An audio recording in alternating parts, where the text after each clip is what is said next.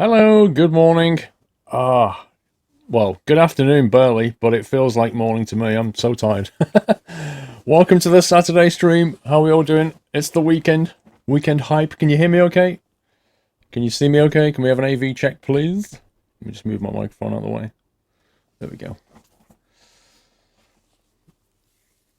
Oh, my eyes. I'm just like, oh. Need a coffee. AV is good. Awesome. That's what I want to hear. Good morning, Mr. Snuggles. Boeing 82, 33 months, Boeing. Oh my god. Thank you so much. 33 months, incredible. Hey, Paul, going to sit down and watch the stream whilst travelling to Wembley. Oh, you're watching a match, Brown.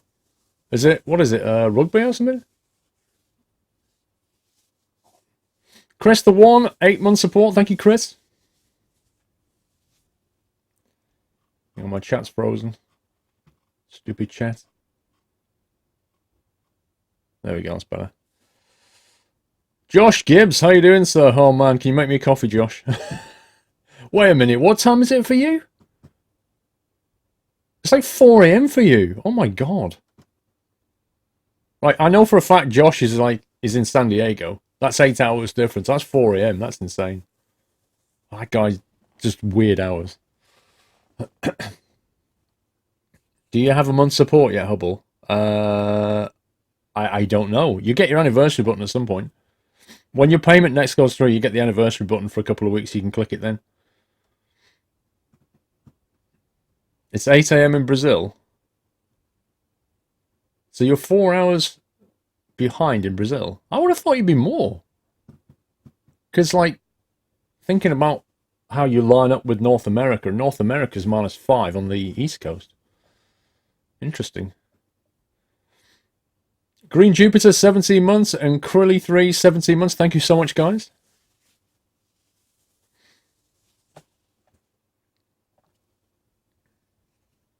Mrs. Frosty Jack, hope you're still enjoying your holiday. 5-month support. Blimey. I can just imagine us sat at the poolside with an iPad or something. Just watch the stream whilst sunbathing. Are you going to subscribe on your birthday, Train Sim fan? Whoa. That is right. That's not something I expected. Train Sim fan, thank you. 30th of June. Blimey. Actually, 30th of June is the date that I passed my driving test. I remember it, 30th of June. Oh, you've just ended yours. No sleep schedule. Oh, Rush. Oh, my God. I don't even want to guess what time it is for you. I did pop in, didn't I? I think about 2 AM, 3 AM for me, I think, Rush. I popped in and had a look at what you were up to, but I just couldn't stay. My brain was done. Have a good sleep. Let's catch you on the next one. Did I buy the motherboard, Scout? No. I've not even... I started to look at Xeon processors and went, okay, I need to research this properly.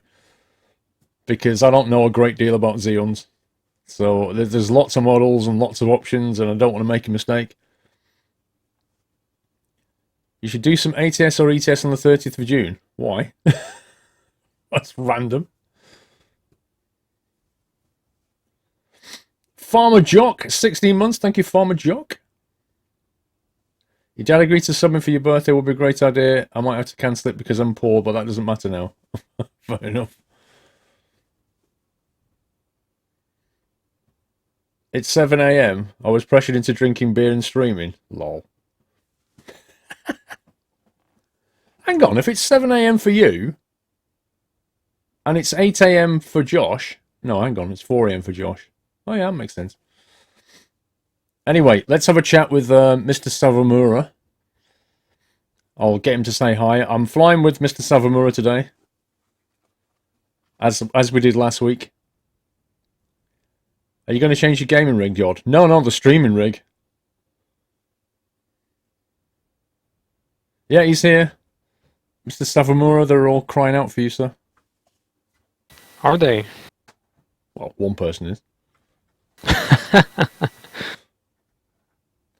Do you want to say hi? Yeah. Good afternoon. So you're in the Gazelle again. Yes. Is it behaving better for you now? After a couple of hours flying, yes. Yeah. It's pretty good.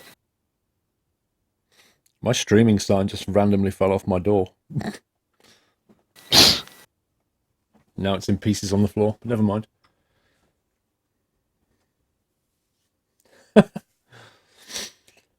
Okay, so the basic plan for the Huey was to try and do some cargo slinging, wasn't it? But we think there may be a problem. It may not work. You ever tried it? Because Like right now? we should give it a whirl. Let me see if I can cold start this bad boy myself. Ah, okay. Mrs. Frosty Jack, good afternoon, Paul. It's 23 Celsius here, and I'm laying by the pool with a cocktail. I knew it! I called it! I called it, Mrs. Frosty Jack. I said I bet you sat there with a pool, with an iPad. Oh my god, I'm so jealous. Enjoy, Mrs. Frosty Jack. You like the delivery botter? It's cool, isn't it? That's why we spent up till 2, 3 a.m. this morning sorting that out. So Mr. Whiteland did the chopper, I did the sound, and Dre put it all together. Oh, he's already starting. Flipping heck. Hang on. Right, let me shut the door. Let's get the door shut here. Don't want to listen to that noise. Let's see if we can remember how to do this. Right, so... AC on phase. That goes on to ESS bus. The main gen goes on. Battery goes on.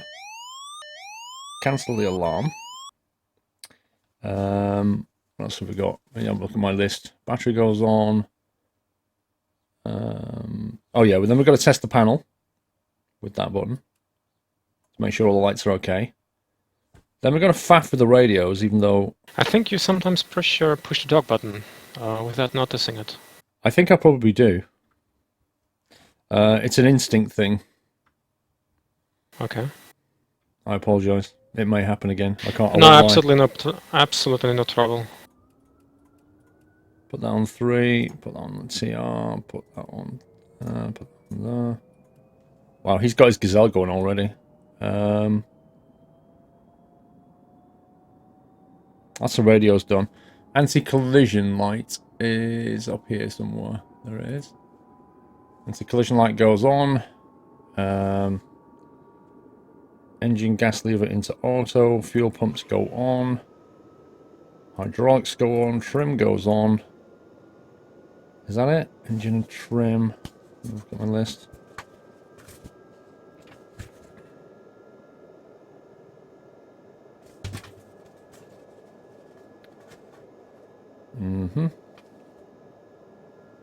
Let me go throttle to about a third. Come on, throttle. Why won't you turn? Turn! There we go. Throttle to about a third. The throttle's shown up here, but you can't see it behind the chat properly. It's a bit annoying. Throttle to turn, and then, in theory, this should start.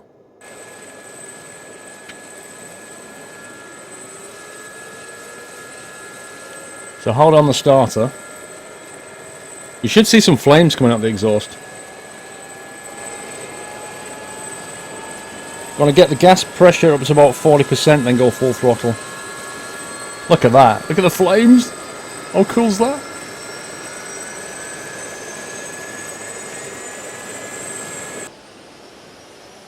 There's the RPMs coming up there. Wait till it gets to about 40. Then we'll go full throttle.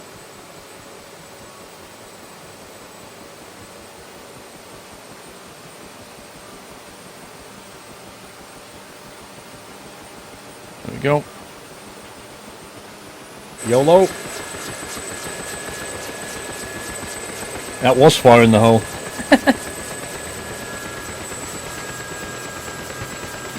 And she's alive. At this point I should be watching for the lights and stuff.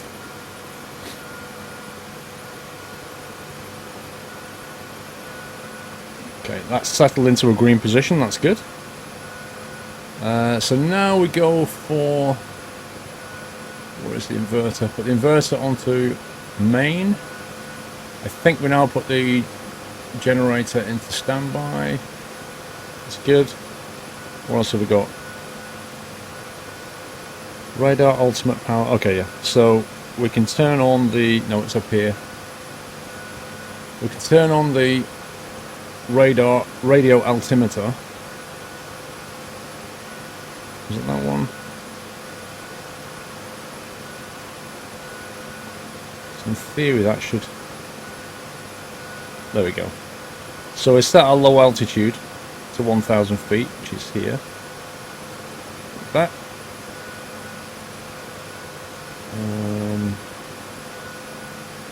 That goes on to standby, but it's so hard to see what that says. There you go, that goes to standby. And then we can arm the countermeasures, which are here, just in case he decides to shoot me.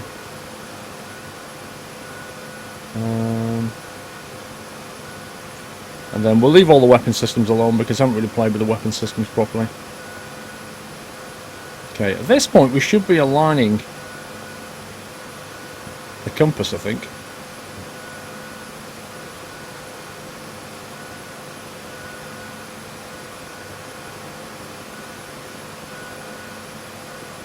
It's reading... Hang on. What's that reading? 80?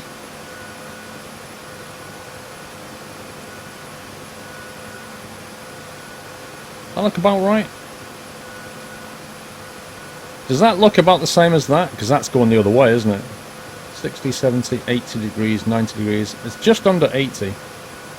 60, 70, 80, just under 80. I think that's right.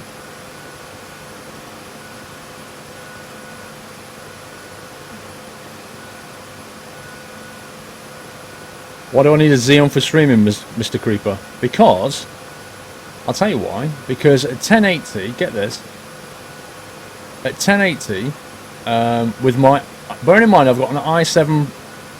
Let me just go external a second.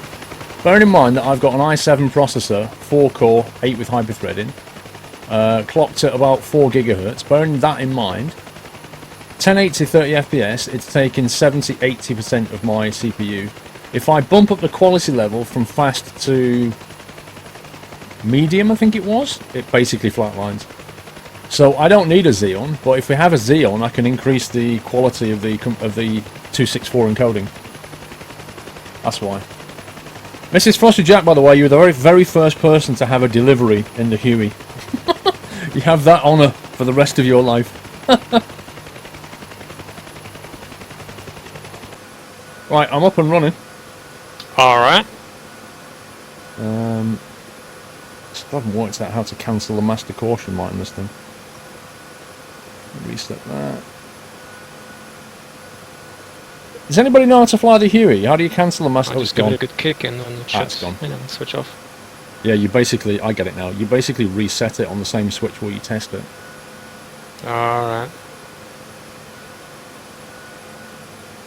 How do you fix Windows 10 black screen? Well, have you tried using cargo yet? Nope. Okay. In theory I know how, but it requires a lot of hovering. Yeah, well, to get to this point, we need to designate the cargo first. If I press F6, hang on, F6, designate 1,000 kilogram. Ooh.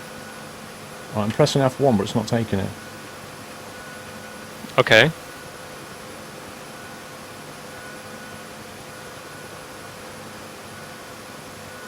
Okay, this is weird. So I press the key, and then I'll say all cargoes, then designate cargo. Right. So the menu's there, but then when I press F1 to designate 1,000 kilogram cargo, yeah, it doesn't happen. But try the others. If I press or is F, there only one? That's the only one though. But they see if I press F12 to exit, that doesn't work either. Because it will reset your track hour, maybe. Is that possible? It's not track IR. My track IR is set to something else. I'm guessing something's trapping the F1, F12 key, maybe. In my case, I can't press F12 as it is prioritized for resetting my trigger R, for instance, so maybe you have the same issue. Hang on. But I put 4 cargos in there. Weird that it only taking it's only taking 1.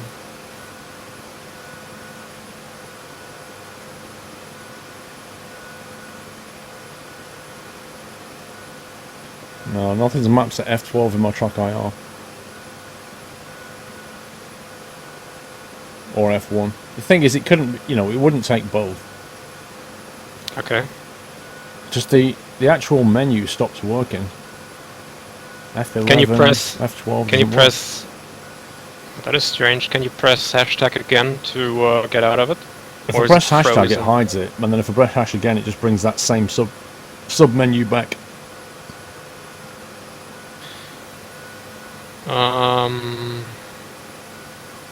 It's bizarre. I mean,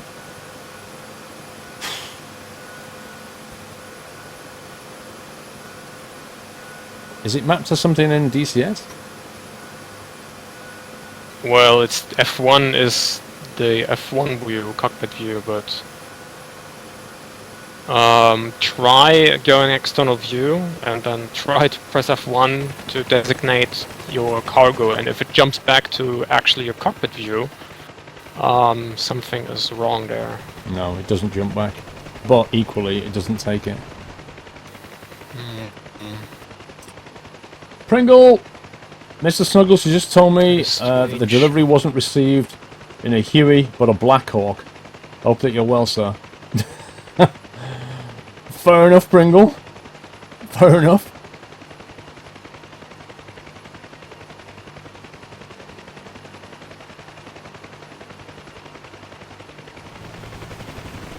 Why have I got 2? Why are there 2? Whiteland exclamation mark. Baz. Oh, we've got that problem again. We need to get Dre. Right, Pringle, can you give Dre a kick? Baz, Paul, help me distract me. The evil checkout button over at supermarkets is luring again. Need to resist. Anyway, looking forward to another brilliant stream. Try wrecking something, Baz. We're going to wreck something today. Promise you. Hang on, the overlay's broken. Let me see if we can get hold of Dre.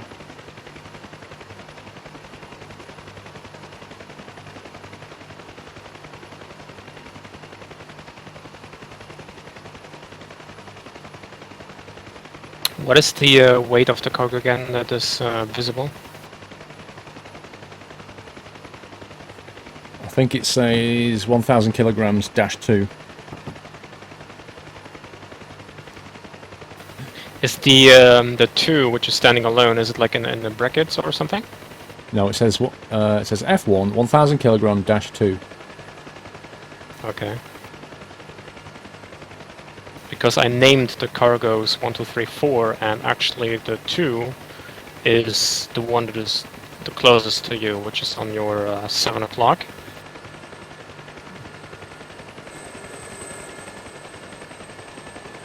I'm not sure if this has something to do with distance.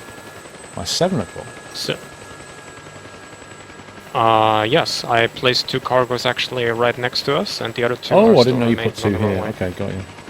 Yeah.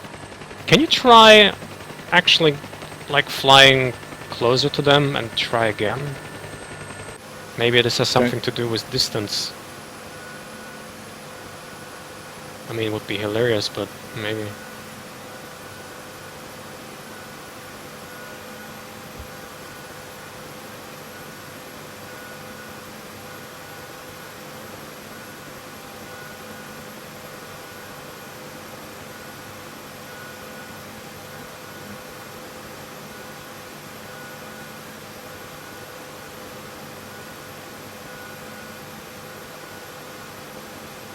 I'm pressing F1 now, it's not doing it. Too bad.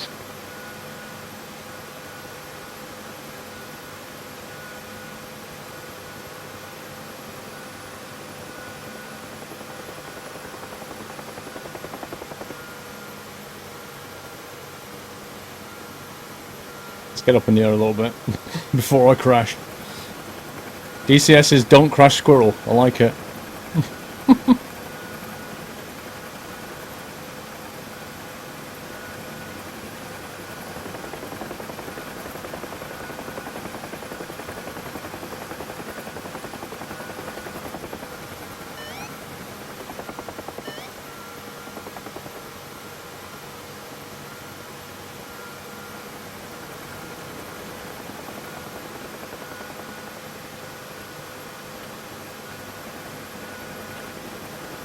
No, none of the F keys are working. F1, F11, F12, nothing works.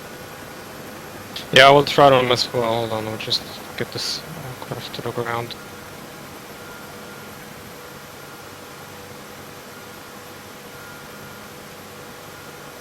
Will you ever check your emails? Dude, I get hundreds of emails. I just can't get through them all quick enough. You have no idea how many emails I get. You're gonna order a Thrustmaster Warthog from Amazon. Which country are you in, MG? But they are visible as white as well, right? They are not like blacked out. Is that correct? White. The text is all white. Oh yeah, the text right? is all white. Or So are they yeah. black? Okay.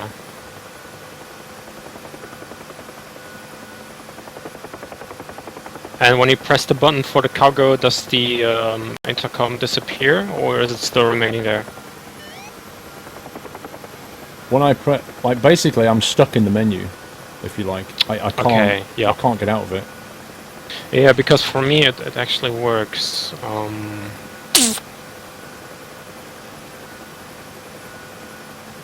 Can you land and try something for me, just to make sure that something is working here? Okay.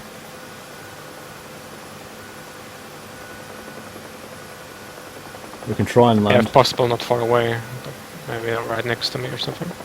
Where are you? 3 o'clock low on the ramp.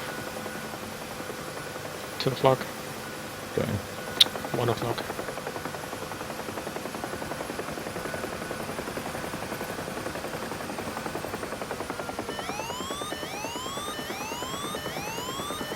Not good.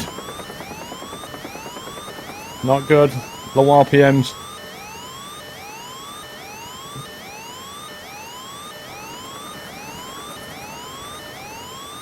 Why have I got low RPMs? There we go. Yeah, this is interesting. What? Nearly binned it. Flew into my own sort of downwash and nearly went pear-shaped. Oh.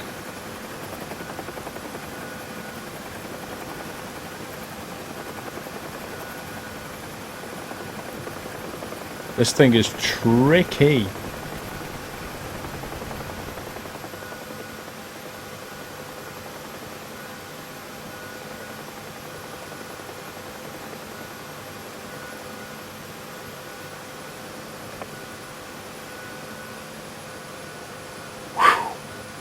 I don't know about you guys, but whenever I'm flying this, I'm always holding my breath.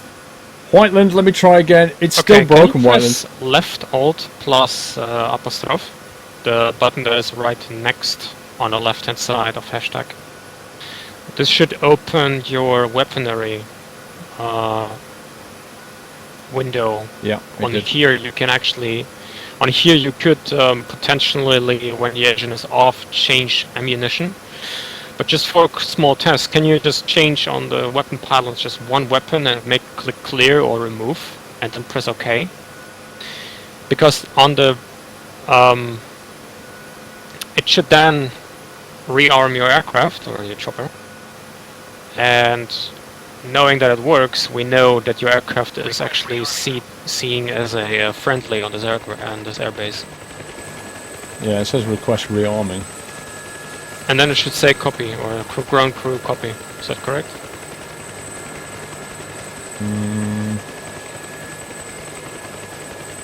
Didn't hear that bit.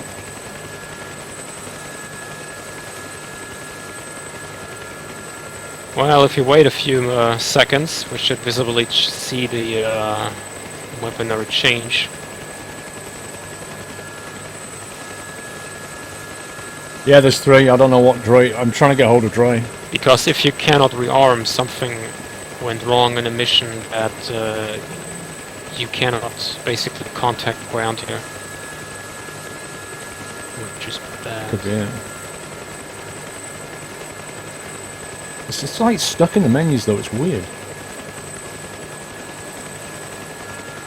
It's not rearmed anything. Let me try again.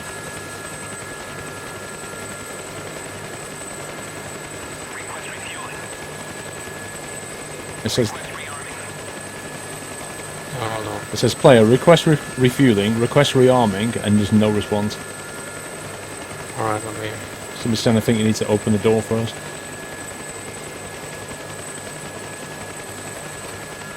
It won't respond unless you open the doors to me, saying. No, I have another deal. Door open.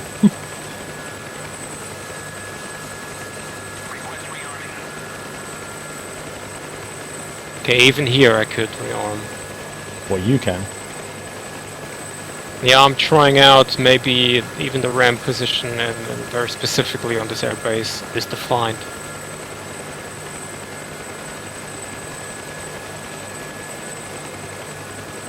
Well, if it works for you with your engine on, then it should work for me. Yeah, it should.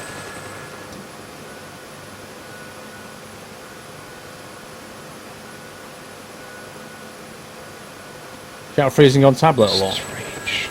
Can you try the other chopper that is not armed? And try arming this one with weapons. Or we could just hunt some targets, depending on what you want to do.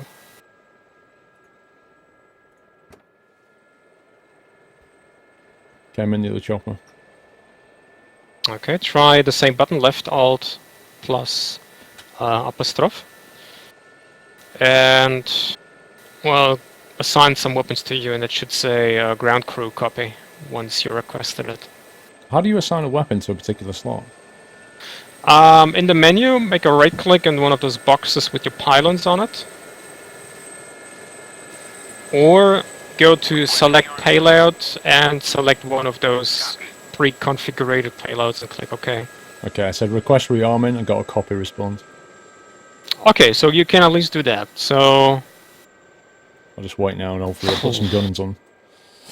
alright, so there's still something odd going on with the cargo, which is weird.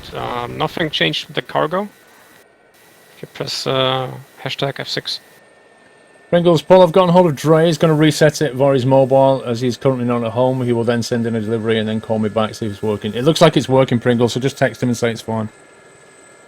Thank you, Pringle.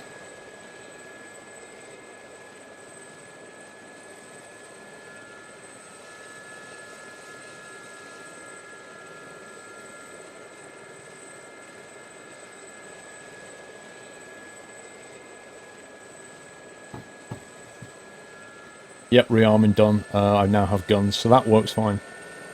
Okay.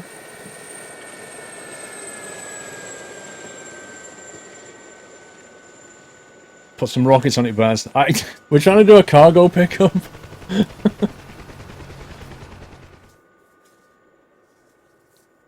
Frosty Jack. So last night was disco night. By the time we left, they had played 3 tracks from the Beatles. So even on this helicopter, if you press hashtag, there is nothing about cargo, right? If I press hashtag, I get ATC, all cargoes, and ground crew option. So I do get the all cargoes option. But then you're stuck like before, right? Well, here's the thing, right? If I press hash and then the last option is F12 to exit, if I press F12, nothing happens. That is really strange. Yeah, so something going on with DCS. Something's trapping F12, I think. 3 tracks from Beatles, 2 from Elvis, and then just went when it couldn't get any worse, they played Mull of Kinside. After that, we left. Oh my god! Oh, what a nightmare, Frosty Jack. That's. So if you're looking for targets, they're what's to say? northeast. I'd have left a long time ago. About 20 miles. Dre, test. Yeah, it's working now, Dre. Thank you. Thank you very much. The stream is broken, American Truck Simulator. Why? What's going on? The sound is cutting in and out. Really? Is anybody else getting that?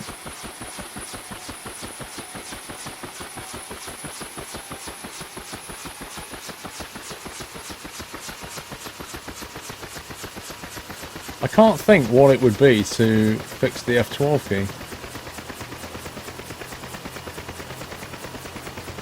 Yeah, I'm also stuck in this intercom right now because I pressed ATC and I have no options, not even F11 or F12, so I'm in the same dilemma right now.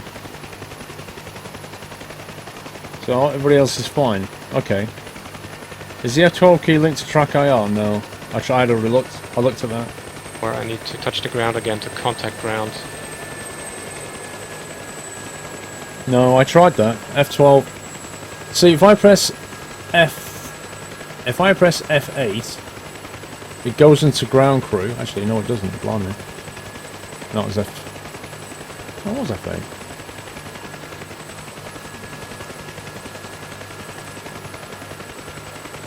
Yeah, you see, on the ground, I can't press F8 to go into ground crew, and if I press F6, I can't go into cargo either now. That's weird. This is strange. OBS is on a different machine. Well, for me it works without F12 because this resets only to KR on my part, but F11 and contacting the Air Force Base and everything, that works for me. That is so weird. Well, I don't have anything else running apart from track IR, and track IR is not using F12.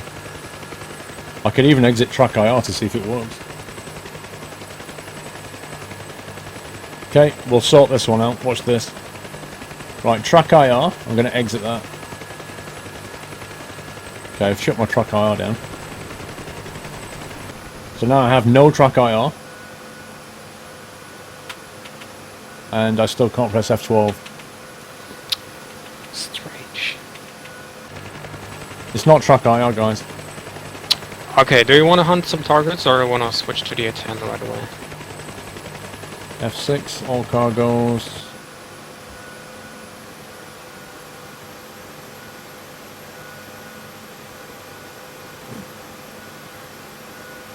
Can't even press the F6 option for cargo now. It's like I've lost all the flipping menus.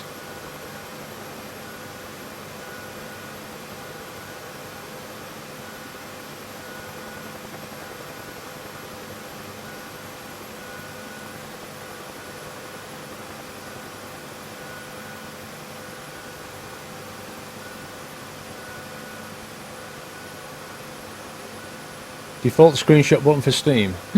Could it be Steam? Could it be Steam? What have I got for Steam? Steam?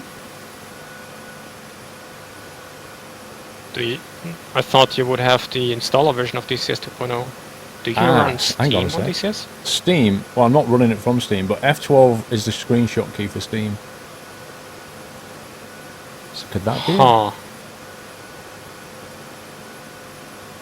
Okay, I'll exit Steam then.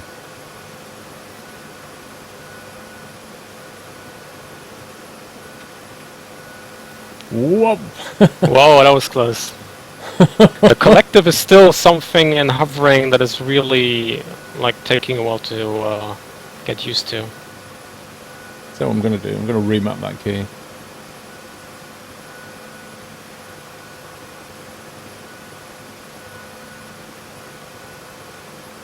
No, Well, you're right. Without running Steam, how does it work? It wouldn't explain why none of the other keys work. One sec. Interface, in-game. F12 is a screenshot key. Now I have no screenshot key, there we go. And then I'll exit Steam. Yeah, right now you're kind of incomprehensible. Not sure if you're talking to me or to the guys in the chat. So if I press the hash key, I can't press F5, F6, or F8, or F12. Like nothing fucking does anything now. Okay. Should we go and land on a... Didn't you say there's a ship we can go land on?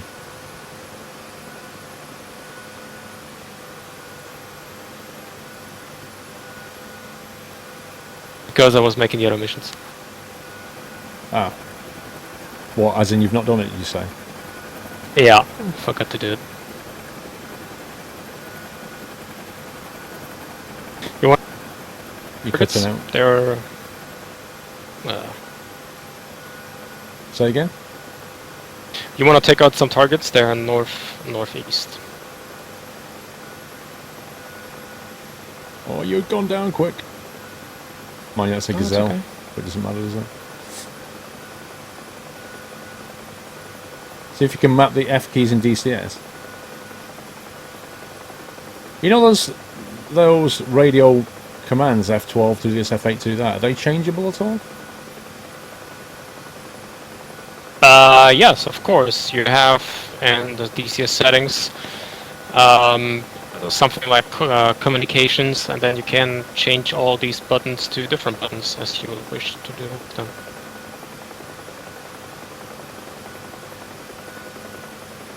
Looks tricky. Oh yes. Basically, we only need to follow this very road that will lead us to the targets.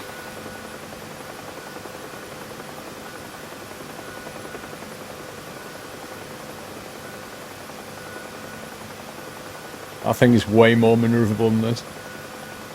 Yeah, but I'm not very, like, a lot of faster actually. High speed is also only like 200 kilometers per hour.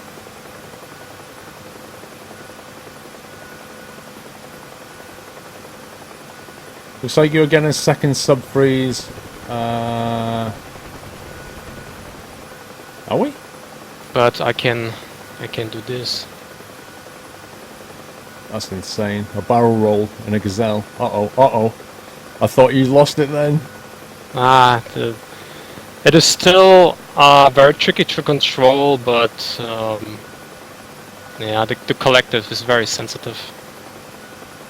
Yeah, I bet. Mr. Kimboom, track IR can trap up F12. I have to edit the config file to have another key. Hope this helps. I've remapped my track IR keys and have exited track IR key in Doom, so it can't be that. It just can't be. Well, thank you anyway.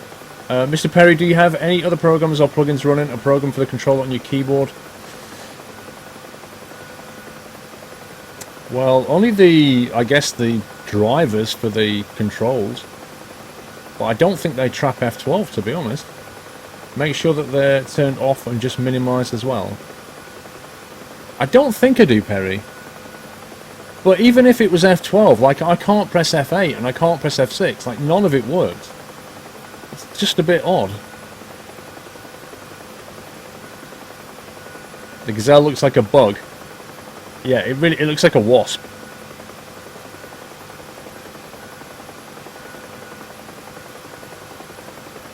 Does anybody know how to fly the Huey? Does anybody know how to arm the weapon systems?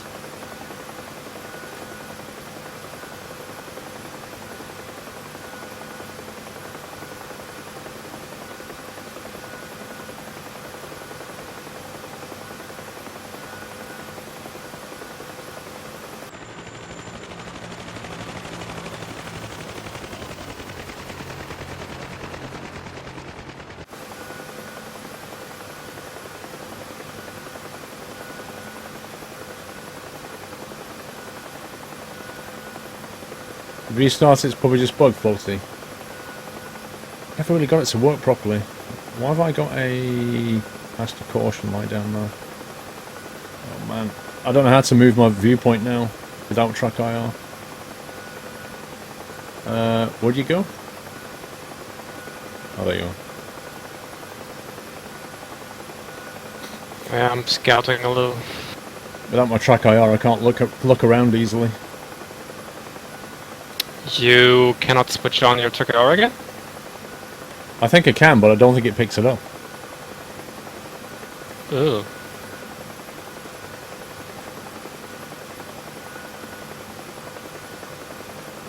Okay.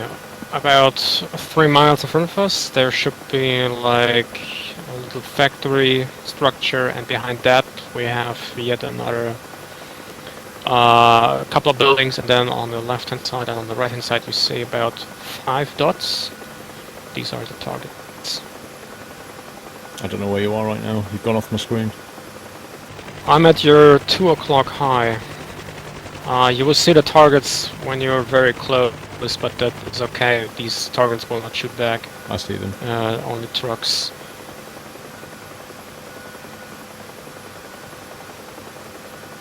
Yeah, I have only long-range weapons, so actually flying too close is not good for me.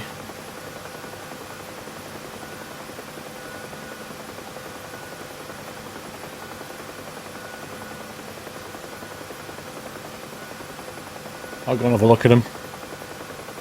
Okay. Is it a demanding game? It's pretty much as hard as it gets.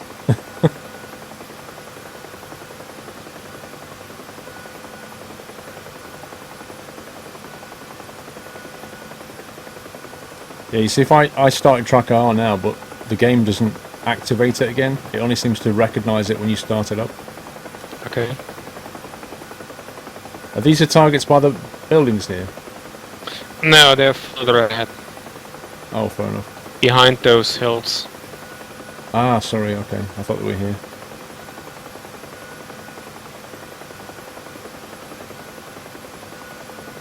Then you have something that looks like a truck stop, and on the left hand side, and on the right hand side you have 5 objects. These are the targets.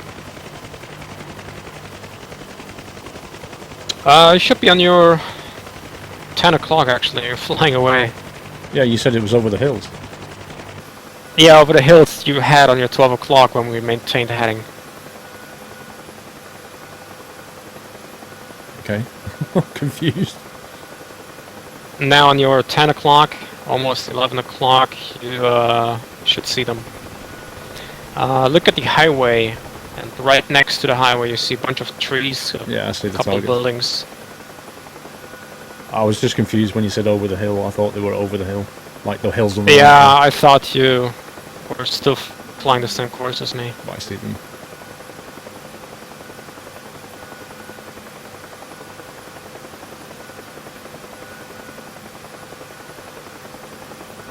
What kind of targets are they? Just trucks.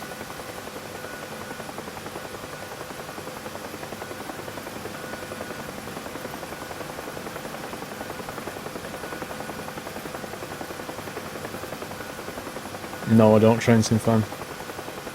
Haven't bought any new add-ons for trains.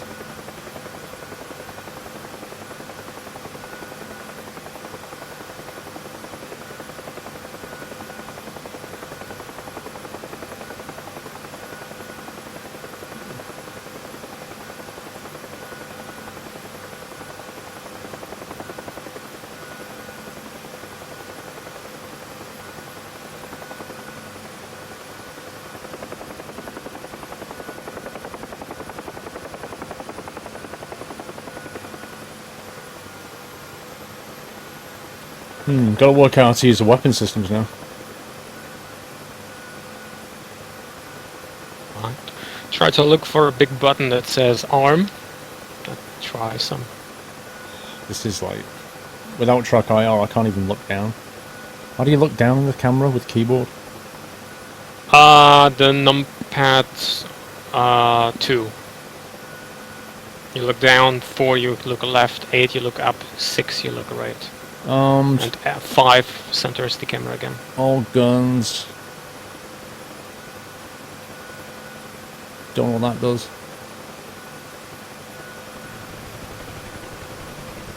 Armament switch 762, 275 and 40.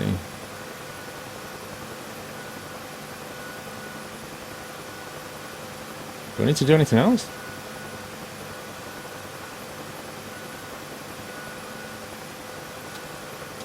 That really is a truck stop.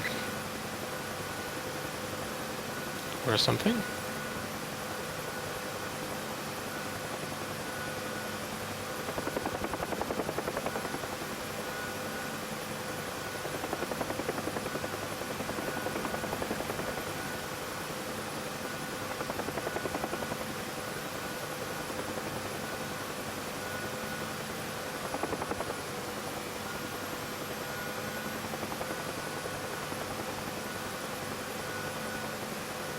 Trucks don't fire back, correct.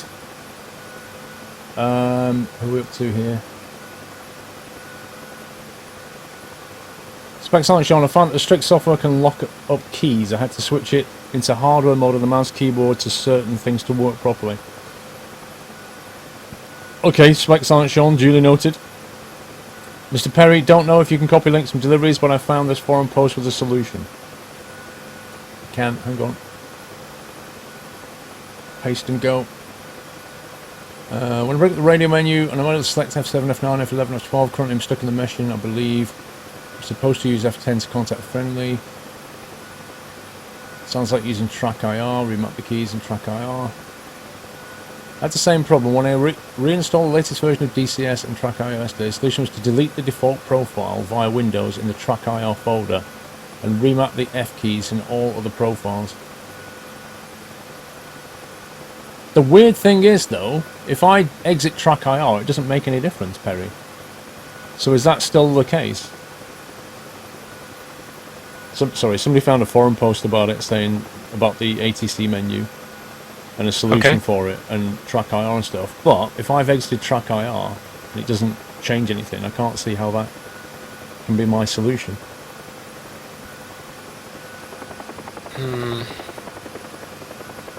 I think at that point, I think the game's just bugged right now.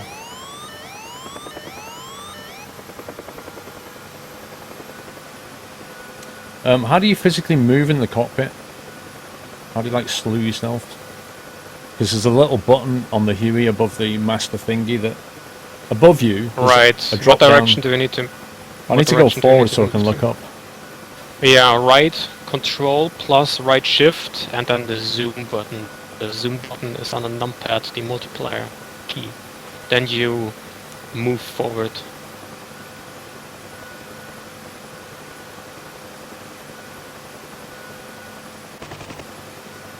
Found it?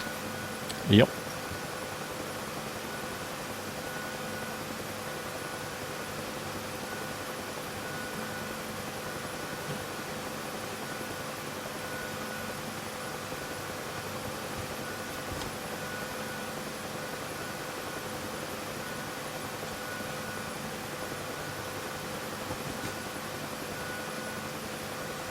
Check if I've got a key map for fire now.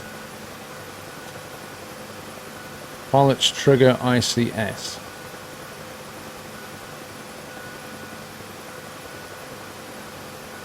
Weapon release machine gun fire button 2.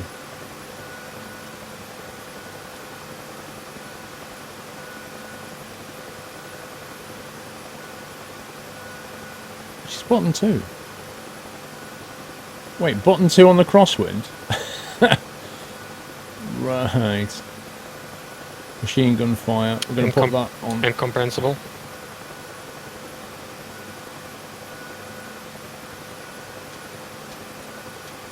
Were you talking to me?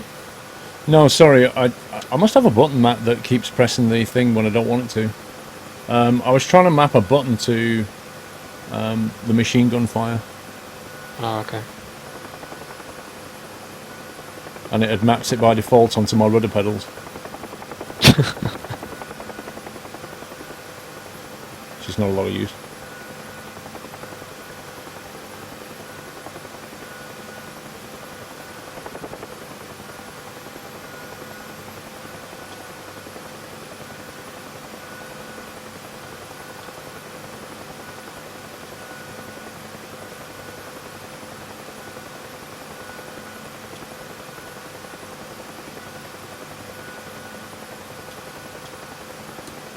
Yeah, that's not firing.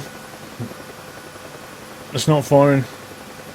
I think it's armed, and like according to this,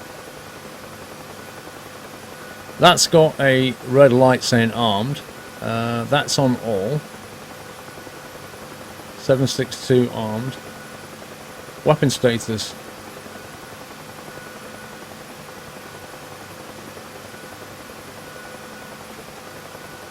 Oh, this helicopter is vibrating. Oh, I've got my guns working. I've actually got gunfire.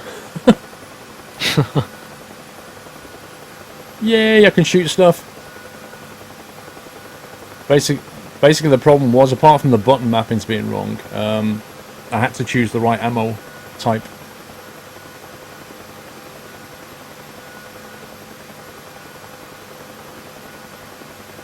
Let's see if we can shoot something.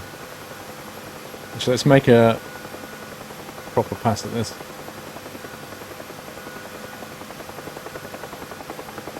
Yeah, the problem with the Gazelle, it's made to shoot things from over the back of hills and things, isn't it? Yes, that's right. We're on a kind of a mission. We're trying to take out some dummy targets. But I'm actually stuck right now because I almost flipped the helicopter. And I actually cut off my rotor blades, so they're only half lengths short. They're shorter now, not producing enough lift to actually lift me up. I do that again. with my strimmer. So I have now the collective fully pulled, but the trooper is still on the ground. Oh, that's brilliant. Like with my strimmer in the garden, you know, that you cut grass with and stuff. That gets shorter and shorter as you know, if you come up against a wall, it shortens the length of it because it strips it down, and then it spins faster. It's like zzz kind of thing. Never done it with rotor blades though, I must admit. I think that's more expensive also. Yeah. Well, let's see if I can fire weapons on the ground with the Gazelle.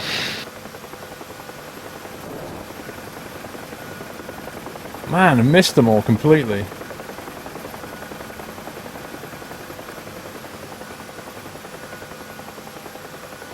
I've got 6,000 rounds left, guys. Yeah, you can blow stuff up, Ben. That's exactly what we're trying to do. Later on, we're going to jump in the A10 and try and blow stuff up as well. That'll be fun.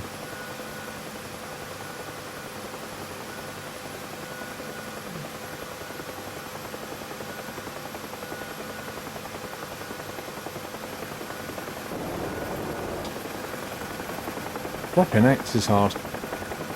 It's a lot easier in Battlefield, I'll tell you that much.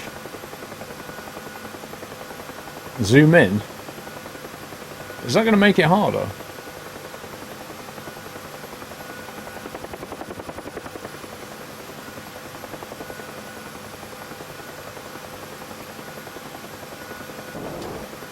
Oh man. Let me try and get to some kind of hover.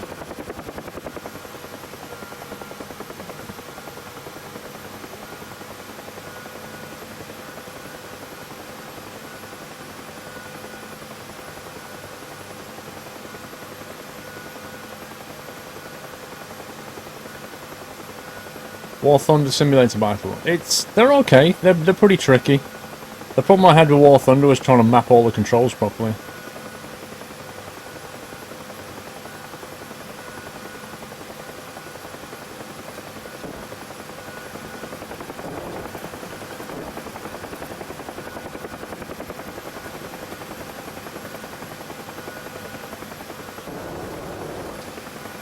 I thought I hit that guy then.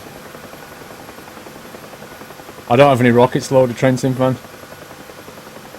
Jalosh 385, 15 months. Thank you, Jalosh. Let's get away from those power lines.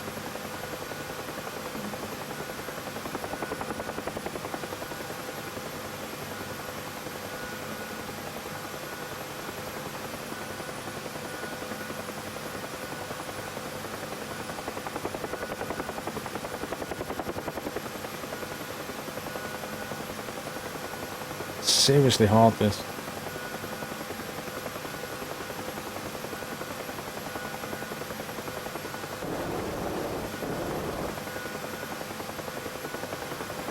That one's smoking. If they're smoking, does that mean they're destroyed? Yeah, they are. Well, at some point they also just smoke when you set them on fire, and then they will explode afterwards. The thing is, guys, the Huey is actually very hard to control. Like, it really is hard. For instance, all the targets that are smoking right now, they're all destroyed.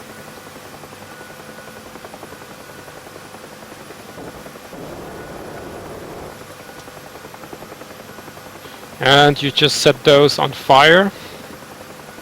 So, if they're on fire, does that mean they're going to blow up in a minute? They will blow up any second, and they just did.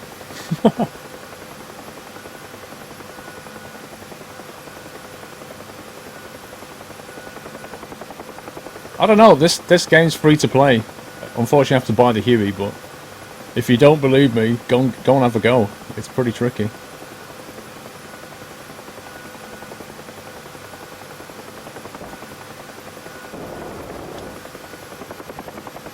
think we got him as well. Playing with Silvermura. You've seen him in chat, I'm sure. Are they? How many have got left now?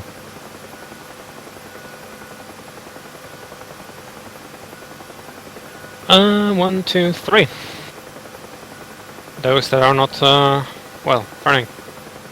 Do you want to blow them up with your rockets? Yeah, I can't. I damaged some electronics. Okay. Yeah.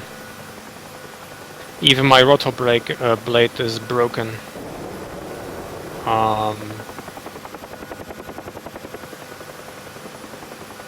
We'll just take a new chopper. The game's free, Cole. You get like a couple of aircraft with it. You don't get the Vegas map though. You get like an Eastern European map. What's the name of the default map in DCS? Caucasus. Say again? Caucasus. Caucasus. Caucasus, yeah, this is the region between Russia, Georgia, and Ukraine. There you go. Like a Russian-Ukraine map is what you get. You get a couple of aircraft and then everything else, all the other aircraft you can buy. Whoa, the bullet drop.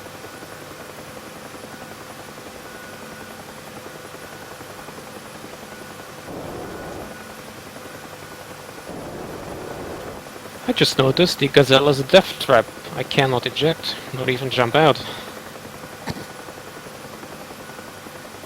Nice. Caucasus, there you go. So you get that map for free, get a couple of aircraft, have a go, and then buy your favourite aircraft. Okay, all targets destroyed. Nice.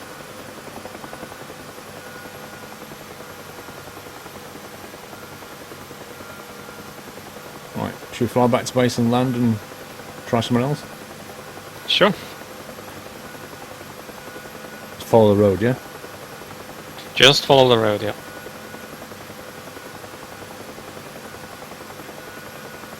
Follow the road on your right, to be exact. And Okay. move along on the left-hand side as you do the crossing. Oh, no, sorry, correction. Stay on the right side. This long straight one. Yeah, because at some point, further south, they will cross and then follow this very road and you will be back at the airbase. Ever tried any military missions in FSX? I don't think I have, no.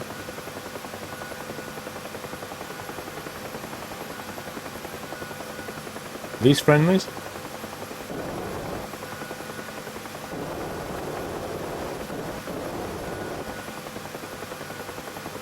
Yeah, you need some bigger ammo than that.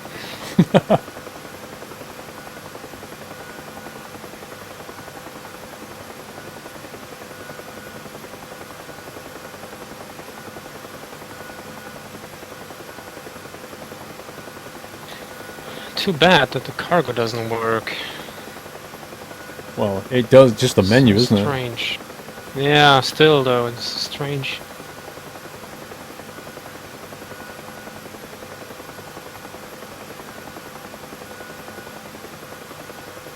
The power lines, are they clippable? Like, can you hit them?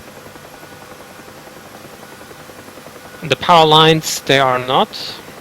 So you will actually, your aircraft will be stronger than the lines, at least the jets. I had to try it up with the chopper actually. But of course the poles, they are, well, they will destroy your aircraft.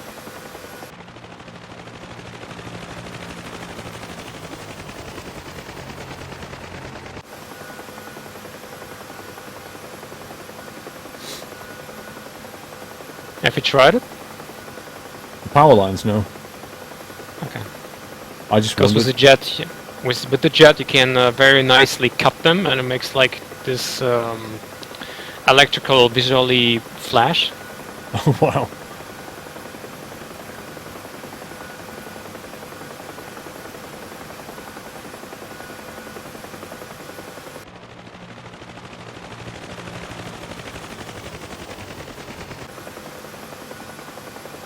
That's some low flying.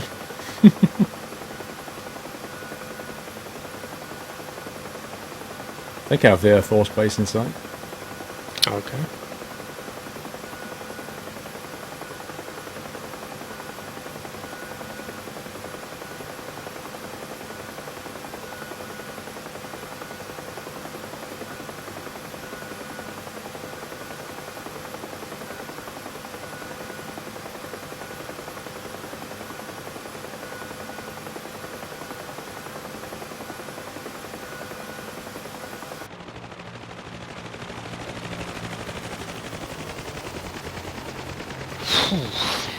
This was close.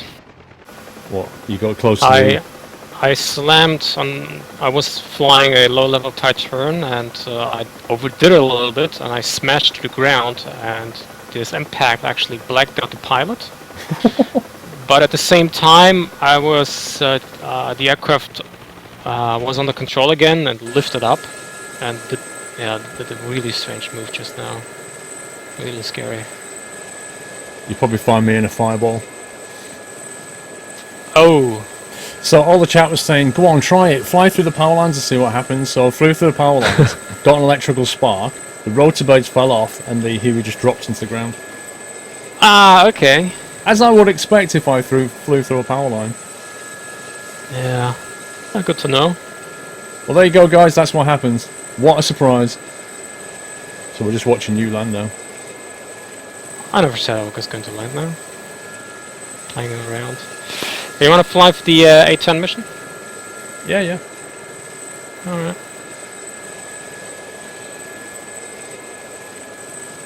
That chopper is insane. Yeah, I'm still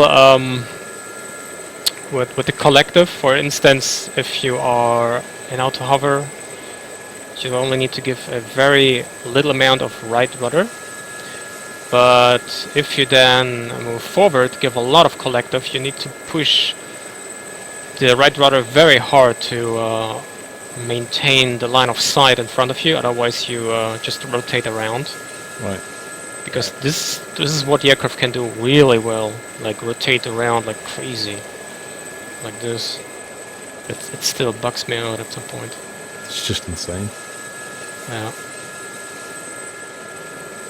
But I love it. Can do some aerobatics with it. Power lines 1, Huey 0.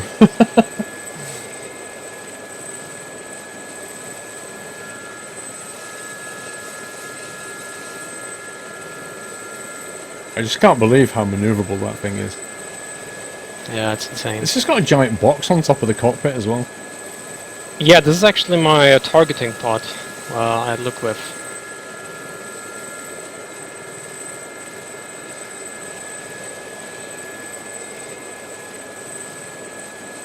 That's not good. Bit steep. Almost. If I would have like 10 more meters, might have worked. Yeah, you're in 1,000 pieces right now. Yeah. Your engine's still going. Unfortunately, I cannot even eject. You just spin. Still alive. I'm still alive, which, well, that's a surprise. You see your anti-collision light's still flashing. Am I rolling around? Yeah, you're rolling around, there's pieces flying off you, it's hilarious.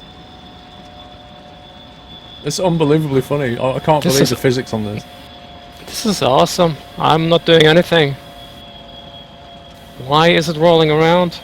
Alright, because physics.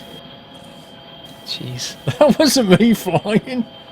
Alright, I will put in tune in the first A10 mission. I will, for that, close the mission, close the server, to ensure that we have new track files so that they're shorter and more stable, okay? Okay. Okay, the server is closed. Right, we changed to an A10. That's funny.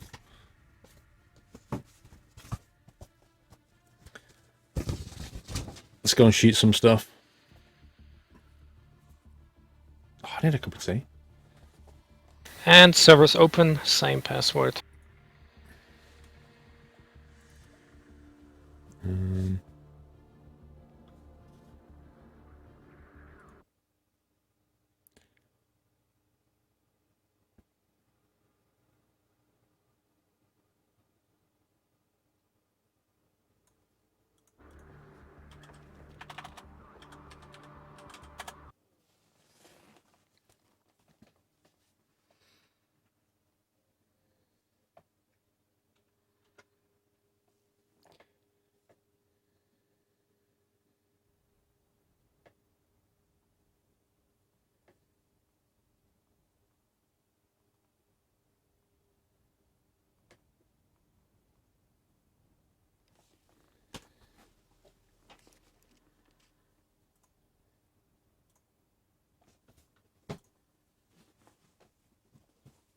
Oh man, I need my track eye on. Wait a sec.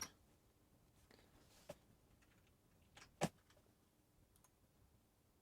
need to exit the game just to get track IR to run. It's so annoying. Okay.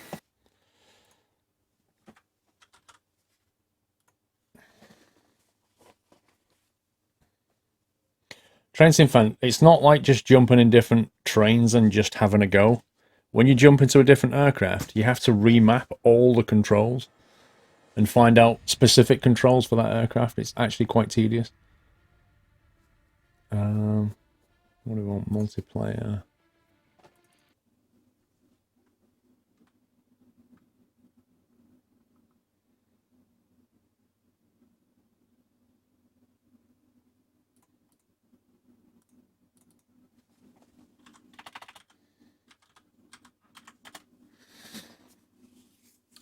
You got to go for a bit, Fufu. Seen a bit?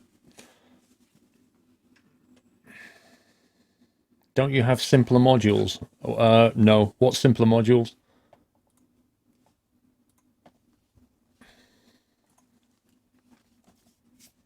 There we go. Track ours back. How much is this game? It's free. And it's more of a sim than a game. Okay, I'm in. Next to you. Alright. I made this mission for the purpose of a little bit of navigation practice, because showing you all weapon systems and navigation system in one mission is a bit too much, so I split it a little bit up. And it was also good training just Like you to lost 5 months. get used to the aircraft a little bit more. So we will take off on both runways. We can do a simultaneous takeoff, not on the same runway, but on both. You will be taking off from 03 left, I will take 03 right. And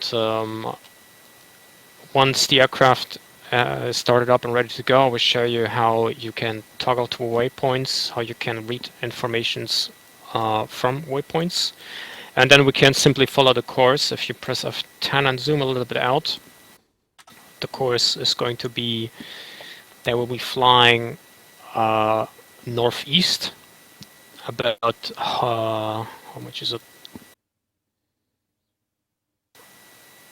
About 20 miles, then we will head east to the lakeside, another 20 miles, and then south to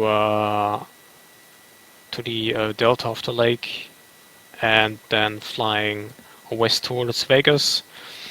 Then we can do a pretty nice approach on Nellis Air Force Base. We can do one touch and go, turn around, and do another approach, and then full stop landing. How does that sound? Sounds good. So we're taking off northeast, flying east about 20 miles to the lake, then flying south towards the delta, then west back towards Vegas, and then touch and go, and then a full stop. Yes, exactly. In the end, you will be following the waypoints, and while we fly, we show you how you can, use the navigation system basically to extract the information you may need, whenever you may need them. Gotcha. So that on the next flight, when we go to the guided bombs, I can focus on describing you how guided bombs work in the targeting part. Okay. Sweet. Specs aren't shown, hi Paul. Is there any chance we could see 7 Mirrors Alright, then we SG27 can demo? start the Is part engines of and let it? me Look know forward when to the it. No. aircraft is ready to go. No, I need to record it. Okay, we're doing a full start, yeah? Yes. Yeah, you can either do it manually or use, you know, automatic start. Yeah, it's not working. Windows key home, yeah? Yeah, right Windows key home. Why is it the right Windows key on this and the left on the Huey? How does that even work?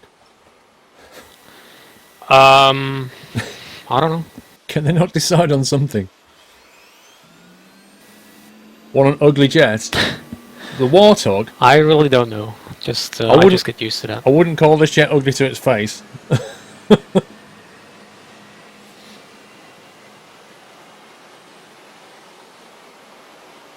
This thing can ruin your day.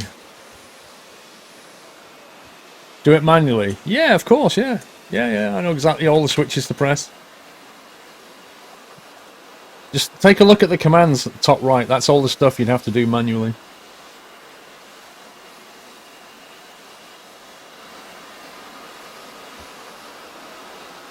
See you later, King Driver.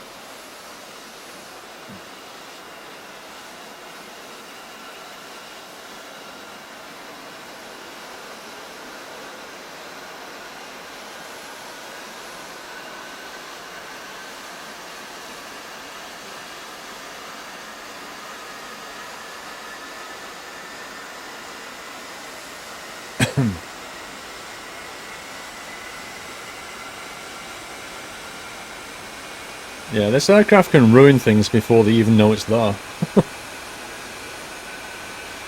Mafia 3, yeah.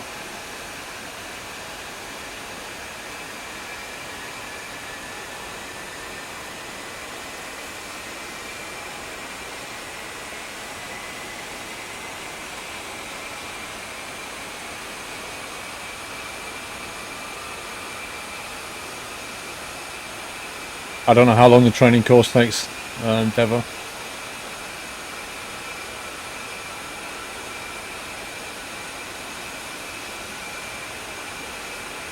There are vehicles on the road. When we get up in the air, you'll see them.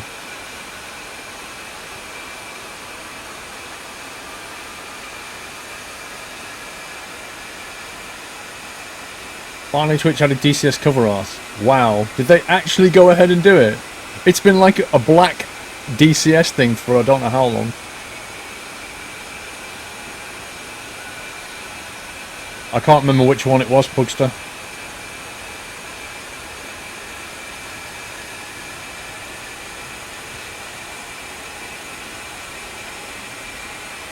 I don't know, Jimmy. I'm playing DCS and then we'll do Skylines later on today.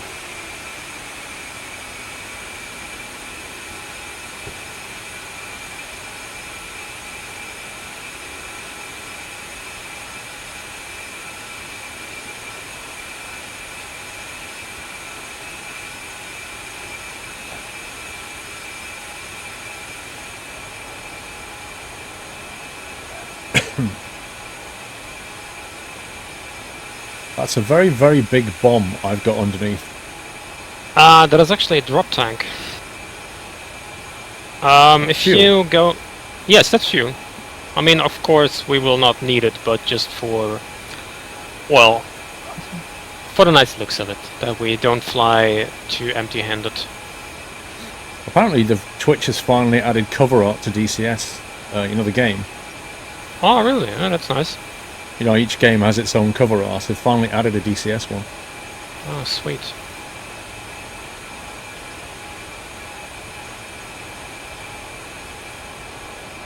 If you look into your cockpit and then on the underneath the right MFD, you see further bottom right this bigger knob that says fuel display cell. 1 second. Right underneath the main fuel gauge. Yeah, I can't zoom with my nose hat yet. I need to just look at my controls 1 second. Ah, okay. View up, slow down. Left slow. No, I don't need that.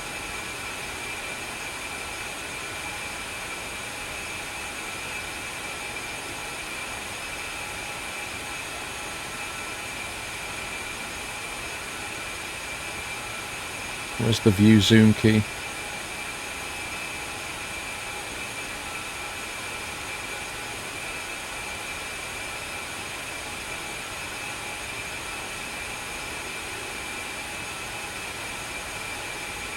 Zoom in.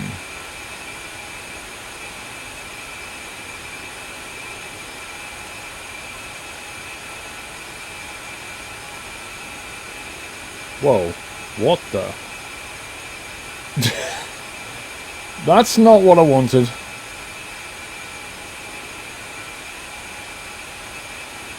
Probably wanted zoom in slower, I guess.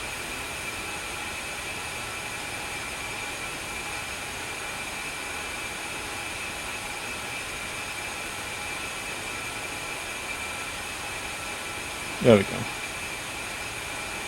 Okay, let's do that again. Okay. Underneath the right MFD, you see all these gauges for the fan and for fuel flow. On the right hand side of that, you have a total LBS, the big one, the big gauge, right? Yep. Underneath that, you have like a rotating knob, and you can rotate that actually to the bottom right one that says external, and this is your drop tank. So we have right now 4,000 lbs of fuel as an external fuel. This is how you can toggle through all fuel parts that the aircraft is transporting, like differential. For instance, on the external wing there's a 0. On the wing we have about 750 lbs. Main is of course the entire, and internal is, well, the belly. So normally I think we don't say LBS, we say pounds. Yeah, right. In German we say lips. Sounds odd. Yeah, well, okay, then pounds, sorry. Yeah, it's pound. It's what the Americans in English call pounds. Yeah, I'm German. I like my kilograms and meters. I prefer kilograms as well, but you know, some people can't get used to kilograms. Okay. Okay, is your aircraft ready to go? Yes, let me just do a very quick control check. Okay.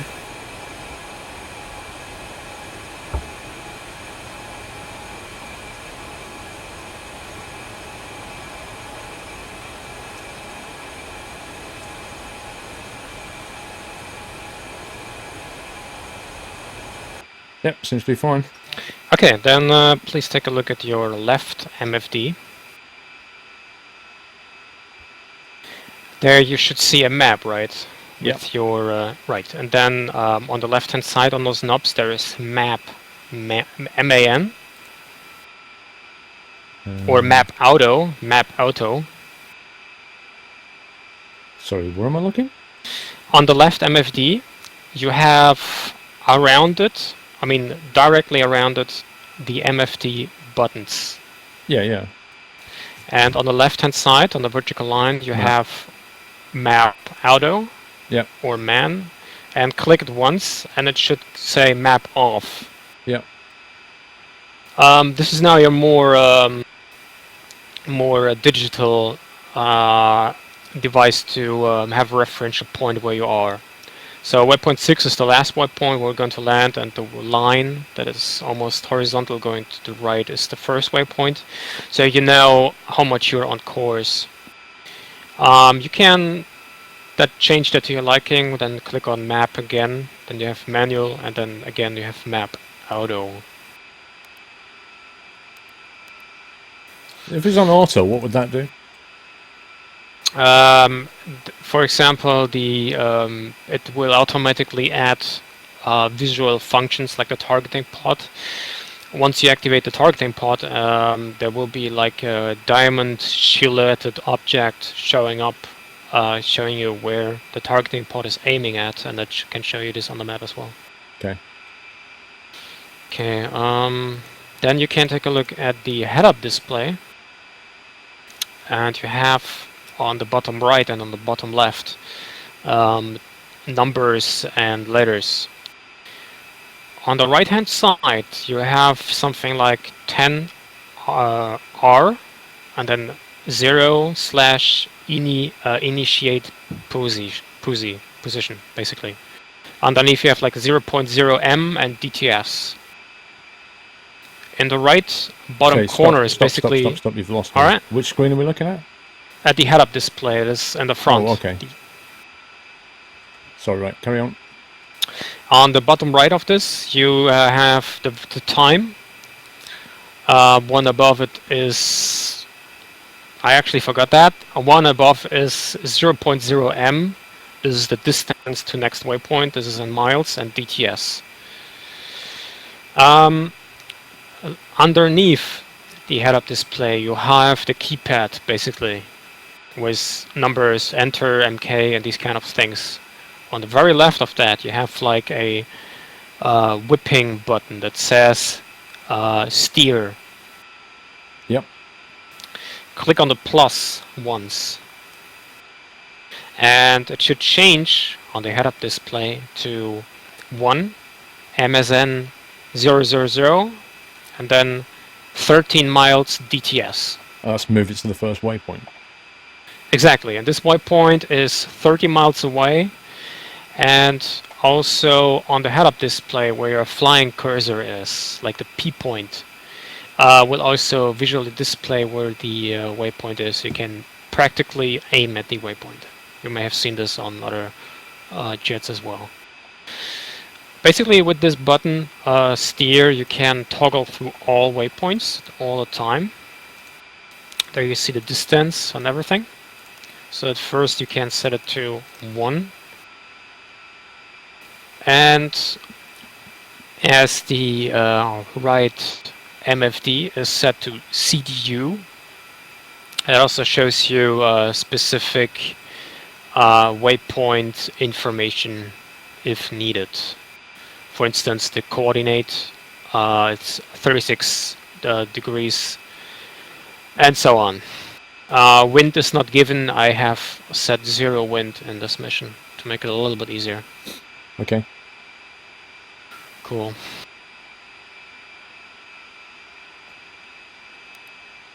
Yeah, that should be roughly the basics. Also, if you look at the more analog systems, for instance, underneath the head-up display, underneath the keypad, underneath the artificial horizon, you see the compass, and there should be one arrow at the very outer circle pointing to about 295, almost 30 degrees to our right. This is basically the analog point of where's the waypoint, and on this compass right on the top left you see miles. That should be between 2 and 3. This is also the distance to the next waypoint in miles. So you have a digital device showing you the information more on the screen, and then you have also the traditional analog devices. That's pretty clever. Oh, well, standardized, I think. For takeoff and landing, it is really bright, but we can still use it. You have on the very left on the MFD the button master arm, a gun, a PAC arm, but on the left of those buttons you have a landing light. I see it, yeah. Yeah, give this a tick, then it should be up, and then we also have a nice landing light. Should be on taxi, shouldn't it? Yes. So if we push it down for taxi, then push it up when we take off.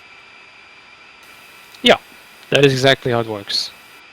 On the runway, you can put it on landing. Yep, I see it. Lights on the nose wheel. Yep. Yeah, this should be, you know, the rough thing. Without getting too much into detail, this is like the fundamental stuff to survive. Alright, then you can taxi ahead, taxi to the left-hand side, and then you can taxi proceed on runway 03 left. I will go 03 right, and then wait when you're ready. Okay. Cool. Let's do this. So we add a little bit of like military procedures. I'm not an expert in that, but I'll taxi to the left. Sorry, did I say right? You said I go left, you go right. Yeah, but I mean runway 0 left and 0 right. We both taxi over the left-hand side. Right, I've just gone the wrong way, yeah? Yeah. Sorry Let if me that do a was... U-turn. yeah, no problem. Sorry if this was not well described. No. It's fine. It's probably me.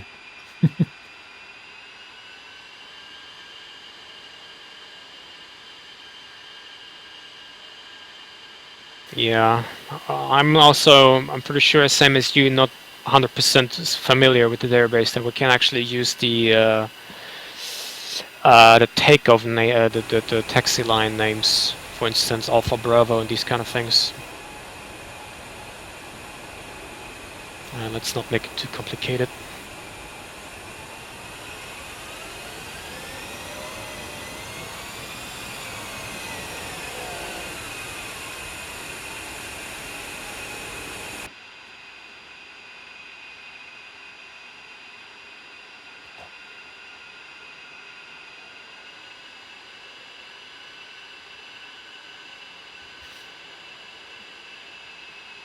It's the Air Force Base in Vegas. Just press F10. You see the Nellis Air Force Base, and that's Vegas.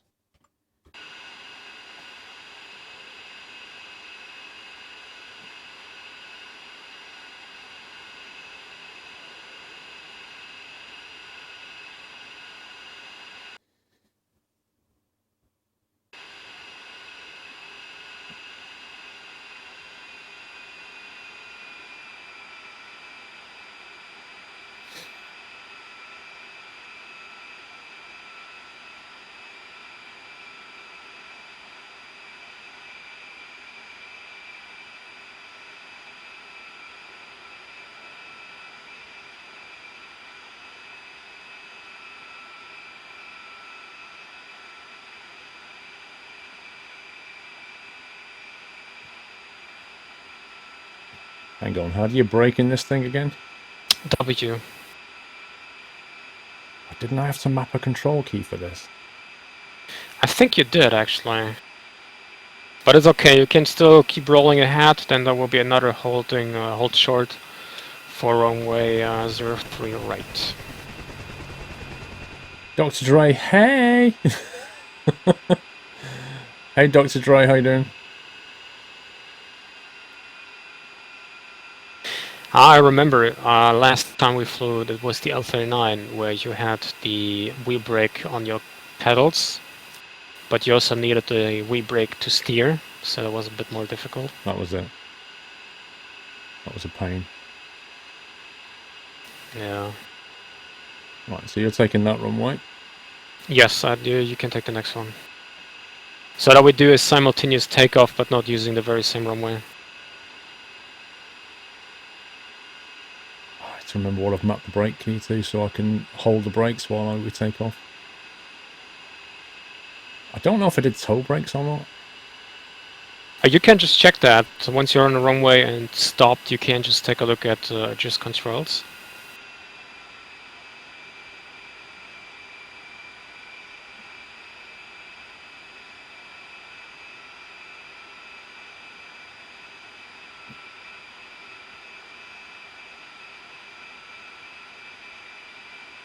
Yeah, it's just I'm holding on my toe brakes and not a lot's happening.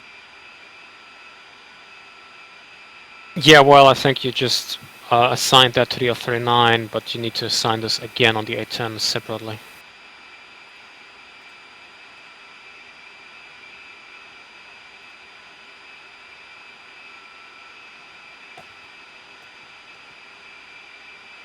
My wheel brake is... So, W, that's not the parking brake, is it? No, that's the wheel brake. Okay.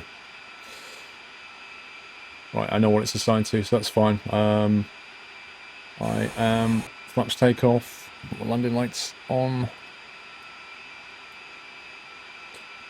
Lights are on. I'm ready.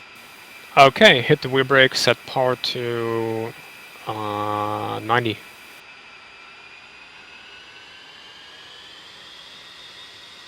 $90. Okay, release brakes, go!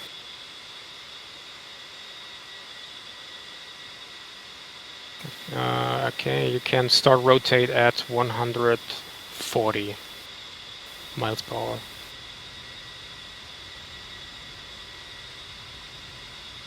Are you going full power or staying on 90? No, I stay around your speed, but apparently I was a half second faster on the wheel brakes. I'm actually right now at 70.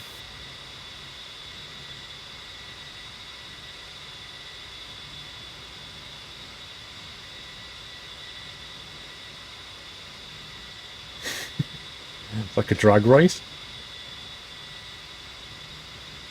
Yeah, it actually is supposed to be a drag race, just that I should be slightly behind you. Okay, let's rotate. Give more power if you need to. Oh, you're in the air. Look at that. Well, I was running out of runway, so I thought it best to sort of lift up. Yeah, good plan.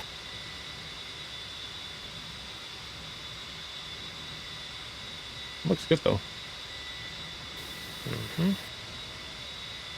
Okay, we'll rejoin your formation. You can focus on just, following the waypoints. I didn't specifically designate altitudes.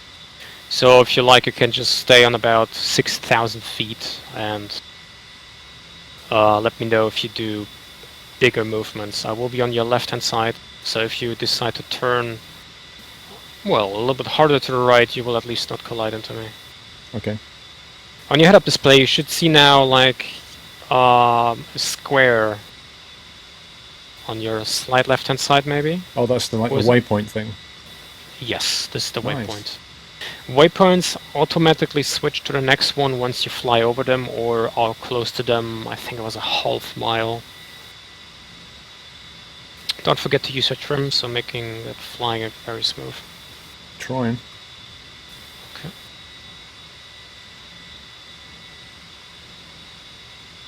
You have it on your joystick, right? Trimming. Yeah, it's just a button, trim up, trim down though. There's no axis for it. You don't have left-right?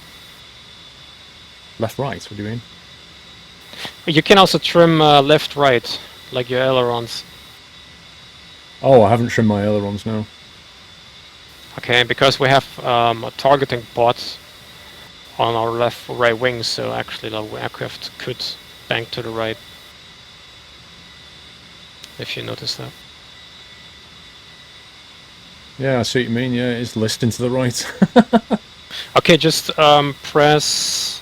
Hold on, I don't tell you. Okay, press a right control and then the coma key 2 times. This should roughly bank out your elevator for this weaponry.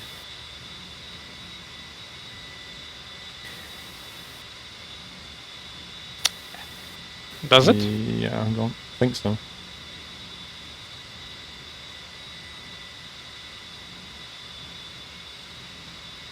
I'm using a coolie hat on my stick to trim, so I can do it with my thumb.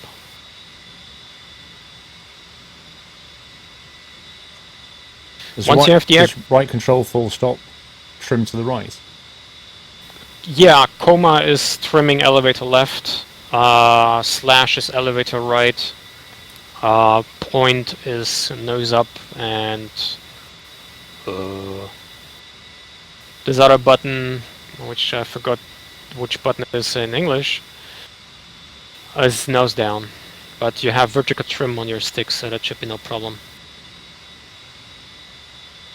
Okay, I think that's working now. Sweet. Level flight. Cool. Okay. We already hit waypoint 1, so you can just go ahead and proceed to fly to the next waypoint.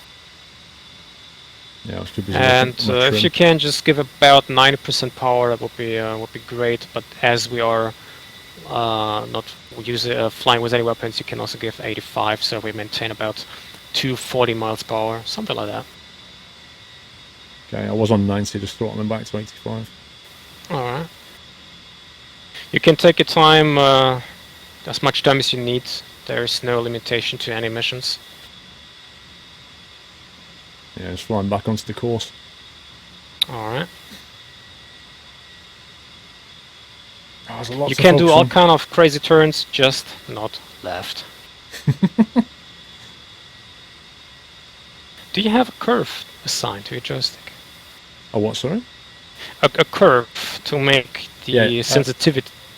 Yeah, I do on the Huey. You absolutely need it. I'm not sure what I've set on the AC, on the A10. Okay. Just the thought to take a look at that in the next mission, in case you want to fly or make it smoother. Yeah. Did you put a curve on the Huey? Oh yeah, okay. crikey. If you don't, the sensitivity is so bad, you can't even... You just can't...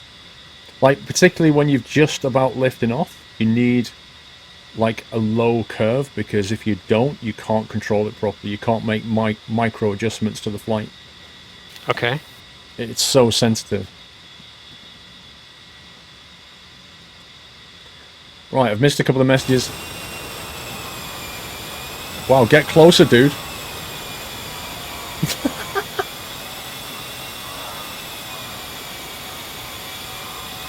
NPR, Paul and Chat and Sexy Mods, just making note of the time to get started off the ground. By the time you get everything ready, taking it, what the other force would have already won the war by invading NPR. Indeed. Absolutely, NPR. There's no doubt about that. But then, you wouldn't put a trainee pilot in the air anyway, would you? When we head to the next waypoint, I will show you something to activate an autopilot.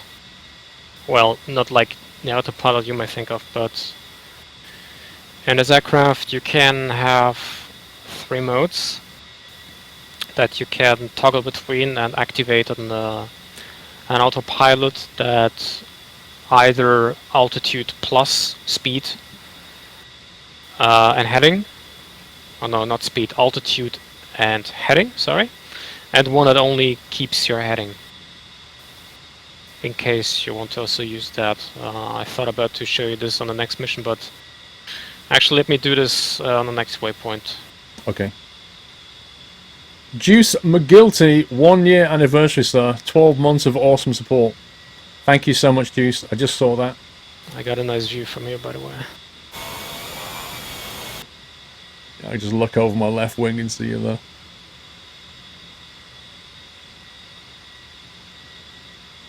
Right, banking right. Yeah, don't hesitate. Go just with yeah, you can bank like that. I will follow.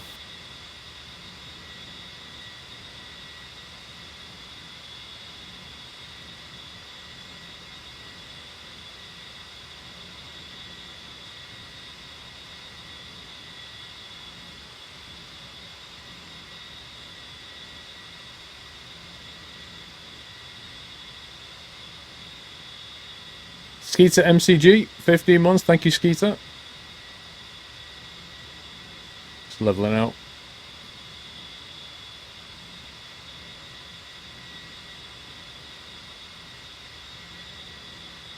Why is it still...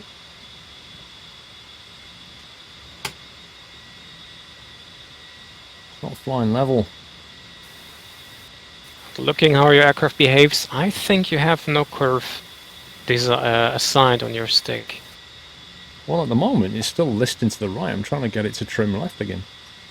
Okay, press right control and coma again, and while you do so, actually look down at your stick within DCS. It should like do a little tip to the left. I mean, I just did it right now, and they have a visual factor to check it's actually doing it.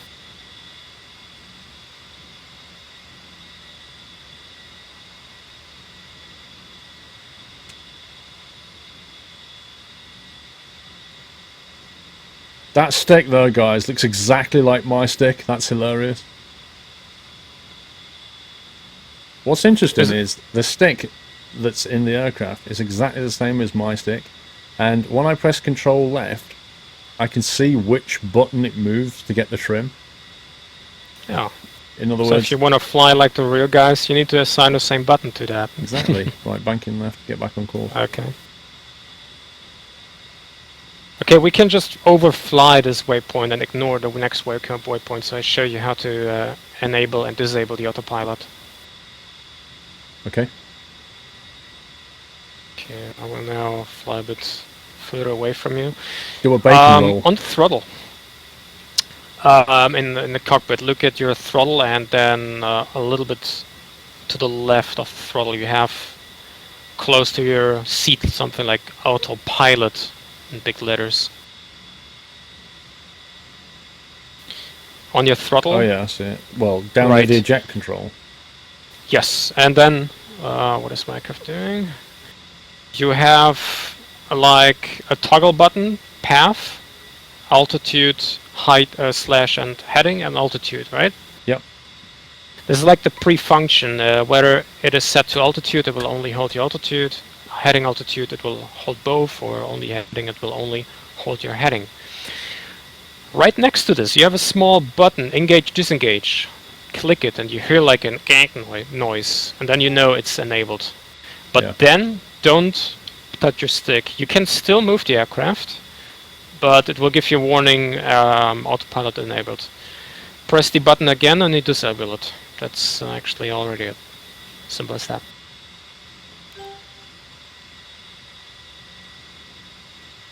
For instance, if you forget you have to wear the autopilot in and you do a hard turn, it will give you a warning autopilot.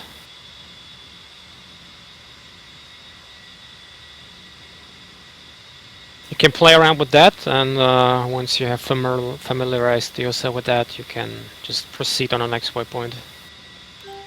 I can hear the audible beep, but why does it show me on the screen that it's flying autopilot?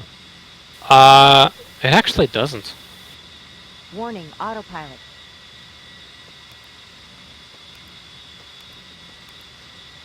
Okay, this is not working out.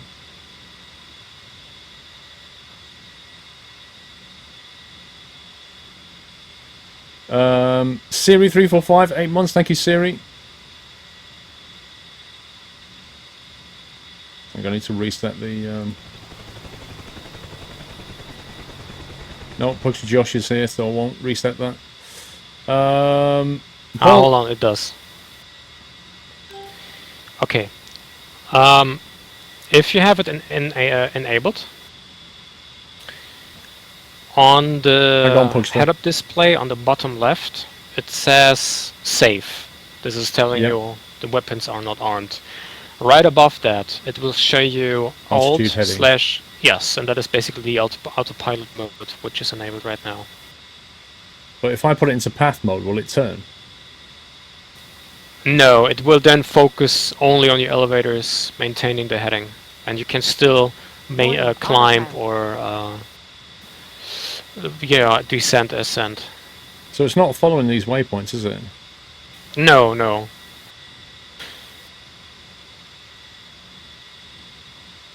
No, it's not making it so easy.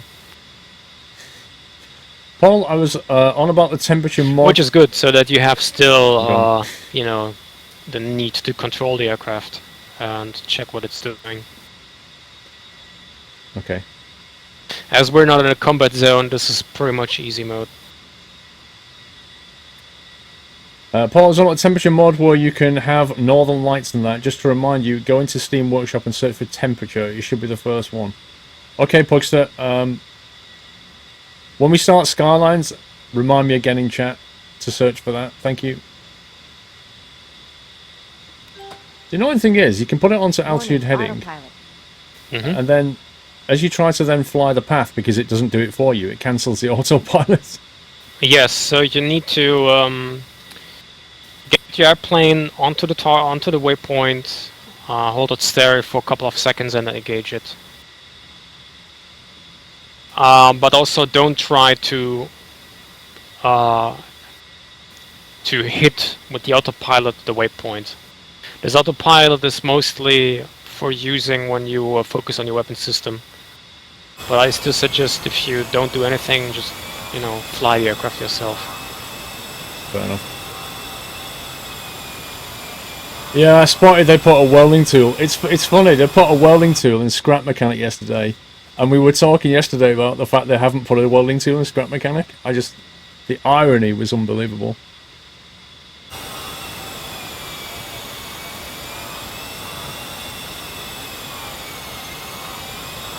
I can hear you basically making adjustments to your throttle.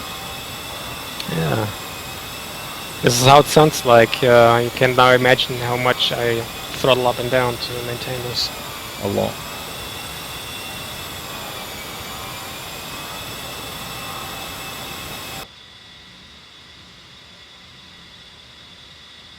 Yeah, we're going to get onto shooting Let's see things. if I can smooth that out. At the moment, we're just focusing on navigation, following a course. Next stop is we're going to start shooting things. Let's have a look where we are. There we are.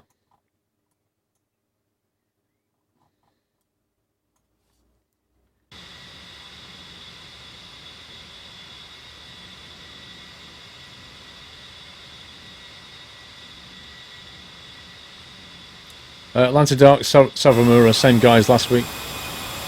This is me, that's him at the back. So I'm flying autopilot level and he's basically manually throttling to keep in position. Which is no mean feat.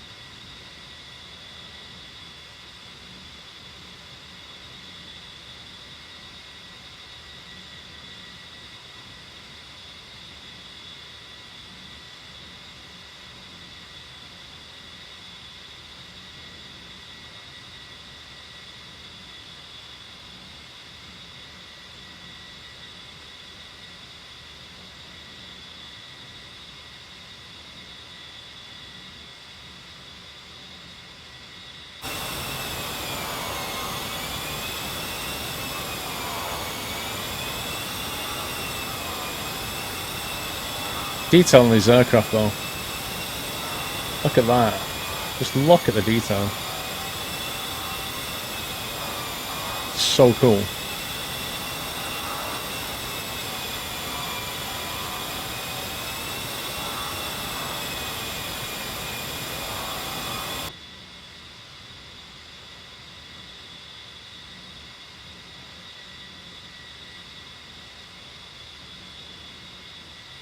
You can't wait to hear the GAU8 fire. It does sound good. It's like vroom, vroom. It's so much fun.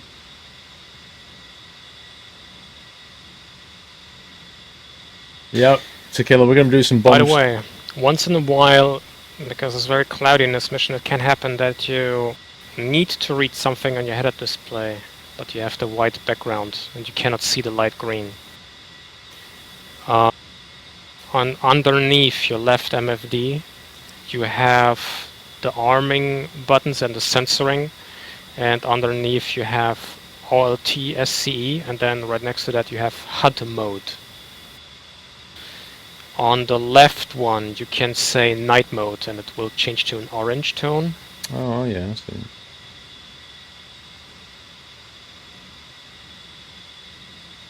Oh, we need to bank left to get back on course. Okay. Warning, autopilot.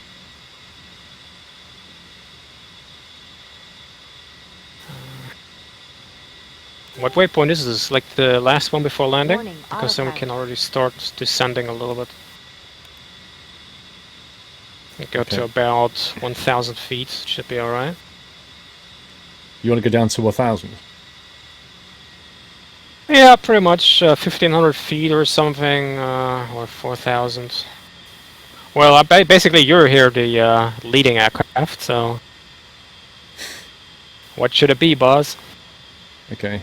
Well, Vegas is in front of us. We're way too high for a landing.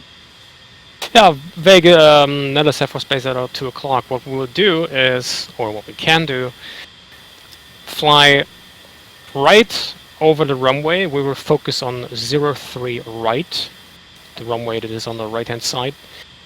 We fly right over above it. I will be on your left wing position and you will break away to the right, basically making a sharp right turn with about 60-70 degrees bank angle and go for a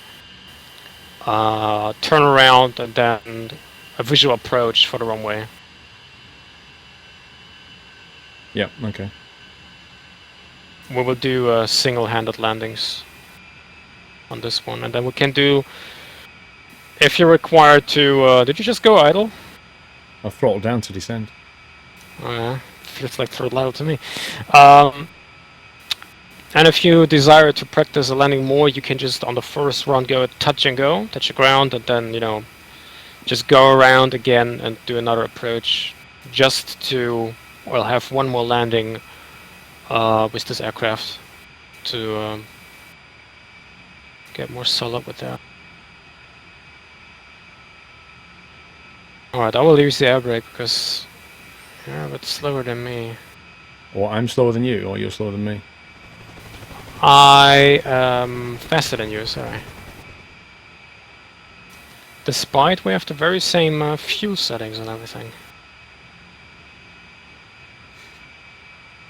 Hannah Louise, greetings to Squirrel. Gutted to be missing the stream today. Currently on the train to Edinburgh as my sister Elizabeth is running Yeah, the I think half you can marathon. fly Ooh. over the runway at about. Have an awesome 2,000 stream, feet. much love. Thank you, Hannah. Good luck to your sis. I hope she finishes. I couldn't Have go you ever marathon. done those landings, like short approach landings? Short approach landings. Yeah. What I mean is, just to repeat the procedure I thought about. We fly over the runway at about 2,000 or 1,000 feet. And we break away, so basically to break up the formation. And then fly upwind, right turn, like 90 degrees or a wider 180 degrees turn, and then land. Okay. If I'm really bad at explaining this and you don't know what I mean, I can stay in the air, you can land, and then you can watch what I basically do. If this helps. Well, we're going to fly over, then I'm going to brake right, you'll brake left maybe, and then swoop around. No, I brake right as well, just 3 seconds Okay, or 5 fine. seconds later. Alright, we'll do a flyby at 1,000 then. Okay.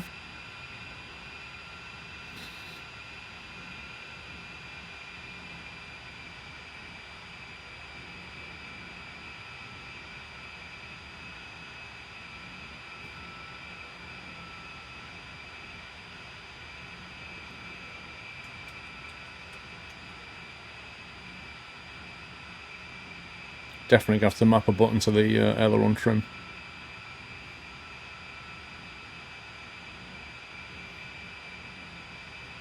And I to the air brake. Okay, just fly to the end of the runway and then you can just break away to the right.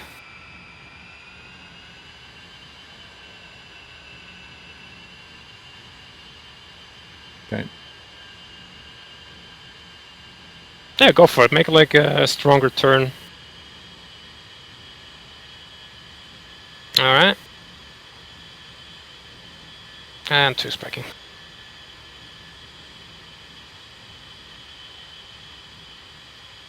So now maintain visual to the runway and where you want to be, and while you are turning the opposite, put the flaps down, gear down, and everything.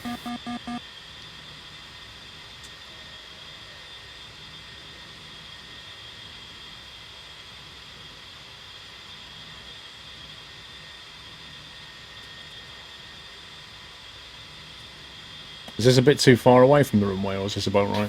No, this is okay.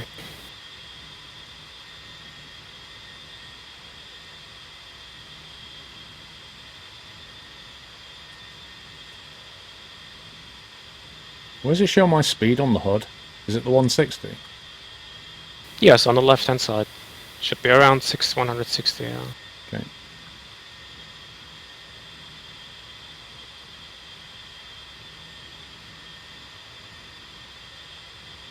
Am I landing right, you're landing left, or what?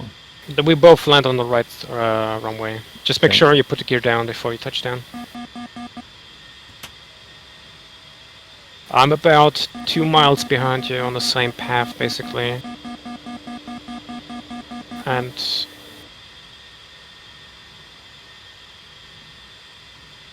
okay, gears down.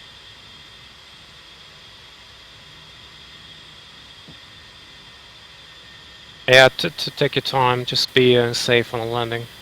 Yeah, overshot a bit. Altitude, Are we touch and go or full stop? Well, do you want to go for another round to practice this approach? Then just do touch and go. Right. Okay, touch and go.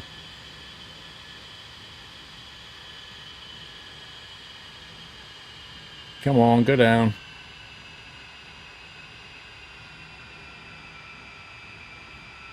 This will only just be a touch and go. Okay. So just touch the ground.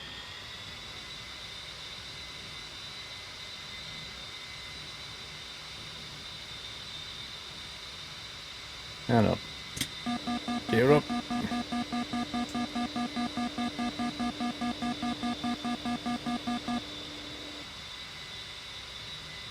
How you doing? Talking to me? Yeah, I'm saying how you doing. Yeah, yeah, I'm basically behind you. I already touched the ground. A touch and go can be that you only need to touch the ground for like a second, and once you hit the asphalt, just go full throttle and pull your aircraft up again, and then you can build up some speed and turn around. Yeah, I was a little bit worried because, like, when we've taken off in this thing before, if we don't get up enough runway speed, then we basically end up struggling to get up in the air and it lists around. So I was thinking, I'll go a bit longer, get the speed up before I pull back. Ah, okay. That was my thinking. Yeah, but the landing speed should be that, for instance, you have to abort the landing, you have to throttle up, and the aircraft should actually build up enough lift to actually, well, gain altitude. Did you land with full flaps and everything? Yeah. Okay. Don't forget your gear. Okay. Yeah. This thing beeps at you all the time when you put full flaps and no gear. Yeah.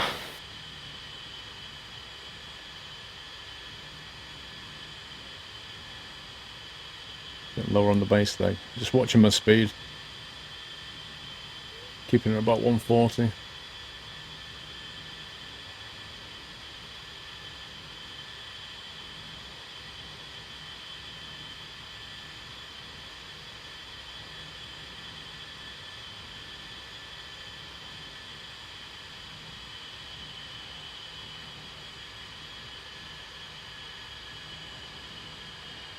Altitude, altitude. Altitude. We're going in for a landing, love. Oh, I'm way off course. I'm going to touch and go again. Okay. I will do the same then. Come on, get down. That was nasty.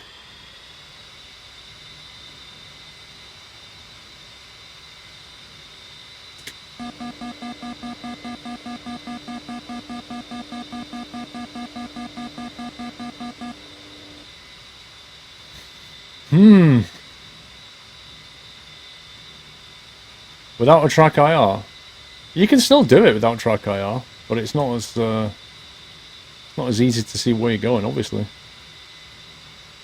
it was better, but still nothing like what I would call decent. That's why we practice. Indeed, just trying to get used to the way this thing handles, you know. Yeah.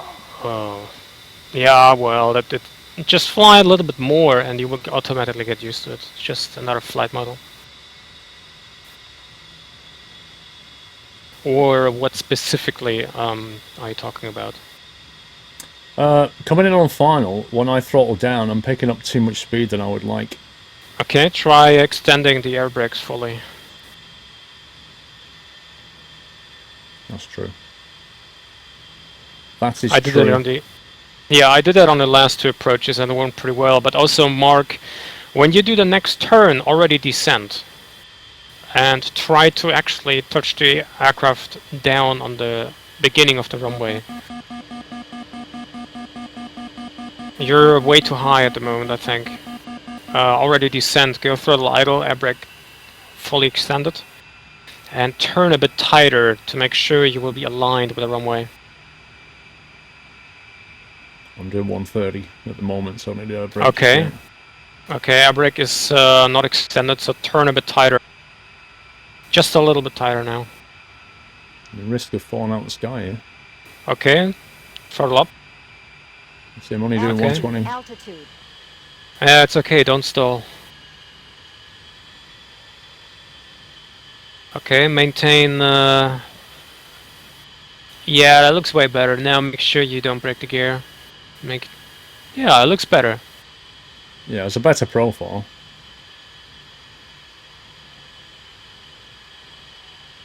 Yeah, it's a way better profile. Okay, are you going full stop? Can go full stop if you want. Okay. Well, if you want, I mean, I'm leaning on your decisions. Full stopping. Okay. But please taxi along. Don't turn around just on the runway, yeah? Because I'm coming as well. Yeah, I'm gonna keep going. All right. I'm not just gonna turn around and go, hey! Just making sure. I've seen basically, in all the years, I've seen everything.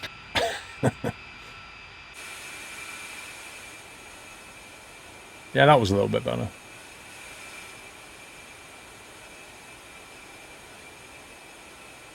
I'm going left or right here? Right. Yeah, on that final one, guys, I came around, but it was... And take the next right, and then right again, and taxi a little bit straight. Hold on, I need to look at the map. No, it's correct what I said. Turn right, and then right again, and then follow the taxiway. Okay. I was definitely better on that final touchdown. It's good to do those kind of base leg landings, because you get used to the flight model really quickly.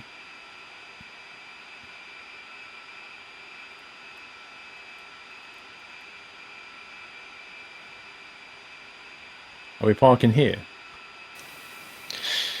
Well, if you want, we can park at the same spot as we took off. Or if you want to just park here, this is also fine.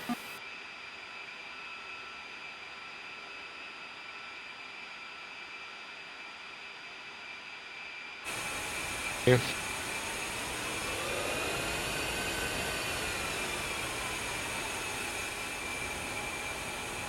I'm not sure where we started. Was it down here somewhere?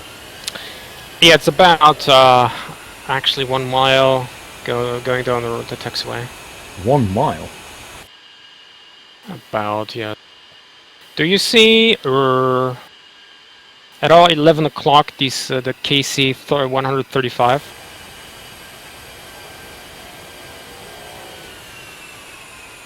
Um, 11 o'clock on the. no, I see the tower. Is it beyond the tower?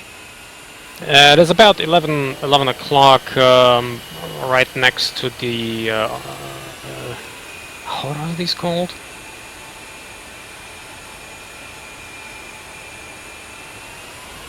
Well, scan the horizon from 12 o'clock to 10 o'clock, and you should see an aircraft that has the size of an Airbus. It has 4 engines. It's a KC 135. We started. Oh, on the yeah, left-hand yeah. side Sorry, of I that. thought you were on about the near... Yeah, not that far away. Jeez. Okay. My eye wasn't looking that far. I get it now. Okay. Of course, if you wanna just skip this entire thing, I can also just skip to the next mission if you Yeah, it's cool. would like that. A good practice. Yeah. This thing needs a rear view mirror. Because it would be a shame that if you later on at some point fly a combat mission and hit some good targets and you fly back and you fail on a landing. Yeah, that's why I like doing those little patterns, because they're good for practice. Yeah.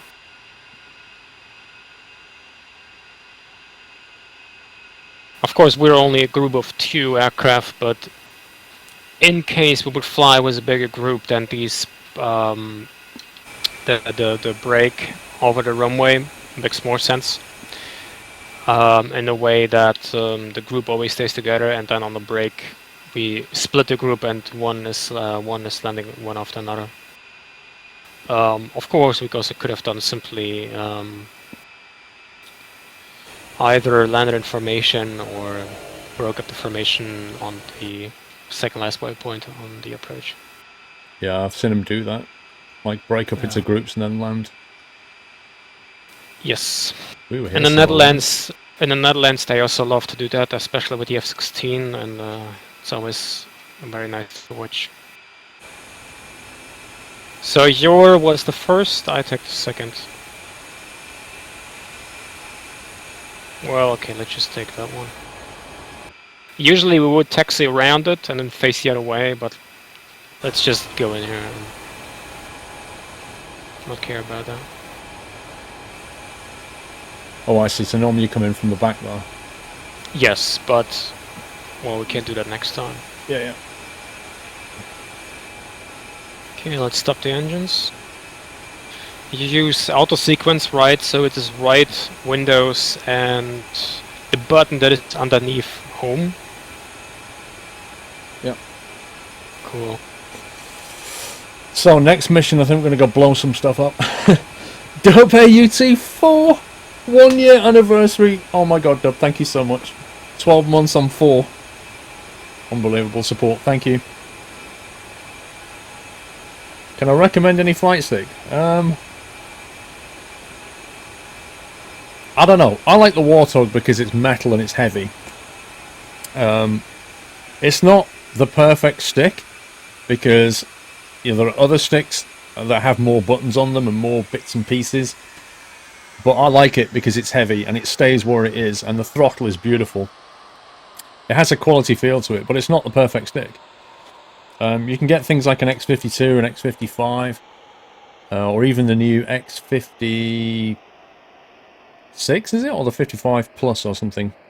They have more buttons. I've got a 55, but I just don't get on with it. I find it too lightweight and plasticky. There are probably many others. There are countless others that you could get. And also you can go for a yoke as well if you want. Shall we switch to the next mission? Let's do it. Cool. Close the server very quick. My right eye's watering again. Annoyingly. The Stick 77, 5-month support. Thank you, The Stick. Right, so Savamura's loading the new mission in, and then we'll join back in. And I think this time we're shooting things.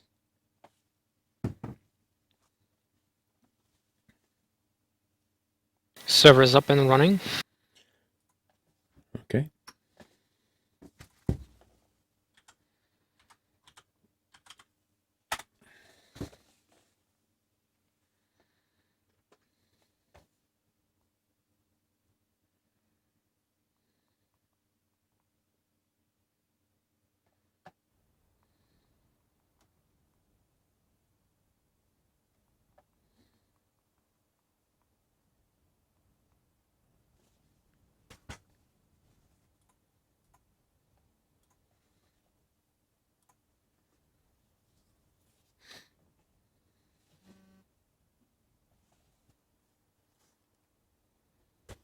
Okay. I'm in. Sweet. So. Ooh, got skin on the front, on the nose. Yep. That's the Warthog. That's so cool. Yeah, there are a lot more skins. Look at that. After a while, I just toggle through all them so we see them all. Okay, we can just go ahead and have the same takeoff procedure as we had in the previous flight. The waypoints this time will lead us towards the northwest to Creech Air Base, and there I pointed some targets we will take out with the CBU-12, which is a guided bomb. And we will drop the bombs from about 15,000 feet, but let's go 12,000 feet. I will let you know on the waypoint. Okay, so we're dropping a bomb from about 12,000 feet, guided bomb. Yes, it's a guided bomb, so it's more like system handling the systems and pulling the trigger, and using, of course, the targeting pods to well, this is basically one of the most important weaponry systems we have. Okay. To hit the target and everything. Rain Dog 757, thank you for subscribing. Welcome to the Rain Dog. Thank you for giving him a lovely nutty welcome. Welcome to the community. Starting up, yeah?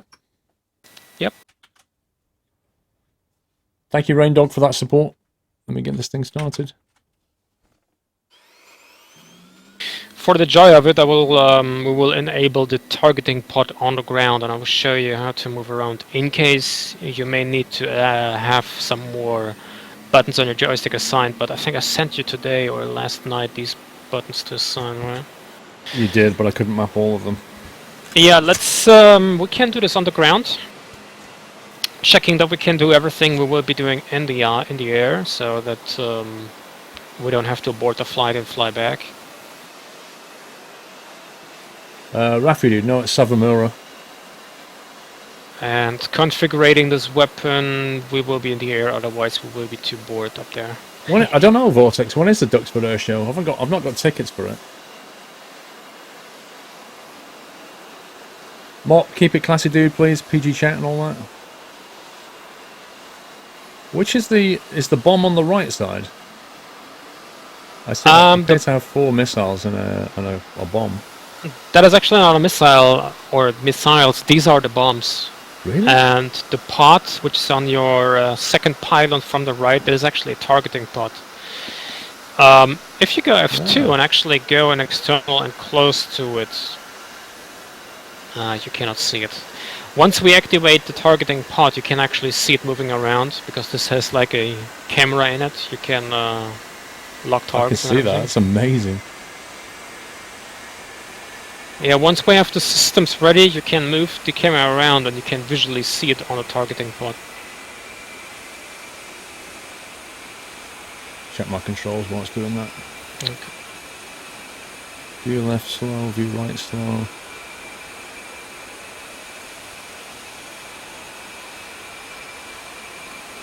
What is all this?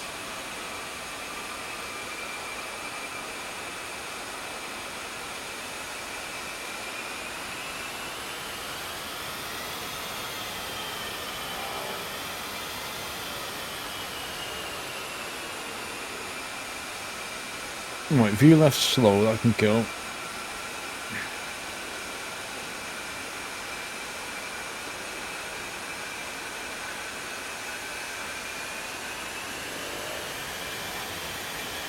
We did have a trim, aileron trim.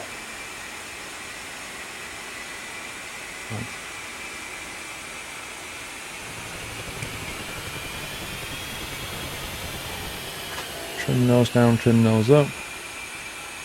Trim right wing down. Your trim. The aileron trim, is that called trim left wing down and trim right wing down? I can't be right, can it? Well, actually, I can find it myself, can't I? it should be on HOTAS. It should be trim left wing down and right wing down. Yes, you are correct. Left wing down.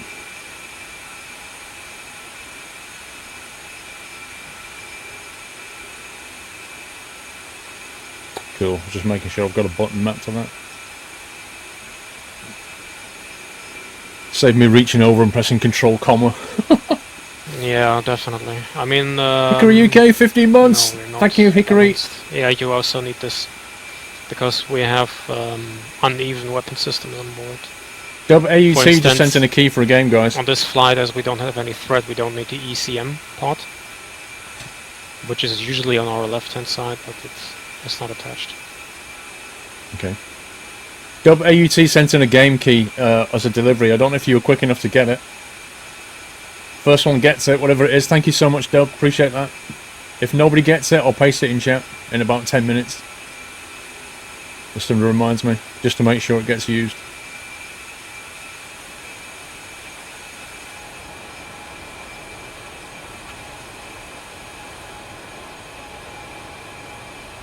By the way, in the cockpit, if you look over your shoulder and wow, that's difficult. You have like a gauge saying cabin. Whereabouts? Over your right shoulder on your cockpit instruments, or basically on the buttons. Liquid oxygen. Yeah, I didn't properly learn everything, so I just need to describe what I see. um, Cabin air conditioning. uh,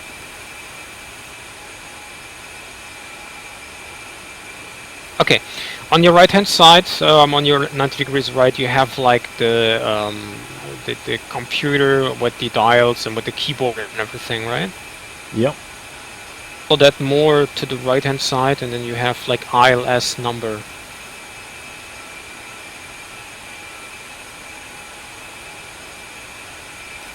If you follow it, you have CDU, steer, channel, and then ILS number. It should be close to your seat, but more. Yeah, channel ILS, got it. Okay, and then directly to the right, looking from flying direction, you have EXT, that stands for external, and then you have what is it? For me, it's upside down because INTR. Internal, presumably. no, hold on. I need to change my position And then properly so I lights. can properly read that. Yes, the lights is what I want to refer to. You have position flash, steady, formation, brightness, and anti-collision.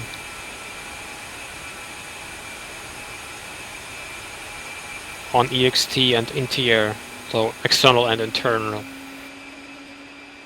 ENG instruments, flight instruments, auxiliary instruments, console and flood. And anti-collision. Yes. Left to the anti-collision, you have this rotational button for formation lights. These are like the brightness. And then left of that, you have position flash, off and steady. This button, this toggle switch. Put that to off. This is, if you look at my plane, this light. I put it now on steady. This is like the wingtip light, the right one. Yeah. And this is off, and this is flash. I personally only like it if you fly in the night and formation, but if you fly in the daylight you don't need it. And the anti-collision light, which is on the wingtips that blinks, yeah, these are okay. I'll leave them on all the time, except when we start combat. You can switch off all external lights. If you like, this is just the practice today, so we don't need to do that. Just to share you roughly where things are in case you may need them, may want to use them, and yeah. Yes, you can drop Basically, bombs. step by step showing you the aircraft. Yeah. Okay, position, aircraft is flash, up. steady, off. Yeah, you can basically play around with them and see what they do. It's not required. I'm just pointing that out because. No, but in real combat, you definitely wouldn't want to go in with all your lights on. No. In combat, depending on what you do, whether you're in formation or not, you actually switch those. I don't know what these lights are called, but if you would actually fly a night mission and you switch a specific light, actually it is like glowing stripes on your aircraft. I'm not sure if this is like the mechanical or the engineering term for that. But if you look from your cockpit to my aircraft on the wingtip, right next to the anti-collision light, you see like an inverted T. And this would glow. Same as on the tail, this vertical stripe. These are like little, let's call them glowing stripes. And these are that people see you, but you don't radiate so much light. Okay, let's continue so much talking. On the left-hand side, underneath the MFD, you have the arming and everything, and you have TGP. This is a targeting pod. Switch that on. Okay, laser arm, TGP, yeah. Switch that on. This is the targeting pod. That's the thing that's on the wing. Yes, and on the right MFD, on the horizontal dials on the bottom, you have TGP, MAV, CDU, and MSG. Tap TGP. Yep. And it should say not timed out, not SOE. It's basically warming up right now, so we need to wait a minute or so. But this is the screen you will be using to identify an object and lock it and basically create the laser guidance for your bombs or rockets. Thank you, THU. And yes, it does remind you of the 1 hour payday heist. Yeah, it's got like a grey screen at the moment. Yes. Oh, there you go. It says Lightning AT. We have to wait a few more seconds. Okay, can I just nip for a quick bio break before we do this? Of course, go ahead. Otherwise I won't last the whole mission, I don't think. Alright. Alright, back in a minute. Alright.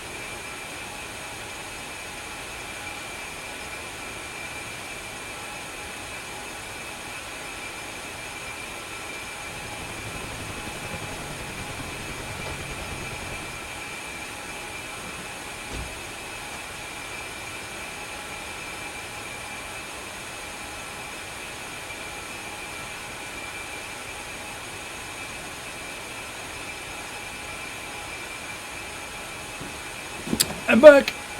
You're in the chair, Lanzadark, thank you. Bob V, thank you for 4 months. I'm back. Hello, I'm back. Okay. Oh my god. Hang on, my sign fell off again. Your sign? How to sign that is hanging on your door.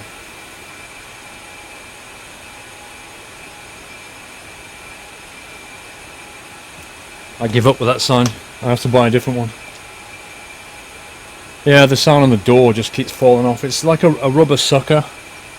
But it's really annoying. It's like a plastic thing that pushes into the rubber sucker and it just... It doesn't click in or anything, so it just gives way and falls out, and then the whole thing comes off the window. Right. Back in the cockpit, how are we doing here? Alright, so the targeting pod is ready, so what you need to do now is click on AG, which is on the top horizontal thingy.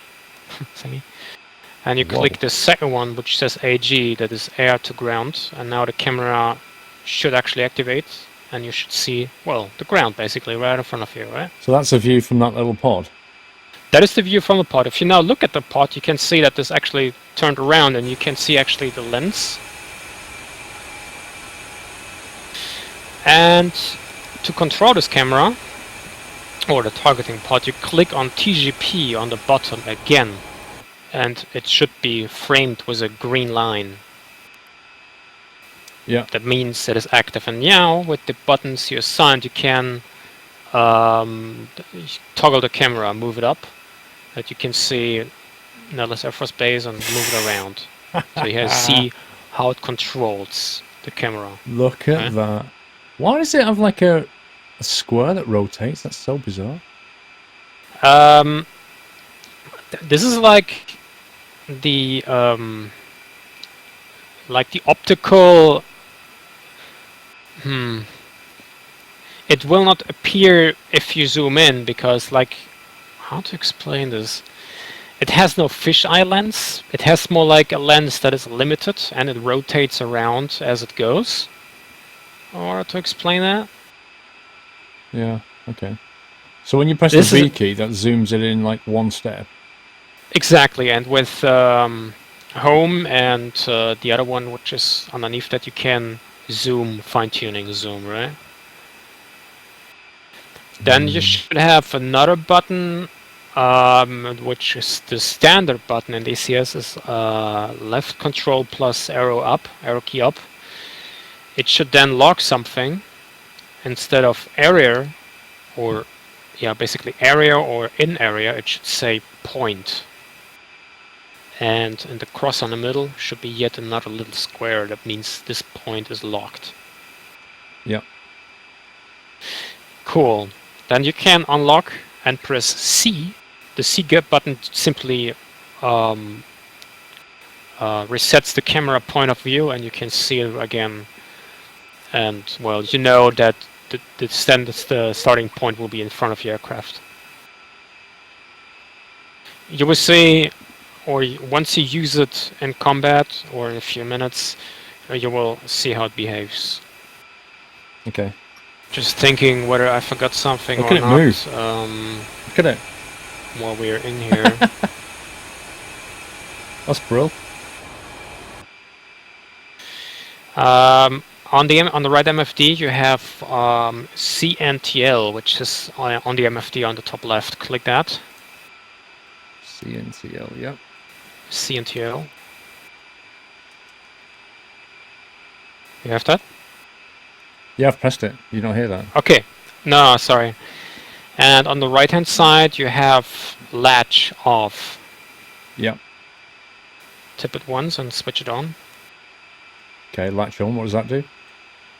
Something like an auto help for laser guidance. I'm not 100% sure if we need it for the CBO 12. Just in case, let's switch it on. I may also be wrong, but just to make sure we have switched it on, and we can click on RTN, return, and then that you don't have the the targeting pod on all the time. Just click on the bottom line CDO to get back to your waypoint information. Okay. We could switch the TG pod, the targeting pod off again and enable it a couple of minutes before combat. But we can also just leave it on and play around as we go. Sounds good. Okay, the weapon configuration for this certain bomb, we will do it during the flight. So yeah, actually we can take off now. Hooray! You have the lead. Right, let's put the... I follow you. By the way, I switched on those lights I was talking about. Now my wingtips are glowing. These stripes. No See way, that? that's so cool. Yeah. How do I put that on? On your right-hand side again, where you have external. Yeah, which one is it? There's the rotary button in the center formation. Just rotate it around. You can use the... You see that? Yeah.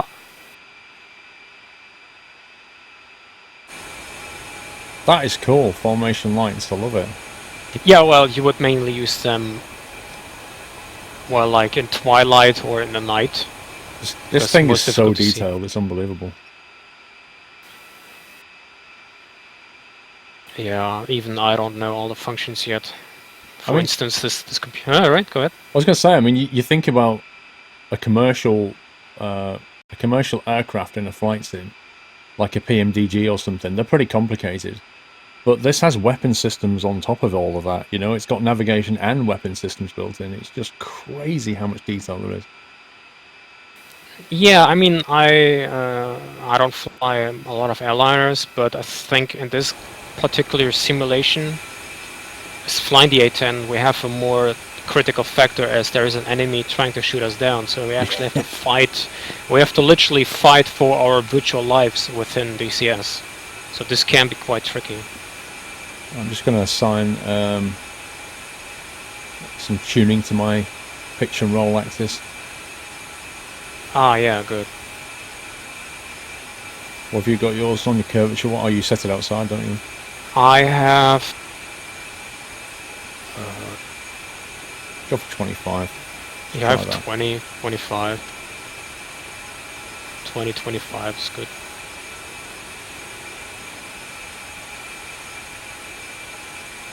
You did the same with the rudder as well? Yes, all three axes, elevator, aileron and rudder. I would try to have the elevator and the aileron at the same percentage to have a better feel. Because if, for instance, you have a way bigger curve on the elevator, the aircraft will feel weird. As on the left-right movements, you will react faster than on the pitch. Right? Makes sense. Okay, I am all set. Yeah, same here, you got the lead. I think our call signs are Chevy 11, that's you, and I'm Chevy 12. Chevy 12. Yeah, well, that's me, and you're Chevy 11. I take it we're going this way again. Yes. Yeah, that's a lot smoother steering, blimey.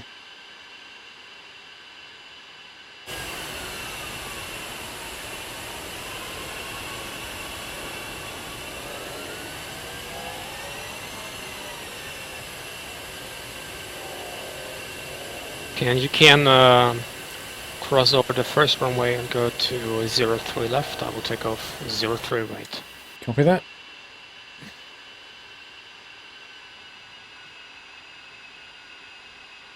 The first waypoint is not so far away. That should be 6.2 miles. I would say you can go 90% all the way. On takeoff, you can go full throttle. It's absolutely no problem. Okay. When you have the gear up, flaps up, just wait about, let's say 10 seconds and then throttle back to about 90. And go with a 5-degree climb. That should be okay. 5 degree, okay. Yeah, and you can take your time turning from the first waypoint to the second. You don't need to fly it very edgy. You can visually see on the left MFD the waypoint, so you can just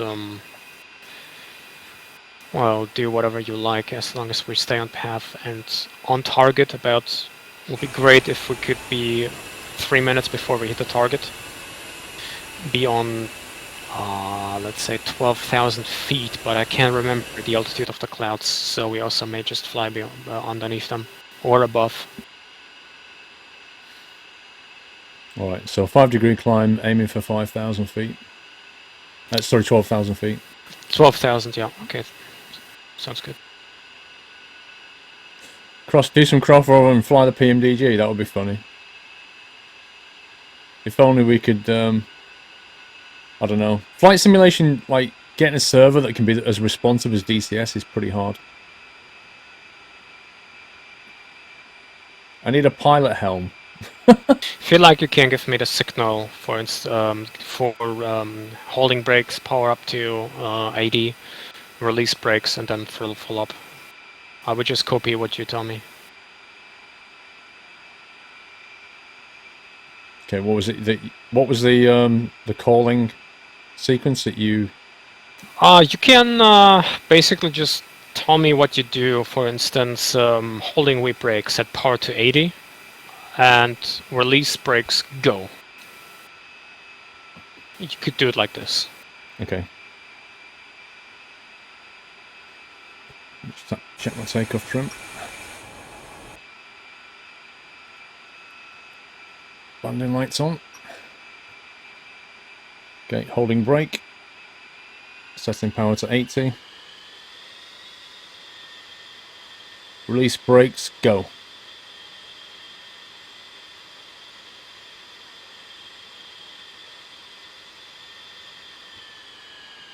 Okay, 1 second.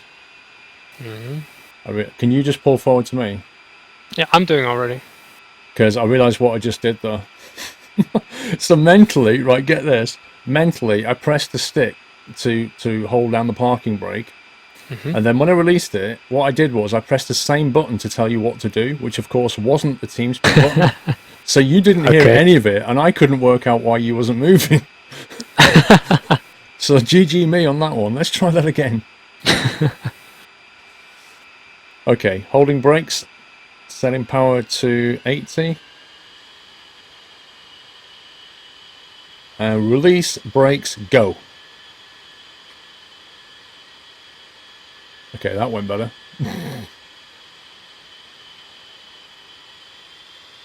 You're really slow. Are you sure you're looking at the right instruments for No, thrust? I think I must be looking at the wrong thrust instrument. It is the second from above from all those gauges, right? Second row down. Yeah. Yeah, I don't know, maybe I'm just reading it wrong at the angle I'm at. Okay, because the first one on top is the temperature. Yeah, I can see the yeah, I'm sure I'm looking at the right one. I think maybe I'm just reading it wrong. Okay, you can go full throttle if you like. I'm not that far behind you, it's okay. Yeah. Okay. It's good that you also look at me, but as a leader, which you are right now, you are supposed to be only looking front, and I only look at you. Because Okay, we are and ending the pull back. runway here, we better... Pull back and climb 5 degrees.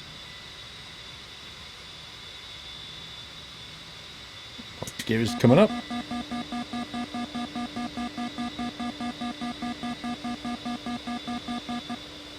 Well, I'm still good along the breast with you on the right-hand side. Yeah, I'm looking good.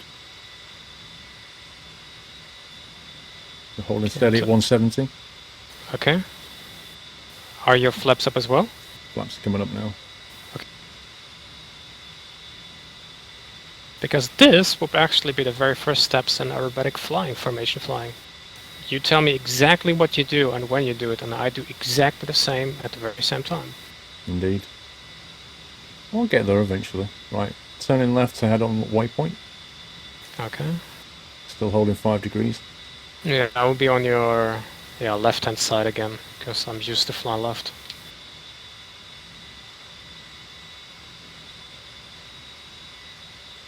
And you can make a long, smooth left turn once we hit the waypoint. Do we normally start turning before the waypoint so we get back on course properly? Yeah, you can do this, yeah. Okay, so I'm going to start turning now then.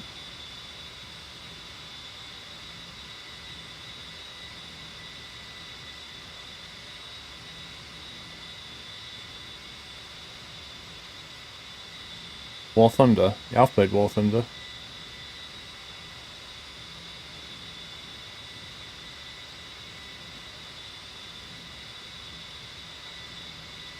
I thought he was on my left wing.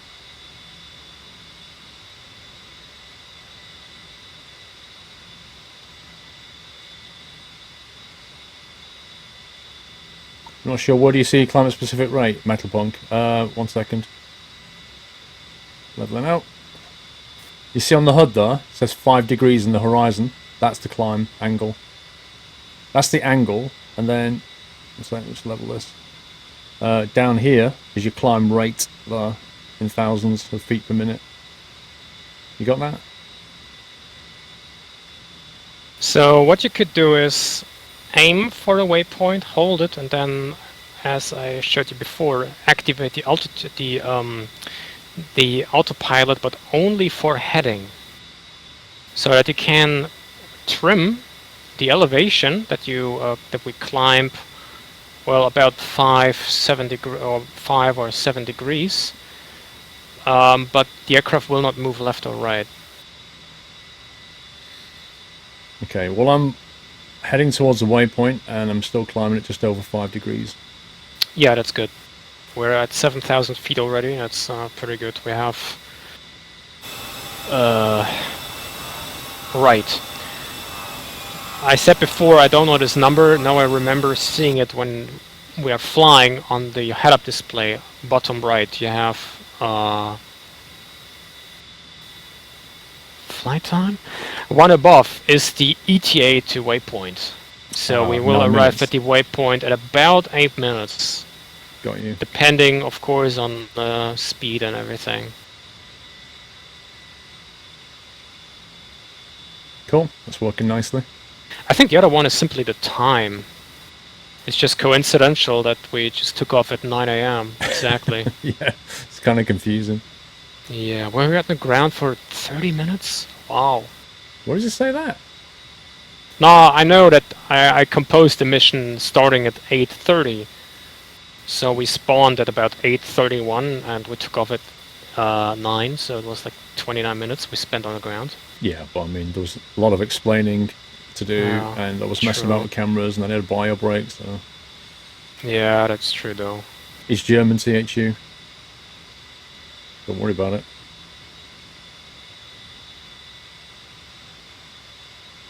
Yoo-hoo. Landing lights off.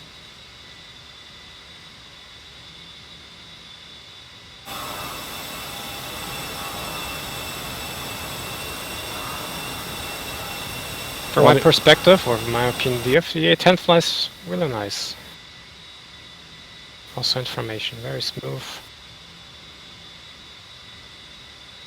Yeah, now Don't scare me with sudden turns, right? Because my initial reaction to that is I would break away to the left freaking hard to avoid collision, just sure.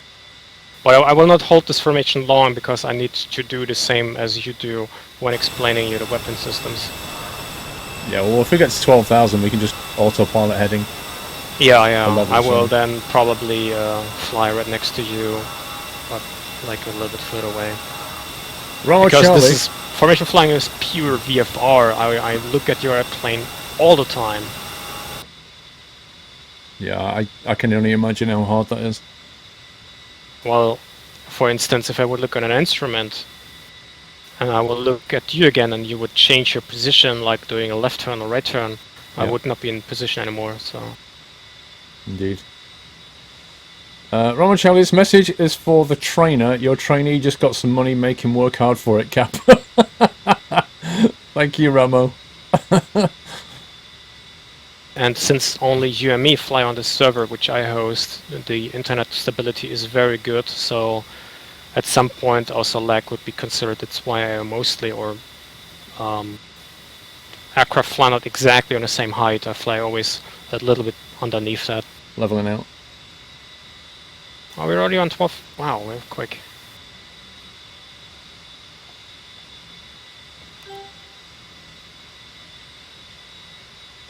Okay. Autopilot is engaged. Now you can actually altitude and heading. Now that we're on altitude already. Yeah. I've got alt heading punched in autopilot. Okay. Yeah, we're rough. I will now take a little distance, otherwise that can end up Insane badly. Clown. 2 months. Thank you, Insane Clown. Skull, how do you know that you have or haven't overshot the nose of the plane? What do you mean? Ding. What? Are you talking about formation Give me flying? a second here. Will you put the Steam key in chat? Did nobody actually get it? Okay, I'm going to put the Steam key in chat, I okay? will. So, first come, first serve. This is from Dub AUT. He's dumped a key into chat. I have no idea what it is. But I'm going to put it in, and if you want it, it's all yours. Whoever can redeem it the quickest in Steam. You've been warned. Okay, aircraft should be on autopilot now. Someone claimed it. Okay, well, it's there anyway. Okay, let's get into the little bit more difficult stuff. On your left MFD, click on the bottom line DSMS. Yep. What does that stand for, by the way? Data. Well, this the last two letters are management system. Data.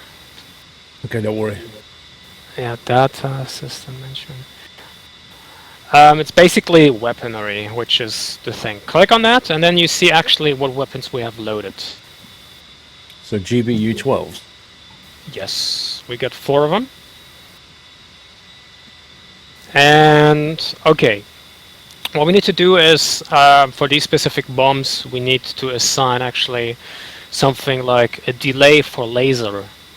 The bomb will follow a laser after a specific given time, and we need to assign that, otherwise this bomb is useless.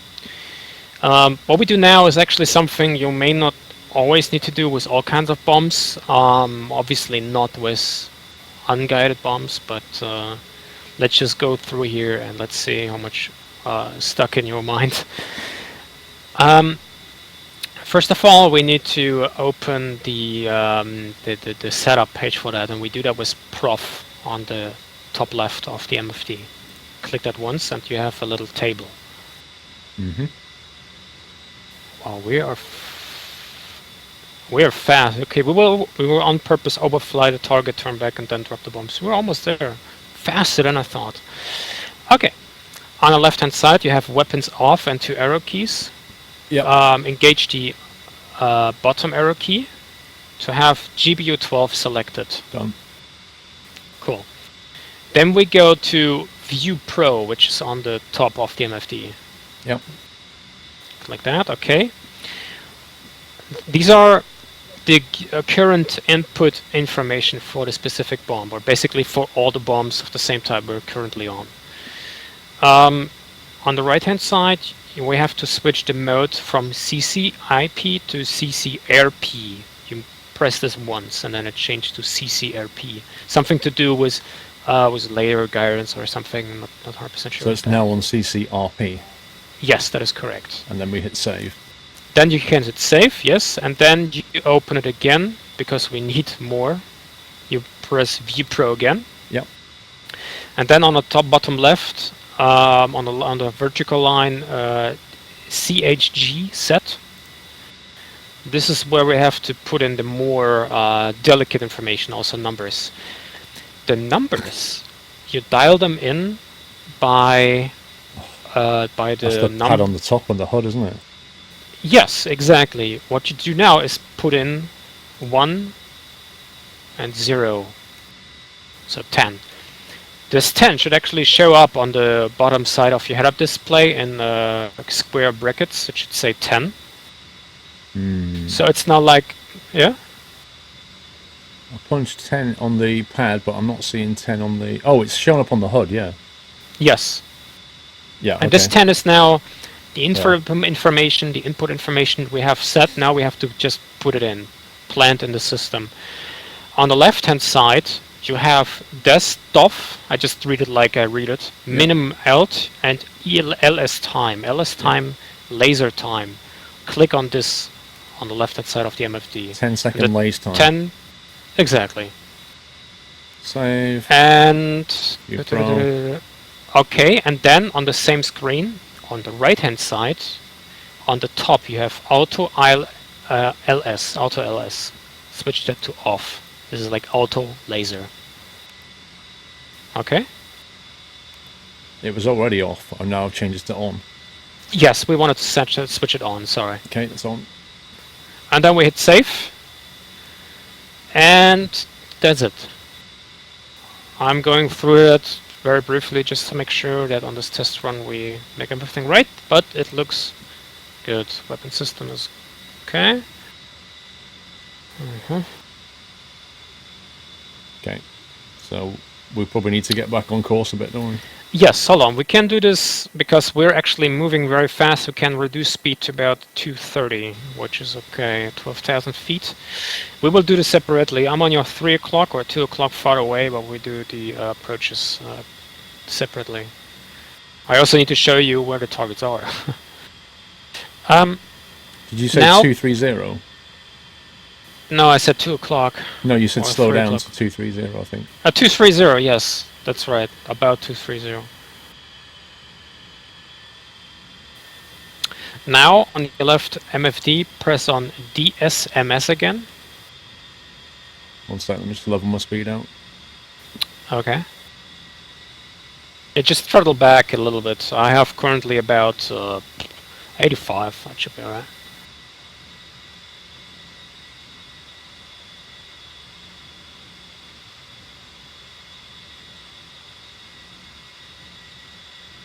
Okay. Sweet. On our left MFD, on the bottom line, press DSMS again, so you get to the main menu. Well, main menu of the weapons configurations, and now you can either click on the pylon number to activate them, that they will be lighted, or you go to your head-up display, and underneath the head-up display you have the dials, and on the right side of the dials you have 3 those switcher, or actually 4. Yeah. One of them says SCL selection. Yeah. Press on that and you see what it does in the weapons configuration. It should select them all, right? No. Plus or minus. If you press on cell SCL selection on, Doesn't do if anything. you have, I'm pressing cell, it's not doing anything on that. no, you have to press on the arrow up or down key, right? That's what I'm doing. And on the left-hand side on the MFD, it should lighten those bombs up. Pylon Nope. 431. Unless I'm missing something, it's not doing that. Okay, click again on DSMS.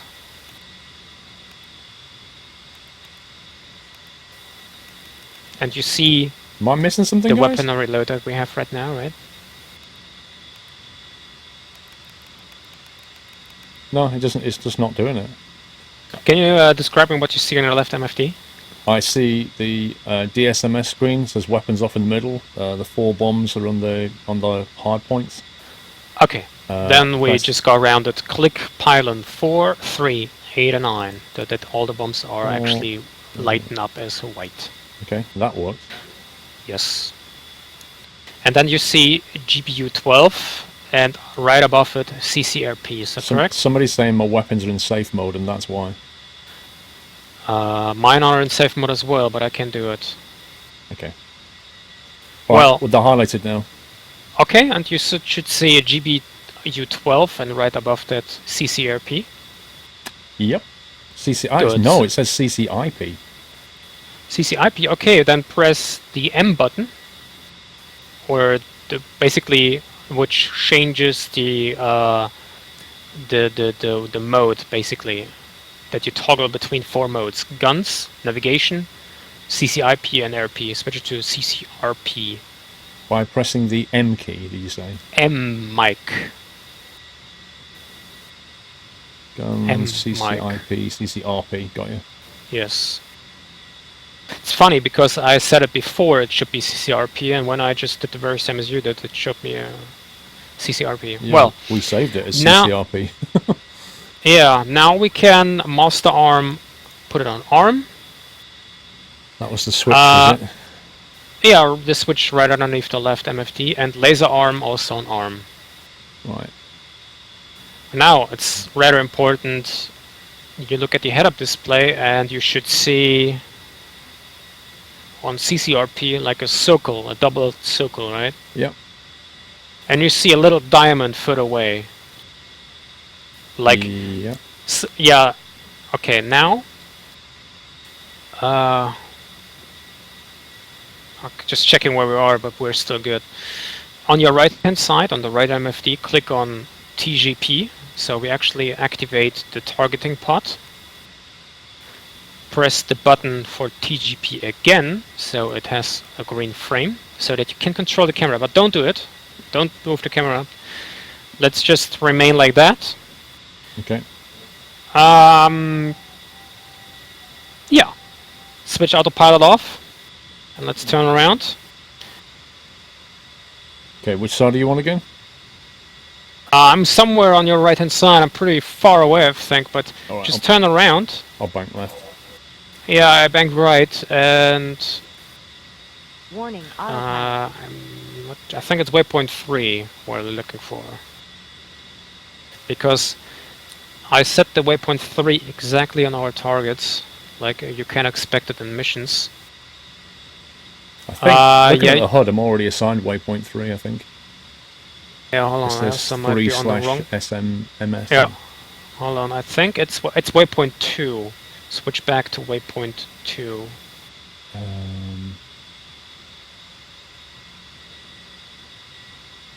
Yeah, it's waypoint 2.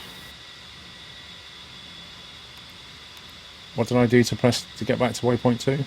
Oh no, stand by.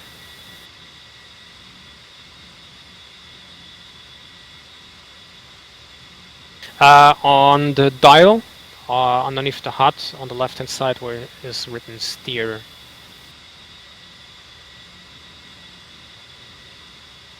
Hold on.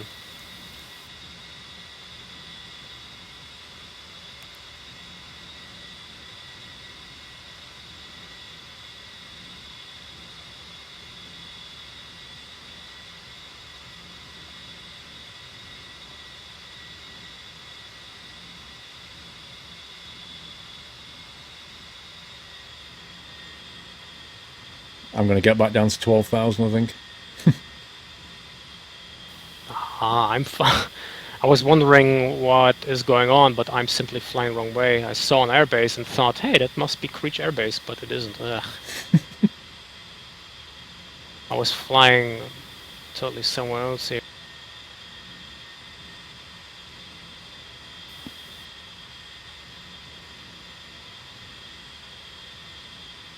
Embarrassing. Well, it should be southeast, obviously. Yeah, we're actually kind of far away from the targets.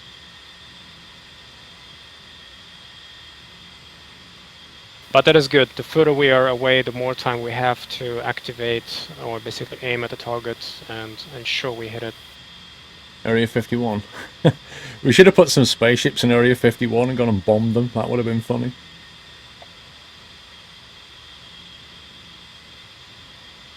I should have test flown this mission, as I wasn't sure how long we need to fly to the target area. It's kind of funny that we arrived so early. It doesn't matter, we just go with it. They can't shoot back, it doesn't matter. Yeah, do you have, can you switch to waypoint 2 and tell me what the head-up display says? Yeah, 1.2 is 27 miles. Okay, it doesn't say CCRP invalid, right? It does.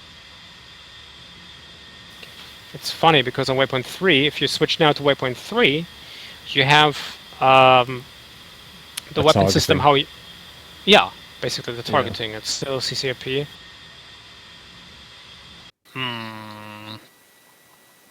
To be honest, I don't know why it is saying like that, because it's the first time I see this, but we just roll with that. And I will explain you where the targets are. Actually, I placed them in a very easily to detectable spot. To give you a little overview about where we are, where the targets are, if you press F10 and you go from your position southeast, you see Creech Air Base. Yeah, I see the targets. Right, and you see them on the road system in this triangle. This is basically where you have to look for them. Yep. Cool. Because usually you would, of course, fly to waypoint 2. You would fly exactly towards waypoint 2. I mean, this is what I will do. I will set waypoint 2, even though despite it says CCRP invalid, I just do it. And once I know I steer exactly towards it, I change to waypoint 3 and activate autopilot. Maybe somebody in chat knows what I'm doing wrong, or what seems to be wrong, because it's the first time I see this.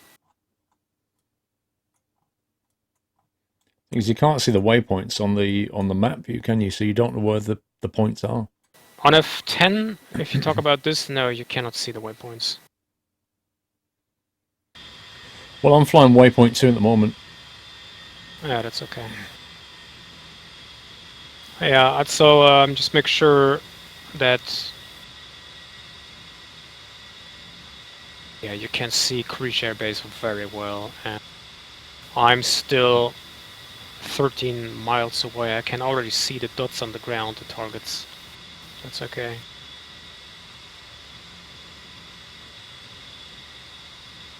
So basically, what you need to do is then, well, weirdly switch to waypoint 3, that you have like this horizontal line, the circle, and one horizontal line that starts outside your header display on top and the bottom, where on the top side there is a small circle and a dot connected to the very vertical line.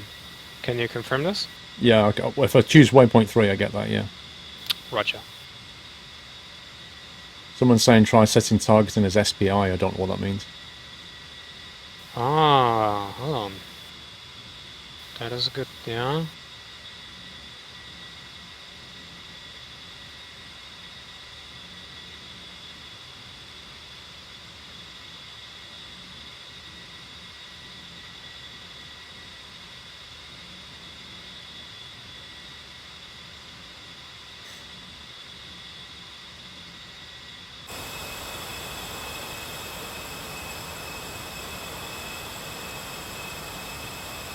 We're bringing a delivery.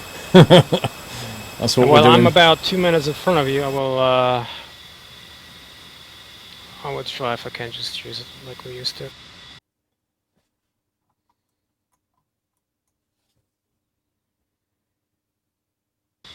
You're going to have a go?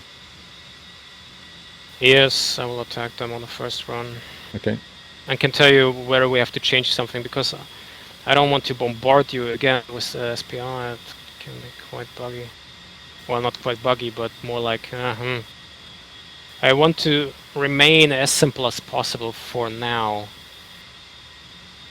Okay, unlock the target. Oh, the Joel, 11-month support. Sorry, the Joel, I didn't see that. So Thank you very basically, much. you can have a look at for the targets with the TGP on your right. You can activate it, you can move it, and then actually point it towards the target. Zoom in and out. Once the target is in the middle cross section, you press the lock button. And then you check that the lines, the vertical lines, are up on top of each other. Then you fly just straight ahead, fly right. Yeah, just fly straight ahead. I can see once you you're close, in the TGP. Okay. Once you're close, there will be a countdown from this little so-called dot. And it should be going down as the dot will go down, and then you... Well, I do it that on 5-second countdown. I press the weapon release button, hold it, and it will automatically detach the weapon.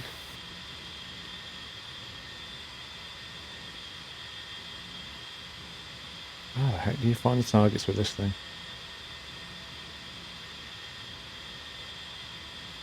How do we find the targets with this? I found... okay, I know why. We're gonna Because what the person in chat is referring to, that basically what you do is kind of set a waypoint with your laser designator. And this laser designator will then point to this waypoint. I just overflew the target, and there was no countdown, so I need to put that in. If you have trouble finding the enemy at first, hold on, let me actually help you on that. Yeah, I'm just flying over the top of them now, I see him. Yeah, right. The targeting pod is actually very flexible. So you could make a very slight right turn, and while you turn, aim and look for the targets, fly away and come back and, you know, attack the enemy basically. Yeah, it's pretty hard trying to target these guys, because you're trying to, like, it's like looking down binoculars and trying to work out where you are, kind of thing, and then find the target. Yeah. Hold on, let me...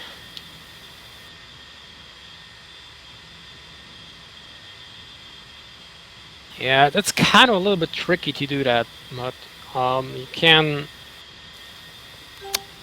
Well, I always suggest to fly away from the target first, about 20-30 miles, and then turn back, or even further.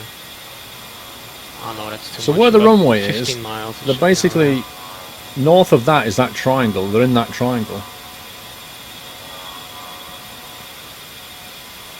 And I'm trying the words to describe how you can do it with the map on the left hand side. If you press TAD, you can disable the background image, basically the map.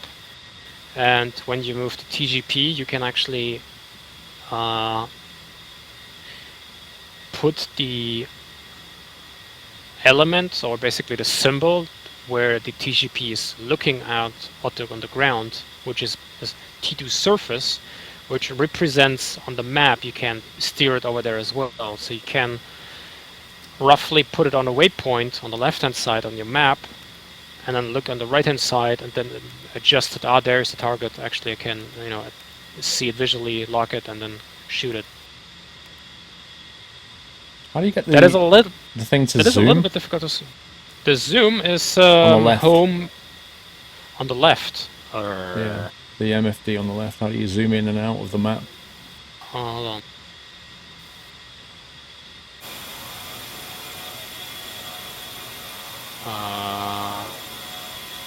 Brain freeze.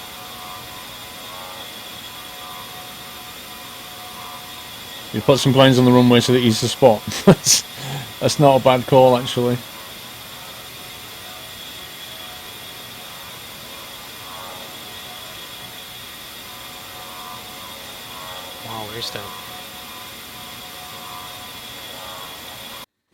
See where I am now.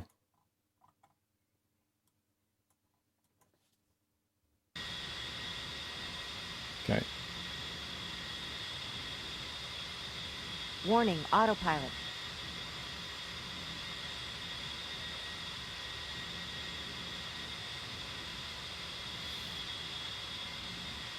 Let's bank around and slow down. See if we can get another pass on these guys. Ah, yeah, okay. That was, yeah. Press Tab twice, so actually this screen also gets circled. And use the home button and the other key, like on the right hand side you would zoom in and out, and then you can zoom in and out and see more. Okay. Right. And I will do it as well. I will unlock the target.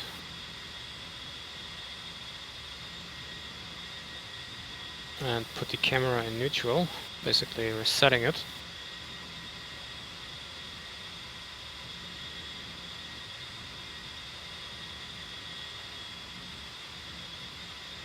Yeah. If you have on the right hand side your TGP or targeting pod and you're browsing through the ground and you look at the left hand side where the targeting pod is somewhere aiming, for instance on the left hand side or your front, you see this vertically stretched diamond symbol that moves along if you move the TGP camera. Sorry, I'm coming in for a run here, and I don't know whether to listen to you or to focus on my camera.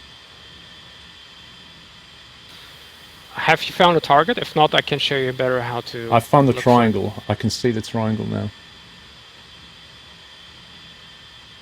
Right, then we can skip this step and... Okay, I see the targets. How do I lock? With the button left control plus arrow up. It's the button I also gave you to... Well, if you'd liked... Okay, point is locked. Right. How do I fire this? Hold on.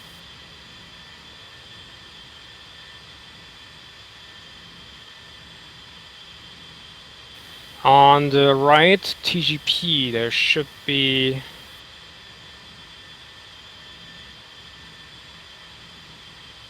A set point to me? There should be LLS. There should be LSR. Yeah. Click twice on LSR to make it BTH. I think that should... Done. That should resolve the trouble. Just needs a weapon release now and get these guys dead. Yeah, let me actually check where we are. Yeah, you have a pretty good approach. You need to be a little bit turning a little bit more to the left, so that these vertical lines are on top of each other. Autopilot. Is that what you see? Two vertical lines on top of each other? No. Okay, stand by.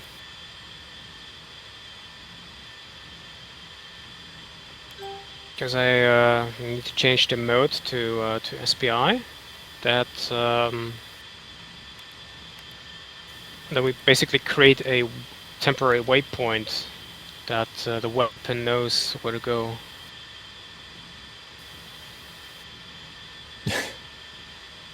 I hope this thing stays locked. It will lock, yes. Whatever you do now, it will be locked.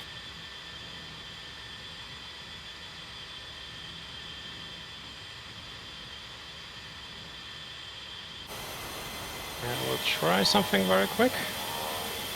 Where are they? They're down there in between. There they are. Right there in between that triangle. You see it? That's where they are. And my weapon systems are now pointing at that, but now I've got to get on a lineup.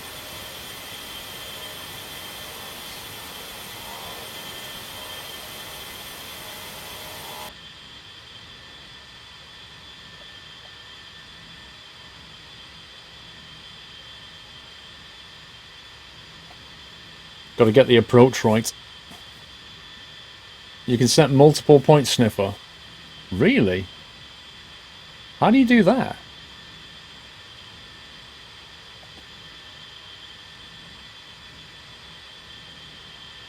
Why is doing a nosedive going to help exactly Whipple? Or Whippy, whatever your name is? Oh no, the camera's lost. The camera can't look that way. I hope the targeting system carries on. I hope I don't have to reacquire that.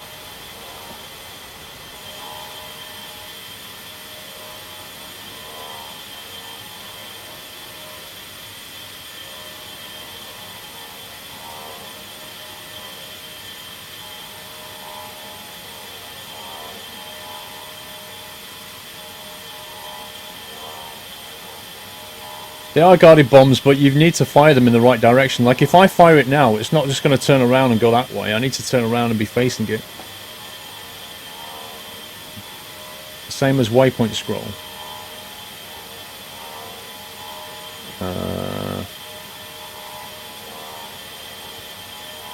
As in, you press the steer key.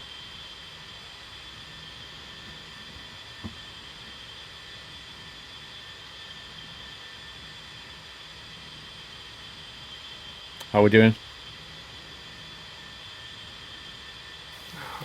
Yeah, hold on. I need to remember where I set the SPI. Yeah, World War One was a lot easier in terms of bombing, but you also killed an awful lot of casualties, a lot of civilians, because bombs were just indiscriminately dropped. The idea of these bombs is a lot more targeted, aren't they?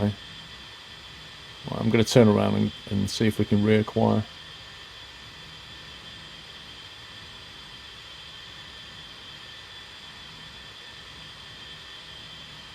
Warning, autopilot.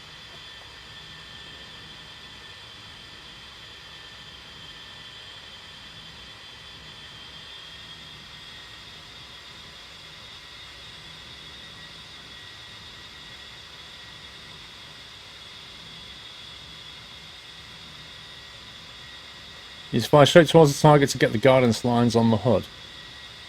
Okay, well, I know where they are, so let's fly towards them. Okay, aha, we're getting the guidance lines.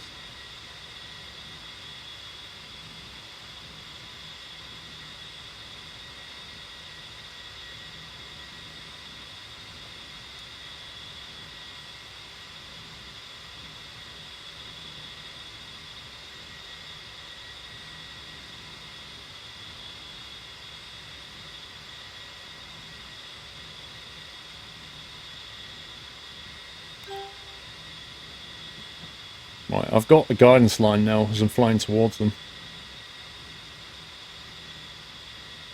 So do I wait for that little circle to meet in the other circle and then fire? Yeah, you can basically, once the number goes vertical from up to the bottom, when it says 5, which is basically the countdown, you can press and hold your release weapon.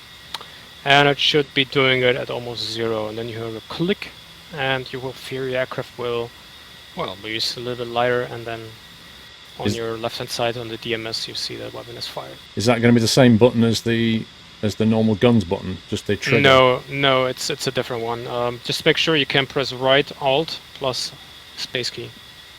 Right Alt and space key. Good grief. So I'm waiting for something to say 5.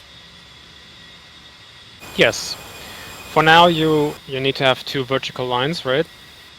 I've only got 1 vertical line.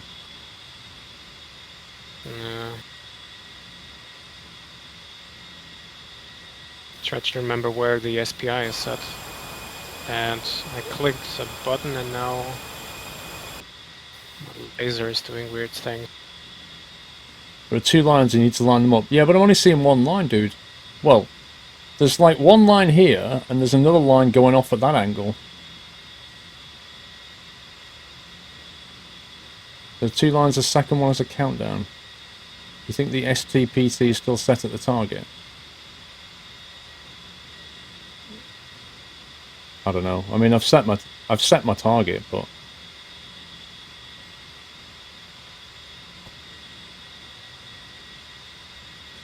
there are a few different keys and tricks that are useful for finding, remembering, and raining ordnance down on targets. China, hat, back long will move all your sensors to currently selected waypoint.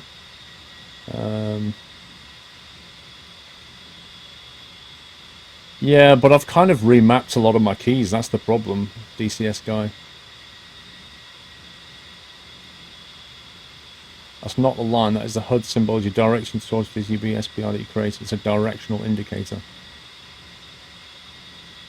Am I in the wrong mode then? You just went past the correct direction. Try doing a circle to the left and watch the HUD. Okay, so if we go left. Warning, autopilot.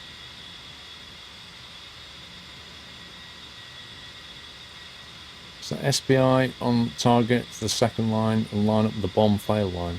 Okay, let me go through the checklist. Okay, we have laser armors on. Make the TGT Oh, there's the second the line. SPI. Oh, it's one of the early steps. Make the TGT the SPI. Okay, hold on. Wait, so I've got 2 lines even though I'm going away from them. Is that right? They're behind me. They're behind. Why have I got 2 lines? When do I need to just do a U-turn now?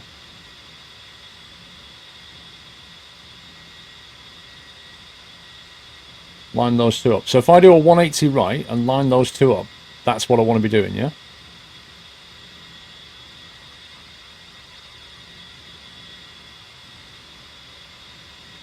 Line us a circle with a dot at the top. Yep, see that? Once near the correct direction to deploy the GBU, you want to put the line through the middle.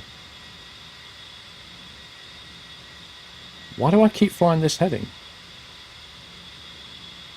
Your SPI is on STPT. You need to relock the target on the TGP.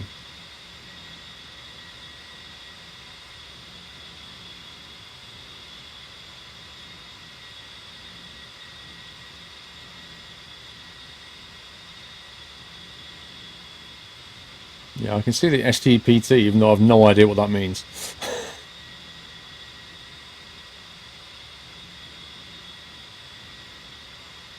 Right, I'm going to do a 180. We're currently heading on 110 roughly. Let's turn around.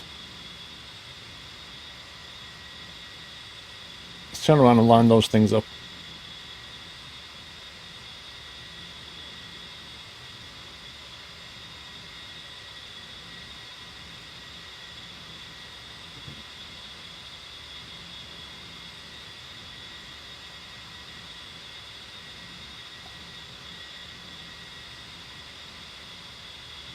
Going for some Jaffa cakes, get me some. Too old, Foreman support, thank you, too old. Serbian GSXR, 19 months. Referic, half a year. K-Bytes, half a year. Wow, thank you guys. Jeez, man. Right, where's my lines? Where are you?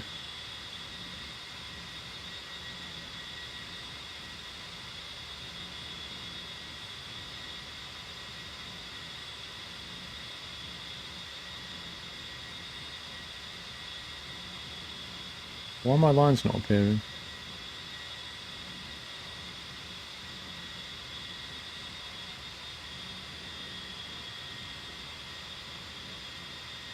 SP's means steering points is producing your SPI. Think of the SPI like a coordinate that you're currently focused on.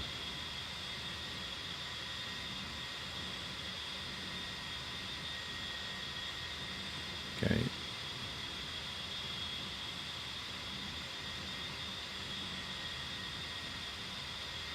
What the heck? It's completely lost it, hasn't it? It's completely lost the target.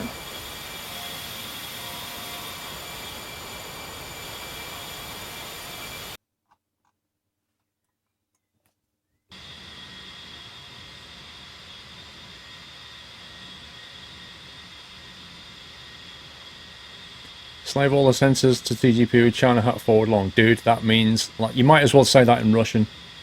I have no idea what that means.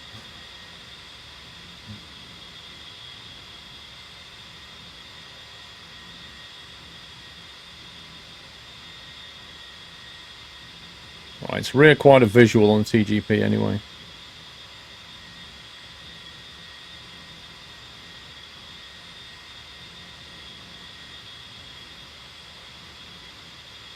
Right, so that's roughly... come on. That's roughly headed the right way. So if I now do V key. I put a target right on this guy. Left control up. Point. That's point lock, right?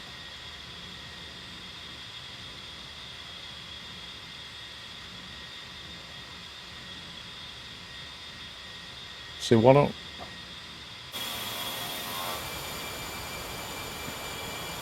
Why don't I get my lines now?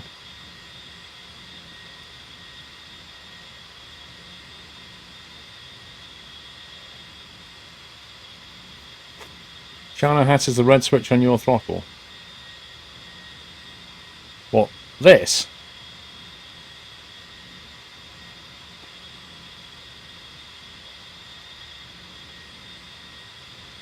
That? What does that do exactly?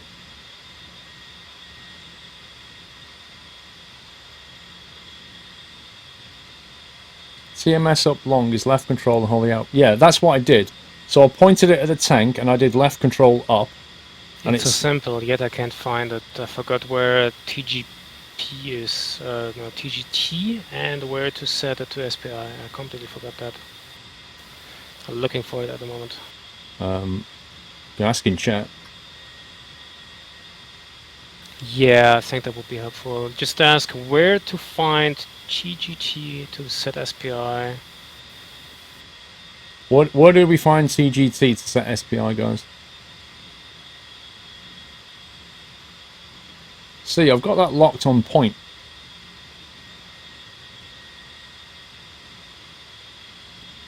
Oh, throttle not stick. What? Oh, this thing. This little... Oh, the China hat. The red China hat got you. What does that do? That's not mapped or anything. I'll tell you why. I've got that map to trim up and trim down. That's mapped to trim up and trim down, guys. So I've already remapped that.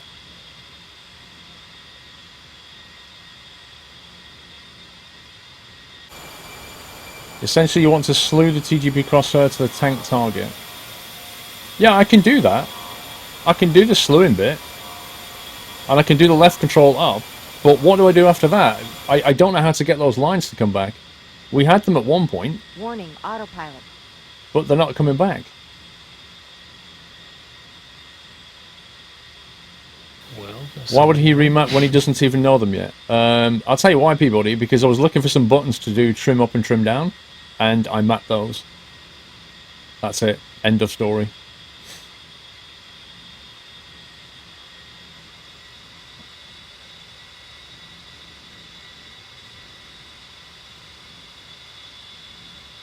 You steer on steer point through your SPI and you haven't locked your target. China Hat does nothing until you have locked your target and produced an SPI.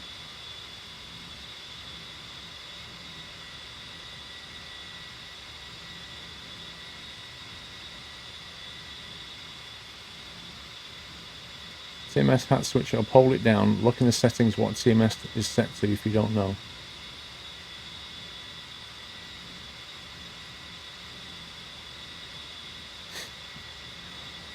It probably makes sense to Stavamura, but not me. I'm not resetting my settings, DCS guy. That ain't happening. I'd rather look at what the button's meant to be and find some other control. Right, I've got my stuff locked. Look, I've got my stuff. I've got the lines. I've got the lines now. So I just wait until I've got the right alignment.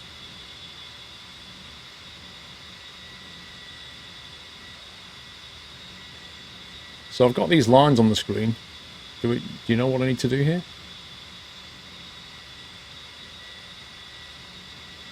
Are you set on a new waypoint, basically? I've got a point locked. And I've got the two lines, Okay. so I've lined them both up. I just don't know when to press fire. Ah, okay. Then put the line above the line. On top of one of those vertical lines, there is like a little dot with a dot with a circle around it. Once you're close, there will be a countdown starting from 20, and while the countdown goes to 0, we slowly move from top to the bottom. Once it hits 5, press and hold the weapon release button, and it will then release the weapon on time.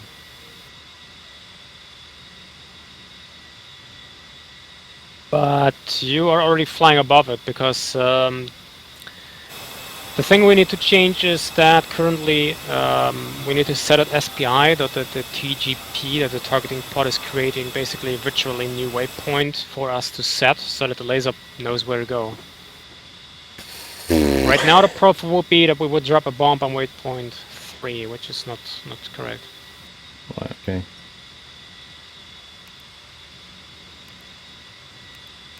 Yeah, I'm looking into the manual now. This is too embarrassing now. That's cool. Yeah, I think the chat are saying things, but I don't understand what they're telling me really, but I think they're right. I get the gist of what they're saying. As you say, you know, we're targeting a waypoint effectively and not telling it to say target that what I've just picked in the TGP. Yeah, exactly. You know, other than that, everything's good. But the chat's saying things and I don't understand what they're saying, kind of thing. Write down console is a big knob, set waypoints to SPI, mission, etc. What, here?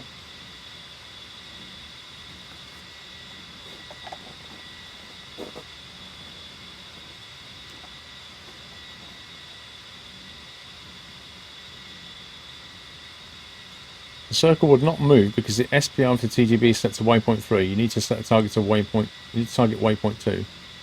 Well, I can target waypoint 2 by doing that, can't I? But then it says CCRP invalid. Go again. Sorry, did I press the button then? Yeah.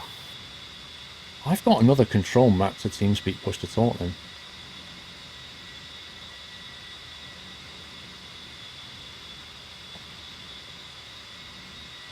Right of your pilot seat above the CDU. You can see the chat, but he's reading the manual, I think. Well, this one.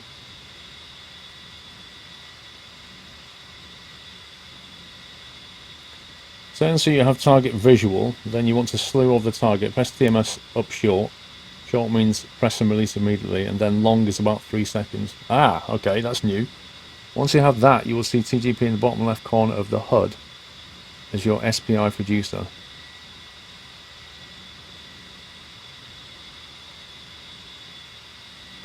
Let me turn visually then. Warning, autopilot. Let's get visual.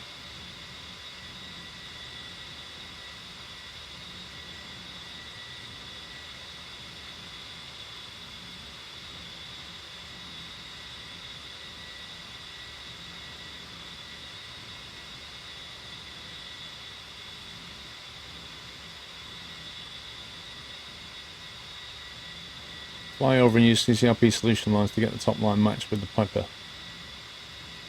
One sec. Let's get one thing done first.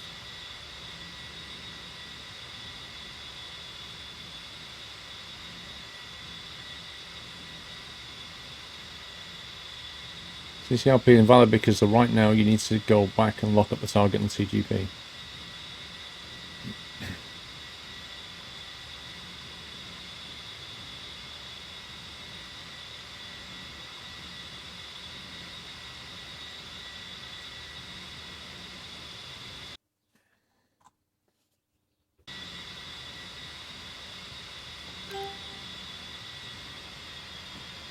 Okay, so if we zoom in here, yeah,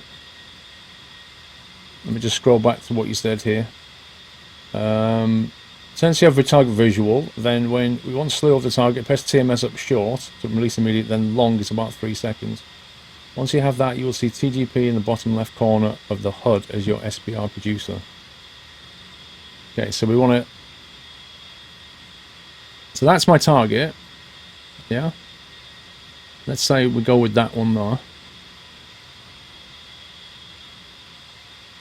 And then I tap it. Not that I can read this, but then I hold it.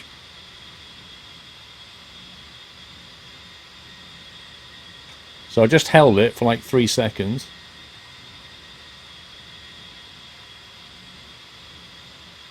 My HUD now says TGP. Okay. Right, so now we turn in, I presume. Warning, autopilot. Line up.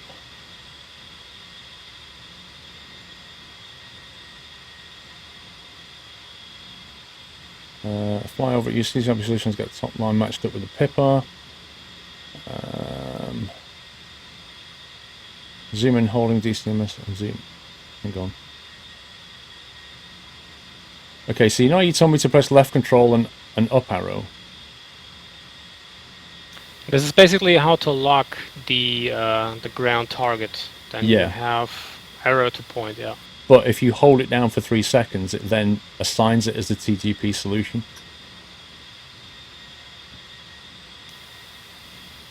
And then on the bottom of the HUD it says TGP instead of STP. Is it so simple? Yeah. I missed it so much. Oh my god. Yeah, you just hold it Well, down. then you That's can, going short and going long, basically. Oh, okay, then you can give it a shot and do this exact thing. Yeah. Oh, 7, 6, 5. Oh my god, I see it. 3, 2, 1. Okay, I saw the number come down. I pressed the fire button and nothing happened. Yeah, you need to, well, how I do it is from 5 on, press and hold it, and then should release it. But then I just remembered what you said. It's not the fire button, it's alt space. Right. Okay, so it's right alt and space, isn't it, to release? Yeah, now that I do the same with the laser, yeah, oh, it's so simple. Thanks, That was from Chili Willies in chat. yeah, I can imagine that. Because I was having a different approach on the system. I was already reading, or basically preparing to create a waypoint, naming this waypoint a unique name, and approaching this one, but I think that was a wrong approach. Right, I think we've got that thanks to Chili. I think I'll go back round and press the right bomb release key. Alright, let's bombard the crap out of the targets and then let's head home. Yeah, I'm going to turn around and go for a bomb.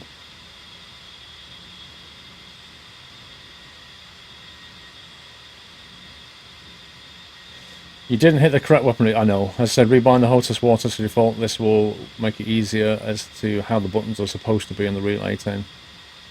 Yeah, but then I'll have to then... I don't know, where's the default trim button then? On the A10?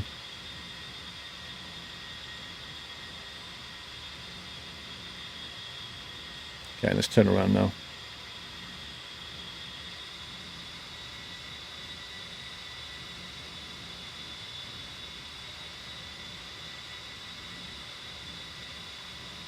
You have to press and hold the release key. So if I press Alt and space, do I just hold it down for a few seconds? Like, how long do I have to hold it for? Because that counter comes down pretty quickly.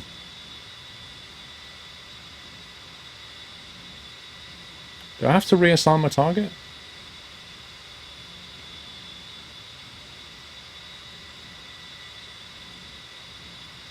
Trim is the big white circle on the joystick.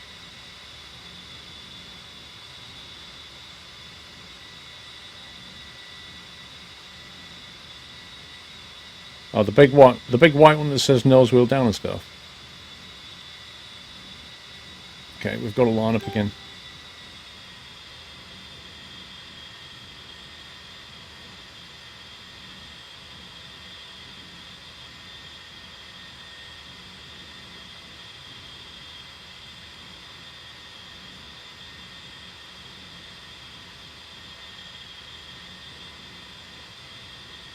Okay, I'm getting ready with the Alt key and the space key.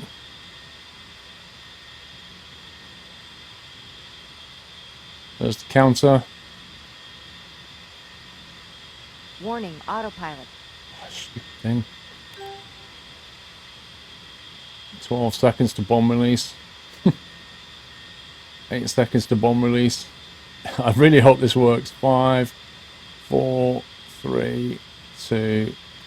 Alt space pressed. Weapons away. Weapons away. Well, one of the bombs is going down. Is it F7 to watch it from their view? F6. F6, you have Oh actually my the bump view. god. Yeah, it will hit. Now you can see that after the specific time we've given, it is now adjusting to the target. Outstanding. That was a headshot. Fantastic. Thank you guys. That was awesome. That was a lot of work, but that was so much fun. Yeah, the solution was so simple. Isn't I it feel so always? embarrassed. Don't Yeah, worry about kinda. it. Seriously, don't worry about it. That was cool. Let's go and get another one. Yeah, I need to. I just reset up my entire laser system because I prepared the aircraft to do specific things, and yeah, well, I just restart the entire thing here. Yeah, indeed. That was cool. Well, at least now I'm pretty sure this is the way we will remember very well how to do it next time. People are recommending that I reset my Warthog back to default controls because it's set up like for this kind of thing by default. Ah, okay. So I'm not going to do that now, but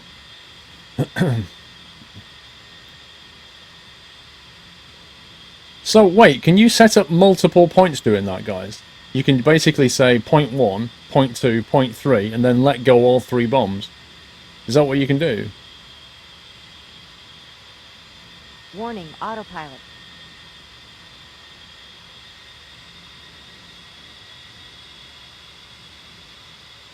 You can change the CGP modes to white hot and black hot with the boat switch forward and alt.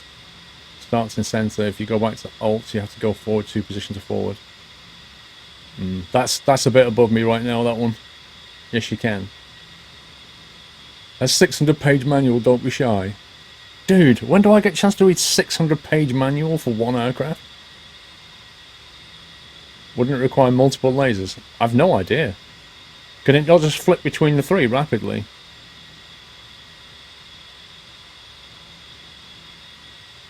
Yeah, I've got to pick my next target and bomb now, I know. Need to come back around and acquire a target and stuff. You can't do that with guide bombs with GPS guided, yes. It's way more complicated than what you're doing right now. Yeah, I can imagine. Whoa, my camera's going nuts. There we go.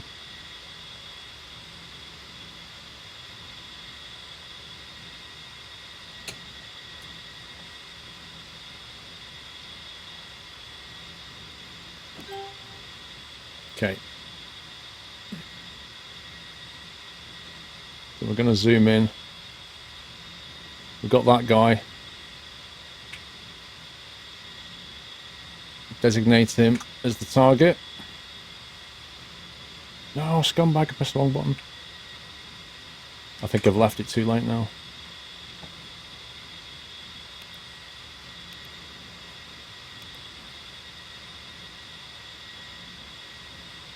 Warning, autopilot. I think it may be too late for this. We'll see. How's he feel? I don't know.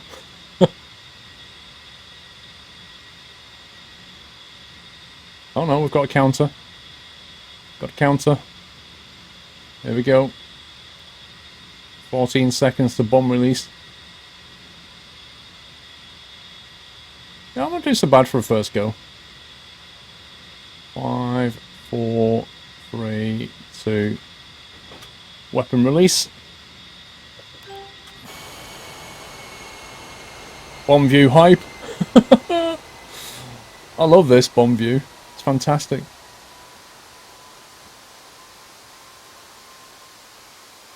Look at that.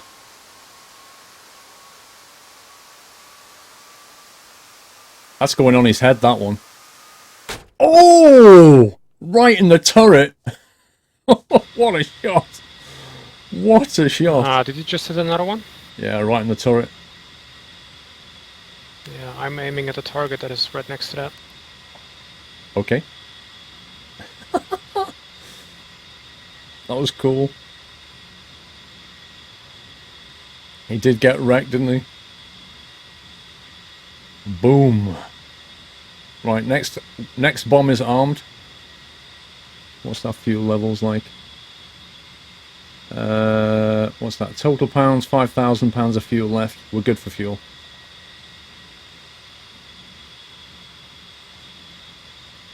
What does it do if the target's moving, though? It's kind of funny. Laser seems to be working alright. Just gives me caution Warning, and no warning. autopilot. Well, it's giving you a caution. Yeah, laser designation code invalid. But the laser is doing just fine. Nice. I mean, I switched everything off. I switched it on again. Well, let's see how it does.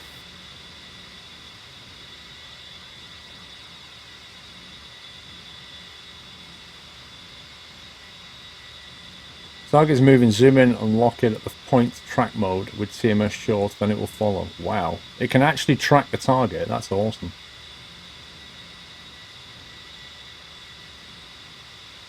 Make sure it's your SPI and flow over it as before.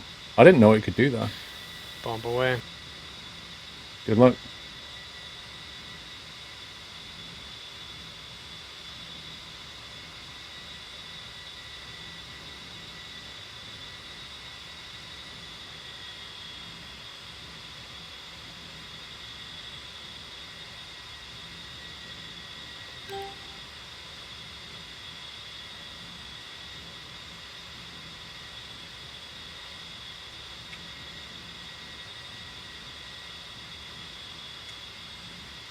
Okay, that's him locked. It's just course. Splash. Hit it. You got him? Yes, Oh yeah, I see it, I got see him. it. I'm going for the one not next to him, but near the road from him. Alright, I go for the one that is right next to him. 10 seconds to release. 7, 6, 5, 4, 3, 2... Because I'm almost at 30,000 feet, I will actually dive Warning, them. autopilot. So I don't need to fly and turn back. Let's come back in.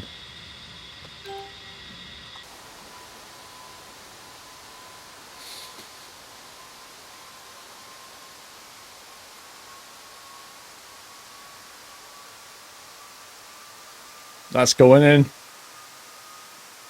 Oh. Wait. You need to target.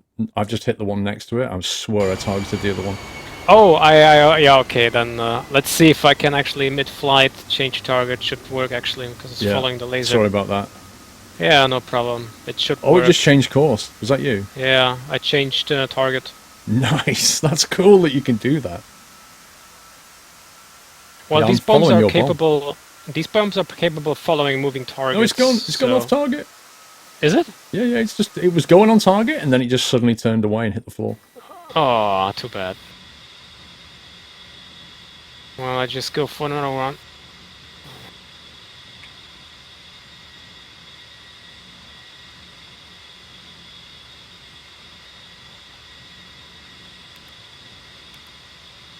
Oh, final bomb for me.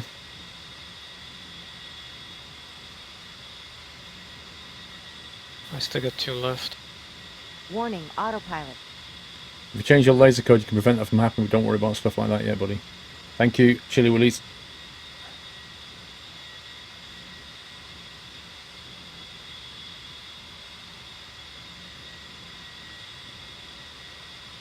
Well, we're blowing stuff up and having fun. That's the main thing.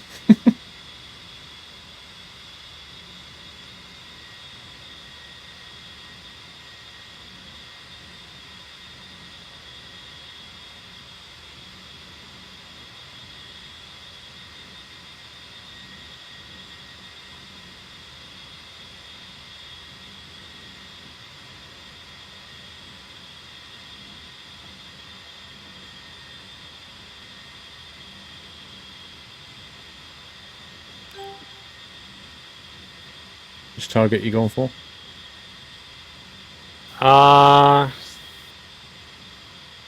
Same one I tried to hit just now.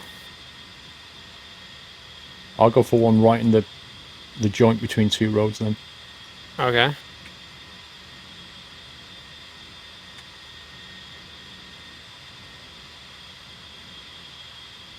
$15 seconds to release.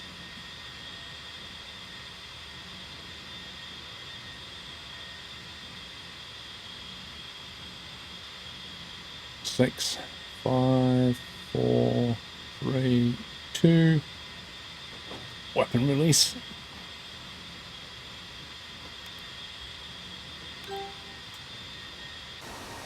Weapons away.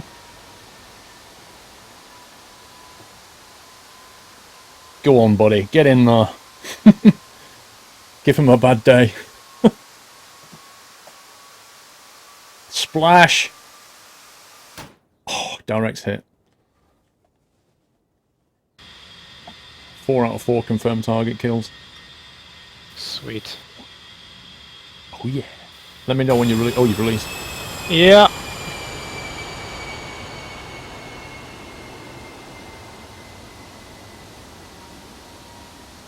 It's going in. It's acquiring.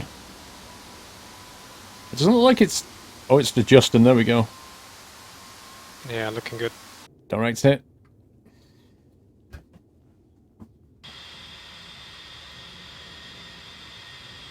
Have we got any... Nope, that's a tree. What's this, lightning? Oh, that's the thingy, isn't it?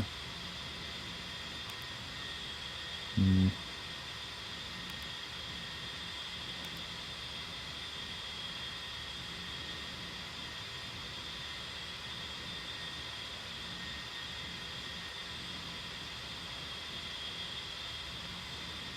Warning, autopilot.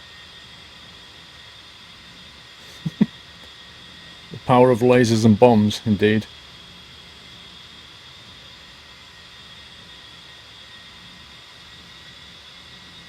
Let me know when you release. 3, 2, 1. Bombs away.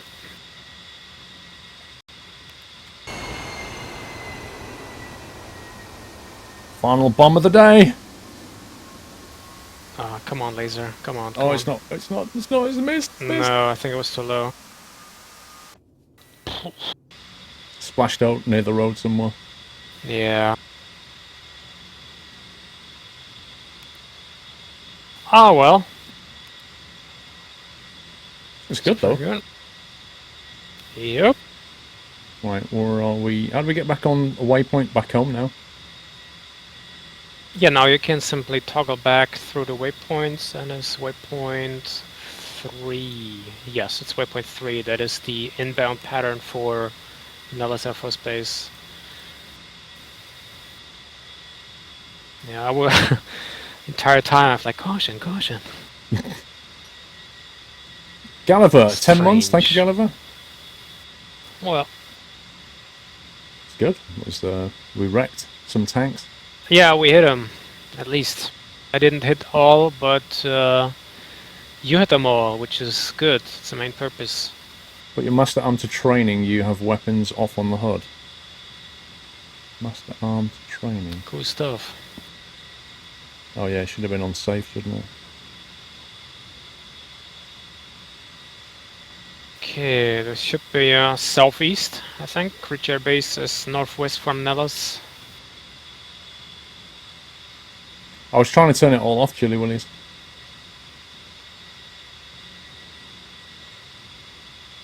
Yeah, I can see on the map actually. So on your 10 o'clock, you actually should see the skyline of Vegas. Is that right? I think so. It's a bit too far to tell. Am I on the right waypoint? I'm still on TGP. I can. No, now switch to navigation mode. How? Pressing M. You can press M a couple of times and then make sure you switch to waypoint 3. You can also use your map as a reference. I should be somewhere 12 o'clock low.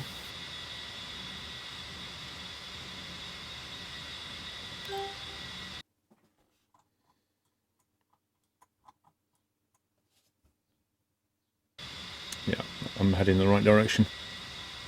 Okay, I'll catch up to you then. Click it again to up. I don't want to arm it, Chili Willies. I don't want to arm it. I want to leave it in safe. That one. Oh, do you mean that one? Sorry. CGP can go off now. You don't need that anymore. Come again? How did you hear that? I didn't press any buttons. That's insane. Yeah, that's really strange. Does You it have maybe a second microphone in your room or something? No. I'm going to look at my TeamSpeak mappings. There must be something that's mapped to this one. Some button somewhere is mapped. Hmm. Do I know Nick Bunyan? I've known Nick Bunyan for about 3.5 years, I think. We used to play Battlefield together. Ah, there you are. Maverick missile. Is that like completely guided? Just confirm we're heading in the right direction here. Yes, we are. You catching me up? Yep. And just focus on heading, and I'll do the rest. I'm currently at your 7 o'clock. Hi. I asked you. What's your speed? 247. 247.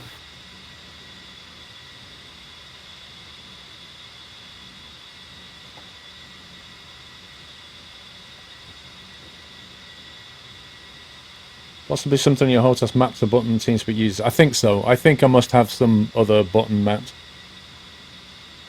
How does the trim work? What do you mean?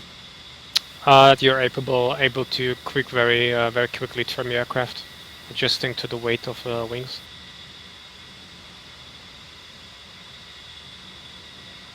I'm trimmed up. I'm not sure what you mean. No, generally that you now assign the buttons of your trim that you can use them properly.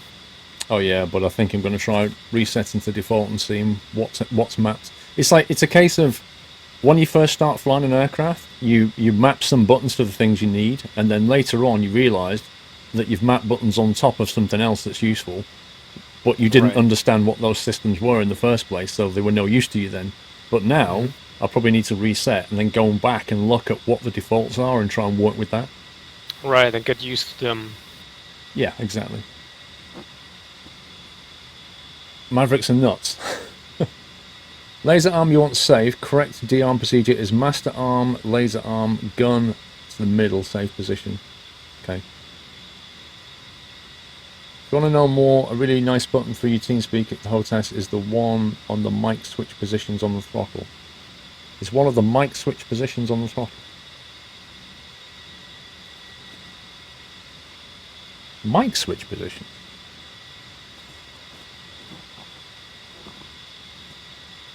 Oh, you mean, is that the one where your little finger is? Is that what you mean? The little tiny finger that you hold down? Or do you mean something else? Use a 30mm cannon on the next run, Captain Flink. We had the 30mm cannon on the last run, if you remember. My god, that's close. Is it? Have you seen that? You're like a meter away? Yeah, that... Wow.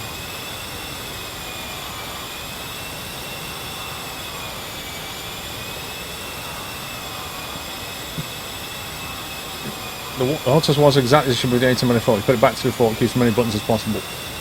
The mic switch is on the right side of the throttle, and it has 4 positions.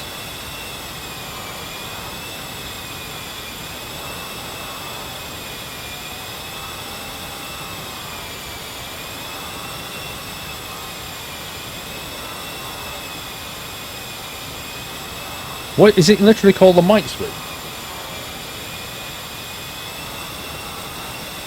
I've just realised though, on the back of my Warthog is like 2, where your fingers are here, there's 2 other directionals that are probably very useful for the whole weapon system.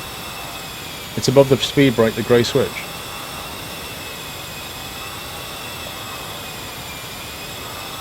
Oh, that thing. What, the thumb hat? Actually on the stick itself, above the grey switch, there's like a thumb, like an 8-way tracker. Is that what you mean?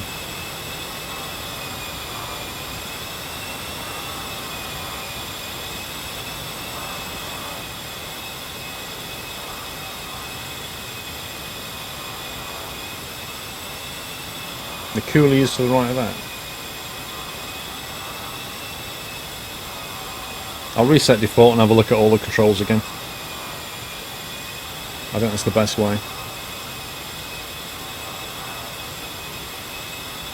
Why is Paul doing half the stream City Skylines lately? Shazen, I used to only start the stream at 6 o'clock on a Saturday and start with Skylines. It's only 4 o'clock now, so you've not even lost anything in terms of Skylines. I don't know where you're getting that from. On the actual throttle on the right side there is a mic switch. Are you serious?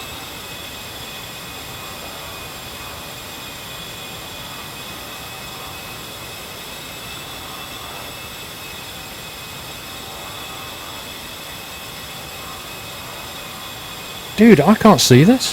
Have you got some magical warthog thing that I've not? Where are you getting the mic switch from?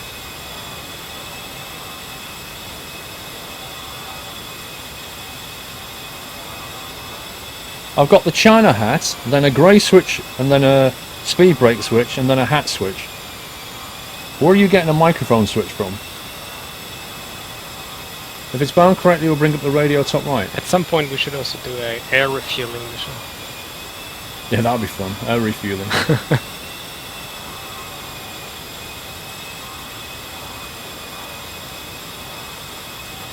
Your left thumb would use it.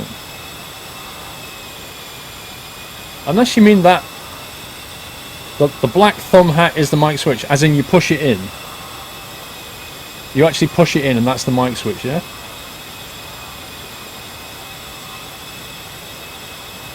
Yeah, I can only imagine you mean that you push that hat in and that's the mic switch.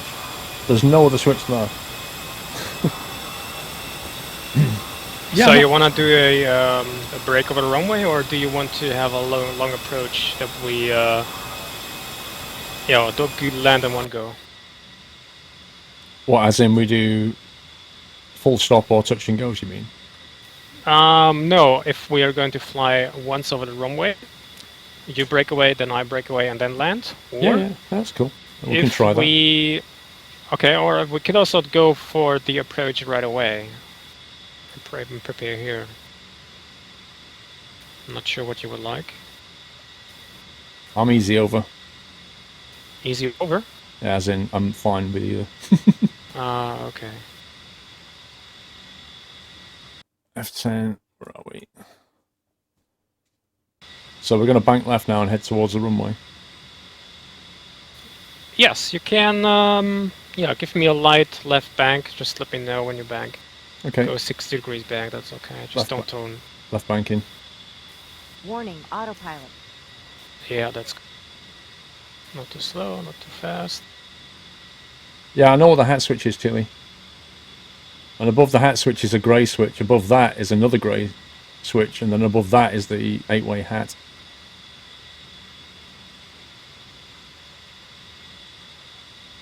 Start descending as well. Okay.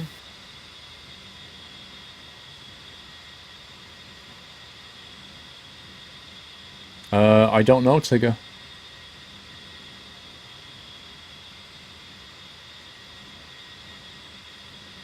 Did you just make a correction? Yeah, I realised that we were going to be off course. Okay. I should probably tell you, sorry. I'm not used to this formation thing. No worries. Okay, straightening up. Okay. Yeah, that's good. Now let's descend a little and then...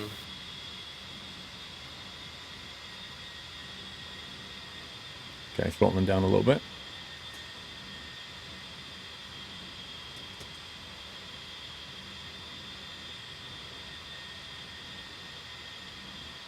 The Razban Mirage. Dude, one aircraft at a time. I don't even have that at all. I've no idea. And we're just passing Las Vegas International. The Karen down there, indeed. To go there one day. Sorry, what? I'd like to go there one day. In real? Yeah. Just to, go and see the dam and stuff. True.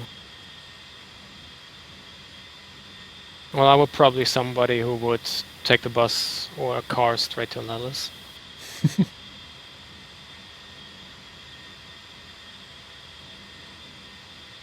Okay, so we're going to fly over the runway and then bank right and come back around for a landing, yeah? Yes. We focus on 03 right. 03 right? Yep, landing lights on. So it's...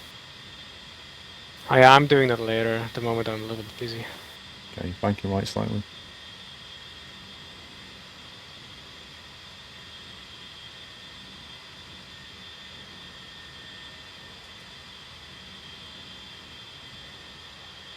Cool. I see you right next to me.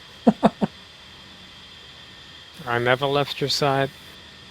Doing what he's doing there, guys, like that, that's skill. That is. That takes skill.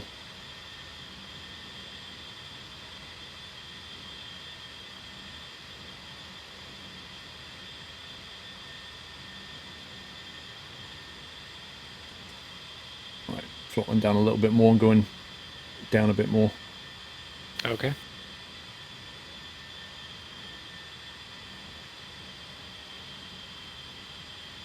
Yeah, 3000 is as good as well. Yeah, I'll try and level out at 3. Okay. Okay, leveling out.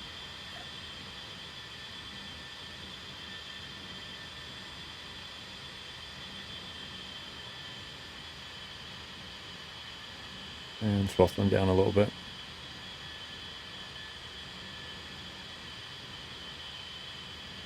Cool, nice flyover.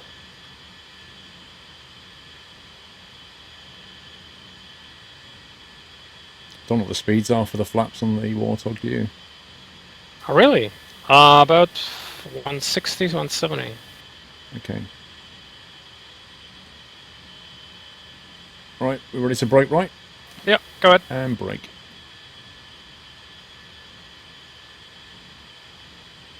Two braking.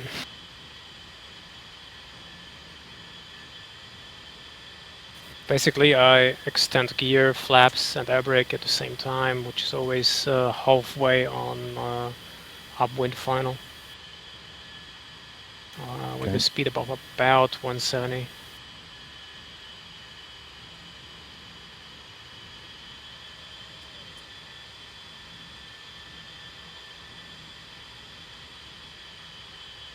Yeah, I did that long and slow.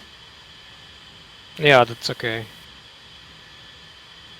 The tighter you break away, the tighter you have to do the last final turn to land. Very true. Okay, full flaps. Gears coming down.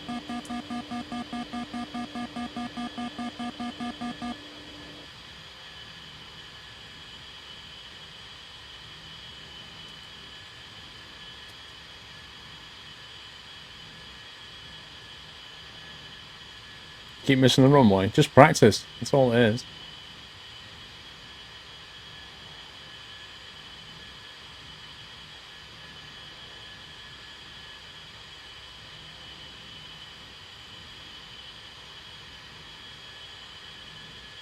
Right, making it turn onto final.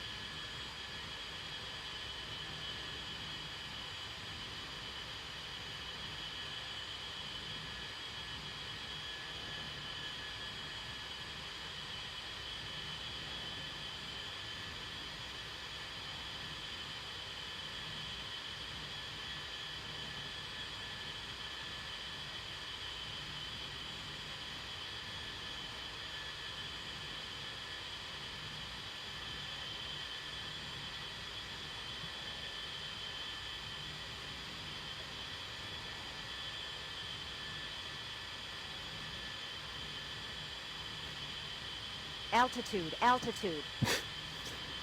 Anybody think it was landing, love? A little bit high.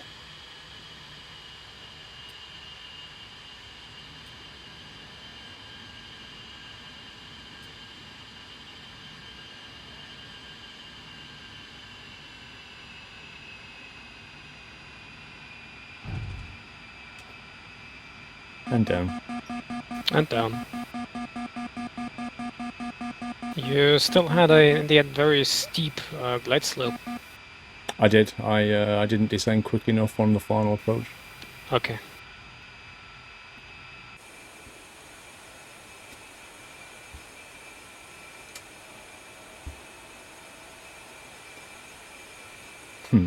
Wasn't bad. Wasn't bad. I'll take it. On the very final turn, I should have been lower. I kept it too high, so as a result, I had to nosedive a little bit. And because I nosedive, I then put the speed brakes out to arrest that kind of vertical speed that was coming in. It was a bit hard on the front. It wasn't the smoothest of landing. It was decent, but it wasn't good. Definitely.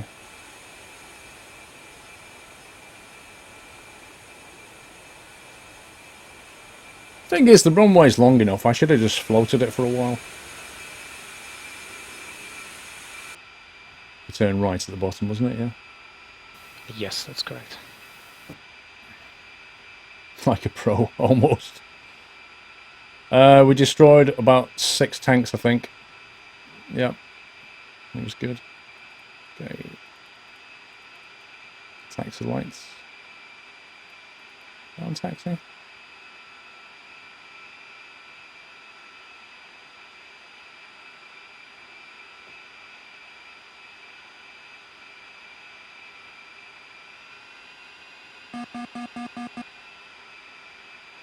Jeez, what was that warning for?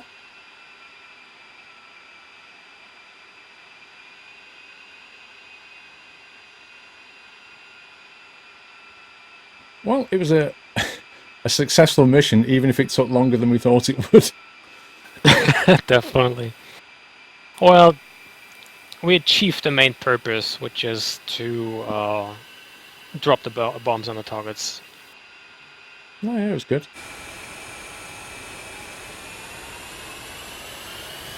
So once once you get more familiar with the procedures and where things are in the aircraft, we could go for more advanced stuff where also the enemy can shoot back, basically. Yeah. Or where we have to take out targets first and then the other, move, increasing the difficulty level. Yeah, I think, I need to do some homework between now and next session to try and get my controls sorted out.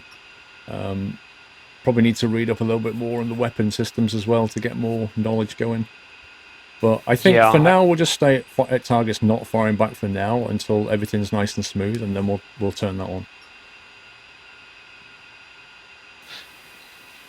Sorry, turn what on? We'll turn on the firing back element. As in, for now, we'll have dummy targets that we'll just hit until we can take. We can take off, fly out, knock all the targets out, and land safely. Nice and smooth. Yeah. Once we've got that, then we'll have them firing back. Yeah, exactly. And this was unguided and guided bombs and rockets and everything. Well, that was a CD you downloaded. I mean, at some point, the weapon system they do similarly react, but for instance, we could. Well, thanks for your help, Shirley. Appreciate that. I've kind of ran out of time. We could fly the other mission where I put in cluster bombs. And cluster bombs dropping with no wind is easy. But because these little objects that are being thrown out of the cluster bomb, they are going down with a parachute. And if you would actually activate wind in the mission, you would need to adjust to the wind and program this into the weapon system. Wow. For instance. So this can go very deep in actually increasing the realism and also flying with wind, sometimes even with dynamic weather. That, for instance, we take off here in a nice sunshine, but at the target area we have a thunderstorm going on. In bits by bits increasing the difficulty. Do you want to maybe turn through the third line and then I was going to turn taxi? Here. Yeah, you can do that as well. I'm going to go here and then come back around behind the pod. Yeah, that also works.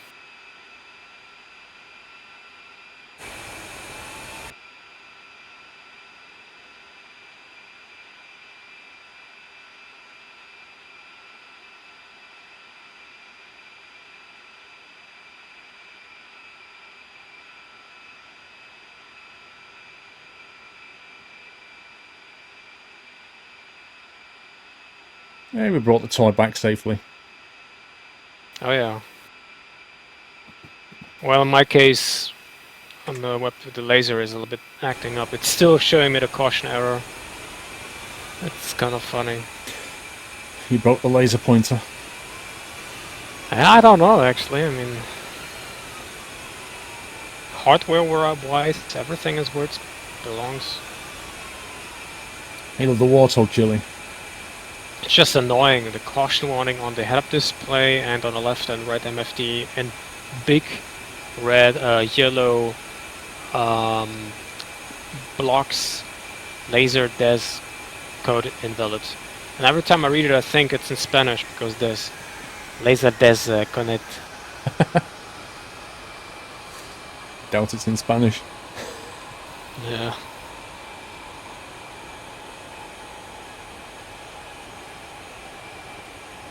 Oh, that was pretty good. You know, I'm fairly pleased with that.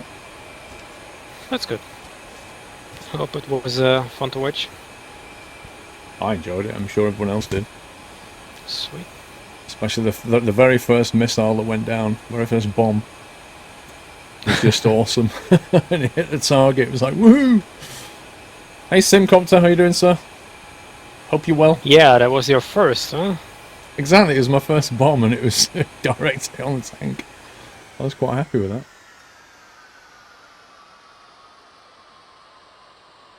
Next time, no auto startups a killer. Dude, one thing at a time. I can cold start the Huey. I can't cold start this. Right, so what, do you have to go now then? No. Oh, I thought you said you were running out of time. No, I thought you would switch to Skyline very soon, but if you want, we can go for the third mission. No, let's go for the third mission. I mean, I've got like another hour and 45 before I normally start Skylines. Oh, okay, that's fine then. I'm pretty sure now that we... I'm good, thanks, Sim. Yeah, that should be a lot quicker though. Yeah, alright, then we'll close the server very quick. Okay. Right, loading mission 3, guys. I can't remember what you Sorry? said. Did you hear that? I heard that, otherwise What I the wouldn't heck? say that. Yes, I heard that. I think that right, I didn't touch a single control, and I've not got voice activation turned on. I think you can hear, like, I don't know, TeamSpeak's transmitting something. That's bizarre. Spooky. You're not watching the stream, you're not listening to that. It can't be that. No. I don't need to read the chat. You already do that. Thank you, DCS guy. It's not that difficult to start up to killer. I'll have a look. Alright, mission is up. Right, let me refresh. That one. I just heard you again. A little bit mumbling. Right, that's TeamSpeak bleeding noise then. I don't get that. Because the light doesn't come on in TeamSpeak when you say it.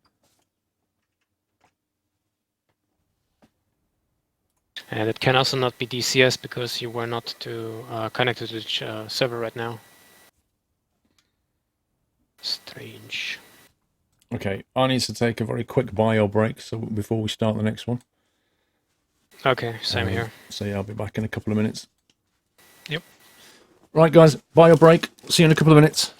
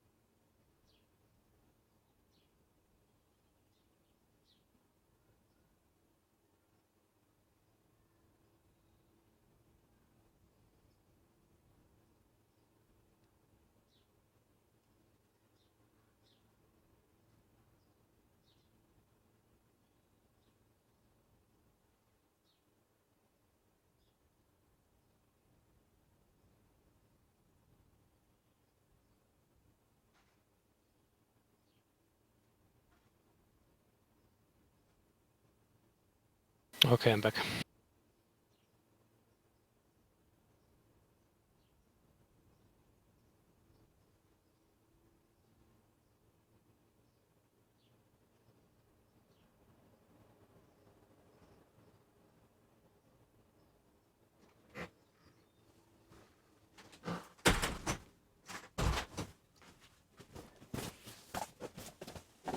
I'm back. Right, I've missed some anniversaries though, haven't I? Gulliver, 10 months. Too Old, 4 months. Serbian GSXR, 19 months. Refrick, 6. Thank you so much, guys. Mr. Whiteland. I just want to see it. Mr. Whiteland created the chopper. The chopper that flies past. Mr. Whiteland did that. And I added the audio, and then Mr. Dre tied it all together. Looks really good. I'm back. Okay.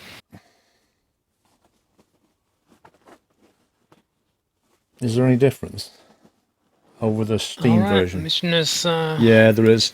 Steam version's pretty 1.5. straightforward. This is we 2. have a little bit of a longer flight because this was the very first originator mission.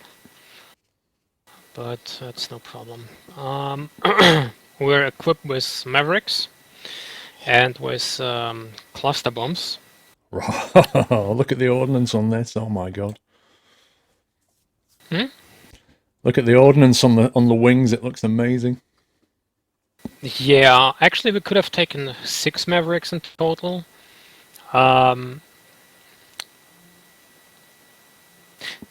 Actually, let's do this. If you click or press left alt plus... Yeah, I've done it. yeah, oh, good. And you make a right click. Well, basically what you see now is the pylons and everything. Yeah, which position are we going for? Yeah, we're looking for 9 and 3. What you do is make a right click on that and select... hold on, just making sure we're taking the very same one.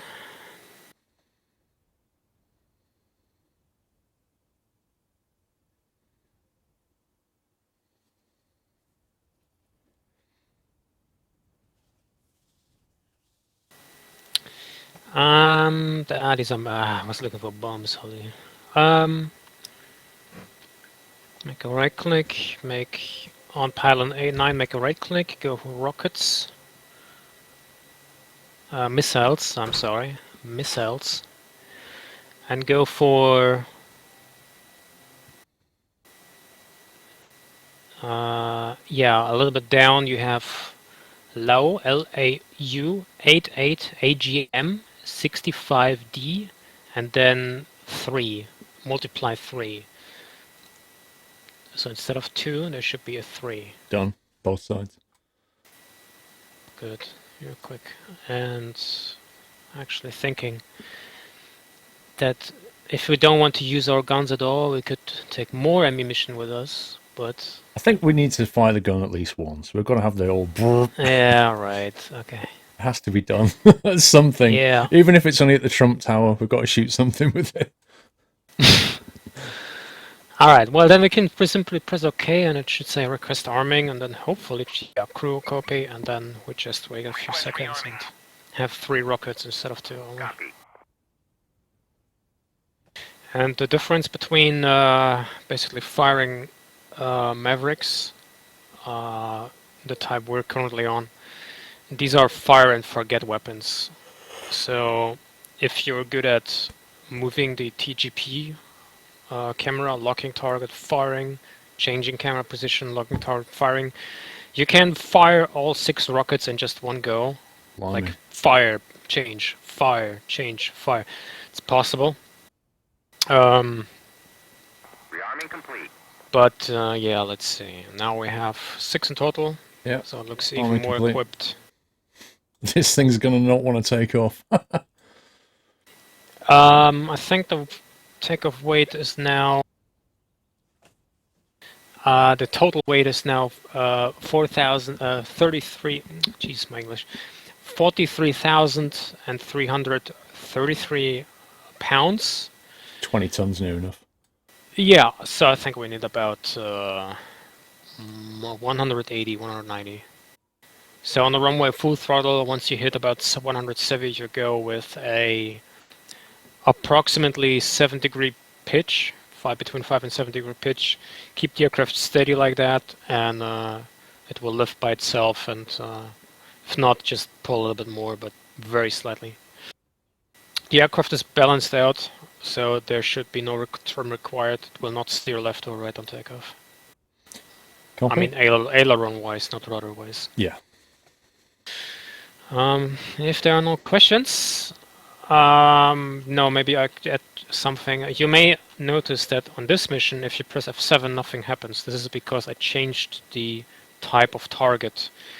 The targets we're going to engage are unmovable structures, so they're actually not equipped. There are no people in it. So they're like very static objects, and that's why you may not see them. If you want to see them, then Hey, Mrs. Arsenic. you would have to press F10 and go to Groom Groom Lake Air Force Base, which is northwest. Yeah, I can see them all like tanks, aren't they, north of the Air Force? Yeah, and you zoom in very good on them and press left control plus F11. And then you're back with the old F11 view, which I showed you a couple of times before. And then you can move your mouse and hover around and see what actually got. It should be 20 targets in total, 10 trucks, 10 tanks. That was a lot freaky. of stuff we can blow up. You basically said press left control on F11, and I did. And all of a sudden, I was just looking. The camera was looking at the ground. I was looking at it, going, "What the heck is this?" Yeah, same here. Same here. Left control plus 11 is basically the key to create a new camera from wherever you are. Got you. But once we fire our basically, once we fire weapons that are not guns, we can press F6 and follow the bombs right away. The cluster bombs will react a bit different. We will set a designated altitude where they will explode and release all the little explosive devices. So you will, in the air, we will like a boom, see nothing, and a couple of seconds later there will be, well, let's call it a firework on the ground. Alright, Wow. Let's do less talking and more flying. Let's start the engines up. Those tanks are covered in reactive armor. Right, initiate and start sequence. What do you mean with reactive armor? If you look on the tank itself, it's got loads of little like blocks decorating all around the outside, so that when the missiles hit, they basically explode and stop the actual warhead from penetrating and doing as much damage. Yeah. They're basically a one-shot defense. Yeah, but if you look from, well, basically from the back side or the front side. No, not front side, sorry. From top. It's not so much to cover. The GU-8, or in this case the AGM-65, will get them pretty good. I've yet to try the Maverick or the cluster bomb. This is going to be funny. To Jal, 4 months, and Crapu Lake Liju. I'm sure I said that name completely badly. 5 months, thank you. Crapulaki you. I don't know how you say that. Why are the textures in the background changing? What do you mean? Oh, you mean when we was flying around? That's just the graphics engine loading textures. It loads a low resolution version to get the scene loaded, and then it starts to sort of populate it with high res.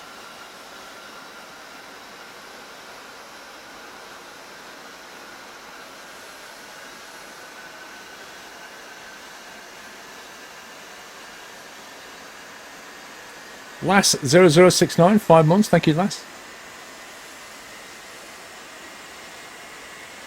I'm going to put those formation lights on again, I really like those.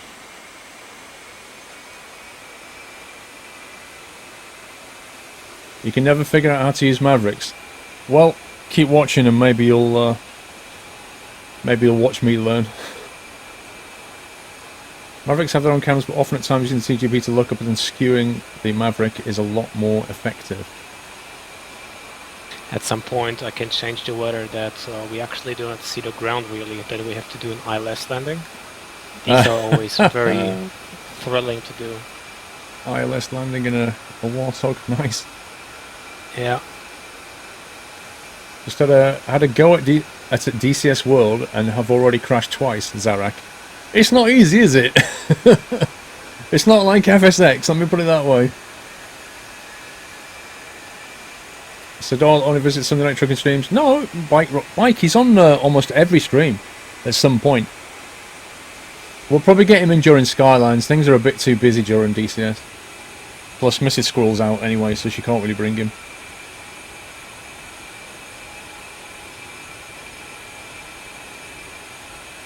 Yeah, if you look on the DCS World website, you'll see all the aircraft that you can buy. They do have sales now and again. It's worth getting things in a sale if you can. Yeah, it does give you brain freeze.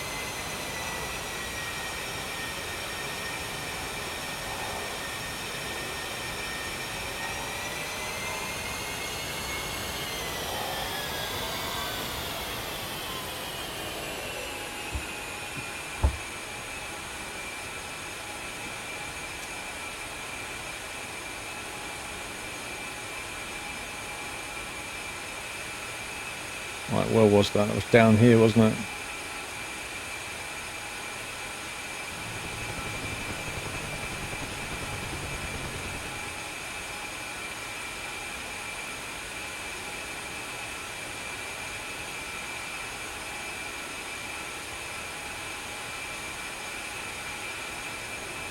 There we go. Formation flying lights are on. DCS guy, if there's something that would screw me up right now, it's reloading my controls. I would be coming into land, pressing buttons, and bad things would be happening. That's a path to pain, that is DCS guy. Don't forget, I've now got muscle memory that's going to press certain buttons to do certain things. Captain Jack, just want to see the chopper again, it's awesome. Thank you, Captain Jack, I like it too.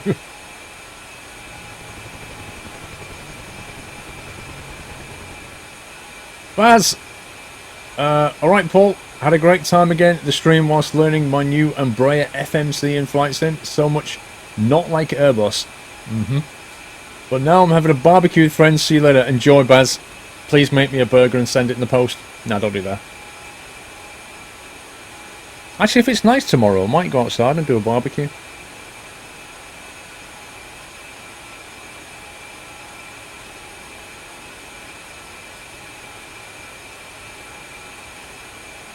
If you have the Thrustmaster Warthog, then the A10 is the must, absolutely.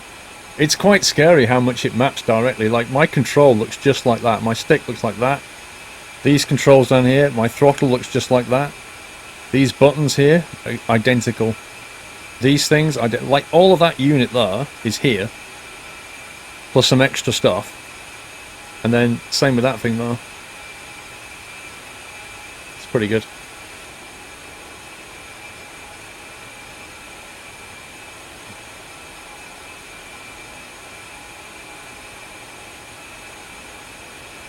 Been here 15 minutes and you haven't done a thing take off already. It doesn't work like that, My City. The aircraft takes a few minutes to get started and for it to align its navigation systems. You can see at the moment we still don't have any nav data, and that's not going to change until the nav system has aligned itself, and then we'll be good to go. There you go, like that. You can't just jump in these things and YOLO it. It's not Battlefield. And if you don't believe me, download it. It's free. Give it a try. Okay, fully configured. Sweet. You got the lead. I'm behind you. Going 0-3 again. Yes. Let me get this thing in nav mode. We could nav mode. Press M a couple of times, then you toggle between the modes. Or Nav what mode. exactly are you looking for? First waypoint. Ah, you're right. The dial underneath the head-up display on the left-hand side, you have steer, plus or minus. Yeah, I've done that. So I put it in nav mode, put it onto waypoint 1, which it says is 13 miles away. Yes, that's correct. Okay. Just so I know where we're flying, basically. Right. Okay. Yeah, you can, on the left-hand side on the MFD, double-click on TAT so that it's framed and then zoom out like crazy and can see the entire path we're gonna take. And waypoint 4 is target range. Okay, taxiing. Roger. Yeah, it's free, exactly. You just buy the aircraft. If you want to fly Nevada, though, you have to buy Nevada.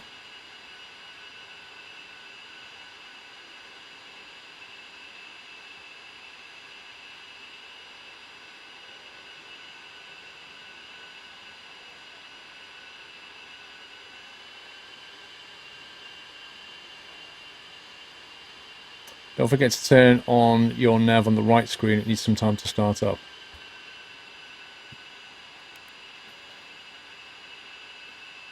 How do we turn that on again?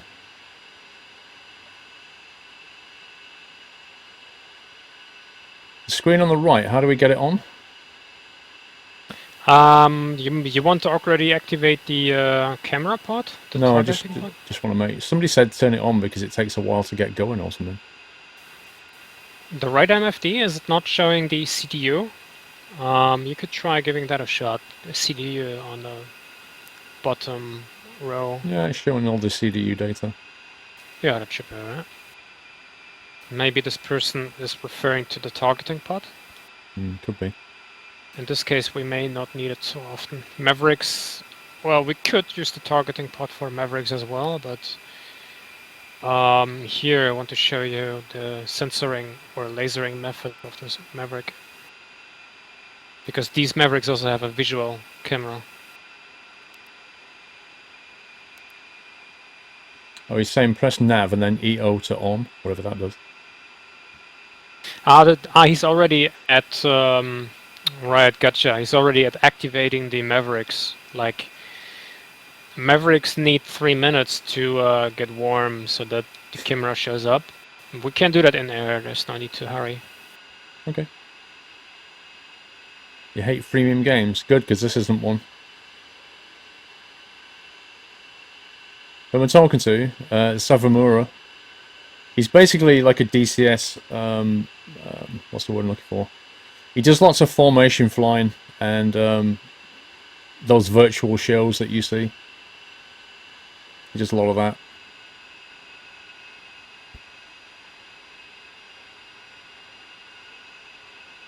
And 03 left.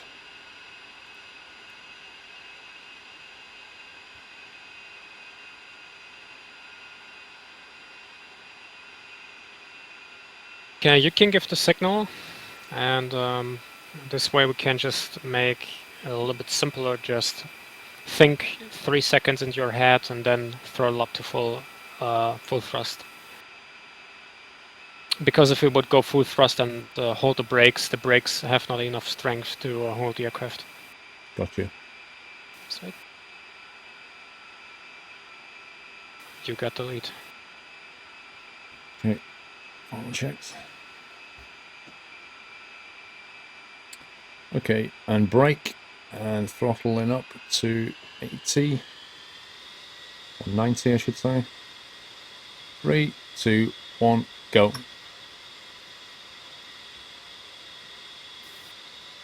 And for Full throttle.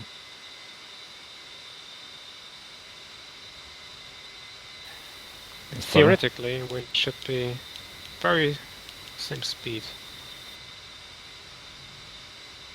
It seems not bad. faster. Okay, what's our flying level? 12,000. Yeah, that's fine. We can take our time climbing.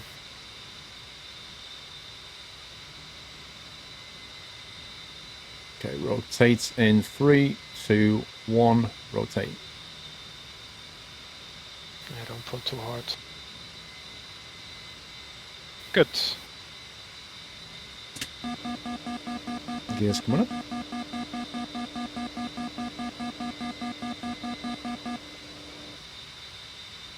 Not bad, not bad. That's probably the best one we've pulled off so far. Yeah, look pretty good. And there's the stadium at our 10 o'clock. Always a nice view. Yeah, that's pretty cool, that. Flew over that with the Huey. Yeah. Flaps up. Flaps up, I assume. Yep, flaps up now. Okay, you can now throttle back to 80. 90. 90, correction, 90. Okay, back down to 90. Yeah. Doing about 200 We have a knots. way... Yeah, that's good. We have a way longer way in front of us, and the stuff that I have to additionally show you is not much, so we can... Well, take our time a little bit. A little bit. Mr. Gastus, 5 months. Thank you, Gastus.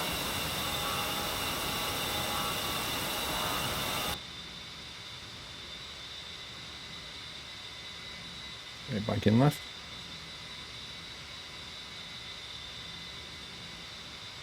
And straight.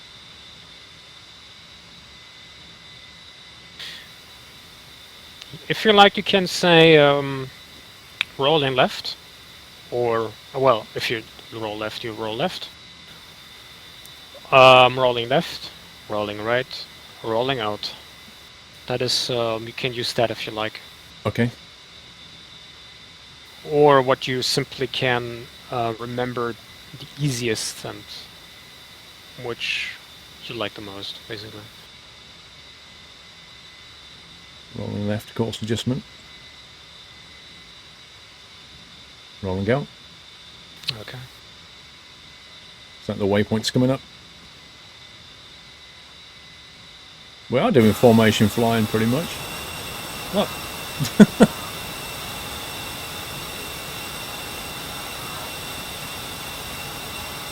Why does the engine sound cheap? You know, you've not got your formation lights on. Okay.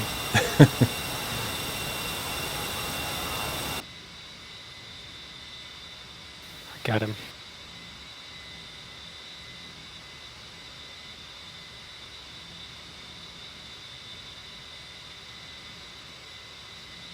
Rolling left or drinking coffee?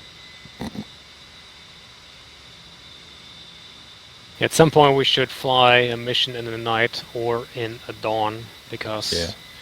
also the visual effect DCS is giving through the engine is Rolling just left. nice. Yeah, I'd like to see that in the night time as well.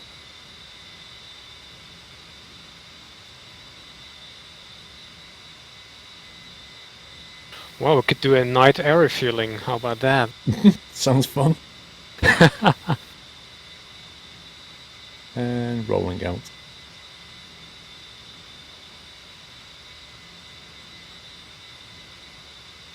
Well, refueling, air refueling to some extent requires some formation flying experience. In case Right, we screenshot may time. not go so far in the very, very near future, whatever we can do in case people want to see it. They're curious about what is air refueling. We could do in the future at least one mission where I can do air refueling and you can just fly beside me and then see how it works. Of course you can try yourself, just in case people want to see what it's like. Right? Do you want your screenshots? Oh yeah, I'm up for all that. Okay. Actually, well, let's call it the Western way is actually a little bit easier. Let's get the in air audio. refueling, as this aircraft will be flying in front of you, but you will bring your aircraft almost underneath it and on the back side. And a person inside this aircraft, for sure you have seen this before, the boom operator, he will have like a nozzle and steer it to your aircraft and then refuel you. I personally am also a fan of the Russian variant, where there is this, well, kind of what is the English word for that again? Well, a rope, like a tube, extends from the aircraft behind it, and you have like a nozzle on your aircraft, and you have to actually hit the nozzle, and you can air refuel. So that's Yeah, I know all. what you mean. Yes. I'm just very not good at describing what I'm talking about. No, I know exactly what you mean. I'd like to try Yeah. that. It's really cool. What I like in this style of air refueling is that you can air refuel 3 aircraft at the very same time. Blimey. This is really cool stuff. How does that work? Does it have like 3 different nozzles going out at different lengths? It has one it has one attached to the fuselage and 2 are on one wing. Jeez, that's crazy. Yeah. Man, that'd be so good. Get 4 people into a server and do that. Doable. With the Sukhoi 33 we can't do that. The Sukhoi 33 has air refueling option, and you 11 out can of use 12? the roger. So since we were just hitting 12 though. Yeah.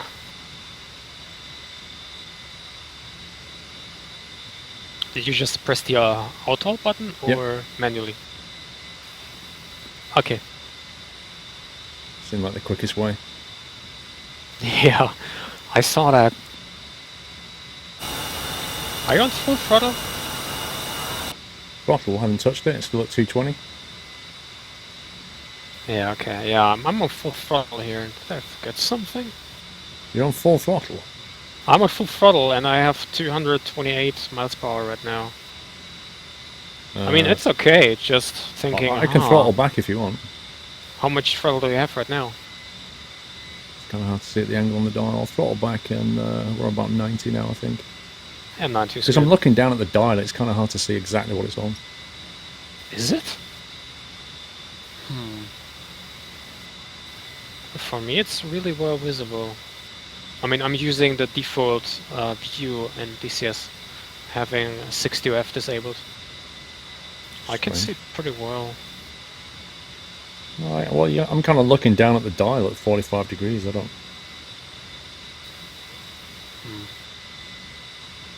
Strange. Don't know how you're managing that. Well, I zoomed a little bit out, but not much. And I see your aircraft on the right-hand side of my screen.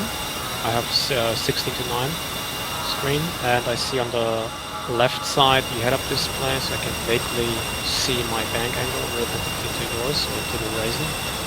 And if I look a little bit down, I can see my throttle. Well, at least only from the right engine, but I have synced them, so they right engine equals left engine. So No, the HUD does tell you speed, guys. It tells you the speed there, 240. yeah, next waypoint coming up, right? Yep, bank left. Warning, autopilot. I was too busy looking at my dials.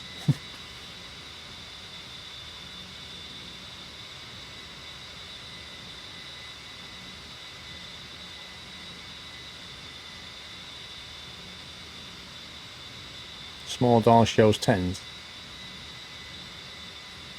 Rolling out.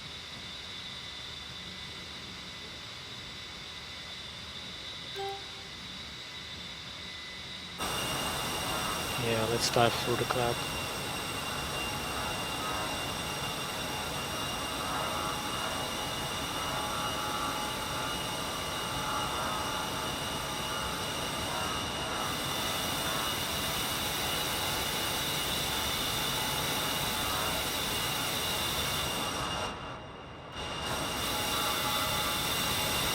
Jesus, cloudy here. Actually, we're flying through a formation of clouds, I think.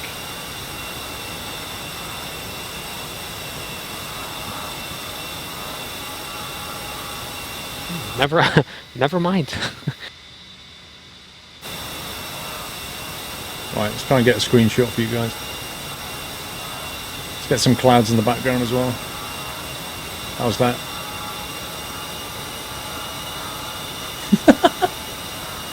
What was that? I was checking if you're reacting because I think you're looking at me right now. I was thinking, is he looking at me? Well, we're just getting some screenshots. Ah, okay. Wallpapers. You're not taking them in game? Like, I don't know how. oh, it's the print button. I think you should see a message like Svambara took a screenshot. No. You can take screenshots within DCS. It's the print button, and they're automatically saved in a folder. Yeah, I better show you where they are when we're back. Yeah, that's okay. We'll do it later. Yeah. Just getting some stuff for wallpapers. All right. I feel like I can. Well, actually, hold on. Let me get in an even better position here. Before we hit the cloud. Looks so hilarious. And you're looking like forward, thinking, is there a cloud? Ah, yeah, there's a cloud. And then looking back, continuing taking screenshots.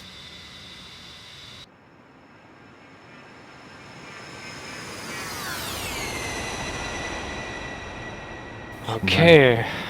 Once we are through the cloud base here, yeah, I think we can climb a little bit more, or we dive a little bit, whatever you prefer. And then I'll show you the Mavericks.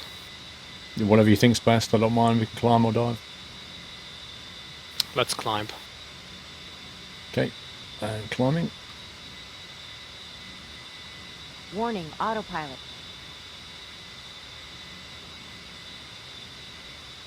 What are we going to?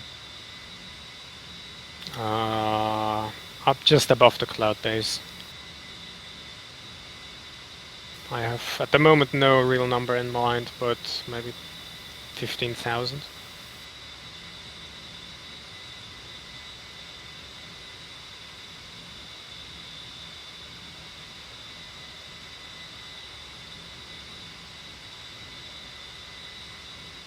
Your Hotus X just arrived.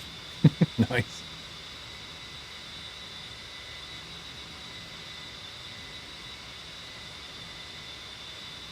Right, passing 14.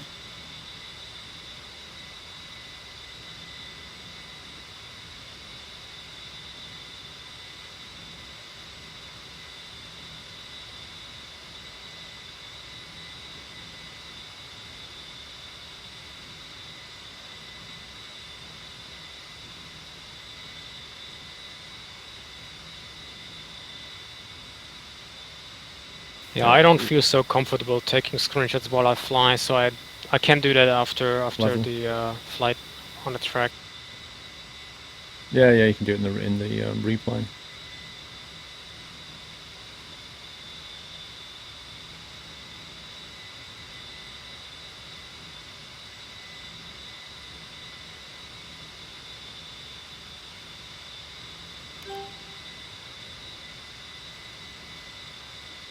Look at that, 15k on the money. Okay, I will also activate my autopilot, or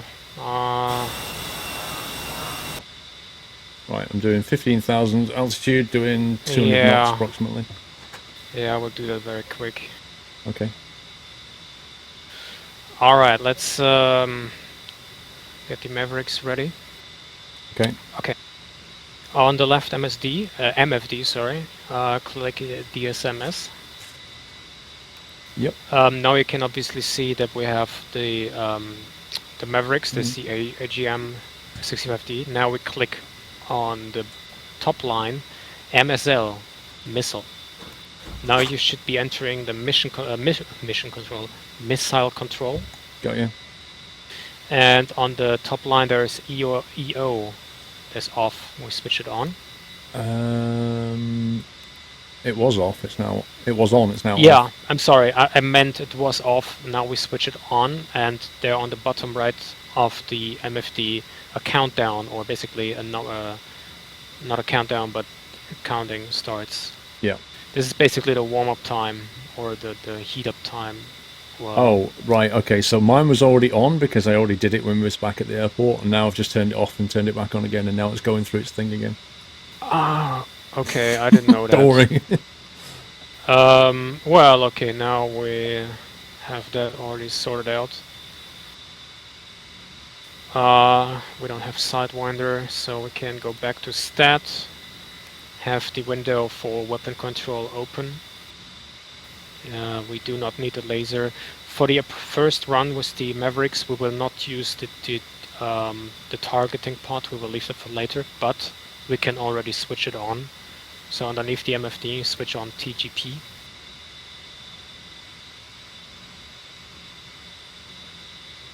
TGP on. Yeah. And on the right hand side, do you have TGP on? I do. Targeting pod? Roger. On the right MFD, we go MA Victor, Mav, that is for Maverick. There it says align, and we basically now wait for it to pop up to Hey, Pedro. show us a picture when the 3 minutes Okay. are over. Yeah, let's just do that for now. Okay. Yeah, we just hit another waypoint. Let's just turn into that.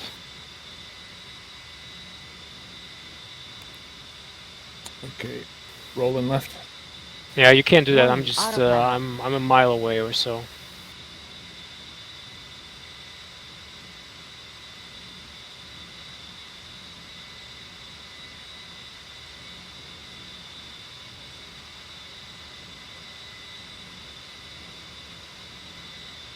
What is distance to next target and ETA? 33 miles. ETA 6 minutes 41. Perfect.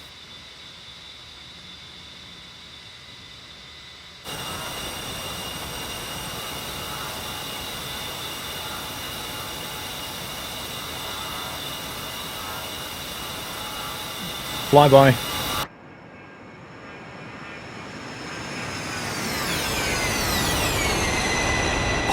Double Doppler. Well, on the left screen we can already select our Mavericks. Now you can actually try it again because I'm curious about that it works now. Underneath the head-up display on the dial on the right switch that says SEL selection. Click plus and it should select the bombs, and then click minus. It should select weapons off, and clicking again AGM 65 does do the same. Okay, I found the dial has an SEL and a CTRL. Is that the one? It has only SEL in the middle of it written, and then you can press plus or minus. It is just underneath the head-up display on the dial on the right side. Does he mean that? This way, it's just a little, jump that you don't need to manually activate or select your Mavericks. I'm not sure what you mean right now. So underneath the left MFD? No, sorry. Head-up display. Oh, sorry. And then underneath the head-up display, Yeah. the dial, and on the right side you see data, SEL, and Depper. Yeah. Yeah, and SEL, and then click plus minus and see what it does on your left-hand MFD. It went through some stuff. It went through some stuff. Hang on.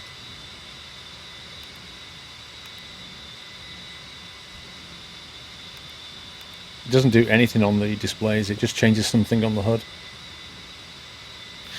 And you are on DSMS, on the weapon systems. Oh, okay, right. So I was inside the missile screen. I need to come back out to the main DSMS screen, and then it changes. Ah, yes. Yeah. Yeah, now I can cycle between Mavericks, weapons, and stuff. Excellent. Okay. Okay, so now I've got Maverick selected. Yep. What I always like to do is on the right MFD, we change the SLEV. That's the slew. That is the toggling speed of your camera of the Maverick. So how you do that is underneath your head-up display on the dial, you type in 2, or you click 2, and then you click on the right MFD Yep, done. slew, and that should change to 2. Yep. Amazing. Now we switch on our master arm for rockets, laser on, Okay. and now you should see Master arm, like an image on. lasers, Yeah, go ahead. and wait. So master arm, laser arm, and what? And then now you should see on your right MFD something. It just Probably says, black. yeah, no SI, OI yet. Yeah, but you see a cross, right? Like a Yeah, targeting cross. I do. Okay, click Mav again, so it gets circled, and then move the camera down and see what is actually going on, because it has a different kind of camera, so to speak. Do you see that? Yeah, I can move the camera around and see like almost like a night vision. Yeah, it's something. It's something like heat or something. I'm not sure if this is correct what I'm saying, but you can toggle between modes. No, I think it's not heat. No, that's not heat. I forgot how this particular mode is called. But now, looking out of the cockpit, you may see already the convoys of targets that are right next to the airbase on the waypoint. And you can, with your MFD, with the Maverick system, point to it. You press V, Victor, to zoom. And yeah, well, actually we have to get a little bit closer for this kind of firing. Let me check where you are. Wow. You're actually right My underneath me. DCS just crashed. Ah, too bad. Yeah, it went Damn silent it. and then it crashed. Ah, shit. Yeah, let's just redo the mission. Man, it's been running all day long and then it crashes. Yeah, it's really... Ah. Let me just get rid of my rocket. Oh my god. I should have restarted DCS in This between is missions. so... Just fired all my 6 Mavericks in one go. Let's see if they do what I want. Server will remain open, yeah. I'll just jump in then, yeah? Yes, and once you're in there... No, actually, hold on. I'm not thinking much forward. Hold on. I will restart the mission because I already killed 6 targets right now. It's always the same all though, of them Conway hit. Boy, in Flight Simulation. Hold on, sorry. No worries. It's always the same in Flight Simulation. Things crash. Oh! Like, just approaching the target, it's just about to start having fun, and then the game just flipping rips on me.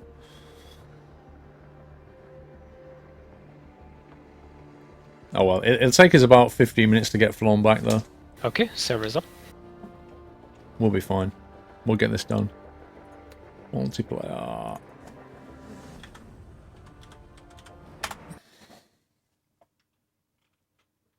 I would say let's start the engines right away, right? Yeah. We'll fast. Well, we need to load 6 weapons, don't we? Yes. You're right. Wow.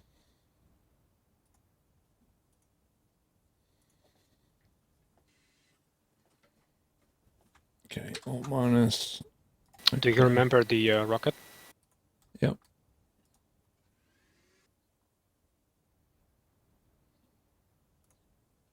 Request rearming. Okay, requested rearming. Copy. Cool. That was unfortunate, but it happens, doesn't it? It happens. Nothing you can do. You thought I was rage quitting Train Sim Fan? No. I looked at the screen and then I heard it go quiet and then I went, oh, that was weird. I thought, and then it went bang. Not after yesterday with Sherlock Train Sim Fan losing 1 hour's worth of detective work. If I was ever going to rage quit, it would have been then. Being able to change the weaponry on ground, it also gives you a little bit of freedom in the way that there are many That's not right. DCS server where the mission is running the entire day, and that you can just jump into the mission and see what you want to wipe out, and if you don't like the standard weapon setup, you can just go ahead and change it, and you know, don't be conflicted with what is given to you, but also being able to take control of that yourself. Same as fuel and everything. Yeah. Okay, well, I'm reconfigured and I'm starting. Yep. Yeah, the textures change in the background, like I say, because it loads low res versions and it loads higher and higher and higher res.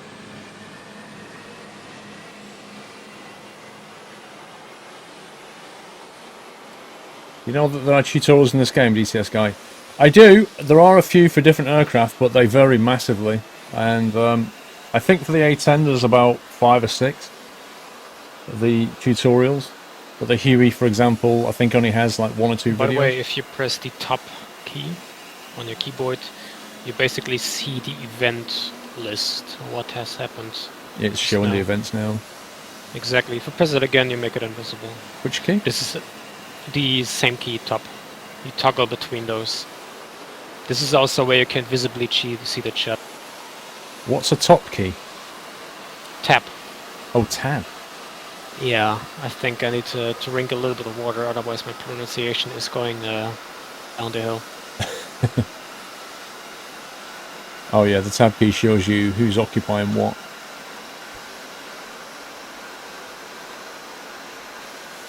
This game has more LOD textures. Every graphics engine does that, Shazen. They all do that. They load in quickly and then they basically refine the detail. Well, all the smart ones do. It's called streaming. The Frostbite engine does the same thing.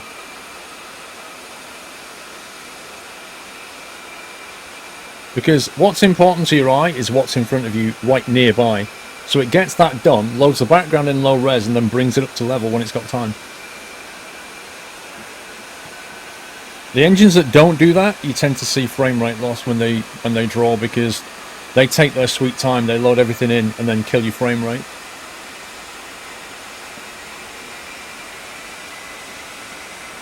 Mr. Lundbox, 29 months! Lundbox, Gastus, 5 months. Thank you, Gastus and Lundbox. This game and learning to fly, so much reading needed. The manual for it is apparently 600 pages for this thing, just for this aircraft. And probably doesn't teach you anything. Like, I imagine it'd be like a manual for flying. You can read all the theory you want, but until you get in there, you still can't swim, you know? Like a book for swimming. Have you ever tried to message the wrong Twitch chat? Not really, Connor, because I only tend to be in one chat at a time.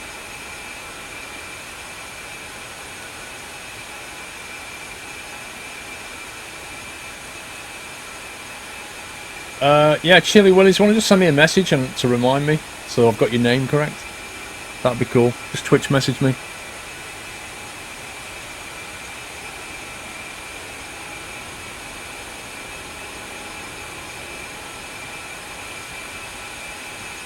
Oh, are you kidding me? Why is it... Oh my god. I've restarted my DCS and it's not picked up my track IR. Ah, that's...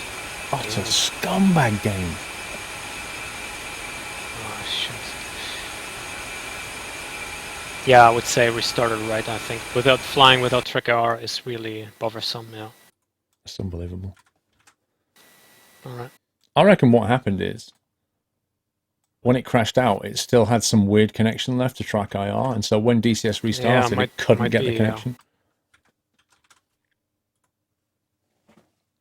Yeah, it's DCS at some point can be kind of strange. I mean, have you seen about 11 people being struck by lightning in Paris? Crashes can unfortunately happen very infrequently. For me, I'm running DCS now for 7 hours today, and this is no crash. But if you do heavier missions, that can unfortunately happen.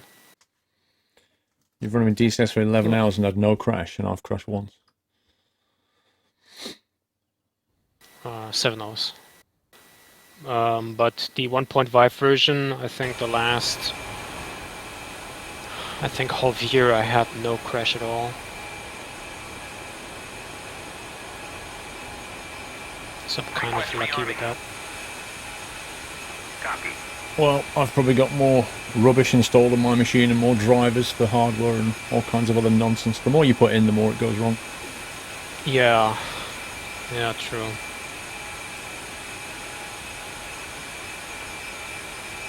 There we go, I've got my truck IR back. Yeah, the thing is, like, if you run an app that without running track IR first, like if you run a game and then run track IR, the game doesn't connect to it because when it initializes, it goes, "Oh, have you got track Maybe things IR?" will get better No, with 2.5. and it never looks again. Yeah, but if I restart DCS after track IR is already running, it should reconnect, but it didn't.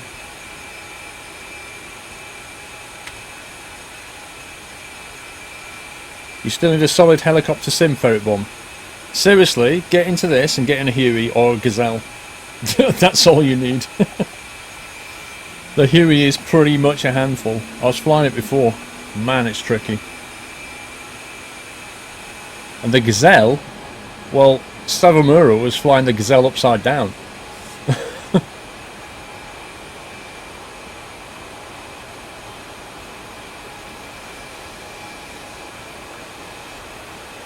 Flying gas mask, Nutslammer doesn't like caps. Almost every time ETS2 crashes, you have to restart Tracker to get it working again. Yeah, I think it leaves a broken connection open. I think that's what happens. Be nice to see the difference between this and the model RC helis. Well, the thing is, Ferret, you can download this for free, but you won't get the Huey for free or the Gazelle. You have to buy that. But trust me, you won't be disappointed. The helicopter modelling is unbelievably good. If you want a real challenge, try it. If you do pick it up, Ferret, let me know, because I'm going to do at some point. I want to organise like all the streamers who play DCS and stuff. I want to organise like a big mission where we all just basically do some missions together. I think it'd be awesome. But we can have, like, you know, Huey cargo runs, AC-10, you know, missile bombing missions, all kinds of stuff. I think I bought the AC-10 in this back before it was free. Well, it'll still be on your account, Ferret. If you log into the DCS World website, it'll list it on your account. And you can use it in both 1.5 and 2. This is version 2, which is what you need for Nevada. If you want to fly back on the other map, you need 1.5. So,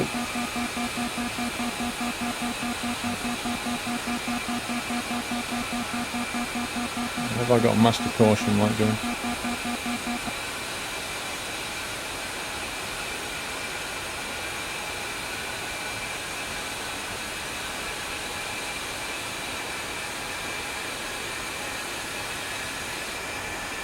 Be nice to break out the whole sauce. Do it. Seriously. It's so much fun. I want to get a server going with like loads of people in it. Just have an absolute riot. You'll fly as well, Chili. Yeah, anybody that's like pretty decent on DCS, I think that'd be great. Have you got a tea or Diet Coke? I've got tea, and I've got some, well, whatever that is. Raspberry or something? Summer fruits, who knows? Is it online? Well, it's kind of online, James. I'm flying in Savamura's session. Unfortunately, this doesn't have a dedicated server yet. It's a bit annoying in that respect.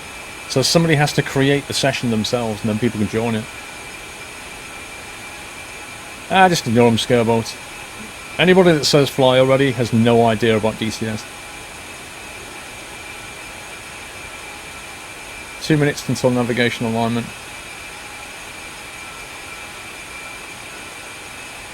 Yeah, if you press MAV and then EO on top right, it'll start that alignment.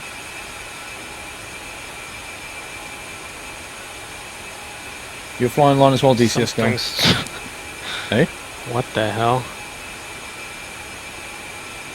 Well, it kind of makes sense to get things aligned on the ground, doesn't it?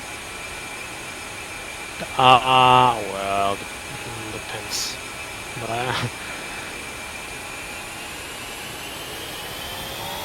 I think this time it's me who needs to restart the aircraft because I was testing my air brake and apparently I pressed the button left control space, which dropped all my weapons.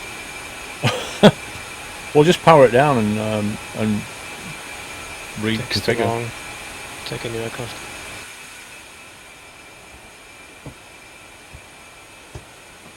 Actually, I only take 4. I'm fine with that.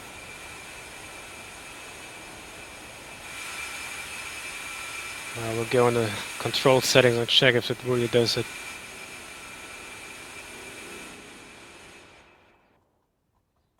No. Left control does nothing. Left control plus space. Getting there is easy, yeah. That is strange what just happened.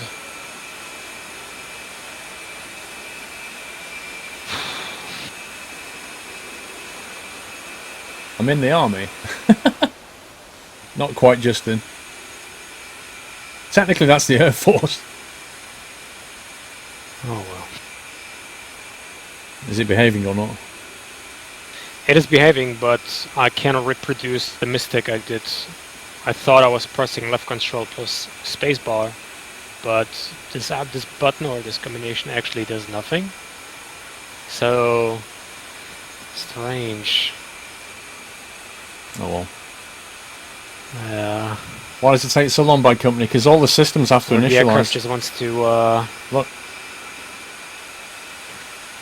You've got a whole lot of systems that need to initialize, particularly the nav systems. They need to know where they are in the world. It's the same thing in a commercial aircraft. It can take like 10-15 minutes for all the IRSs to align. There you go. But of course, if you like, you can already adjust and align and activate the weapons. It's absolutely no trouble. Okay, I'm ready to go whenever you are. Roger. 3 minutes. Okay. Like a pre-flight chat room. Well, yeah, to be honest, if you're flying it for real, you'd be doing a lot more work.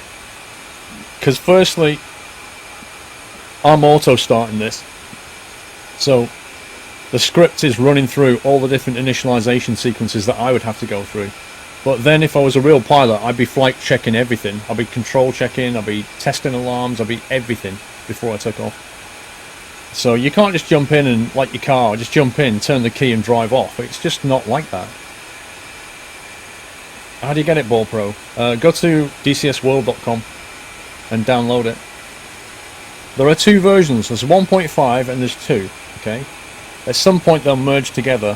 What you want is 1.5. Because if you get 2, you're going to have to spend $50 and get Nevada. But with 1.5, you get a free map and some aircraft.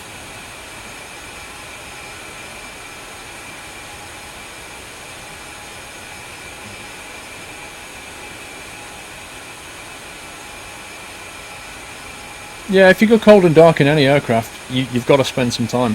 It's that simple. A10, not 2-seater, no, single-seater.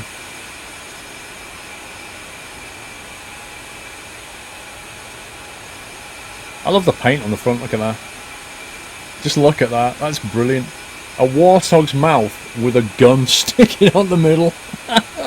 That thing bites.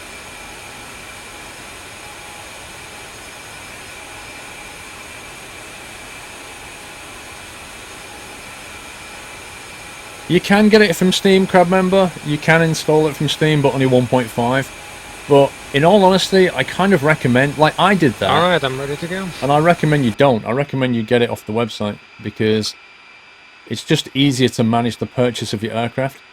Because at the moment, okay, taxing. If you get an aircraft on Steam, it's only on Steam, and you can't take that aircraft and go and use it on 2.0 right now. So if you then decide next week, oh, I think I'll try out 2.0 and buy Nevada. I've already bought my A10 on 1.5. I'll be fine, right? No. Because if you buy it on Steam, because 2.0 Nevada is not on Steam yet, you can't do that. So I just recommend just get it all on Steam, on the website. Let's rock and roll.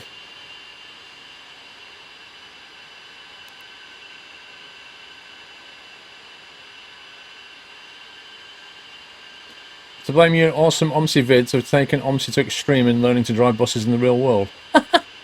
Wow, Twiggy. There's a few people have done that with OMSI and Train Sim and Truck Sim. Like, they've gone on, they've liked it so much, they've gone on to do the real thing. I think that's cool.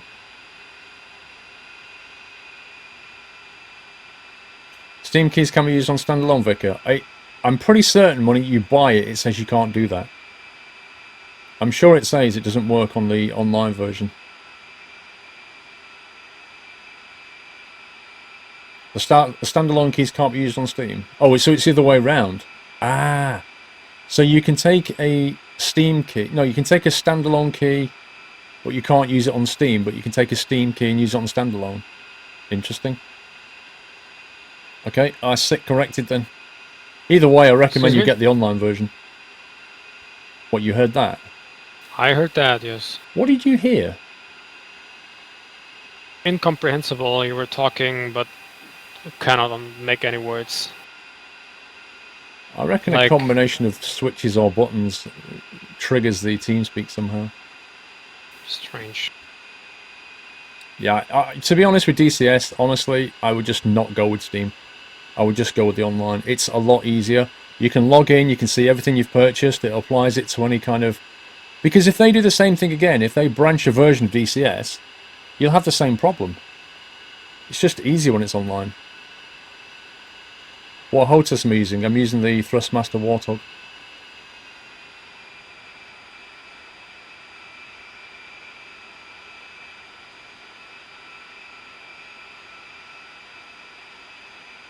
Well, if you feel more comfortable with Steam, then do it. I'm just giving you my thoughts on it.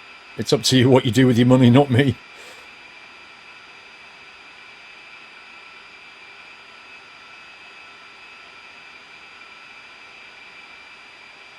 Ready when you are. Okay. Holding brake. Thrust to 90. 3, 2, 1, release. And full power.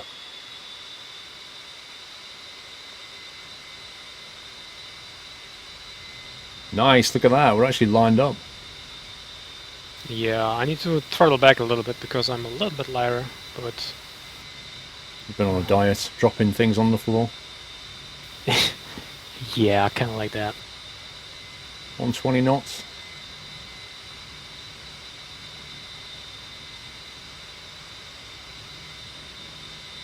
Rotating 3, 2, 1, rotate. Come on, get up in the air.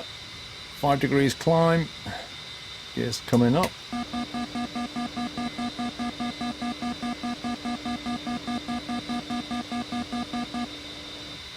Trim up. There we go.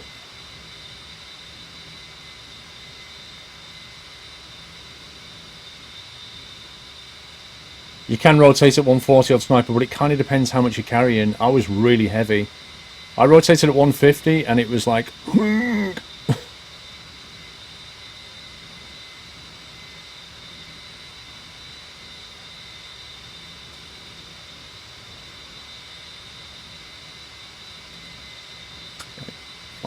Flaps up now.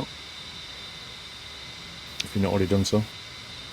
Yeah, I did. What's the power setting? I'm throttling back to 90 now.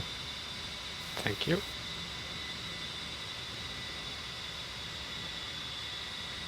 And rolling left to course.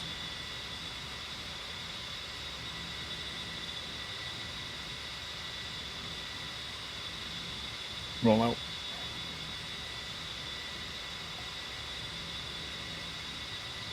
Sweet. I like how you can hear the wind going over the canopy. Yeah, you may have noticed that if you put the air brake out, you can also hear the wind distortion. Yeah, I've heard that. Uh, That's cool.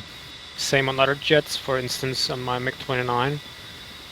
You may remember on the landing when I hit the MiG-29 pretty hard on the ground, I executed the brake chute, and it also makes this sound.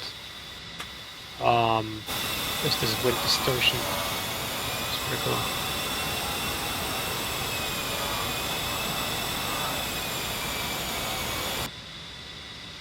Okay, Chevy 1-2 information.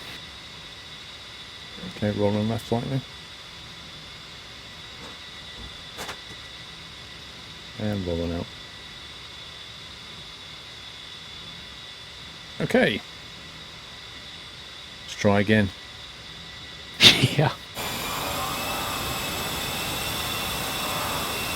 You can see the shadows on the floor.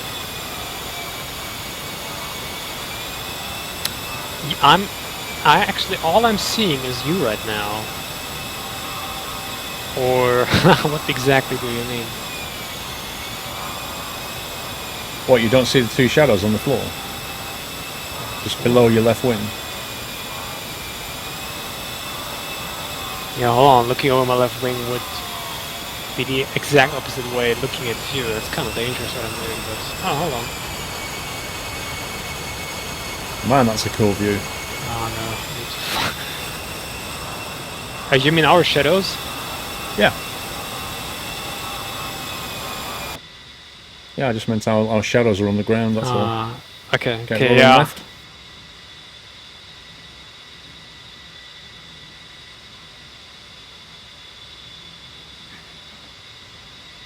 If we actually fly very low above the water, you actually can see the reflection of the aircraft off the water, in the water. Wow, really? Yeah. It's not a bad graphics engine, this. I take it it's all custom. Rolling out. Well, the graphic engine is just not bad. Yeah, it's just at some point the how much is loaded divided the FPS you may get. But otherwise stability a little bit, but it's not that bad. I've been flying DCS, or basically the earlier versions like Lock-On 1 when it came out in 2004. It changed to an extent that you cannot simply compare them anymore. No, I've seen early DCS and it's so different to what we've got now. Yeah. At some point you can take screenshots from specific angles and the aircraft are so rendered well that it looks like real. Yeah. Yeah, if I was to show my wife a screenshot of what we've been doing today, she'd just think it was real. Yeah. Dovetail games. Brand new flight simulator. Rolling left because I'm off course correction. Okay.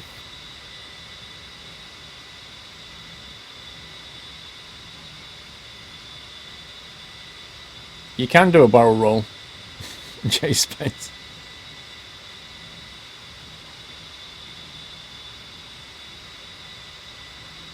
And rolling out.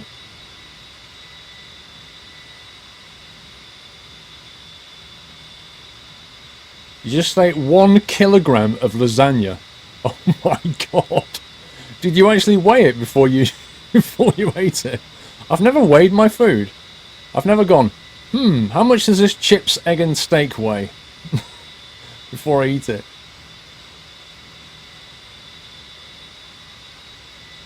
I'd love a bacon roll, thanks. Floaty Fat Man, if you've got one.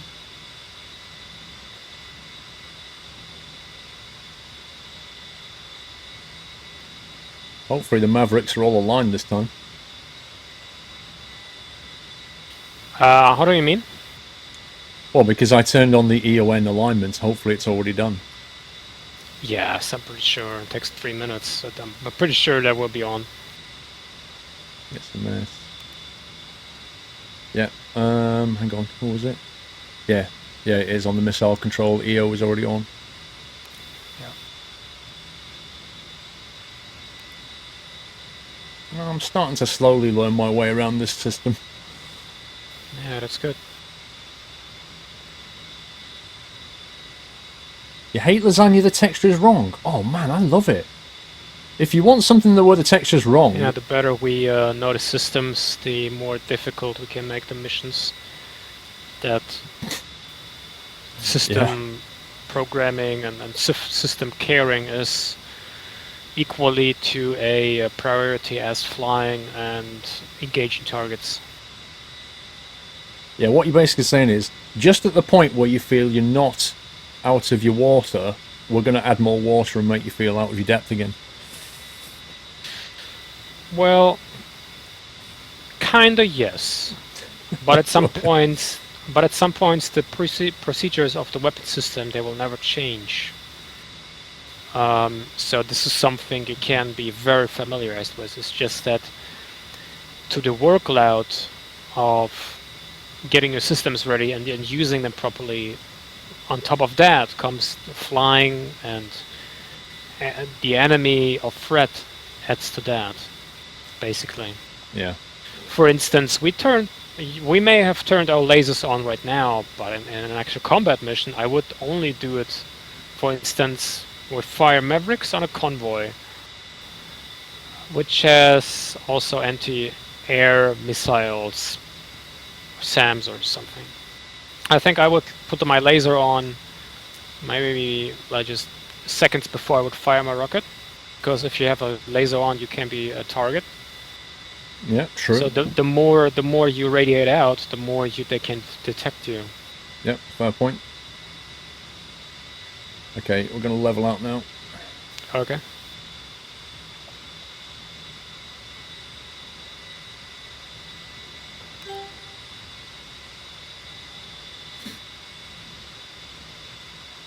You maybe want to continue to ascending, because Oh, you want to go the to clouds, 15, yeah.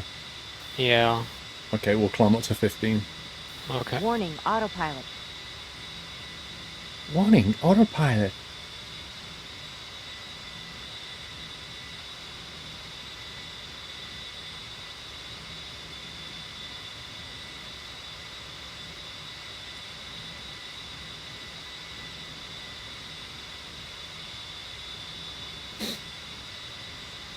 Lasagna. Yeah, lasagna al forno is the best lasagna, where it's been done in an oven and it's got cheese on top that's gone like crispy brown, and you just can, when you put the spoon in it, you can hear it crunch. Oh man, that's so good. Okay, rolling left to waypoint. Okay.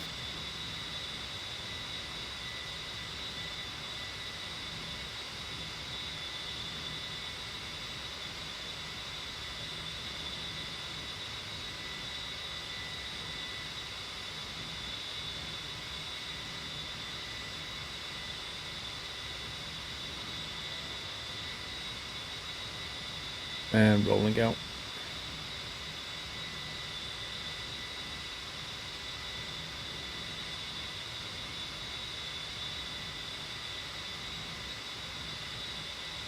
Obviously, he's missing a few bits.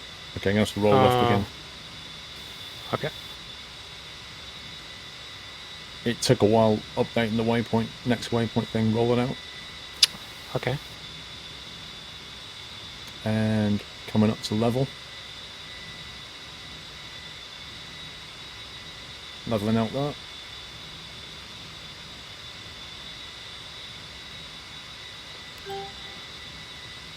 $15,000.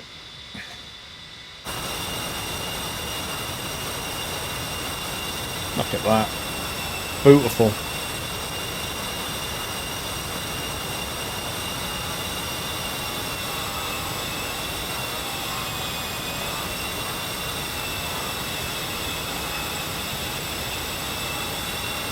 Do a flyby.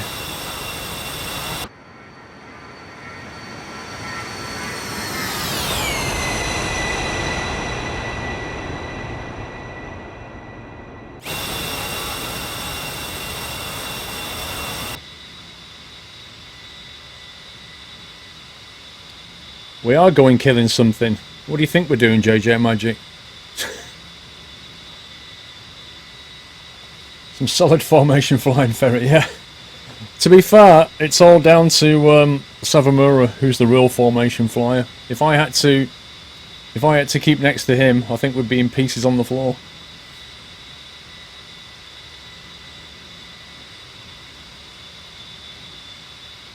Yeah, I just love that.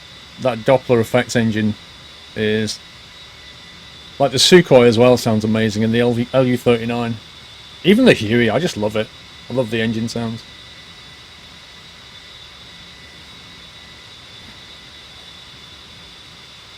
How close is that waypoint? 27 miles. Do we need to start prepping any systems yet, or are we still good? I'm still good. There we are. So we Targets took off. are at waypoint 4 once we hit waypoint 4. Or basically from waypoint 3 to waypoint 4 I prepare. Alright, okay. So proud of yourself, perfect landing at Barcelona in your Cessna. Nice one, Steve.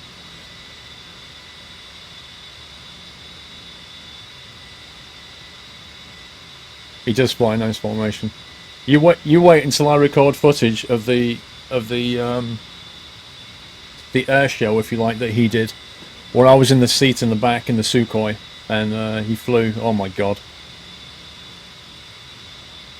And he's like flying, like there's the ground. He's flying like that, about 10 meters off the ground, just thrust vectoring with one engine like that, skewing. It's just crazy. No, he's not an actual pilot, but he's been playing DCS for about 10 years. And he's in like a Russian flight formation team.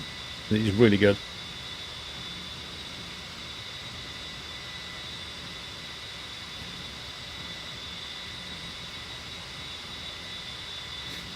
Next time you play DCS, is there a chance we can see takeoff land from an aircraft carrier, Floaty Fatman? Not in this. You can do it in certain aircraft. I think the one that you do it in I don't have, because it needs to have the arrestor cable hook on the back. And also, to do it on this map, you'd have to create a mission and put a ship in a lake or something.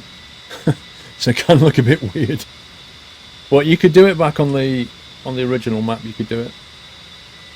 I'd love to. I mean, I really want to do that. I want to, you know, land on carriers and stuff. I'd actually like to land the Huey on a frigate first, maybe. Just something that's doing this, you know?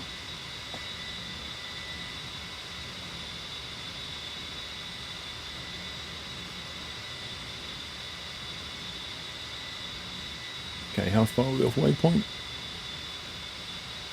16 miles to waypoint.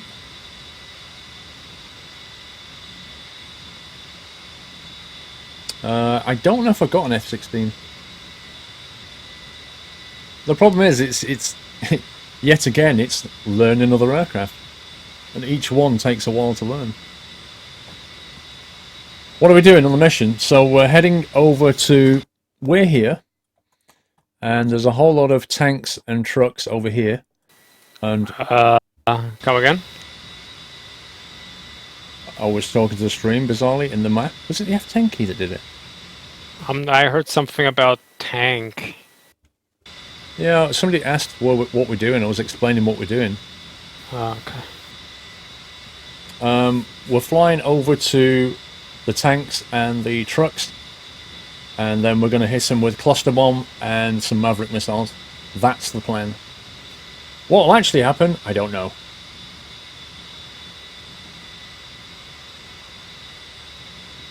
You just need to get used to using the rudder when taxiing. You'll lose control quickly, Steve. Have you tried adjusting the curve on the rudder? You know what I mean by the curve? If you axis tune the curve so that you've not just got a linear line, so you've got like an S line, then early rudder movements will move the rudder less, and then as you press more and more, it increases it. And that can help with like small fine tuning. Basically, if you're touching the rudder really lightly, and all of a sudden your aircraft is going vroom, you need to rudder tune. You need to tune that axis.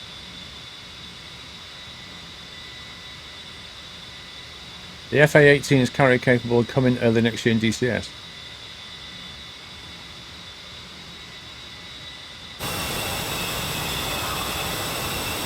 Wow, look at the salt flats over there.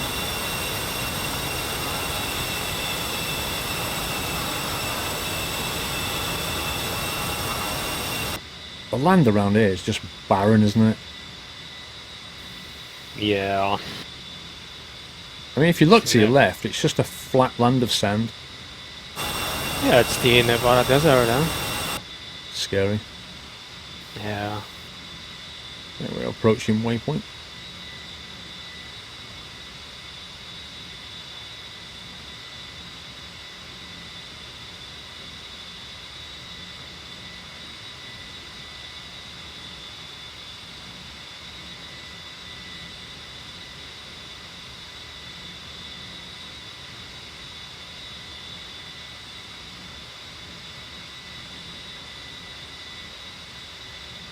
How many requests did you get today, by the way, to fly barrel roll?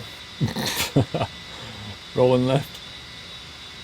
Not as many as I got Warning, when we're on the autopilot. ground, with so many people going, just fly already. Yeah.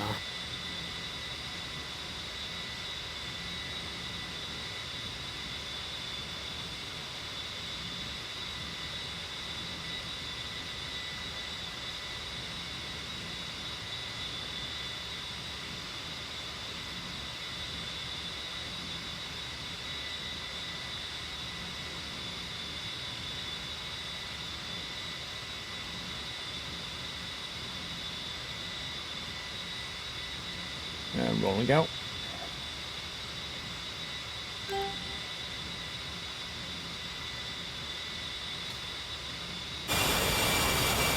I can already see the range. You can see what, sorry? I can already see the range, what we're supposed to attack. I remember that when I basically created a map. Okay, I will now also go in autopilot and prepare weapons. Plane is awesome but slow visible. Gets the job done.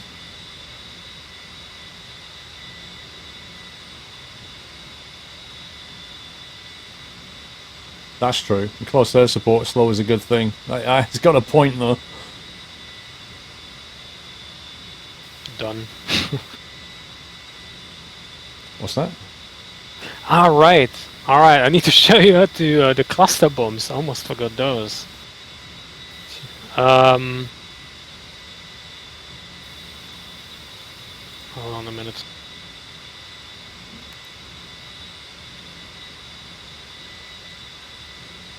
I'm just thinking if we need to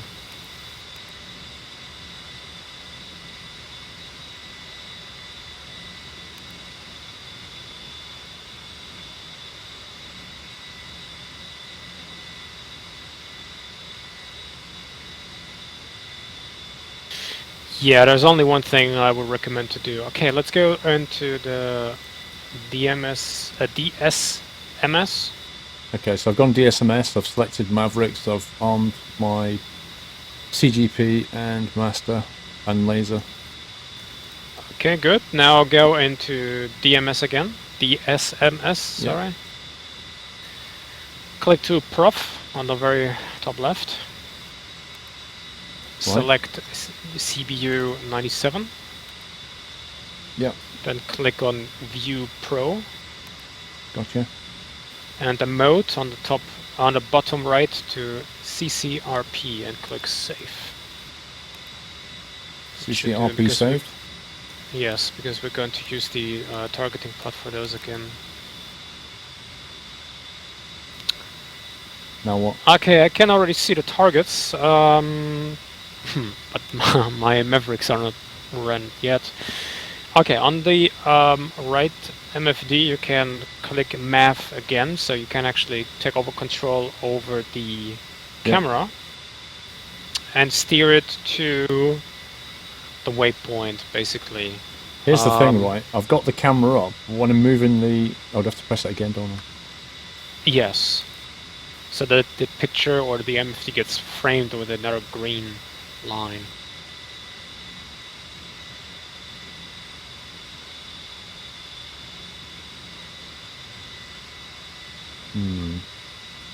It's not showing me like... Oh, hang on.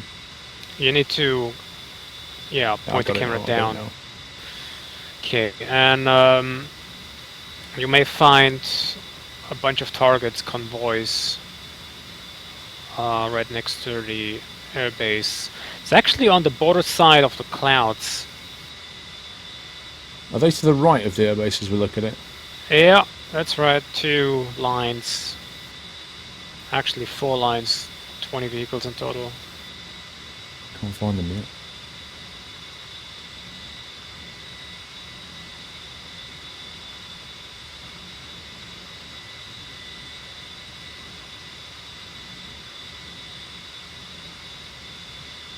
Yeah, compared to the targeting pod, this Maverick pod is, or the Mavericks itself, the visuality is not like great.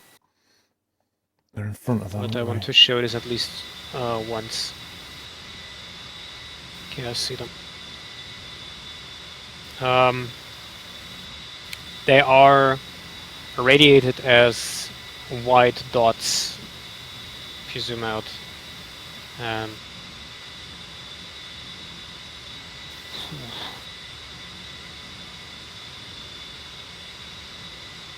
For instance, if you actually look over your HUD, you see the cross, the X moving, and point the X over the targets you may see on the ground. Don't know. I'm just really struggling to get an idea of where they are relative to where I'm looking. Okay, I will light one up, and then I have a better tactic of how we can correct this. How else can I do this better? China hat forward, short zooms in the Maverick in case you didn't know.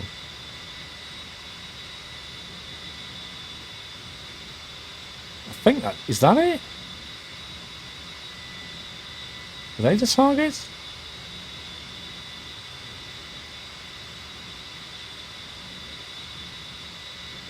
Surely that's not it.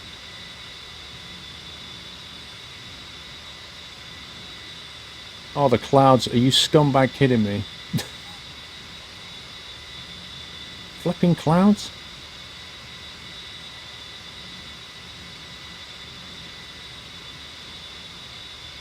These the targets here?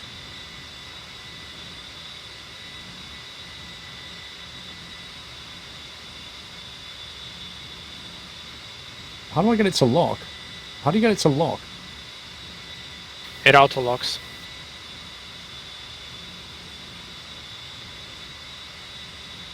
I think it's locked on a target. Okay. Not really sure. Does the target look, well, like a target to you, or more like a structure object? I don't know what it's locked on. It's locked on a space near some white things. Okay. Gimbal Let's limits. see where you are. I couldn't point down anymore. I've flown over it.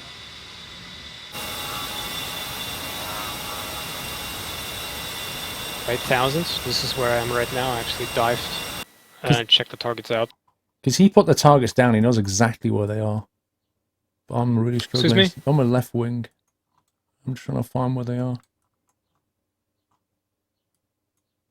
So they're here. Maybe that was them. Do you want me to, yeah, I have an idea. I will light one of those up and you can see where they are. It should give you a little bit of guidance.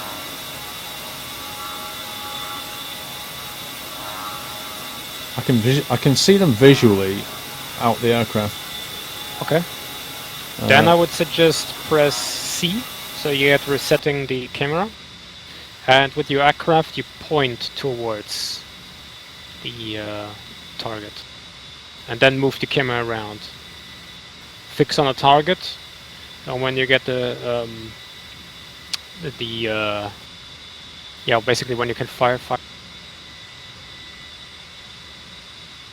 Yeah, no. You keep breaking up. Warning, autopilot. Oh, damn. As in you said something and then it cut. Yeah, I know. I was pressing buttons here. Was not good. Put the thing on the thing.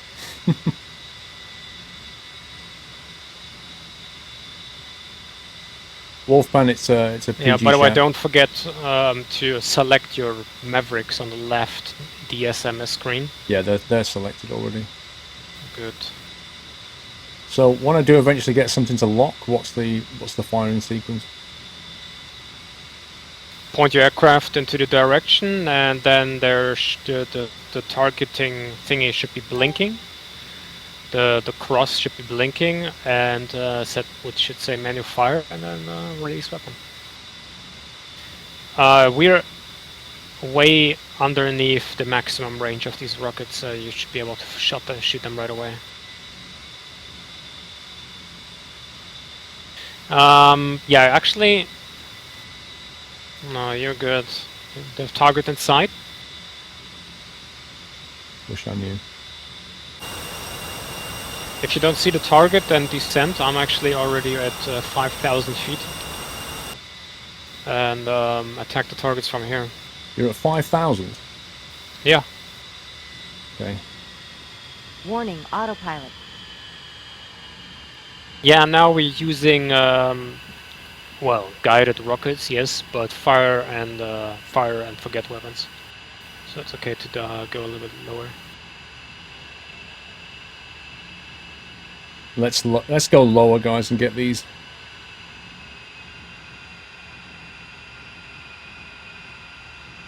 And these Mavericks are more in an advantage point that you know where the target is, you point your aircraft towards it, you move the camera to lock a target and then shoot right away and steer away. What's the actual fire button when you want to release? The same as with the bombs. What, the alt space? I will get my aircraft in a safe pattern and I will take a look and guide you.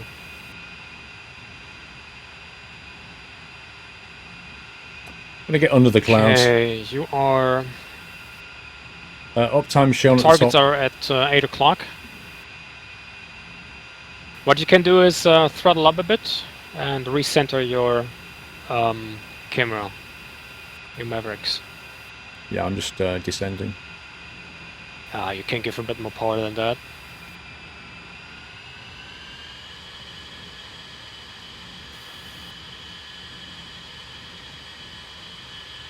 Slew lock, that's how But you find your can, targets. on your head-up display, identify the dotted circle that is basically representing the camera point, right? Oh yeah, I can see all that. I just need to get that lined up with the visual targets. Because we were flying at 15,000, I couldn't get a visual properly with all the clouds, so I didn't know exactly where to point the camera. Right, But okay. I think, you know, I can see them, so I'll... Yeah, but actually the cameras look through the clouds. It does, but it doesn't if you're not pointing it the right way. Okay.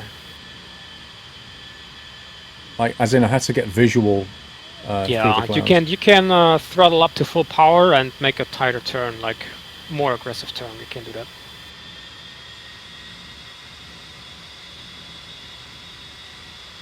Yeah. Now throttle back. There are more on your left. More on your left. Yeah, there they are.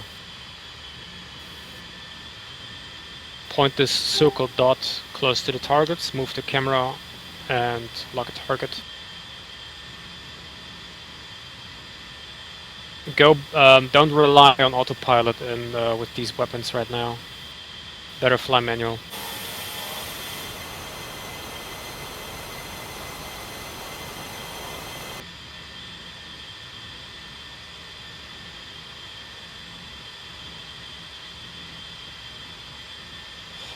Warning, autopilot. Okay. Okay, I would suggest to disable the autopilot and do not use the autopilot. Can you still hear me? Because nobody... Yeah, I can hear you. I'm just working out why you tell me to do that. Okay. Shall we do this pass together? But why would I turn off autopilot? Because we go more in the manual steering now. You fly to a specific distance. You turn around. You can't fly a good tight turn because nobody's in formation with you. You kind of aggressively point your camera towards your target. You move the camera around so that you help locking the target. You correct your aircraft towards the target. And when you can fire, you fire a weapon and then turn away. Well, and if it would be a threat, you would fire some flares, which we do not use right now. Turn away and wait that the target explodes. Because we're in a more close range attack, so autopilot is not really suitable for that. Otherwise you would point the camera about 45 degrees down. There is no time for that. So you make the last little adjustments with the camera.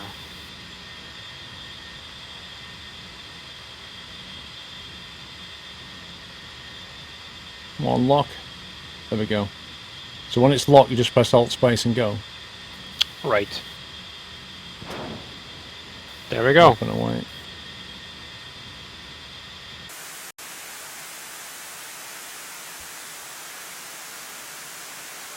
And hit. And this is how you fire Maverick. Get wrecked. Nice.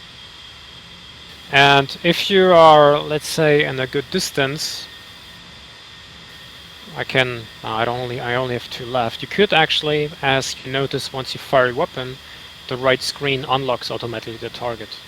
Yeah. So if you would be in a good approach, you could, as I mentioned before, fire all 6 rockets in one go.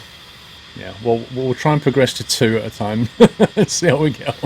I would, since this is a practice sortie, I suggest only 1 at a time, so that you practice the approach, controlling the aircraft and controlling the system at the very same time. That goes the Renault. Right. Okay. And the targets that are further away from the runway are the tanks, and the other one are the trucks, just in case you want to differentiate the targets.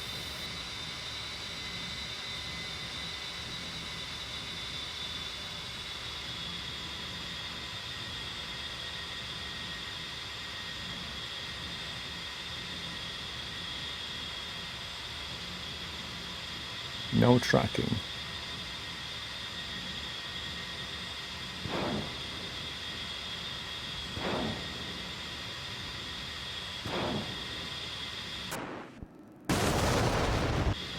Yeah. Wow, did you just take 2 at a time?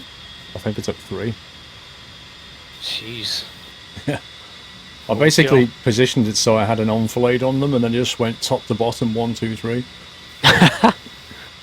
Yeah. Yeah, since they are aligned in a kind of convoy, it's of course the best way to approach them like this, yeah. It worked. Good way.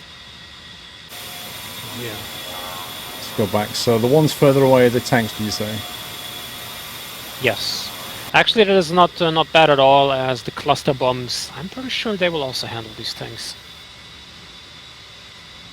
So we'll just fire my last rocket on one of those tanks and then... God. We're kind of learning how to fire Mavericks.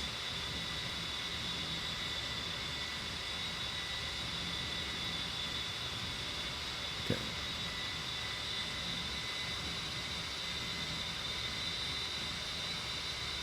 Which button? You just point at it and it locks automatically.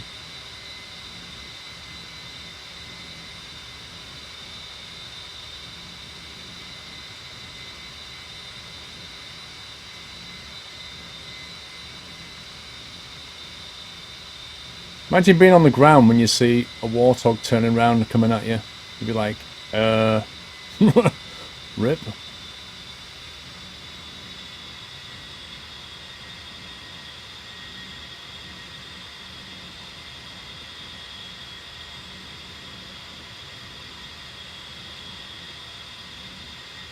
Oh, come on.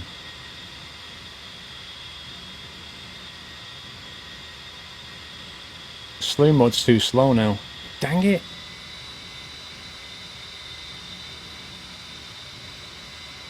Because we turned the slew mode down, it's on 5 at the moment. I couldn't move the camera quickly enough, and also because I was banked at an angle, it was chasing the bank. Vito Jethro, thank you very much for subscribing, Vito. Can we give him a lovely nutty welcome, guys? Thank you for your support. Welcome to the channel, Vito.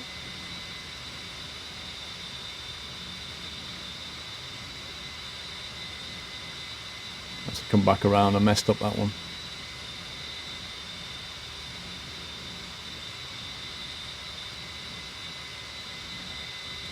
Is there a view from the tank's point of view?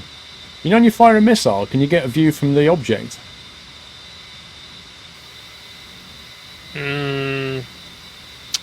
Well, since these are not movable structures, well, usually F12, but this would reset your tracker. In your case, actually not. Press F12. Let's see what it does. I forgot that.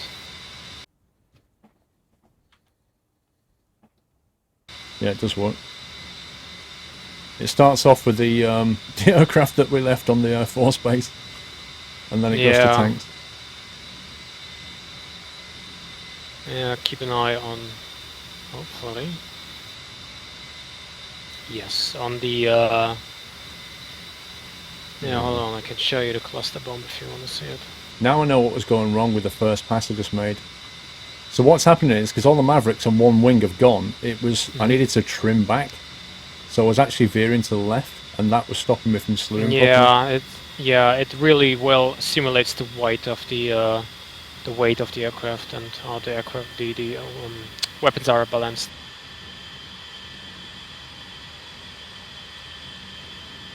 Okay, cluster bomb away. Let's see how that works. I'm not sure which one it's going to hit. It's not going to work. Not sure which one it just hit. Okay. It's kind of hard. Like when you press F12, it's hard to know which one it's going to hit. Yeah, because it randomly toggles through them, I cannot differentiate between targets that are going to be hit.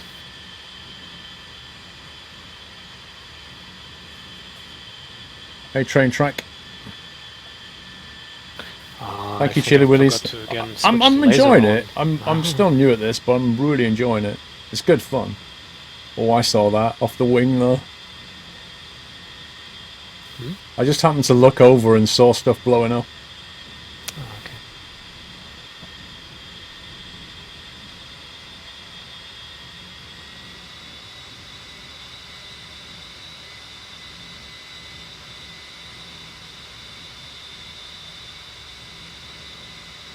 Where are we? There we go.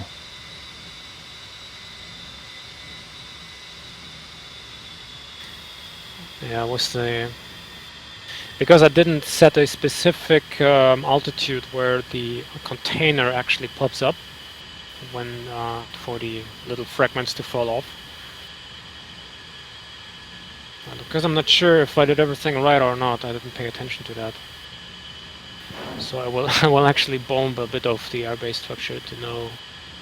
I think we've pretty much blown up all the targets, isn't it? All the tanks are on fire. Yeah, there's a couple left. I've got no Mavericks left now. Altitude, Okay. altitude. Yeah, we can just bomb Area 51 here. Just for practice, of course. And we can then take out the remaining trucks with the gun. Sounds good. Sweet. You laugh if they crash into Okay, each I other. think I'm pretty sure I did everything right, but I will just do it another time. Hold on. So it's basically the same as with the GBO-12 we had in a previous mission. The same function. You use the TGP, the targeting pod, to well, spot your target, lock the target. As we remember, keep the lock button pressed a little more so we make it correctly, and fly towards the target, countdown from top to bottom, and then weapons away. This weapon though requires minimum altitude of 7,000 feet. Alright, well we can climb to 7 in a minute. I'm already at 11. Want to pick a nice target and then... Right, I need to set these weapons up because it's saying invalid fusing at the moment. No, you just need to climb. Okay. And make sure your weapon systems are on CCRP. CCRP, sorry. Which was... how do I do that again? Press M multiple times.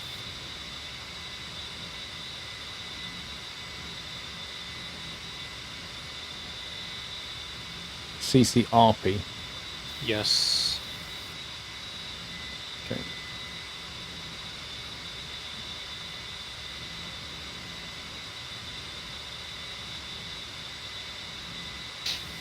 I will bomb the car park. You're gonna bomb the car park? Yeah, on Air 51 there. I want to see the radius of this weapon, the cluster bomb. Let me know when you fire that. Yeah, so I can determine whether I'm doing everything right and the container explodes right on top of the target, so that the fractures they fall down exactly vertically, and I actually hit the target and destroy it, or well, if I'm doing something wrong here. I don't know how you activate the lightning so I can see the bomb guidance in the window on the right, or do I not? Like, how do I designate? You press AG on the top part for air ground, then you should see the laser, or basically the camera. Got you.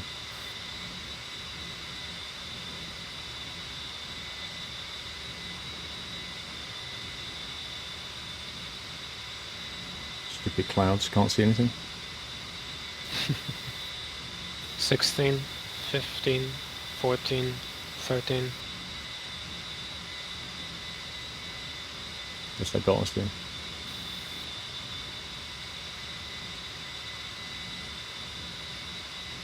Bomb away. Oh, I cut to that just as you released. Oh my god. It will explode, but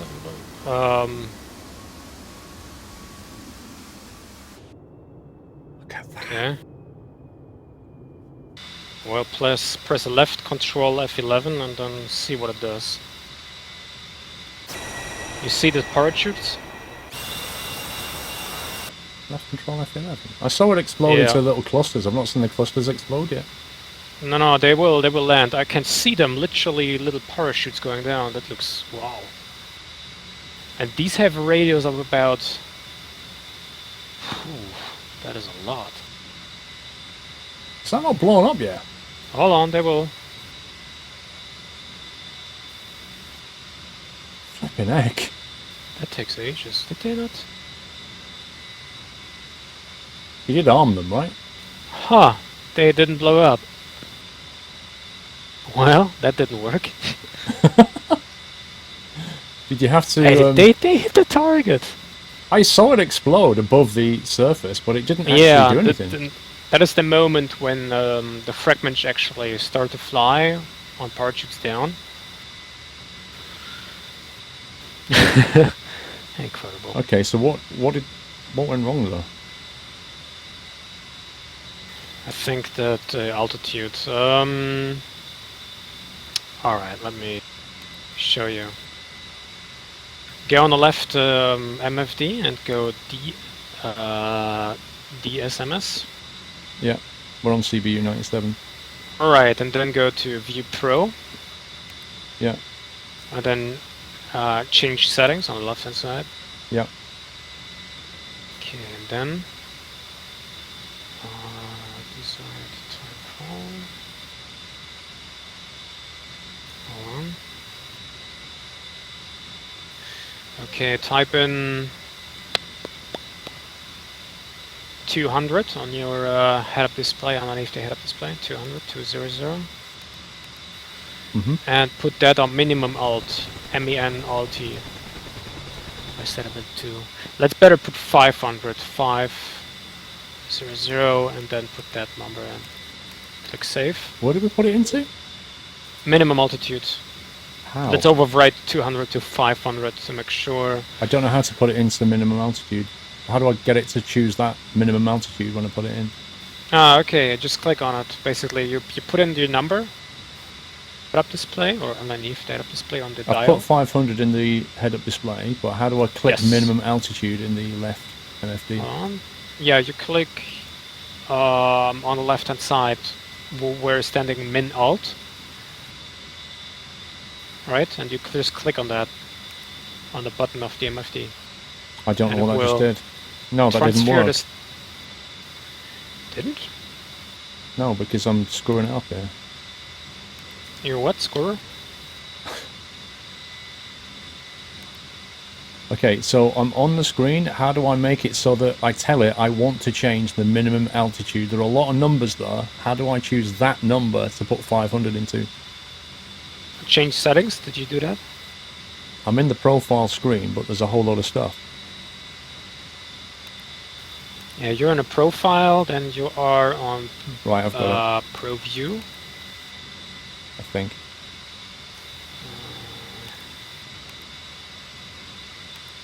And then you click Change Settings.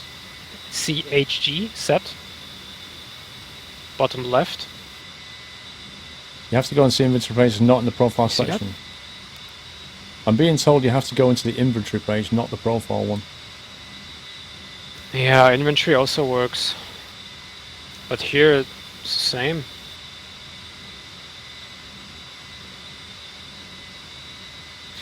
Well, okay, then go DSMS.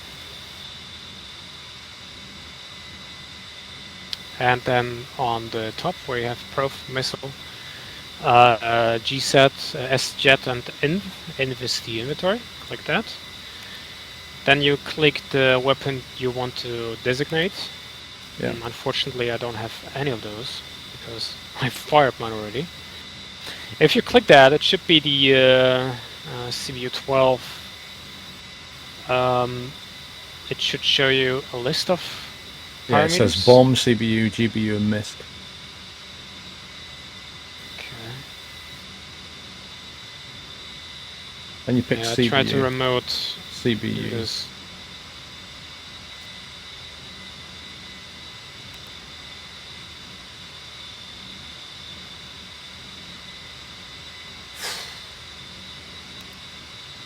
I don't know. Click CBU, then CBU 97.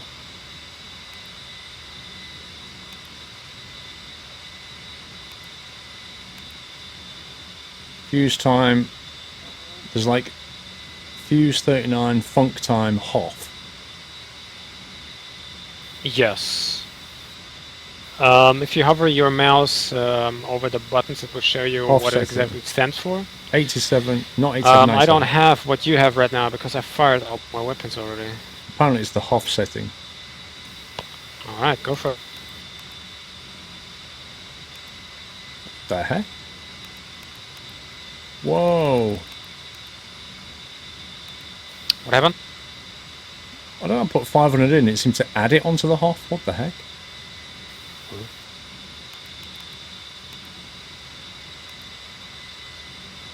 Why does it keep going up?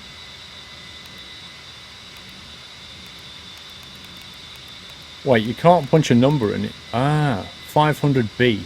Sorry, I wasn't comprehensible. He recommends 1200E. Yeah, you can't punch a number into it. You have to change it into a different mode, I think. Okay. Does that look right then, Shirley? Yeah, I've put it on 1200E. Whatever that does.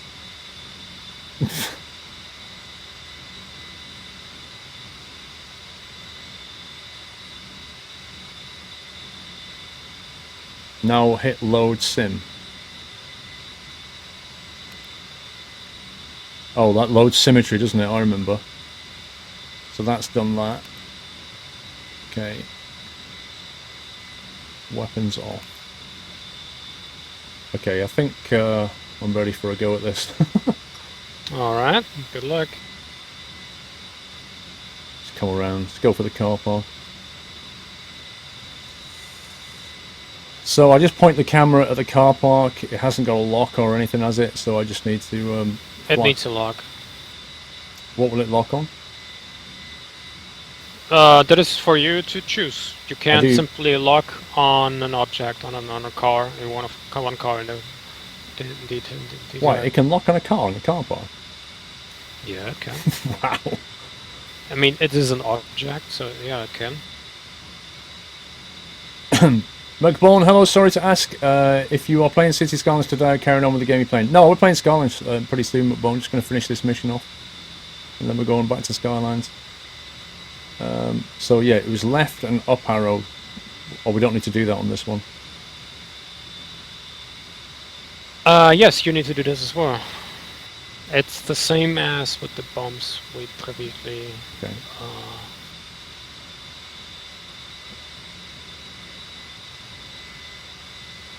No, I like the car park, Chile. Car park sounds good. We need to destroy all the cars who work at Area 51.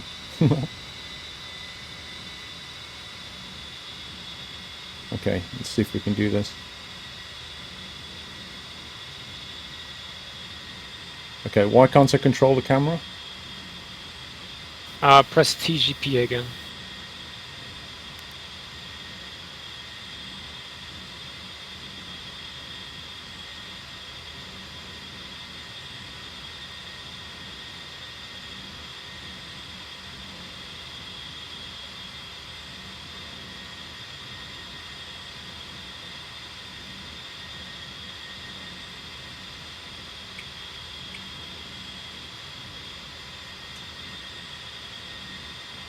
Oh, 13 seconds.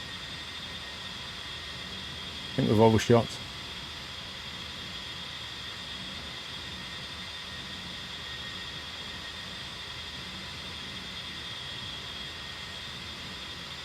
Release. Let's see what this does. Straight on the car park. Come on, baby, you can do it. Oh, that looks good. Yes, the Explorer right clusters. above it. No.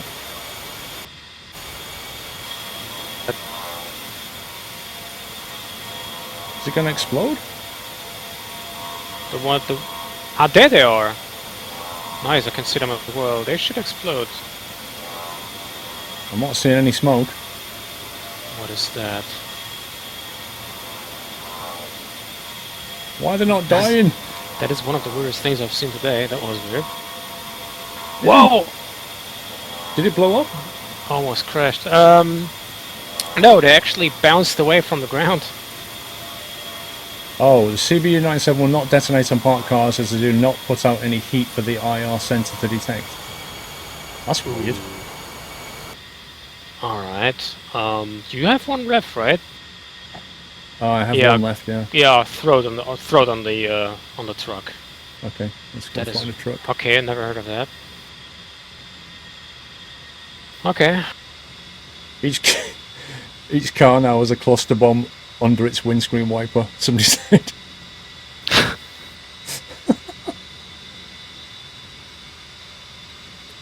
Let's go and try it. Let's Yeah. designate this tank or whatever we've got. Go for the trucks. Aim at one of those trucks and see what it does. Have we got any tanks left or just trucks? I think only trucks left. Yeah.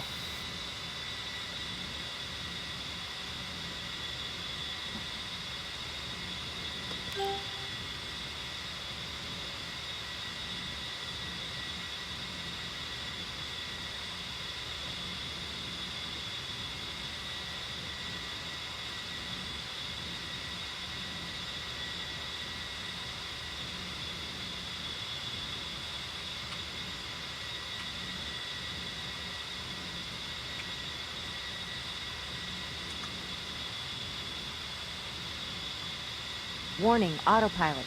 Oh god. Ah, I missed an overfly point. Let me have a look what's alive down there. Just blew one up. What was that? That was me with the gun.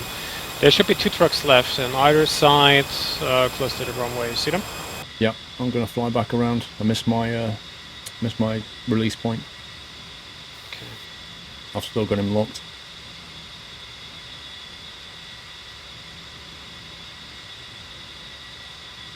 That's why it bounces away if it goes safe if it finds nothing to aim for. Oh, apparently the 97 needs an IR signature to arm the fuse. Otherwise it bounces away if it can't find anything to arm for. That's why it didn't go off, because the parked cars are not an IR Yeah, okay. signature. Okay, despite that, did it visually hit the target you wanted to hit without blowing up? Yeah, it landed on the cars. Yeah, okay, then we can at least say we successfully dropped the weapons, the targets we want to shoot. It's kind of a success, isn't it? Yeah. There are 3 trucks left, by the way, I think. Going Looking in. at the Lining up now. sweet. 2, 1, and release. Bomb white.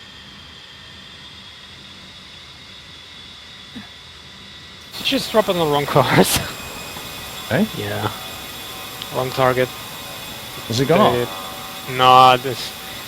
I think you aimed at the tanks that are already destroyed, isn't it? Has it gone? Hold on. I see the parachutes as they come down, but they will hit... Yeah, I can see what target you wanted to hit. But they are already destroyed. Scumbag.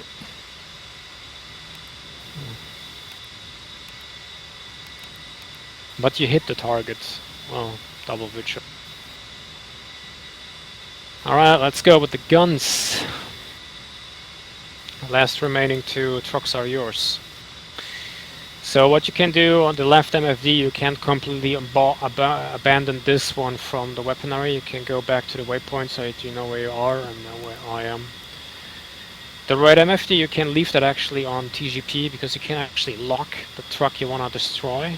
So you can use that as a support. Otherwise, you switch to the gun mode, pressing M multiple times, and you make sure that the gun is armed. So you put the gun arm up. Yeah, guns are armed. Sweet. Now you should see the circle that is, well, circled twice, and it should only be on the ground, as you only want to have ground targets. Yeah. And if the 2 rings are filled, you're too far away, the inner ring will start to shrink. Basically, rotate anti-clockwise, that there will be a gap. Once you see a gap, you're in the range of firing. The dot should be at the target, fire about 2 seconds, and then turn away. You should be about 3 miles away, at least, if you want to do it in a safe way. Otherwise, just go for it, dive down, kill them, and that's it. Simple as that. Pull up, pull up. Yeah, here we go. Altitude, altitude. Yeah, a few, I think. Yeah. Just scanning. There should be one more.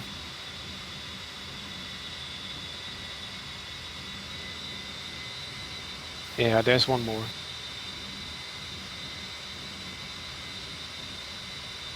One more truck. Yes. It is on the other line you just attacked. The other line, and it is on the opposite side of the one that is smoking. That one is active. You can see it as the other ones are not producing any... No, the one that is still active is the one that is not surrounded by, well, basically black ash from the fire that had. Can you see it? I think so. Hold on. Pull up, pull up. Yeah, that's it. Altitude, See it? altitude. Is it done? No, you didn't hit. But you should see it now better. You should... Is there one at the Jeez. front? Yes. Okay. You recommend 1.5 to 2 second trigger pulls on that bad boy. Got you. Altitude, altitude.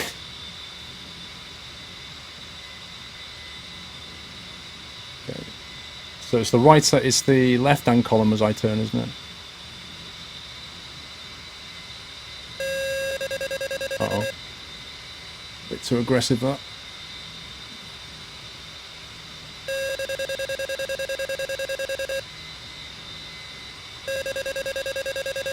Alright, alright. Calm down.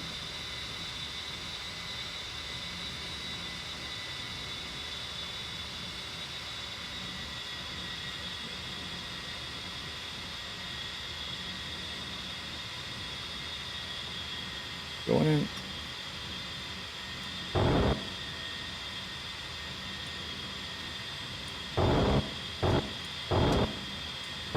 Pull up, pull up. Yeah, you set it on fire. I think it will blow up any Altitude, It's second. done.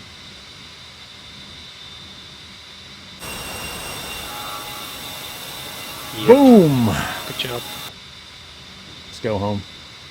Okay. Yeah, we can arm no, save all the weapons, put them on safe. Switch off the TGP pod.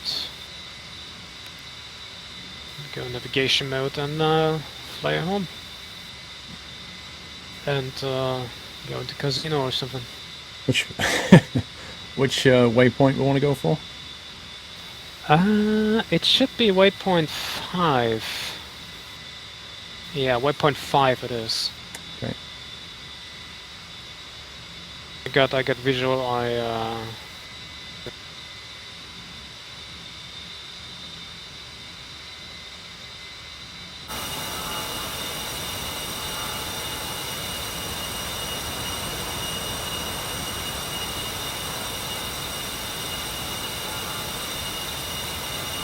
Victory roll.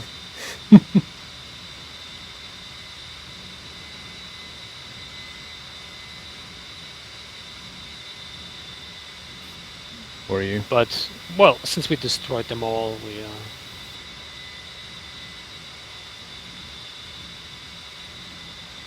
Did you just ask where I am? Yeah. I'm behind you. A couple of miles away.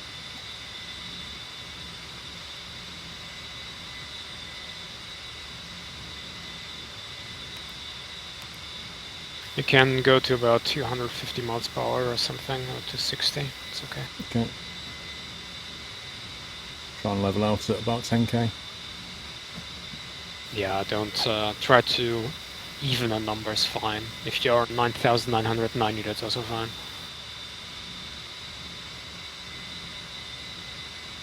Just saying.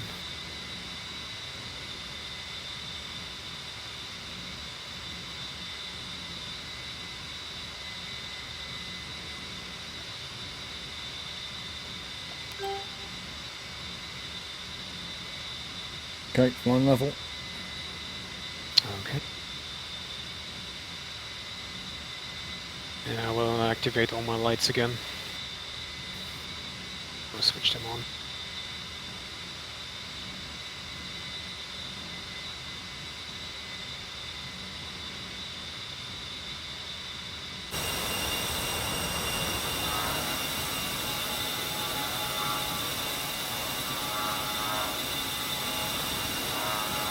Who is he? Where are you? I'm at your 8 o'clock low, about 5 miles. Oh, there you are. Yeah. So how you would imagine, or how you could think of if, for instance, many operations are in the same area, that you would have to be calling in. You have to contact like a mobile traffic controller for this area to sign in that you're there, that you attack the enemy, and that actually you would fly almost in trail formation with your group. For instance, firing guns. You would be in a very large trail between each aircraft flying between from each other about 1 mile or more or something. Now the first one would shoot, turn away, and then the other one would shoot, turn away, and the other one would shoot, so that you actually fly almost like in a landing pattern, but facing the enemy and attacking them. So that in the end you would actually never overpass them, kind of that way. Yeah. There is a combat squadron, a virtual combat squadron that actually operates like that. And a friend of mine is flying with them, and he showed me once how they do it, and it's just very, very professional what they do. Even in the radio, talking like that all the time. And just study a lot for that. Yeah. Yeah, that's a distant thing for me. Yeah, even for me, it's some extension.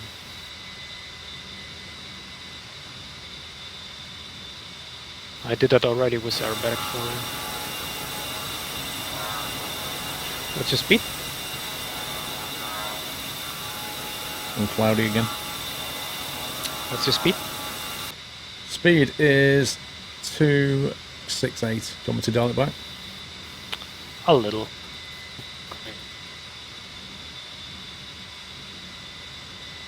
Yeah, right in front of where we have creature base. The area we attacked the enemy with the guided bombs.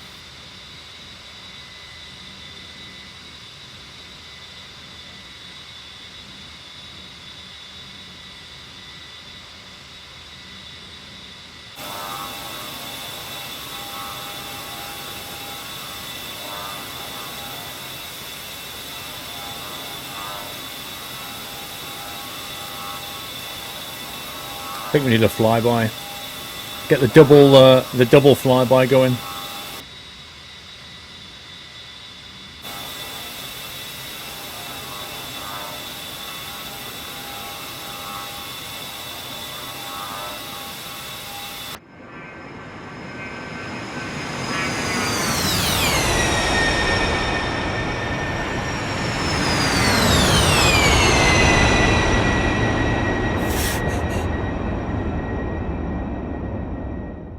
That never gets dull. Absolutely love it. DJ Crush, 10 month support. Thank you, Crush. Bone, I think I answered you already. Yeah, we're going to be Skylines soon once we've landed.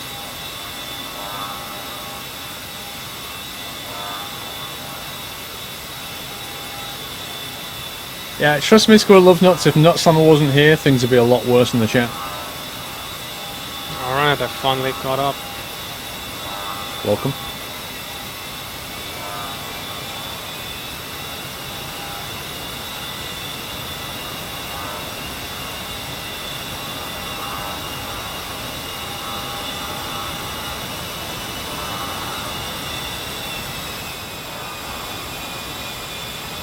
Rip headphones.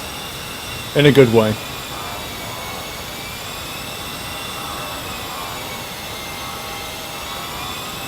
What are you? Can you fly inverted over the top of me? Do you really want to do this now? Nah, doesn't matter. Let's do this when we hit the next waypoint. But that's rather well. Only if you're confident in the Warthog. I know you practice the Sukhoi. It doesn't matter. It's fine. Cool. I can give it a shot. I mean, I will not fly exactly on top of you because otherwise there is a problem of judging the differential height we have. So I would rather fly inverted right next to you, which is more safe. Just want to be able to go like that and just Not go. sure if this is what people also and see him. would fancy.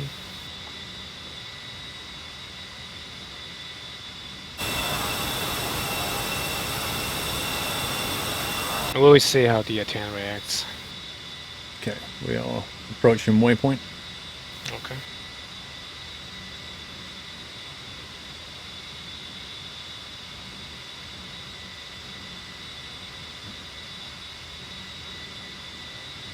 Okay, rolling left now.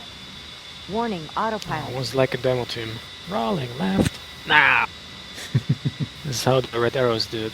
Yeah, I know, I've heard him. They go, so break like this, don't they? Talking a really Break, machine gun break. stutter. Go! It's hilarious how they do it. Yeah, they really shout at the aircraft.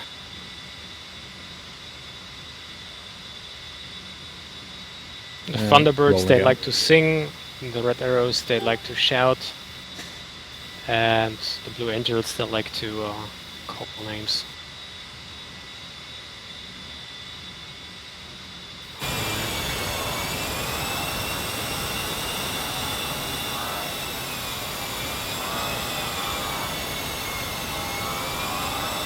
Yeah, we'll be on your right hand side for that though. Yeah, I see you.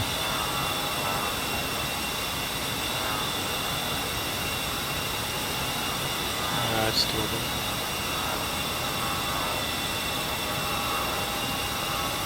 What's your speed? Speed is 251. Okay, I see. This aircraft is not really inverted friendly. I just stalled both my engines. What, really? Yeah, Can you start them? yeah, Oh my god. yeah. Energy's gone. Oh my god. Can you not get them back on? Yeah, working on it, but it takes a couple minutes. That's cool. Try and pull out the dive a bit. Okay, here we go. Come on, baby, come on. The engines are stalled, guys, because of the inverted flying. No, don't die! Don't die! You can do it! Oh, there's the shadow. What the hell? I take it that's not good. Why is it doing this? That's I wanna never start good. manually. Once the shadow meets the plane, it's Oh, game this over, is man. going not. This is going big. I will do emergency landing on the highway here. Well, luckily it's very, very straight. He's landed on the highway.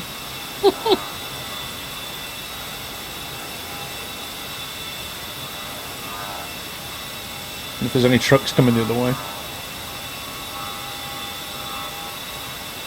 I think it's too bad. Oh, fireball. That's not good. No, I think it was just. It's not really friendly to do that. Oh, man. Oh. Let's just forget I did that. I will take a new aircraft and rejoin you, so that we at least have a nice landing for a third time.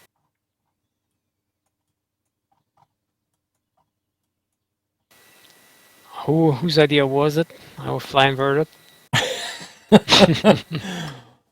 I didn't realise the Warthog was not friendly about Yeah. flying inverted. I mean, neither. I mean, I had no idea. It was actually the first time doing it like aerobatical, aero inverted. I had no idea. I would expect this modern aircraft to be, well, able to withstand that. Yeah, I would have thought so, but apparently not.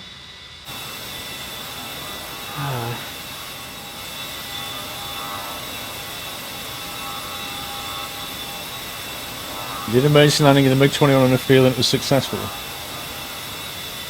Why is it all my fault? I was trying to get something fun for you guys. I didn't know the engines were going to stall. Yeah, I ruined the good streak on there. Sorry. No, it's okay. Well, you can blame me. I basically asked you to do it. Oh, it's okay. I was curious at the same time, thinking, oh, maybe, what can this aircraft actually do in inverted? There we got it. And as I was using my keyboard to manually switch both engines off, set the APU on, and then restarting them, I must have hit the auto startup button. All of a sudden, it started to give me a procedure. And I think I was just way too fast on this approach on the roads. I blew up. I didn't look at my instruments. I only looked at the head-up display, which was blank. There was nothing on it, and I thought, oh, it looks slow enough. Apparently, it wasn't. Well, luckily, it's only a simulator. Of course.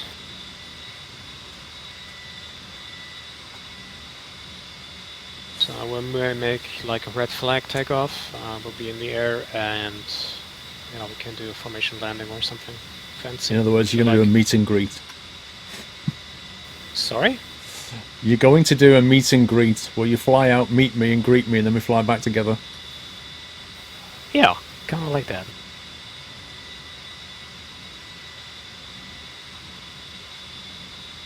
I just need to wait for specific systems to run up, otherwise I can skip everything else. I don't need navigation, I would just look at you. Just VFR it. Yeah, that's my plan.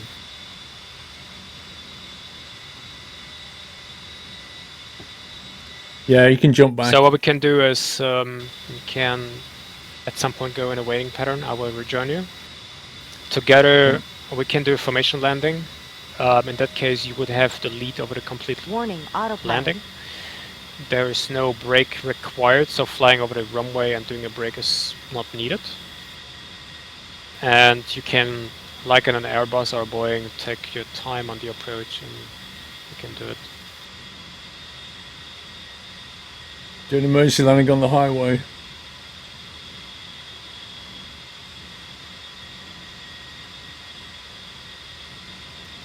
There's the airport over there. It's the Air Force Base.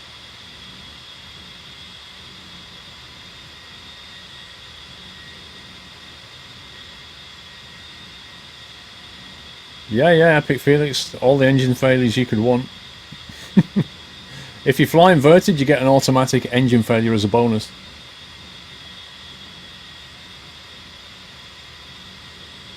Sorry, went out to the White Squirrel, gets Kelly McGillis all to himself back at base. You've been watching too much Top Gun. Oh, man.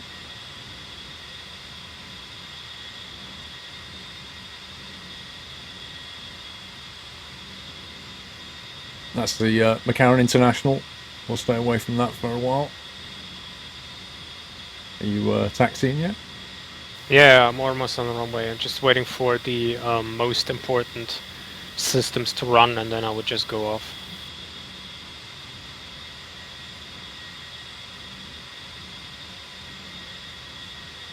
I would say you have problems depending on weight after about 10 to 15 seconds. Oh, you mean when he went inverted? Yeah, why is that though? I would have thought this thing could fly upside down.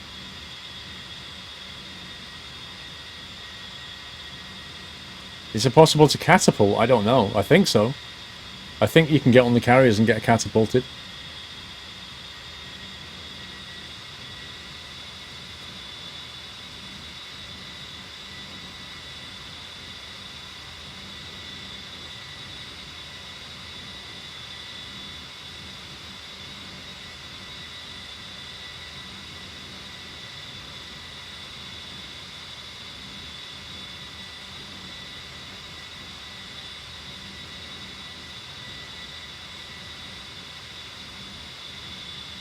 That mission is flying around waypoints and no combat. We're actually returning from combat, Retu. We just sent some cluster bombs and Mavericks down.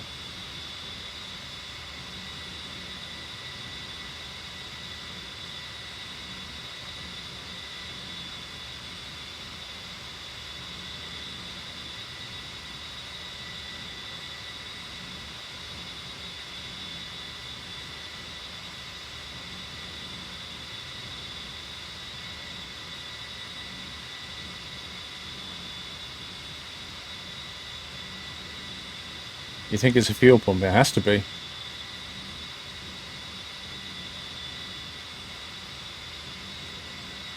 You meant the intro? Oh, your intro mission, right? Sorry. Okay, I'm airborne.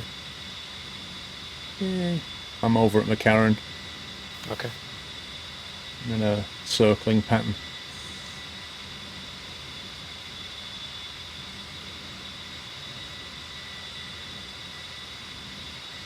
You've landed the SU-25 on a carrier and the A-10.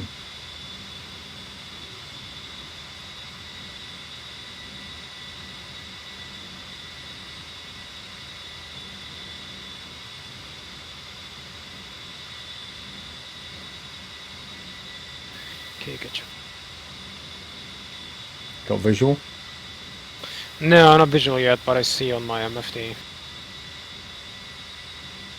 You're flying towards the center right now? Yep. Where's the heading? Yeah, just turn north now, heading west. Oh, okay.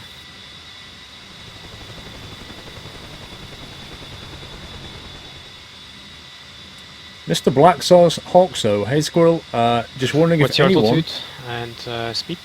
Speed to 80, but I'm descending down to 5,000. Okay. Once I hit 5,000, I'm going to level off. Just wondering if anyone has the same problem I'm having right now. I have just plugged my DFGT in, and it's coming up with a different wheel. Yes, I got that, Black Hawk, so. I got exactly that right before Farming Sim.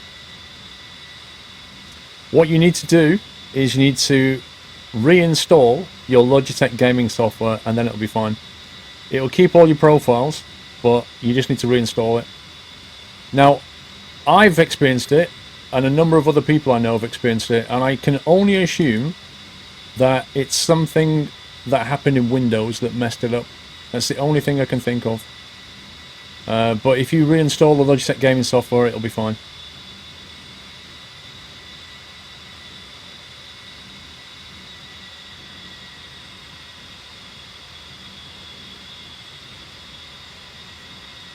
Alright, holding altitude.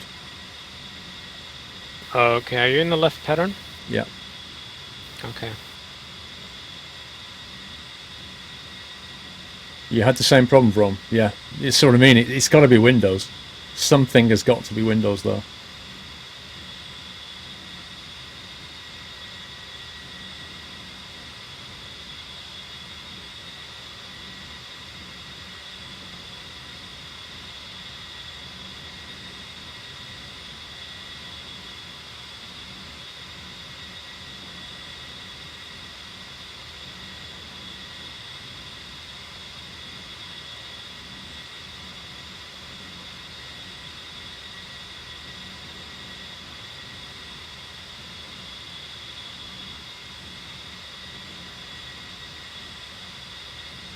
Have you changed the stream resolution? I have, actually.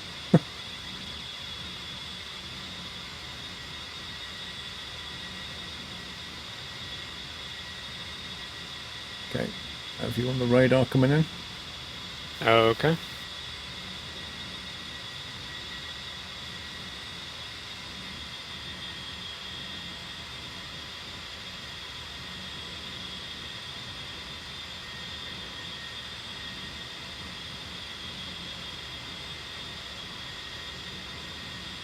Doing about 240 knots.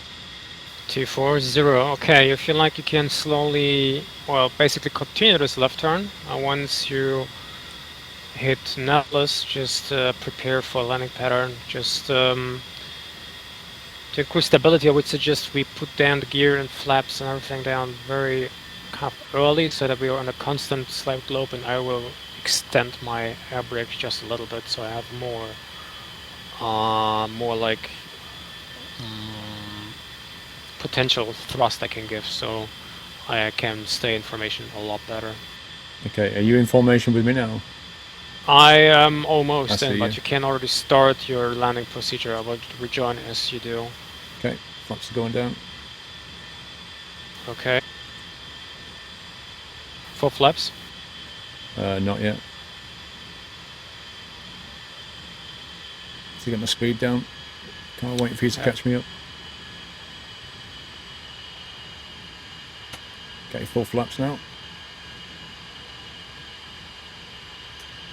And the gear's going out, doing 200 knots.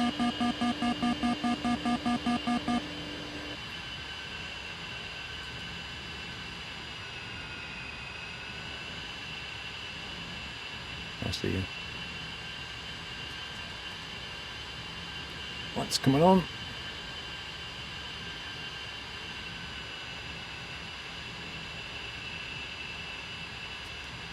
What DLCs do you recommend this game? You buy aircraft.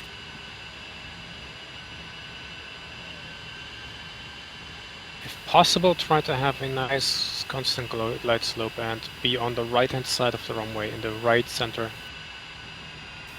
Okay. Going in for the runway right. Okay. And never go idle. Well, I was trying to descend and I was going down. I didn't want to go down too quickly. Yeah. Right, 5 degrees glide slope.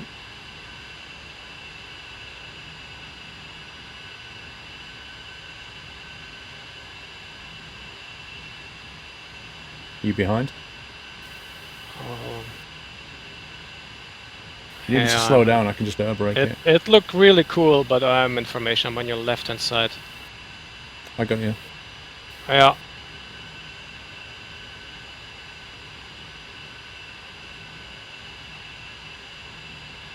Nice. Yeah, Look at focus that. on your landing, please. Can't watch it track later. Altitude, altitude. You keep looking. No, I can see where you are. Yeah, okay. I blame you if the landing goes wrong. Alright, a bit flaring. Alright, good. That looks really good. Okay. Yeah. Oh, Yeah. I flooded it too much, I've floated it. Ah, okay. Wanna go around? Oh my god. Yeah, go around. Okay, go around. Give full throttle. Go. As I came in, it just... Oh man, it Yeah, just... I'm... Come on, aircraft, come on. Okay, go 90% and I'm still in. That was my fault. As I came in, it just floated incredibly, and I just couldn't get it down. Okay, let's remain on. Yeah,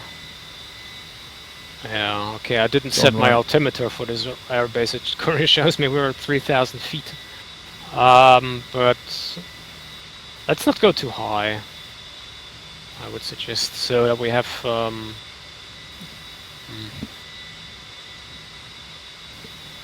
Now you can take a pretty big circle around if you like. Yeah, and if you would please go to 80 because I have more fuel. 80% power?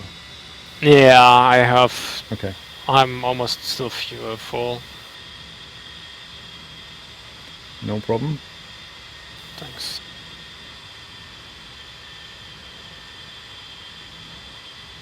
That almost worked really, really well. But as I was coming in, it just went wonk.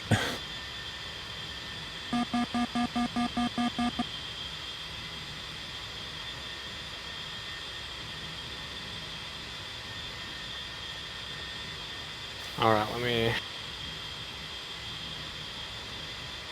Okay, I'm ready.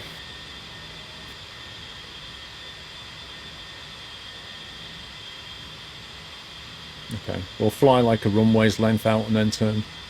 Yeah, more. Okay. Definitely more. Am I going to watch but we Champions can League? already start putting gear down and everything. You okay? Gears coming down.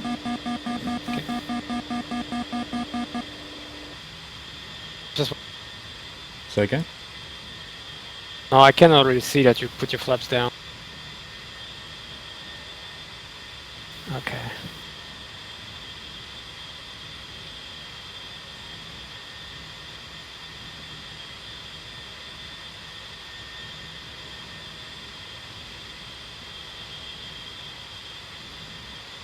Okay, if you're confident with the turn and getting the aircraft down, go for it. Okay, it's my car turn then. Turning all down. You get the lead.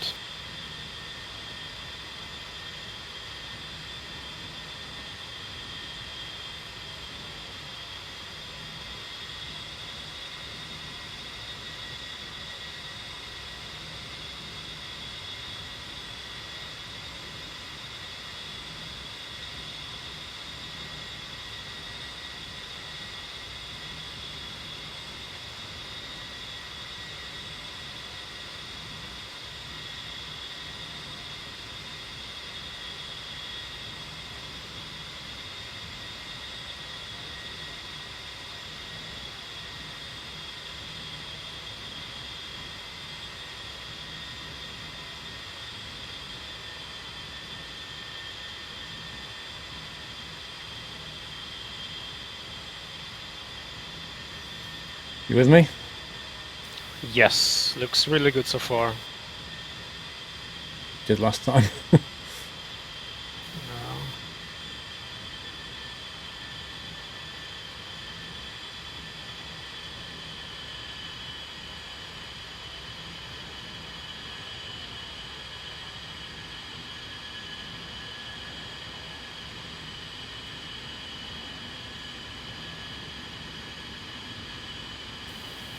Are you throttle idle or something? No, I was just killing a little bit of speed with the speed brakes. It's good. Okay. I was just pushing too much. Yeah. Because I have locked my air brake at a specific degree. But yeah, that's a pretty legit good landing we're doing right now. Okay, flaring. And get it to the ground. Yes. Oh, don't hit the wood brake. Don't hit. Ooh. The what? Now you're in my formation. Oh, sorry. Yeah. I was that's fine. Sorry, I didn't realise. No worries. I thought you'd have gone full speed brake and brakes and stuff. No.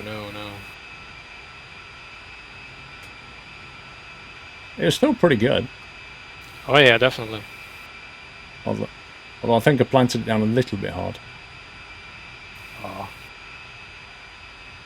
If the gear doesn't break, it's always a good landing. It was a little hard. I was focused on like 10 different things then.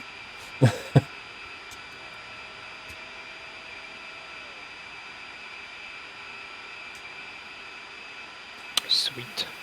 I need to do a replay, just that touchdown though. Yeah. I definitely made your life hard. Actually not. It was, to be honest, it was not bad at all. I have experienced worse in the past.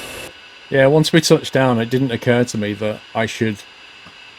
I don't know, I just assumed that you would speed brake and brake, so I did. Right. And I think if we'd have talked about the plan after touchdown, we could have done something more. Yeah, that's true. We didn't mention that, so we both were like, "Huh, well, what is the other person going to do?" And we assumed differently.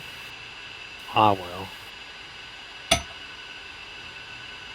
That was good. I mean, you was only like 10 meters in front of me, Yeah. and I soon pulled it back once I removed the speed brake.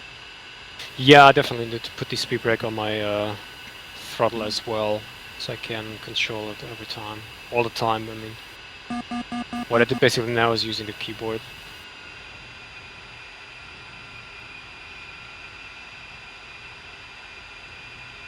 But yeah, thinking about it, you know, people are doing it in real is pretty cool. Yeah, it's It's pretty really good. awesome stuff.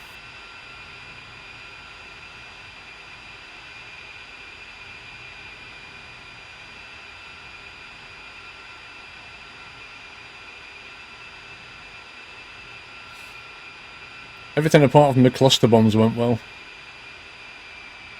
Yeah, I completely didn't think of their requirements that they actually, you know, blow up the target.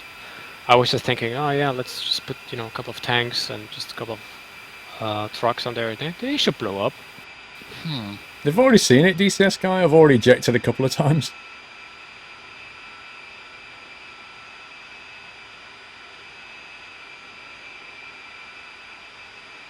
Okay, slowing down for a left turn. Yeah, I think the left turn is here, this one, this line, this yellow Yeah, line. Yeah. Yeah, you're right.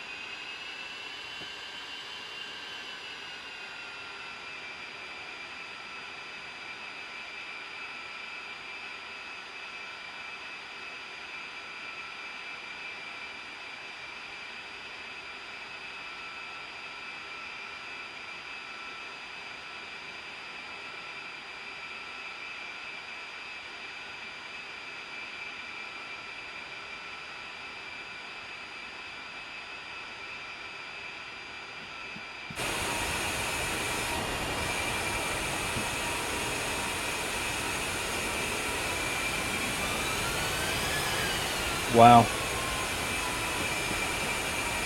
Drop cluster nuts. What, exploding nuts? Alright! What? Let's switch off systems. And we're done.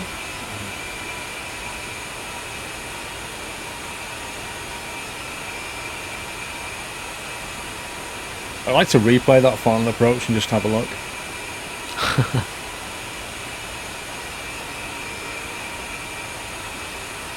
That was cool.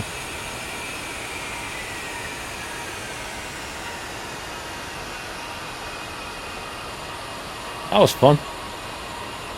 Most definitely. Well, especially over here. 7 hours we've been flying. That's why my butt hurts. Yeah, my butt hurts too. Jeez. 7 hours I've been sat here flying. Yeah, that's insane. So, if I go back to main menu, I can just load that back in, can't I? Yes. You can go, yeah, right, in the main menu, click replay and then start the newest multiplayer session.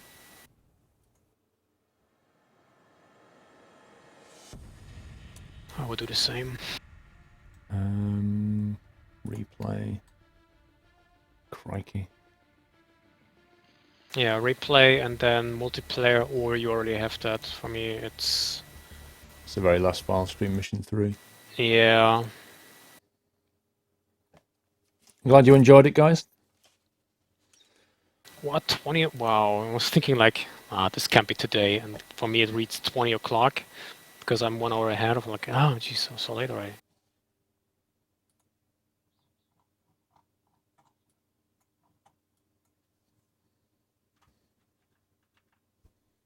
So from the main satellite screen, what is it I press again? I need to unpause it, don't I? Thank you, Chili. Appreciate your help, sir.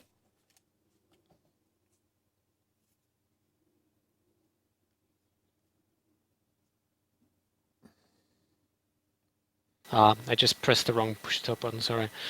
Yeah, I'm post 1. Say again? Oh, hold on. Did it change in the newest update? For me, it's like... Yeah. I'm stuck. Oh no, here we go. Alright, press just unpause the game. How? I've forgotten. The pause button. Is that the legit English? Right, that was it. Okay. Good. You're getting some GGs in the chat, by the way. Oh, thank you. Thanks, everyone.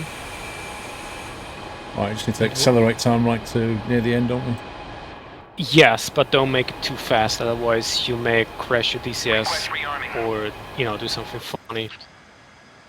I would suggest put it on 30, 40 times and go to the time you want it to have.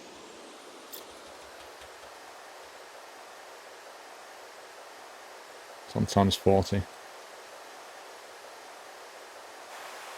Yeah, you need to be careful about this. The more...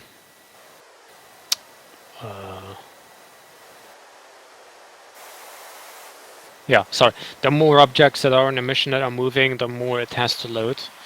And if you do too fast, it might end up badly.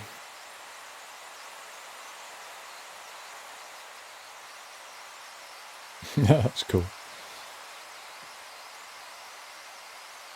I can't even remember what we did in the beginning for some reason.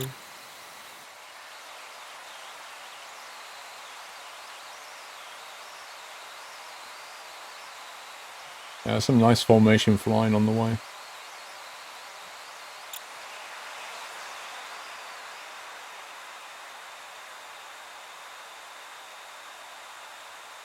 Yeah, good thing it works at your point, because I think my track is broken. Not sure what I just did. Broken.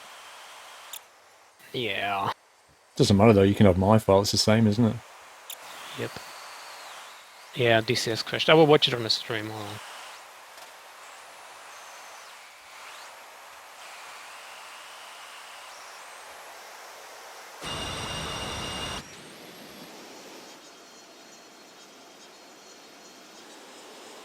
Is this where I was using the gun?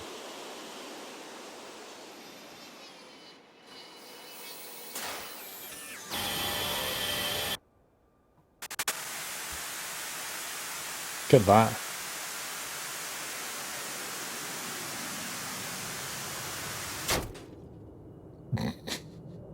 You can't do that in P3D.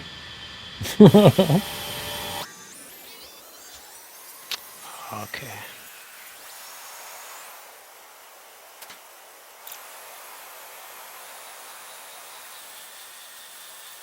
Have you sent Mrs. Squirrel Doyle to the PO box? Yes, Dave.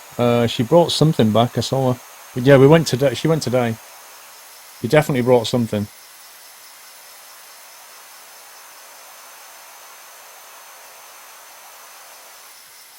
That was me circling around for ages. Let me speed past that.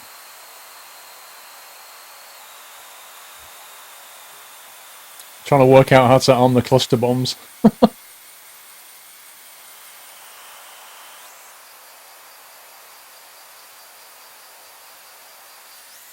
Yeah, because I have this about 15 to 20 second delay, we're currently circling around. Oh, listen to that.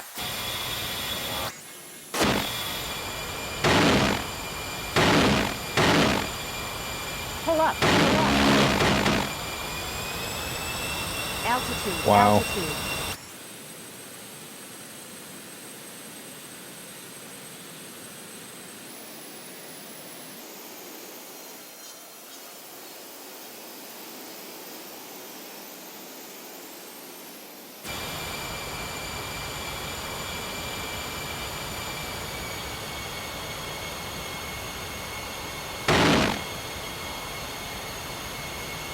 That's why I was trying to get that truck on the end. Pull up. Pull up. Yeah, there he goes. He's on fire and then he blows up, I think. As we're flying away, he blows up. Kaboom.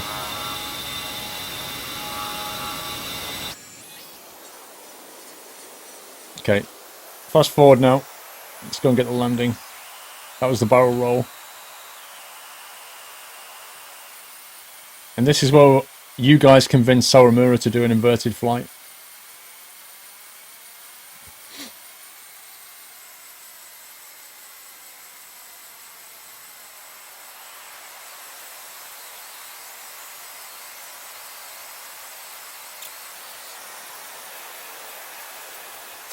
Did you just do a barrel roll just right there? I might have done a barrel roll. Oh, yeah, I'm 50 seconds behind you, so... I want to see his engines go out. Alright, you can skip the entire part, of course, when I do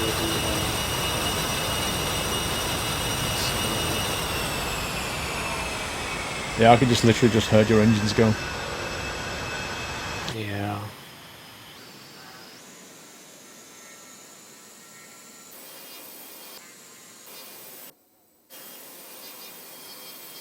At this point I was thinking, why am I losing energy and speed? Oh, you check your canopy off. Hmm? Your canopy came off.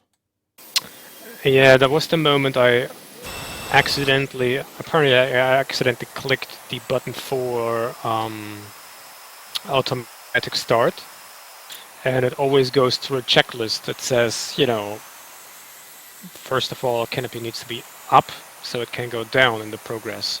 So it just puts it up. It actually destroyed my entire try or approach to secure the aircraft.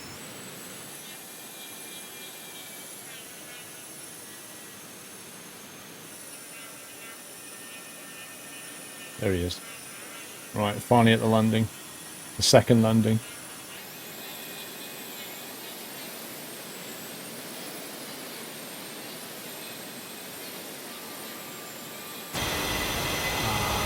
Found it. Yeah, I think. Ah, there I am. For a second, I thought I would be bugged out, which. Look at the heat hazing off the back of my engine. No, there I am.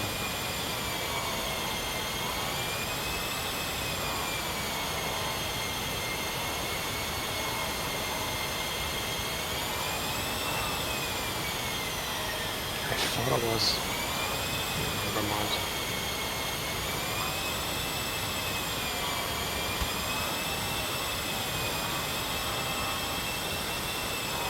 Yeah, you're holding bank there quite well.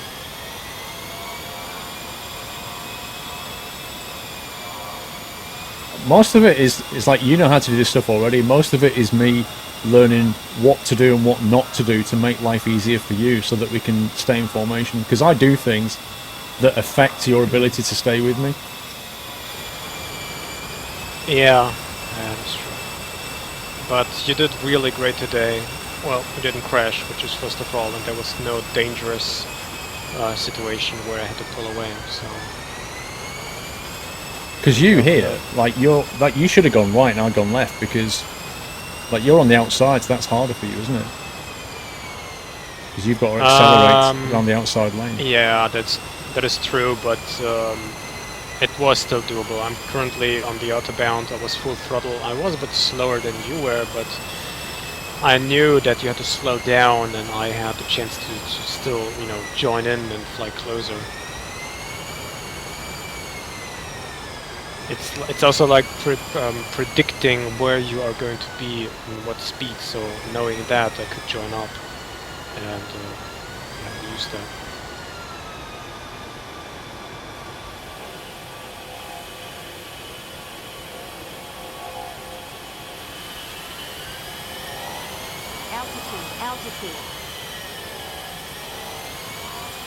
Altitude. Altitude. Yeah, I think at that point it was a little bit scary for a second. Because you put the air brake out, which I didn't know you would, and I was a bit closer. You saw that because I'm 15 seconds behind. Sure. Yeah, it wasn't bad, all things being said. There's my air brake coming out. Yeah. Like a glove. My nose came down a little bit too harsh, but it didn't wreck it.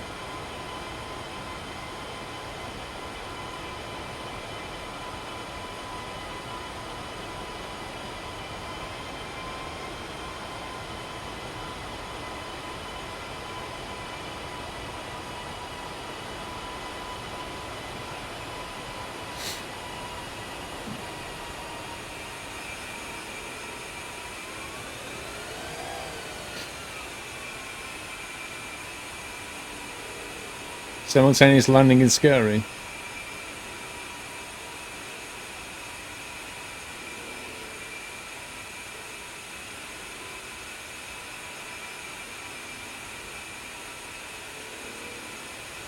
That was good. Oh.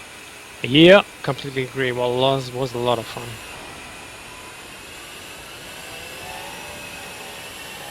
Thank you, Gavin.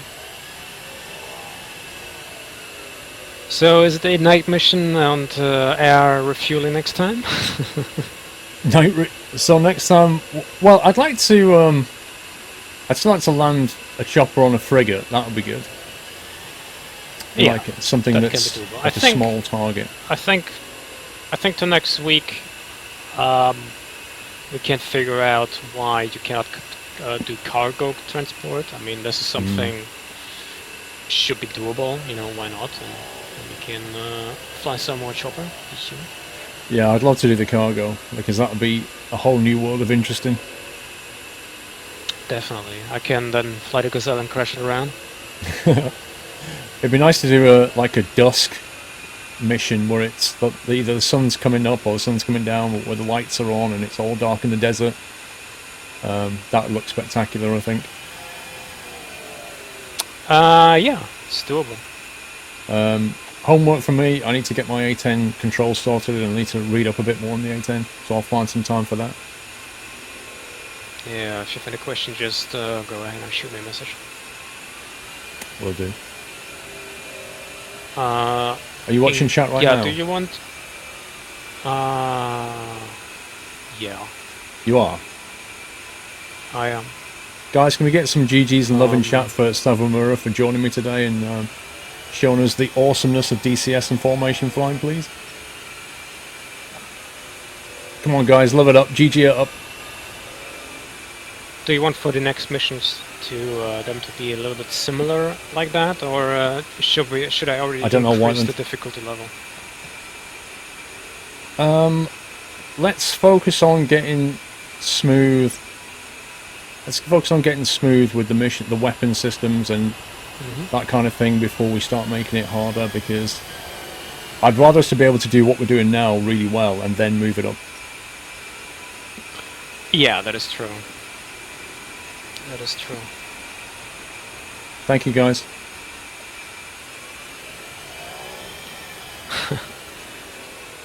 Shadow's going crazy. Crazy for you. That was a Madonna song.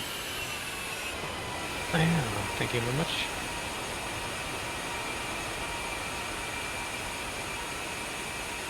Wyland approves. Yeah, it was a very funny flight. Or even for me, figuring out trouble fixing and everything, but it's a bit fun. Perfect stopping as well.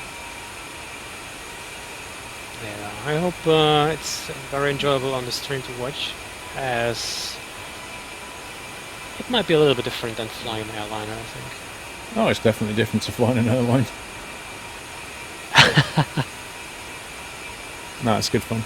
Shooting things is always fun. Yeah, I just read in the chat that yeah, maybe we should also switch to doing the entire startup process manually. Maybe it's also something Depends to how many study steps there for. are. I know the Huey startup sequence.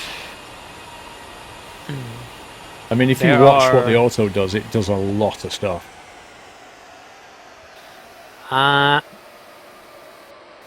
Yeah, but it's actually even easier than it appears. But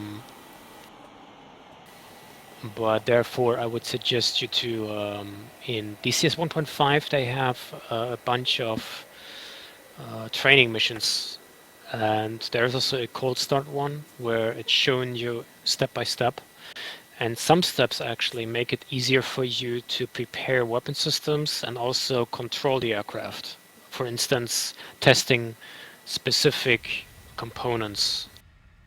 At the same time, it makes it more interesting, and at the same time, you also learn more about the aircraft.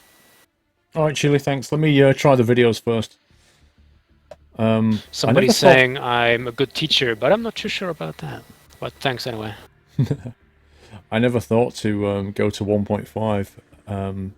It didn't occur to me that it would have different tutorials in 1.5 to what it has in 2. Yeah, the A10 came out when 2.0 wasn't out, and they just have not transferred the missions to the to the 2.0. They just didn't do that yet. Alright, I shall remap my controls and I shall go through the tutorials on A10 and see what happens.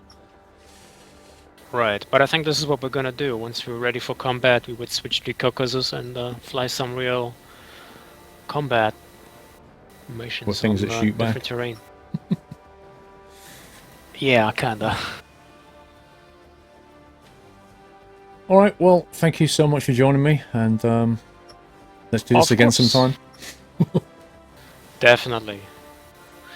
Alright, then wish everybody a nice evening.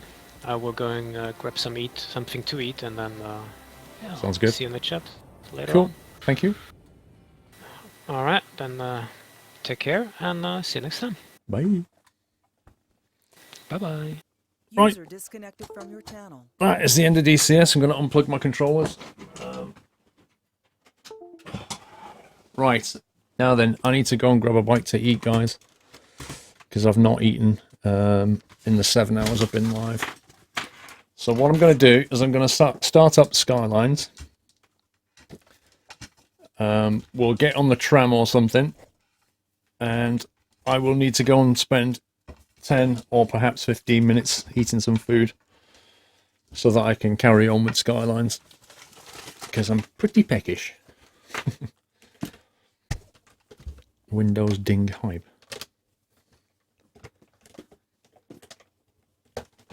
Yeah, unfortunately, the chair's going to have to keep me company, I'm afraid.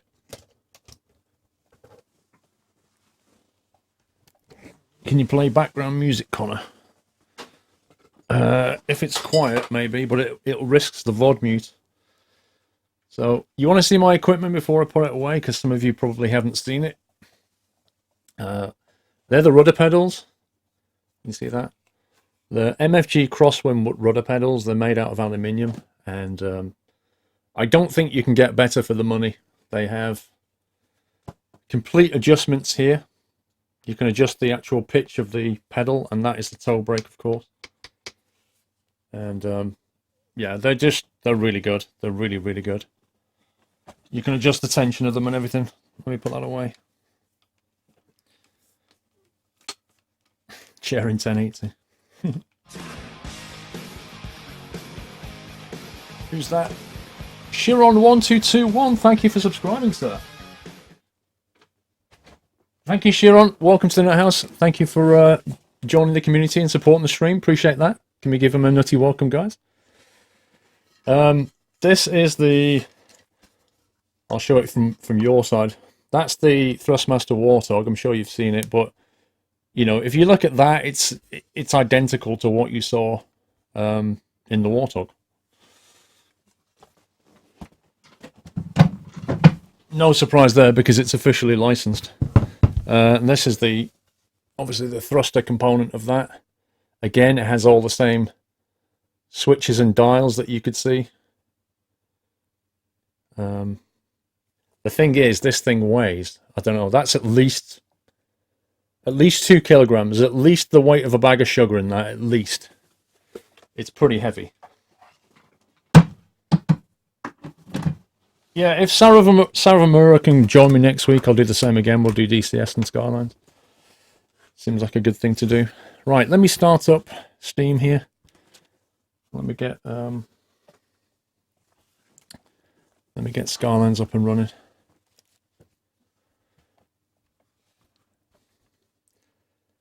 Martin, 89, 4-month support. Thank you, Martin. Come on, game. Oh, I need to change game mode, don't I? DCS World. City Skylines.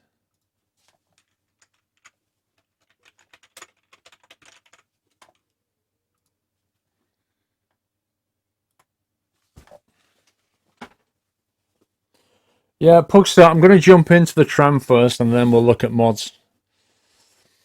We'll do that later. I need to go for a bio break and get some food, dude. So we'll do that in a minute.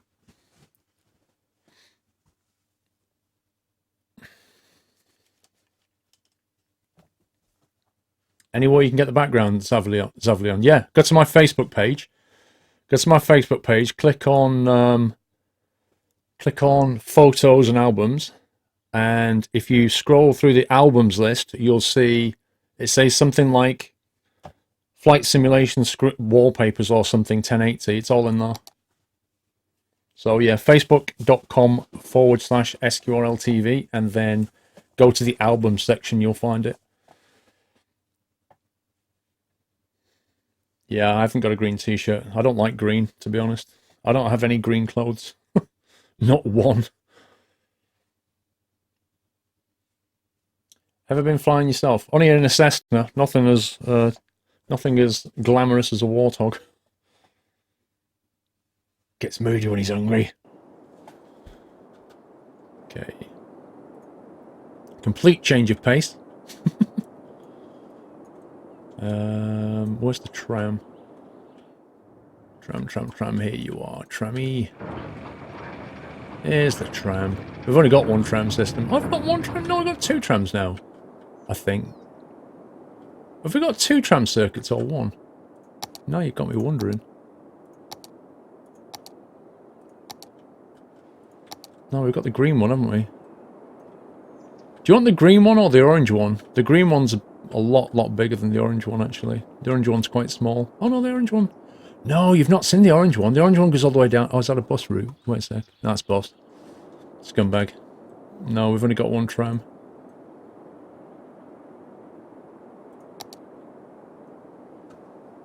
No, I think we've only got 1 tram, unless that orange one's a tram.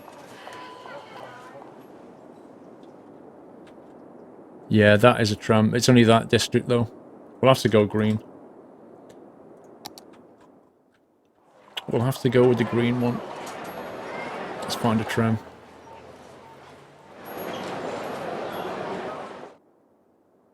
Flipping out, where the tram's gone? There's one.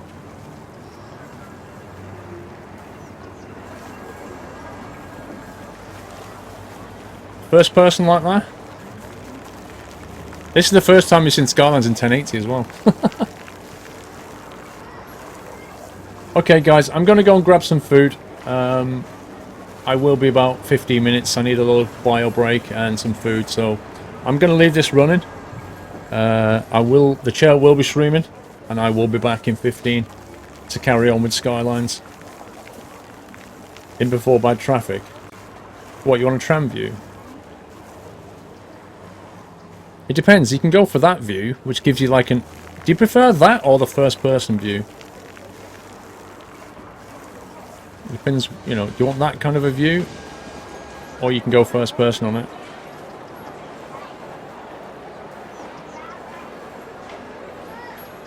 The Jeep looks like it has 2 flats. Look at this guy, Leon. Look at the bank angle on there. Bank angle.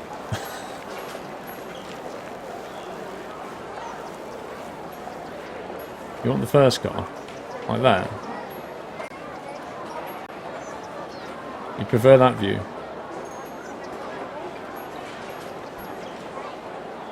Okay, looks like you mixed. Let's go first person. We did tram view last time, we'll go first person this time. If anybody wanders in, just please let me know. I'll be back very, very shortly. In fact, I want to actually put a text message up to say... put a little text message up here saying...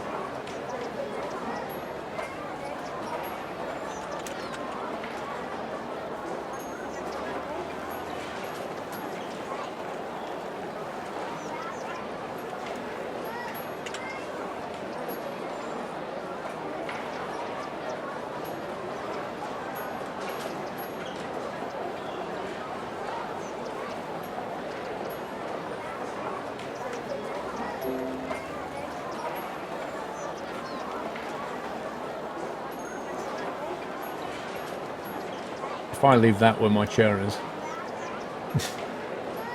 then it's hopefully pretty obvious. Kind of food? I don't know, Train Sim fan. I'm going to go and see what the wife's done. Chew your food, no inhaling. Like Doyle does. Right, I'll see you in a bit, guys. Won't be long.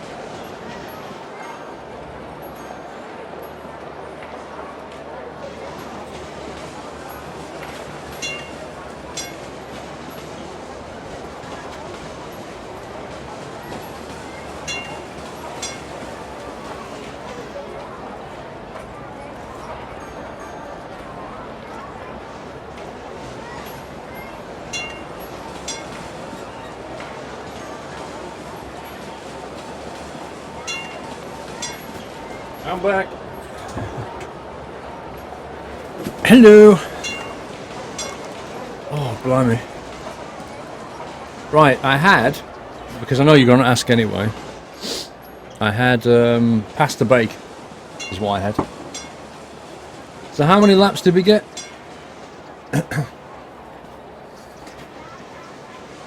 Rip people. We always run over people in trams.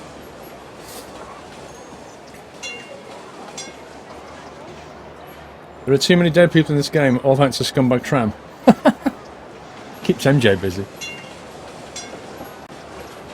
Is that what we haven't done? I just put my wax back on my brace. Glory to Ostrowska. Wow, look at the industrial demand. Oh my god. Where's all that coming from?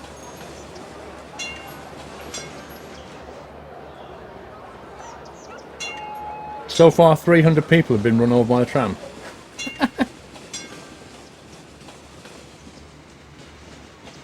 Has it rained? Hey, that's something I've never done, is taking a tram ride in the rain in this game.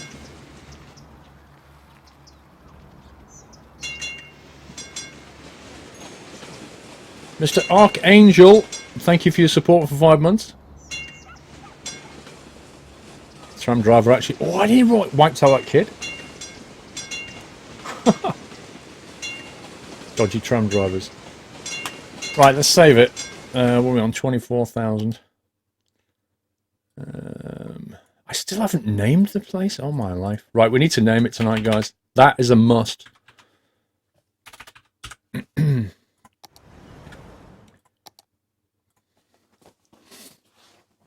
Webcam.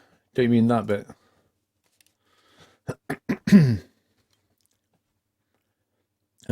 Content manager.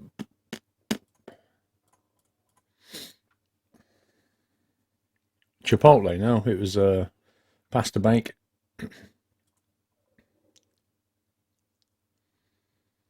Let's see what we're looking for. SQRL TV, wasn't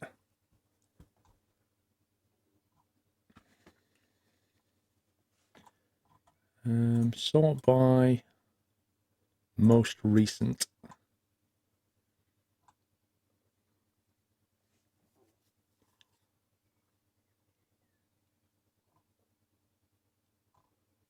What mods are we looking for here, guys?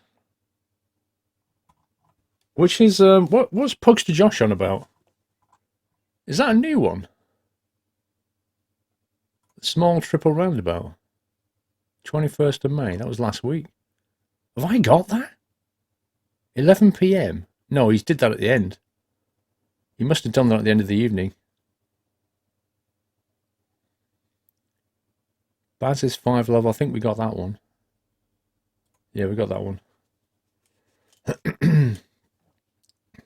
Is Pugster here? I can't remember what he said search for. Whiteland, Ramo, Dub. Oh, the temperature mod, where you can have northern lights, just to remind you, go on Steam Workshop and search for temperature. Right, there we go. That was it.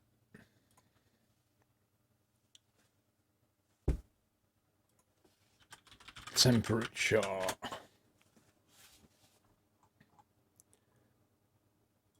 Presume it's a mod. Is it that one? Climate control.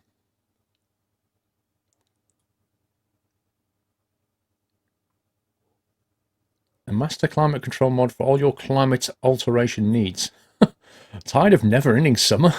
Want to see how temperature changes as time passes?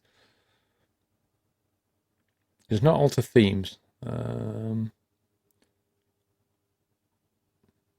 North Pole, South Pole, flipping heck. London? Sao Paulo? There are 2 special presets which does not alter the climate themselves. We use default weather settings, currently selected map. Companion mod climate settings allows third-party mods to initialize climate control with their own settings. Chirp weather forecast. Yeah, Devil Dude. She did go to the PO box. She left a couple of packets over there which will open tomorrow. I think I can see 3 packets. One's in like a yellow bag. One's in brown paper wrapped with orange tape, I think, and the other one looks like a jiffy bag.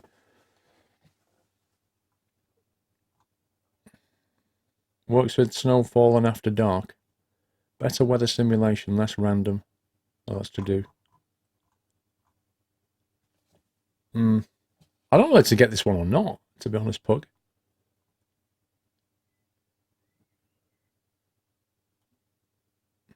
Not current northern lights 0.9. I don't know, Pug, whether to get it. I mean, I'm quite happy with the weather as it is. I think maybe it would work on the next map better, is my thought on this. I don't really have a problem with the weather we've got, is what I'm saying. But I like the look of the mod. I just don't think it's useful for this particular map.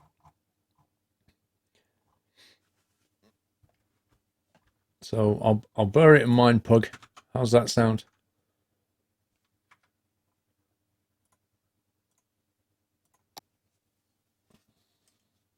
Brown paper packages tied with string. They're one of your favourite things, Pringle?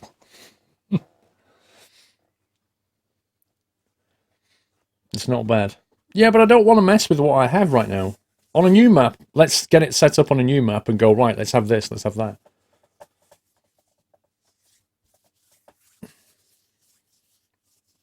Come on, game, load.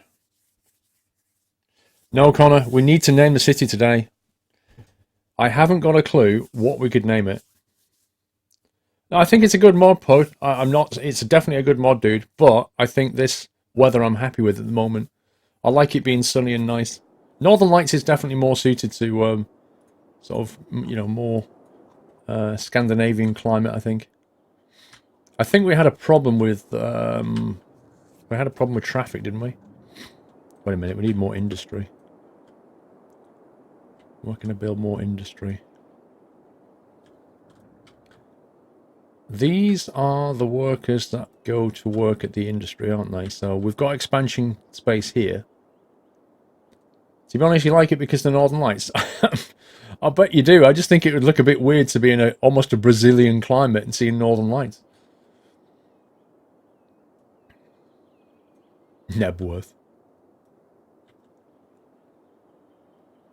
Okay, so the trams run all the way around here, don't they? Get the tram line. Yeah, they've got a dedicated... excuse me. They've got a dedicated tram line to get them to work. I think the only way we're going to do this is to unlock something. I don't know where industry's going to go next. I mean, we could build offices, I guess. Offices is a possibility. We could possibly branch this way and build a nice office complex up here. That might be actually quite nice. Build some office stuff around here. If we kind of bring the road in that way, maybe. From here as well. Going to sculpt something in there. It's a bit steep though. That might not turn very easily. We've got this lower road. Which goes down here. It's a problem of how we get the workers to go to work, you know? All the workers are here. These guys are all pretty well educated, aren't they? I seem to remember. Scania Loving Cookie, 1 year anniversary, 12 months. Thank you, Scania. Happy anniversary. Grind some WoW. We did that yesterday. I mean, I kind of had this pencil out for residents, to be honest. That could make a nice little office complex, but it's getting the roads here. They're so... like, you couldn't really get much there. Maybe that is better as residents. If I build offices down here, how do we get them to work? Because the tram system is here. We could have stuff all around the outside. Maybe that's a possibility. We could even have possibly a parallel road. Maybe that's the way. Have this as the main road and have a parallel road here and put offices all along it. Let's do that. Let's get a nice 2-lane with grass, maybe. Let's see how that looks.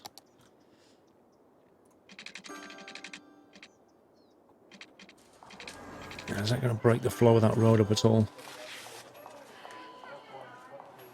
Should I perhaps come off there instead? Is there a tram stop along here?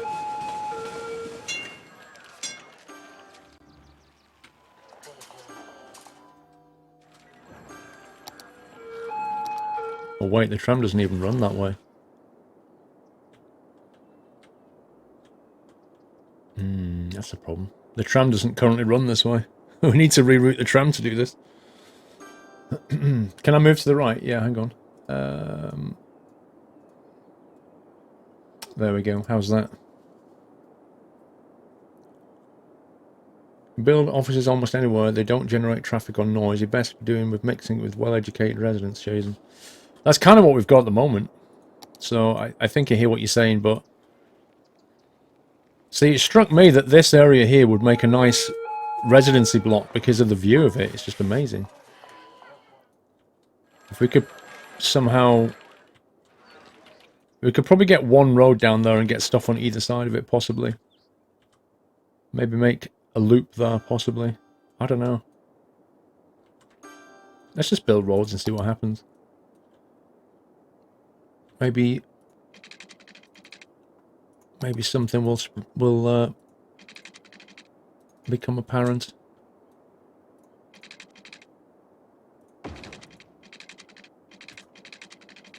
Oh, the rain's coming. You see, those houses are going to be weird.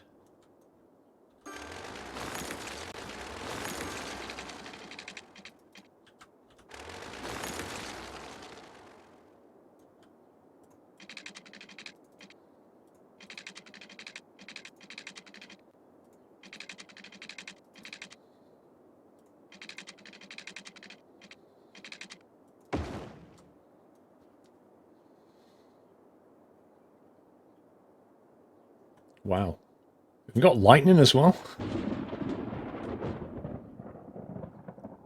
Oh, epic weather. I need to get some music on in the background, guys. I'll do that in a minute.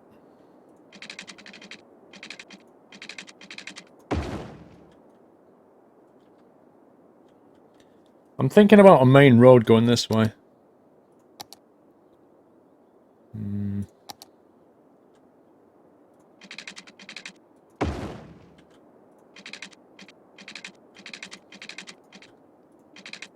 I doubt that's going to link to that.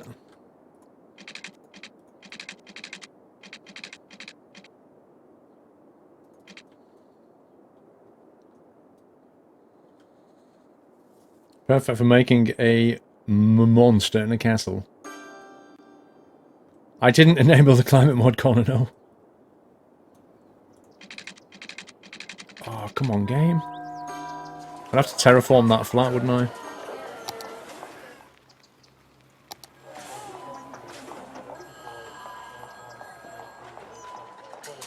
We just lower that down a bit.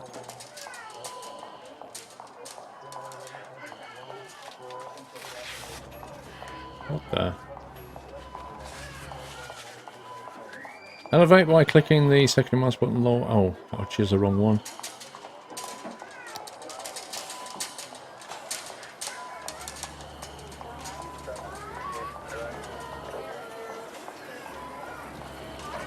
That's better.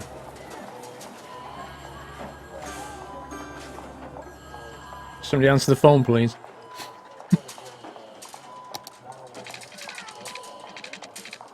Scumbag. You could have connected through the gap. What do you mean?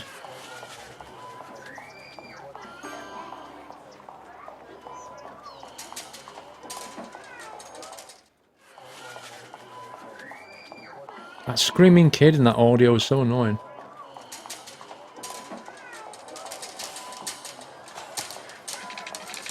There we go.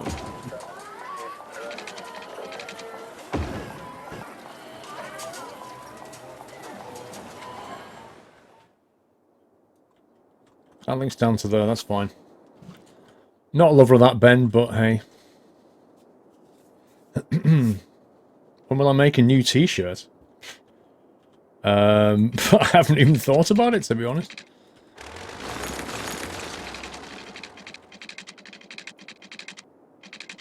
try taking the bend. Is it here?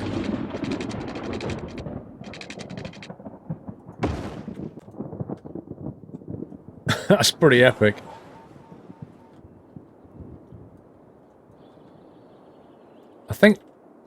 I don't know whether to keep that or not. It would be useful. That's actually a tram system, isn't it? I'd have to upgrade this to a tram to connect to it properly. A road tram, please. Well, that's kind of why I'm building the middle lane, is because I'm thinking that perhaps it could come through to here, but I don't think it can. I can upgrade this lot, but not this bit. I could level it. I'd have to delete the roads and then level that terrain out a bit. Elevate it up, and then we could perhaps do it. Let me pause it.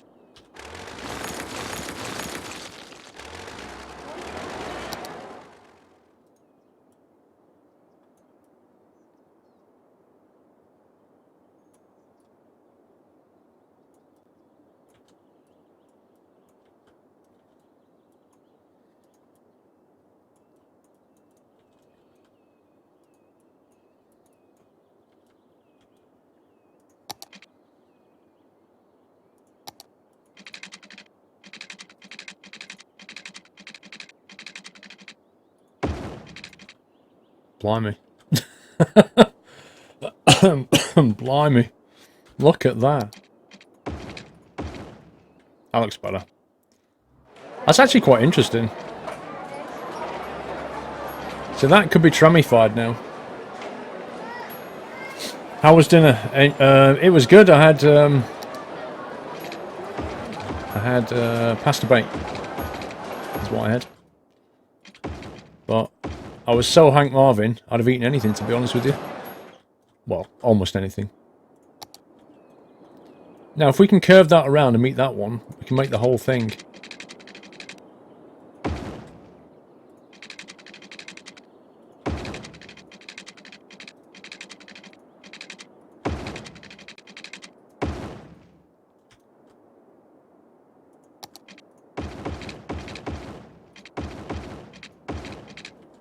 There you go. So that's another tram loop extension. There's also this we can build on. Isn't terrain leveling sort of cheating? Not at all, Steve. So if you think about construction, construction almost always involves leveling terrain. Almost always. Whether it's felling trees, you know, digging holes in the ground for foundations, or landscaping something. You know, there's almost always some kind of groundwork needs to be done. I don't think it's cheating at all. Let me get rid of that light. Switch traffic lights.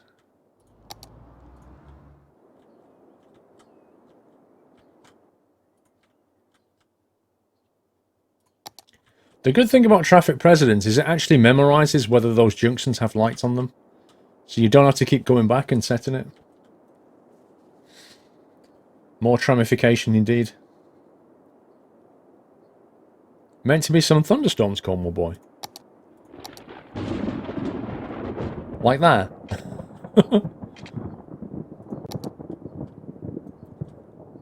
Okay, let's make this into a lovely little place for residents to stay.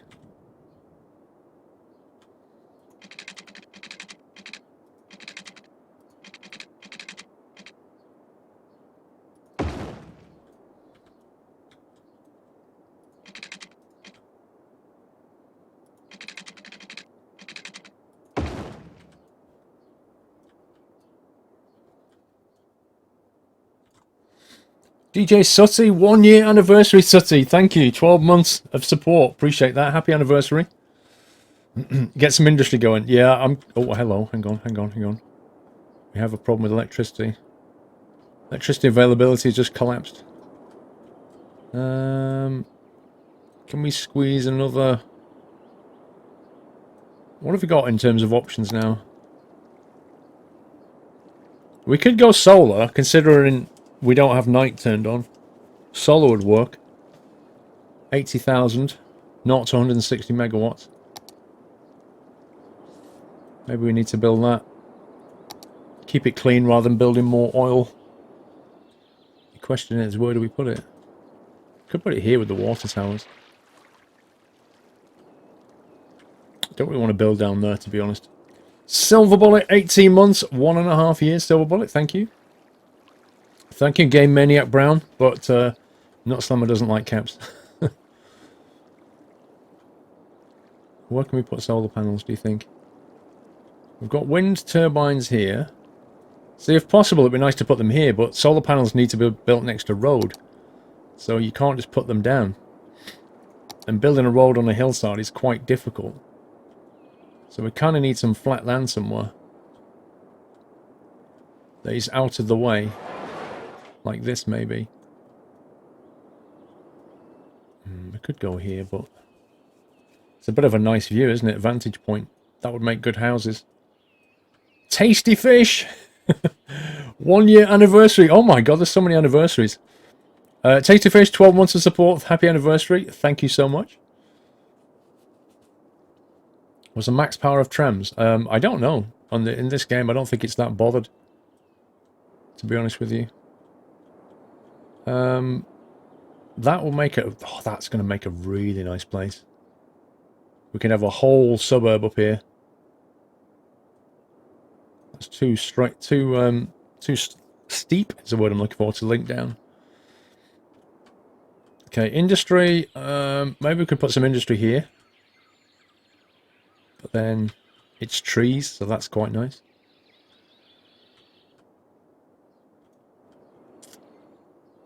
Alright, let's keep the industry over here. This is where it's always been. Oh, we've got this. Let's build it here. Let's build it here. This is fine. This is all industry anyway. We'll have a little service road connected off this.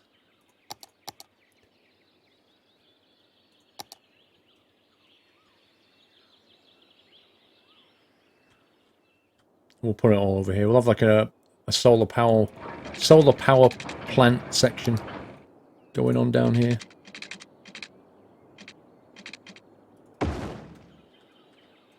Right, let's put one down.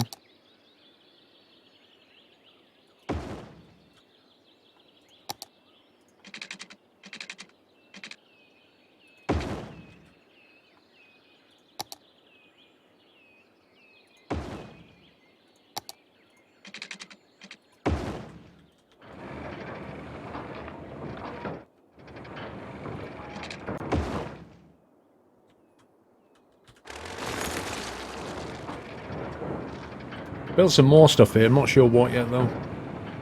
Maybe some services.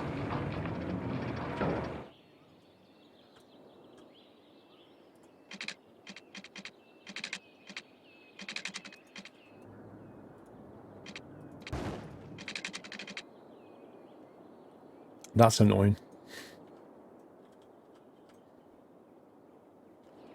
Right, let's get these guys hooked into the grid.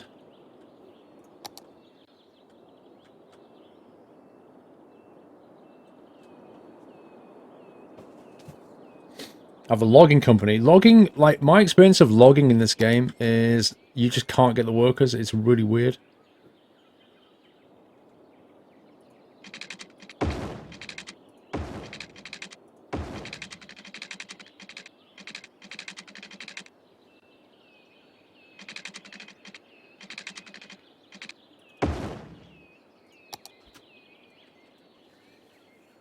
Let's bring them online.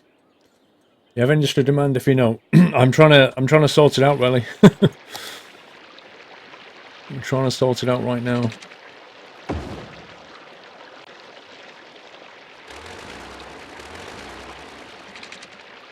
Ugh.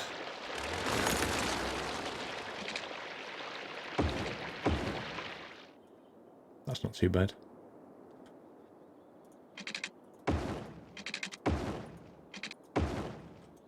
Use that space in there as well. Right, let's get the water down. Interestingly enough, a solar power plant needs no water. Which is curious, because most things do in this game. Okay, that's the power sorted out. Availability's right up.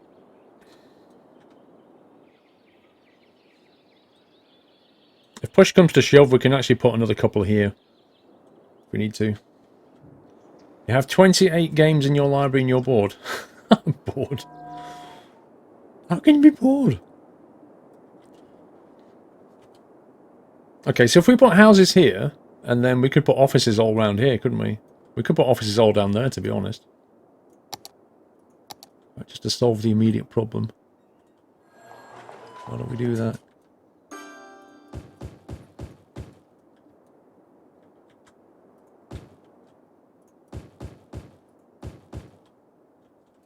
Because everybody here is pretty well educated and they can all walk into the office, can't they? Even the snow dump needs water. Exactly, but then the solar power plant doesn't. Go figure. I wonder if we can actually build a bit more road here.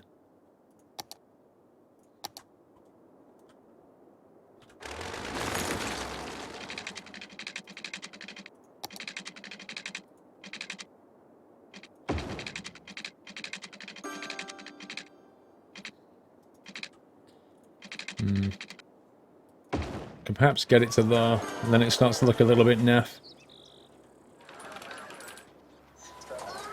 What might look nice is a footpath along that ridge, maybe. We can get in here before they all move in. We can build a little, almost like a bridle path.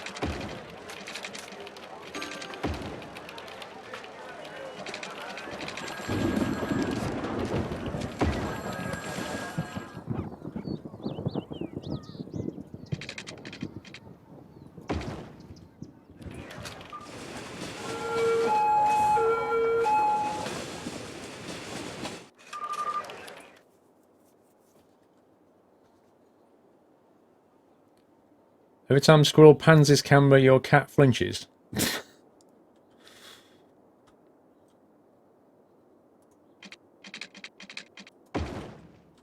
Just connect that through to there, so that everybody can get through to the path up here. They can all walk up there. Go for a walk to the office. Looks like Innsbruck.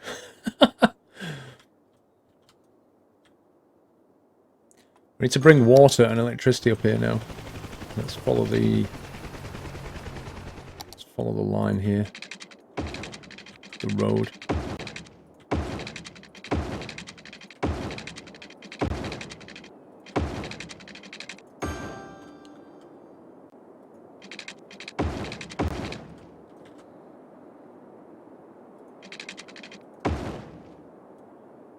Okay, that's water sorted. Mr. Koondium, I have a name suggestion for the city, because it's nutty based and the city reminds me of San Francisco. San Ferrero. Oh, I see what you've done there. San Ferrero. That's not bad.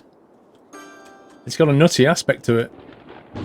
I like that. Definitely fits with the place, I think. Shania96, thank you for subscribing. Welcome to Not House Shania. Can we give Shania a lovely nutty welcome, everyone? Thank you for supporting the stream. Welcome to the community. I should probably change the Huey to a bus.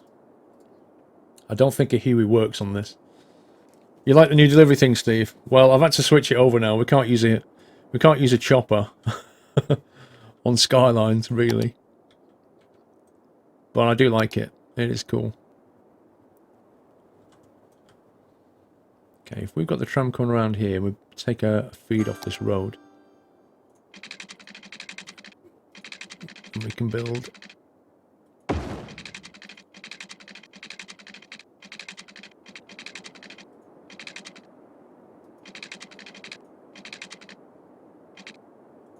an office loop like that.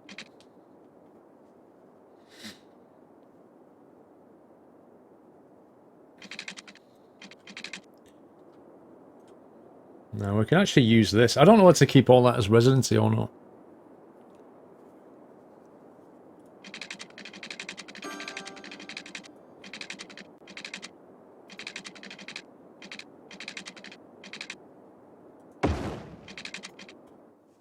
They're not going to be very big. They're better as houses, I think. Maybe we can put like a little park here.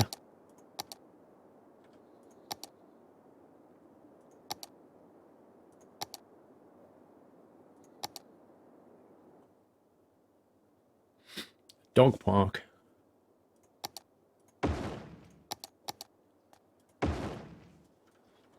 Dog park and a playground. How's that sound? A chopper in Skylines works every time. Of course it does. A gravel path. Still a gravel path here and over here.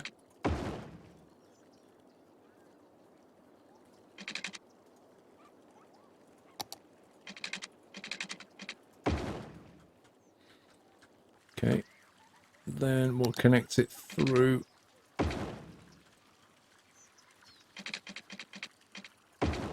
God, this game looks amazing when it rains. I love it. I like the rain more than the snow in this game.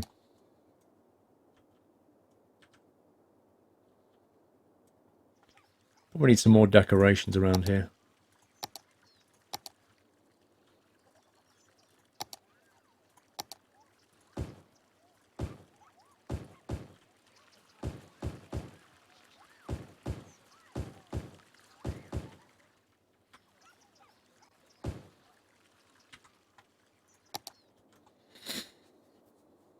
You still need a lot of industry. Oh my god.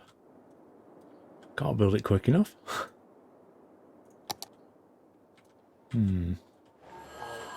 That's a bit of an awkward place, isn't it?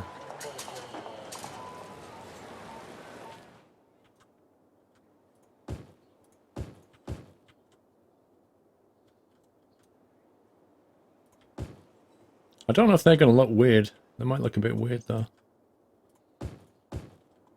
Let's try a couple and see how it goes. In theory, we could branch off here and build something.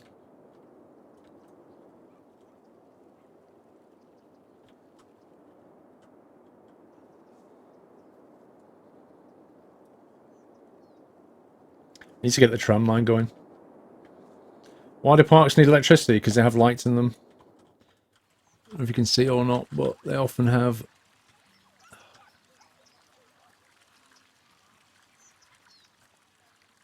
At night they light up, basically. But... yeah, it's kind of weird. There, you can just see one here. Yeah, the little lamp, little lights, that's what it's for.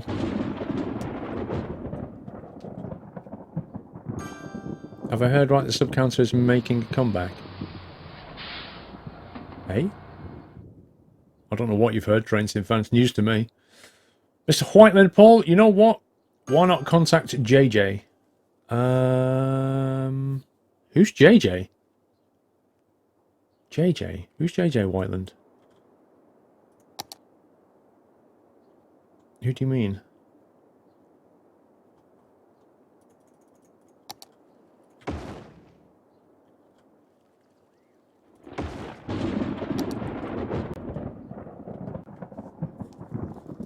The roads don't have lights too, but they don't need electricity, Captain Flint. You spotted a flaw in their plan, haven't you? J.J. Abrams. Oh, right. You mean J.J. Abrams? Right, okay. I got you. That was a bit obtuse. Sorry, Whiteland.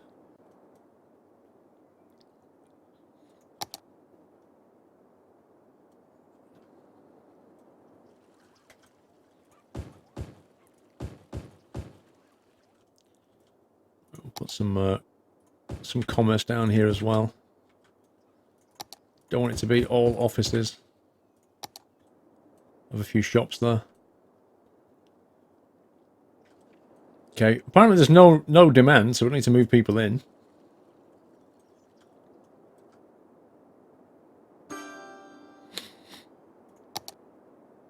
Trams. Now then. Where do we want to run the tram route?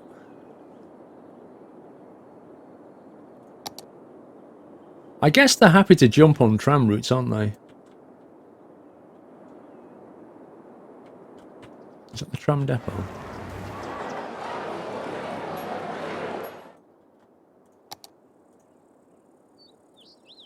Where's the tram? Oh, we never built a second tram depot, did we? We've only got one, and that's over here. Make a loop in front of the park and put houses there. What, here? We've already got a loop here, but we can't really put much here because the border's there. Dedicated tram routes and no reroutings. What do you mean by that? I mean, I'm thinking about having a circuit like that, but if you look at it, the circuit should probably run around here and then turn right down here.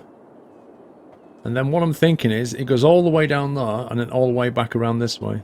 So just a loop like that. Because that way it serves a lot of things. It'll actually put a tram route on this outer road, which it doesn't have. You only need one tram depot. You do, Trauma, but it kind of feels a bit weird to only have one tram depot all the way over the other side of town. Because the trams have to go, like, they have to come out of here and go all that way just to get into the system. It's kind of strange.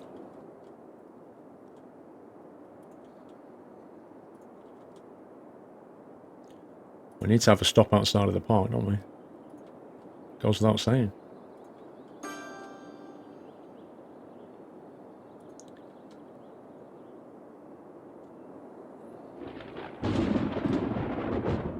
Oh, I can't put one there, can I?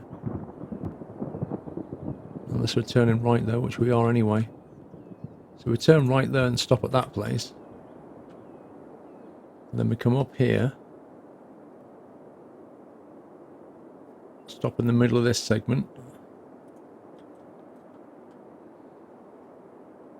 Take a left turn down there.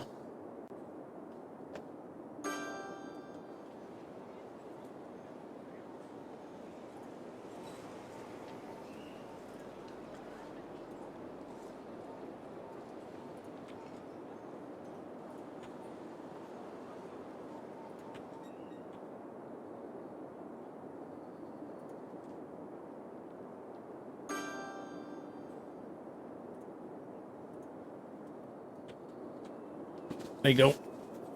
That's quite a nice loop.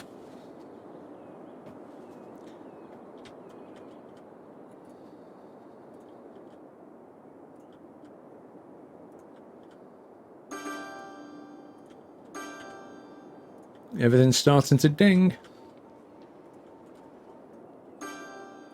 Around the outside.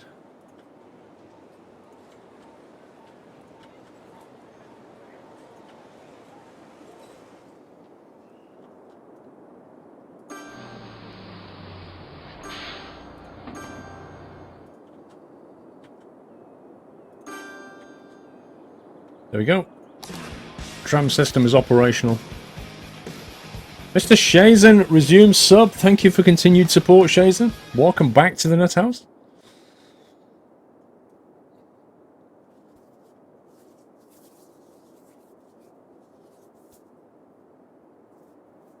The new route you're creating can bring that into other parts of the city so they can be like an interchange. Personally, I'd like to have another tram depot up this side of town. Because going all the way over there to get to the tram depot just seems crazy. Like, can you imagine the guys who operate the trams at the end of the evening going, okay, so now we have to drive it all the way over there. Which is like 20 minutes just to get it back to the depot. It's insane. Okay, they've moved in nicely. Can we actually get anything here? I think we'll leave that.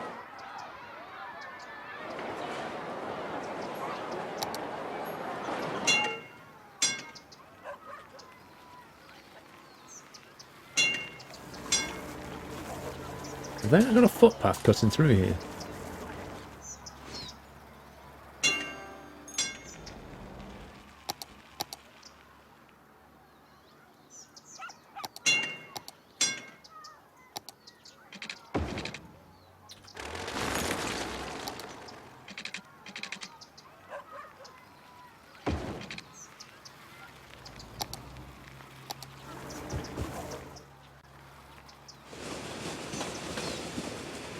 Some small offices, the small businesses can come here.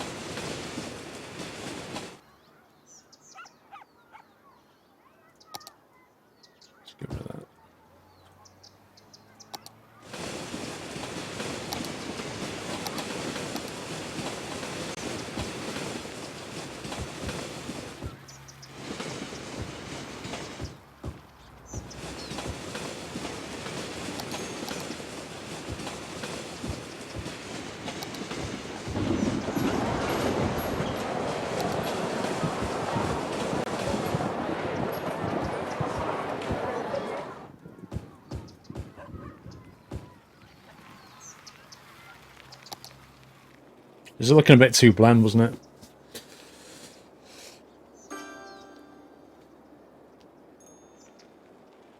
You're gonna get Snowfall. It's on sale. What other features does it come with? It comes with trams, I think. Snowfall. Oh no, that was the nighttime one. Oh, which did trams come with, guys? Was it night? Was it Snowfall or nighttime? I can't honestly remember.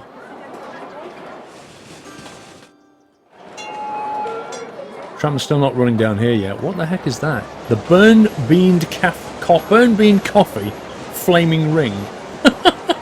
That sounds like a night after a curry. That's brilliant.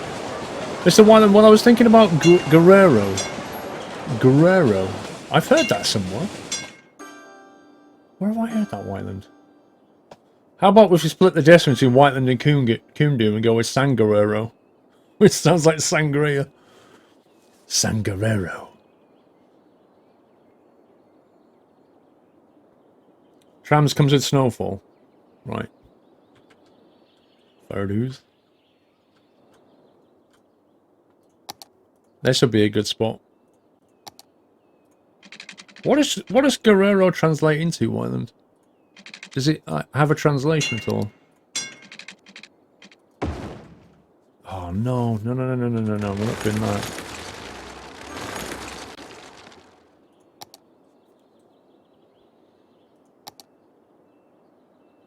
Spanish for San Fighter. The name of City Chelmsford not.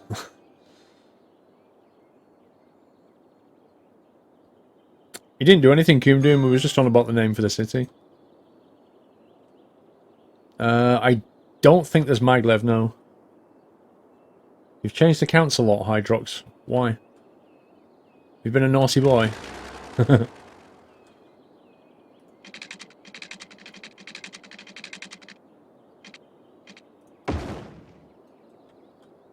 That's better. That follows the contours better.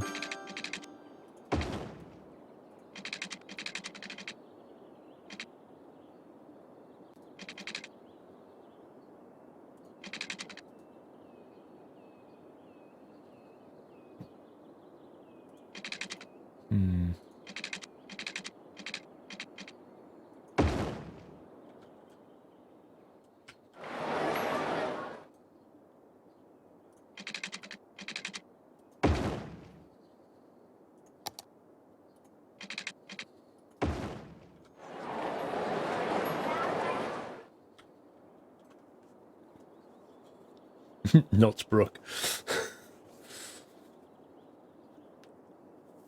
Eddie Guerrero was a wrestler. I don't think that's what Whiteland had in mind, though, is it? I doubt that's what he had in mind. Don't really want to build houses down there. It's going to look rubbish. Might have to just settle for that. Los Notos. Los Notos.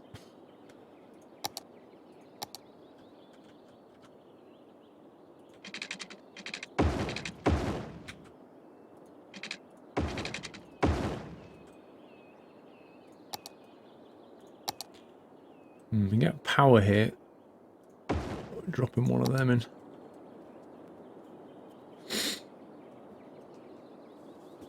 If you want to go for a Spanish name, make sure it makes sense of proper Spanish first. I'm not sure I want to go for a Spanish name. I think what they're going for is more of a Latin American. I don't know. I kind of get a Latin American feel here. It's a bit too green for Spanish, I think. I think it's more South American. But that's just my feeling.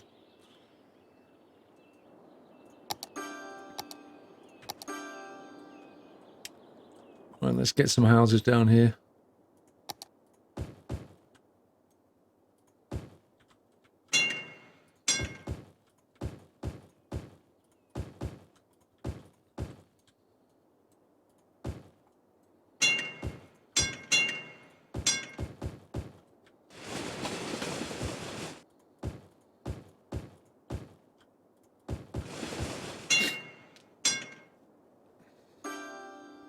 You get the South American feels too.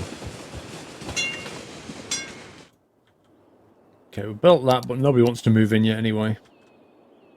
They still want a massive amount of industry. I can't work it out though. Is it offices they want though, or is it because of these guys want jobs? And there's not enough here. What's the stats on these? 16 workers, 8 workers, 8 workers. All the jobs are taken, look. Every single thing is taken. The thing is, if I build more industry here, I don't think this traffic's going to cope. I think we're going to have a meltdown.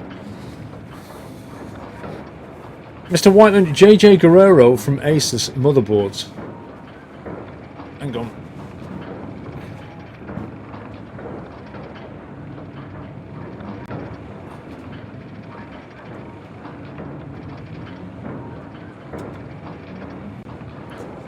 Juan Jose Guerrero. This guy's on Twitter. Juan Jose Guerrero, Senior Technical Marketing Specialist at Asus.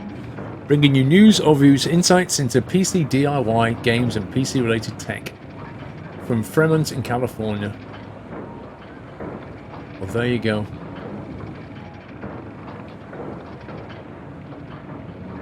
I've never heard of him, Whiteland. I think we can build some more industry here.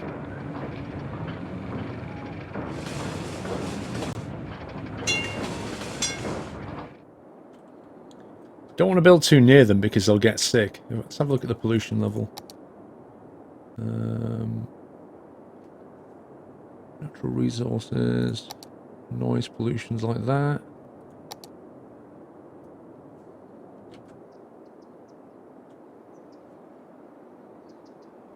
He's your Asus boss. I don't work for Asus, dude. Flippin' heck.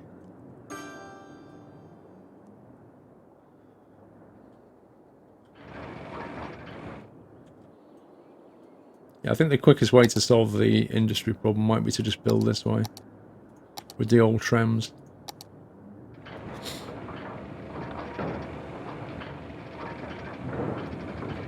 You ordered an Asus motherboard and got Doom Redemption for free. They often do things like that though, don't they? Often get deals. So that's 4 lanes of traffic.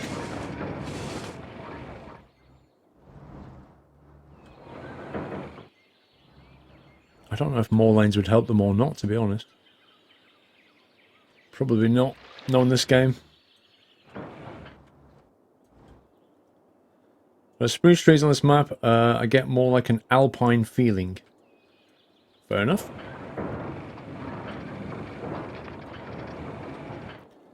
Now the tram goes all the way around here, so if we're crafty about this, we could actually connect up over here and then loop the tram around, thus reusing the existing tram route.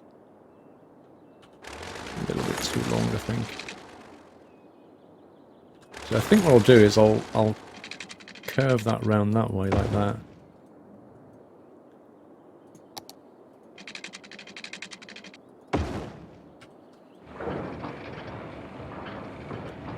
How I'm going to build up here, I don't know.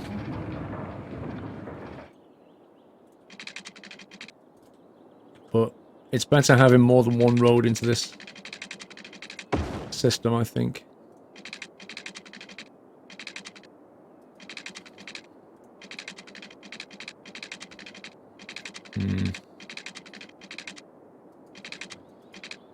That's a crazy hill.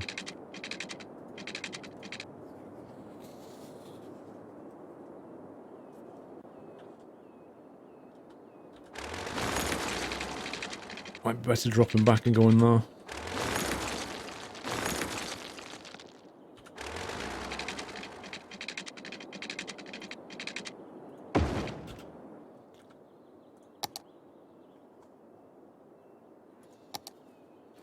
Don't forget the triple roundabout. That's a good call, Whiteland. I need to get that in there.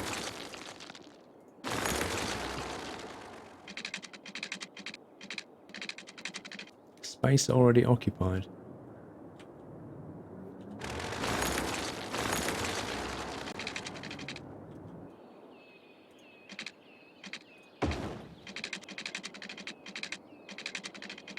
Why doesn't it go for that? What's wrong with that? The city needs a Germanic Italian name. Ooh, that's very posh of you.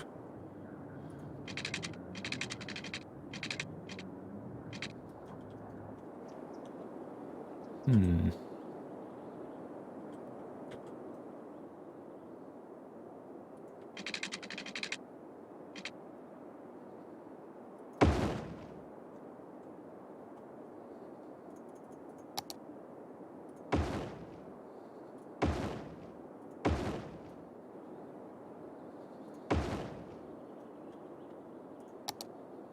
We'll get power in that way.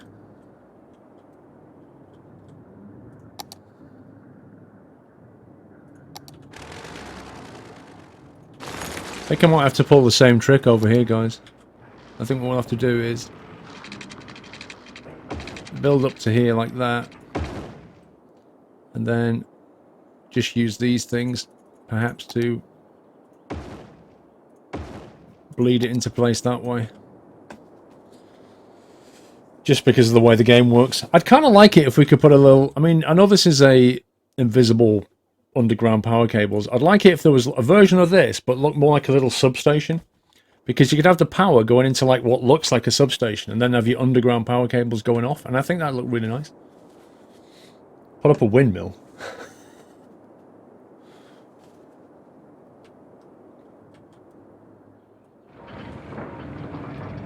I've kind of built this road with a view to expanding industry, but apart from a bit here, I don't see how I'm going to do that.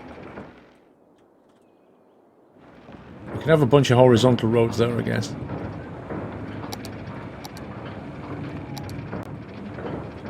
Let's build a... See, look how deep that is, though. Elevation there is horrible.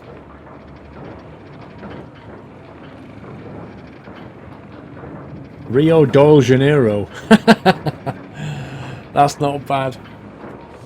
But according to Train Sim Fan, it has to have a, what was it, Germanic Italian name. So you can't have Rio de Janeiro. I like where you're going with it, though. Rio de Janeiro is quite good.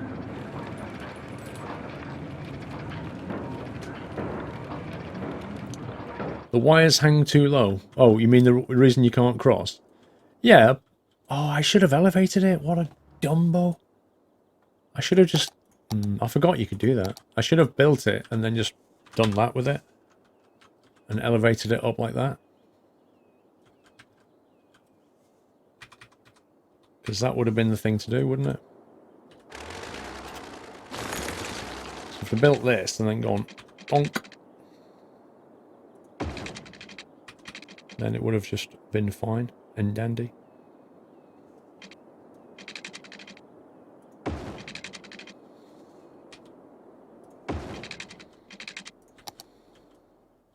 That's how it should have been done.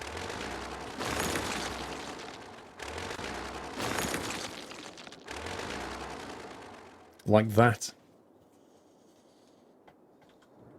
Yeah, I'm trying to solve the industry demand. We're kind of out of space here, and I don't want to buy that sector because it's a bit... Well, it's a bit pants, to be honest with you. We have got industry here. I could just quickly scope some of this out for industry. That would certainly take away some of the pressure.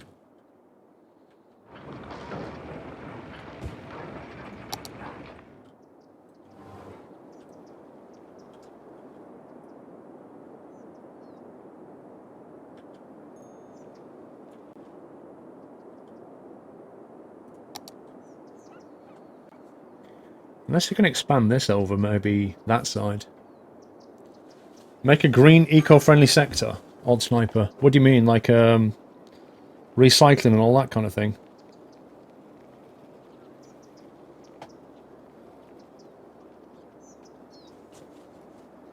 Shortcut for the bulldozer too. Press the B key. I think we'll build here. The industry needs to move this way. Now let's think about the traffic coming into this roundabout. I think we've got the ideal situation for one of one of Whiteland's masterpieces. That's the right word, isn't it? Whiteland, a masterpiece? Or is it?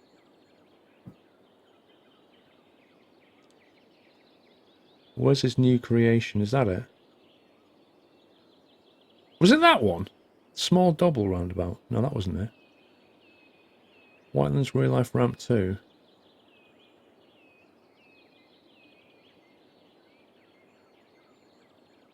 Whiteland, what was it called again?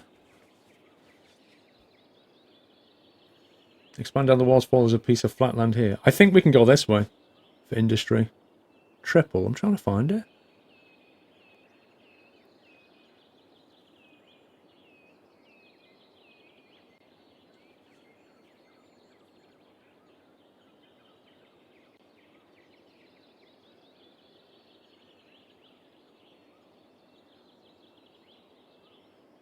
Do I not have it?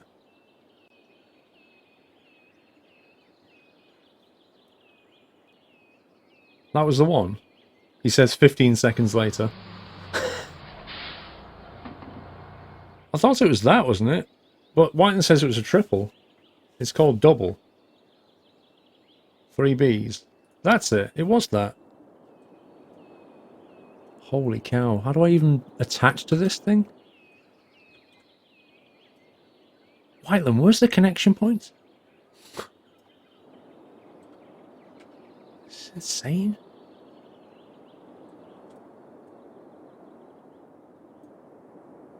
This is bigger than I thought.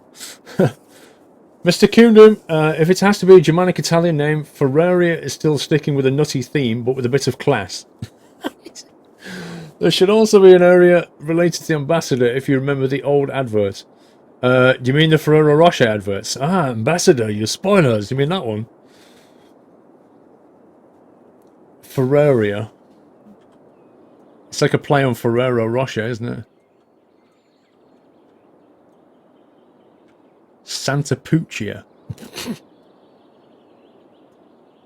So if we used to put that here, it's a bit close to that junction though, isn't it? That's the only problem I have.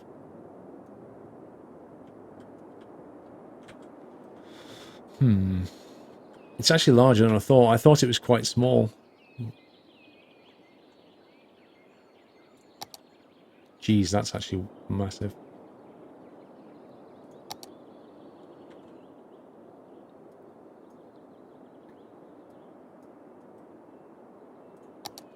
Doesn't really fit here.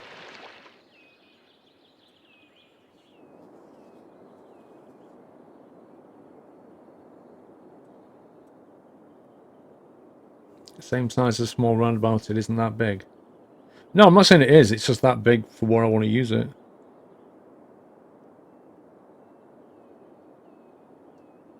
You never seen the Ambassador advert? Train Sim fan. You never lived. I think I want to get the traffic away from there and back to here before it starts to do things. That piece of road is not very long before... Like, I won't want to put a roundabout here because it would create a tiny section of road. And that's going to cause congestion. And if that fills up, it'll back up into the two roundabouts and cause problems. So I don't want to do that.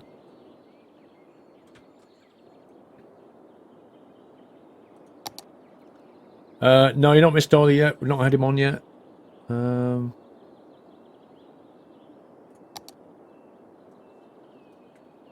Let's think about the orientation. So if that came in... I think it's at the north exit there.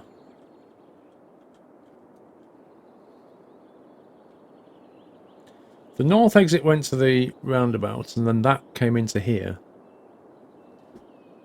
Would that work?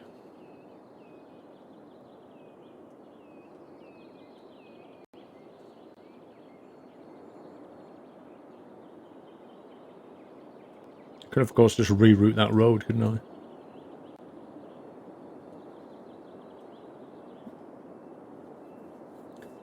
The 27 gear add-on thing, Pumpkin. Ask somebody to run the SKRS command for you. Yeah, and that road comes in from the west. Yeah, that's the way to do it, I think. So if we put that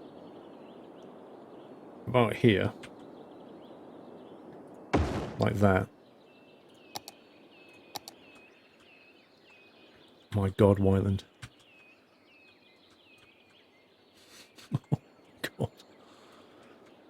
And then I'm going to get rid of that tunnel through to there. We're just going to redo this.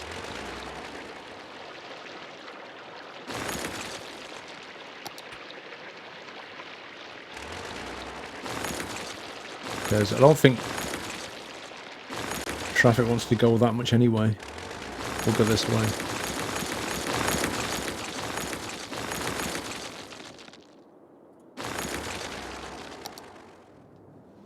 Perfect.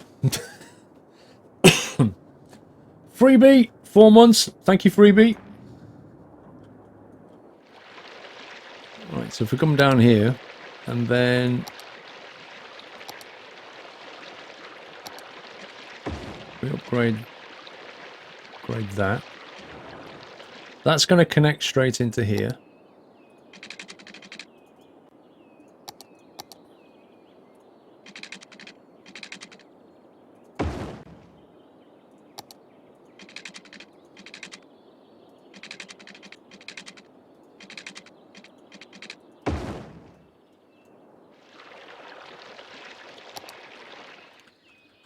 So that's the main road to the highway, onto the roundabout of doom. This, I might actually take a feed off here and jump back over and go over here. That might actually be a cool idea, you know. Because we could reuse that.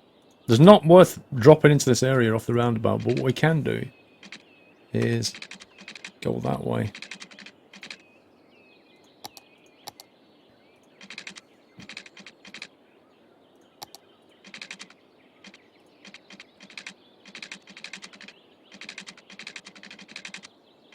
Come on, don't be a scumbag game.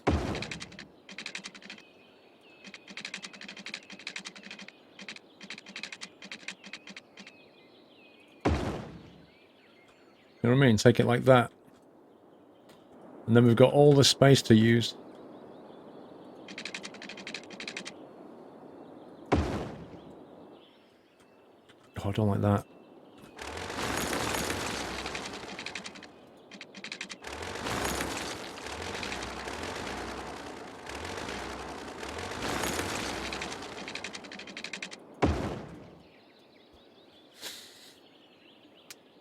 Make a giant viaduct. Why not put the roundabout close to the highway junction? As I said earlier, Steve, I don't want, if the road is too close, if this road stretch of road is not big enough, then if you get any kind of backup of traffic, like let's say this junction here, the lights go on red or whatever, and the traffic starts to back up down that road. If this road isn't long enough, the traffic will then back up into here, and it'll all start to queue up round there, and it'll all get very, very messy. So I've got a piece of road long enough to cope with any kind of buffer. Now this section here, this is going to branch off and go that way.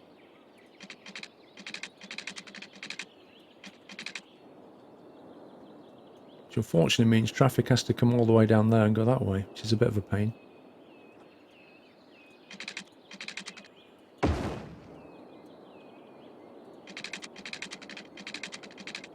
Right, we'll turn snapping off now.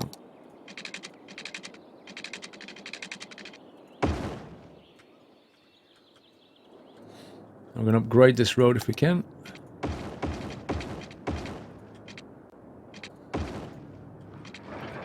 Yay, scumbag game.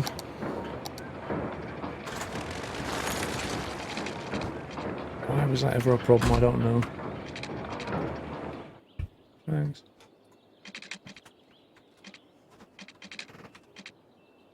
You going out? Alright, see you later. Can we have Jolene before you go? The squirrel's going out, she's abandoning me.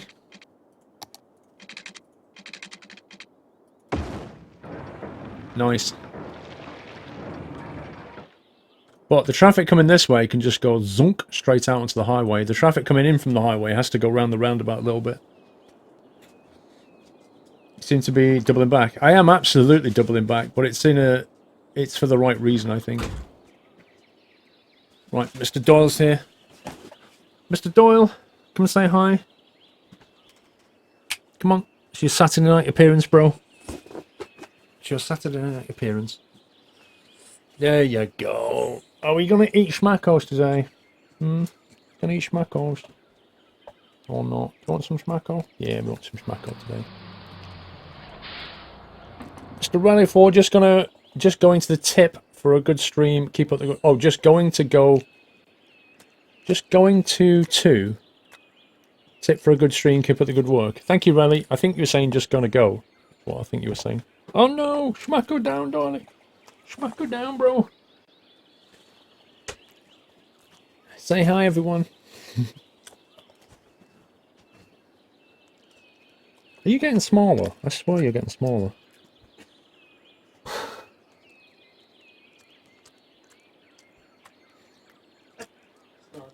He is hungry tonight, aren't you? Come on, sit up and say hello to everyone. There we go. That's better. There's a good boy. Nom nom nom nom nom. Was that the PO box? Those 3 things? 2 things. A packet and a red and a thing. Alright, we'll do that tomorrow. Yeah, 2 things in the PO box, guys. He's growing smaller. What? What do you mean? You've opened it? No. Wait, why would you open it? I've not opened it. Well, how can you tinker without opening it?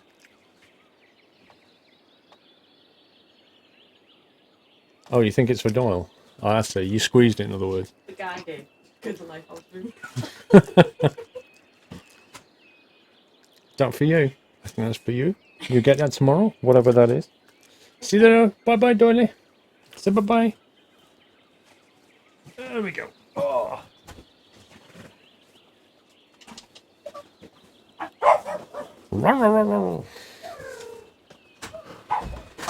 Okay, let's unpause it now, because I don't think we've broken anything. Apparently there's one of the packets from the PO box is obviously squeaky. And it frightened the life out of the guy at the PO box. You must have pressed it and it squeaked at him. So it's obviously for Doyle. Whatever it is, it must be for Doily.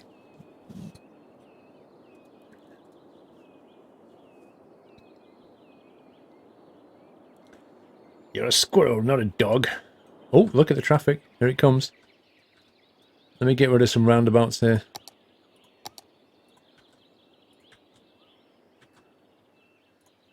Some traffic lights, not roundabouts. What am I talking about?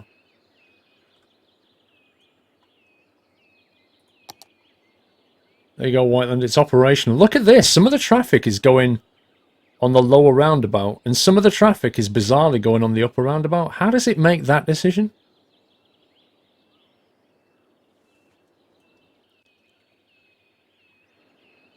Look at how many signs you face when you come here. Oh, that's got traffic lights. Let's come back. I thought I saw traffic lights.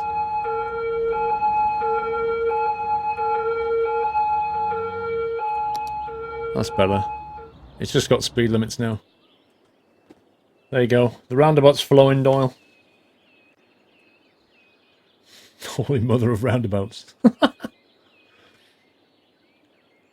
I'm not quite sure why they'd use the upper outer one. But that in the middle, that's insanity, that is. That's absolute insanity. Anyway, they're flowing. They are flowing. Let's see if we can upgrade this lot to make it all look nice and symmetrical. Let's get rid of that. Okay, why do they want to go left down here? Oh, I know why, because there's no other way in here. Ah, yeah, because I used to have a way in here. Wait a sec. Okay, so I need to build a way down this lot, because at the moment they have to go down that road, and that's bad. But what we can do is drop a road in to here, but then we need a feeder lane to stop them from turning at the junction. Or we'll just build a dedicated route off here. Let's just maybe do that.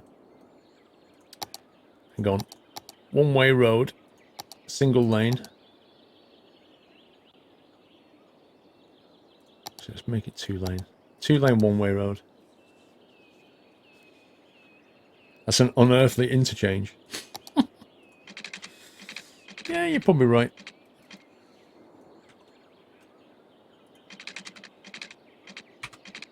Okay, let's get down. Come on, game.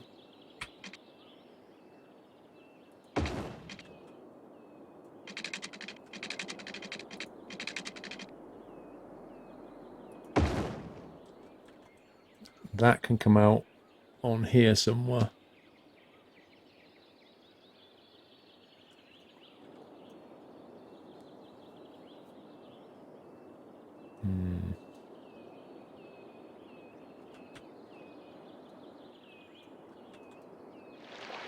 We want most of the traffic to turn right, don't we? So it comes out of here and does that, and then we have another one going back the other way.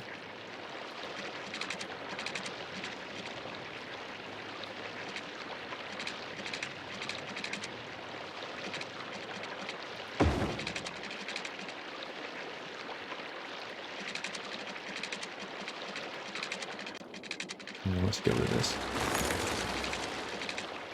Let's elevate up like that, and then we'll bring it in.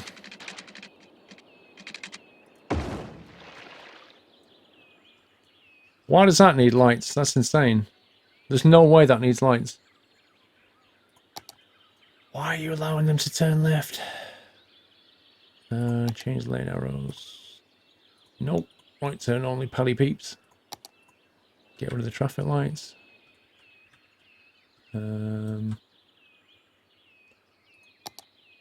Okay, I'll do. And then they come into here. Okay, I think that's ready. So that should stop traffic going down that road, which is not really what we want, to be honest. In fact, it would be better to get rid of this road. I don't think they need it. I think the whole industry should probably be fed from that connection. The only problem is, if traffic needs to go from this industry to that industry, that one there.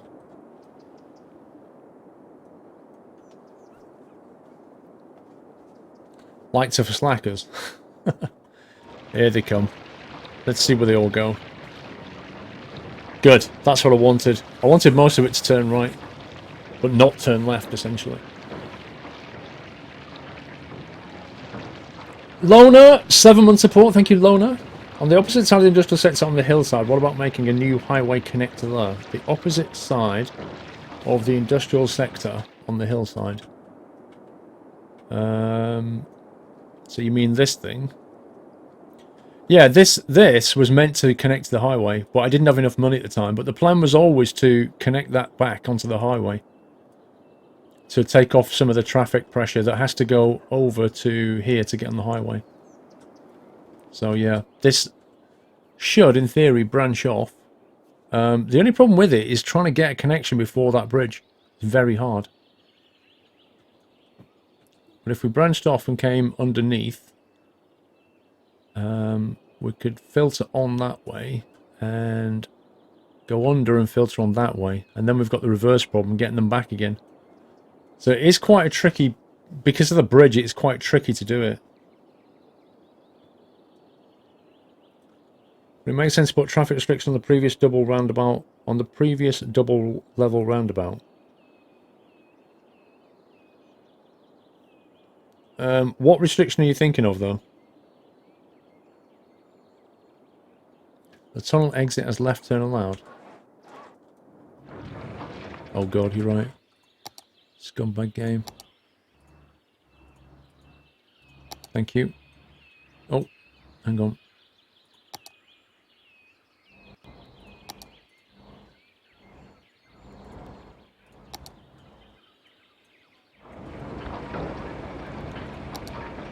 That's also a pretty crazy lane. Look at that. Right turn from a left lane? I don't think so. That makes more sense.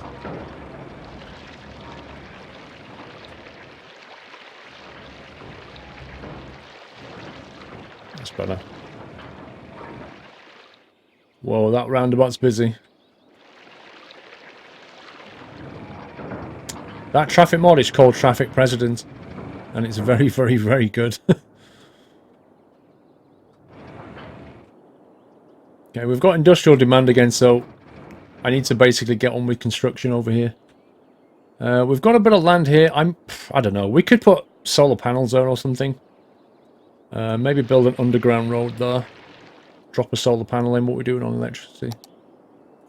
Well, we're good for electricity at the moment, but if we go underground road to there and build solar panels, I think that's probably a reasonable thing to do.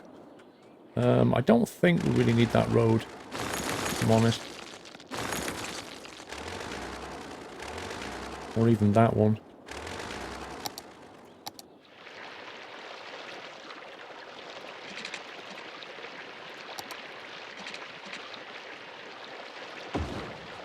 Actually not for completeness. Precipitation hype. Okay, right. So back over here, let's think about how we're going to do this. This is the main trunk road in. We'll keep it away from here so we can build industry down there. There's a border restriction here unless we buy the next sector. Bear in mind that these guys are trained up for industry. This isn't bad, actually. We could have an industrial park down here along with that one. We can extend the tram and bring it into this sector here. And then all these workers, if they all expand into this sector there, all of that is industrial workers, and they can all work here and here and here. That works pretty well. Yep, you can change the speed limit. Absolutely. In fact, that's kind of got me thinking about a crazy tram route all the way through here. All the way down through that if we can. Although that road may not upgrade easily. No. But then I wouldn't want a tram running across that anyway.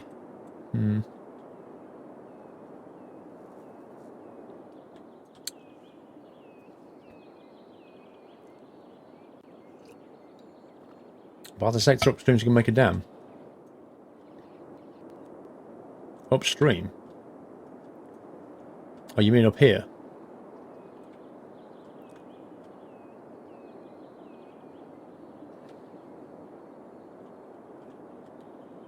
Possibly. I don't think, like, the sector would be that one. It still wouldn't let us build a dam. Like, we'd have to get that sector and the next one to get a dam. When am I ending? I don't know. You bored? That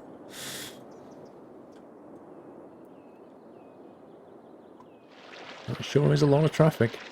Blimey. These guys really need a cargo terminal.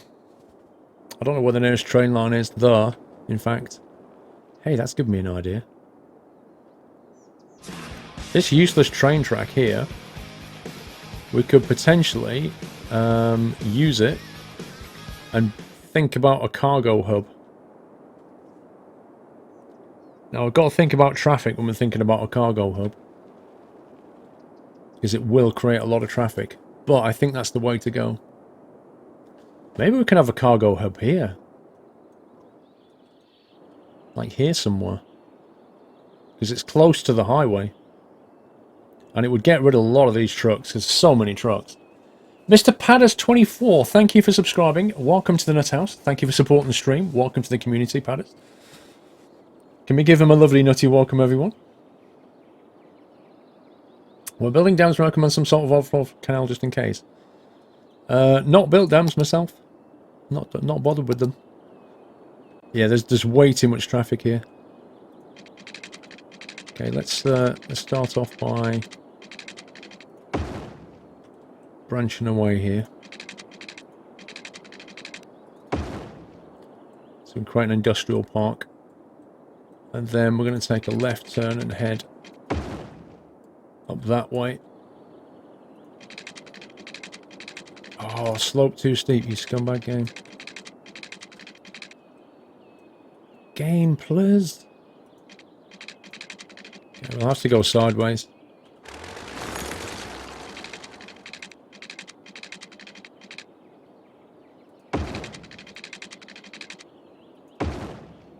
Look at that undulating road.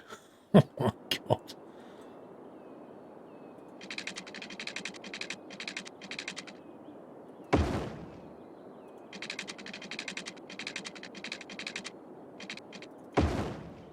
Wow.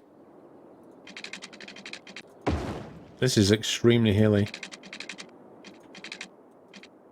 My life. Look at this.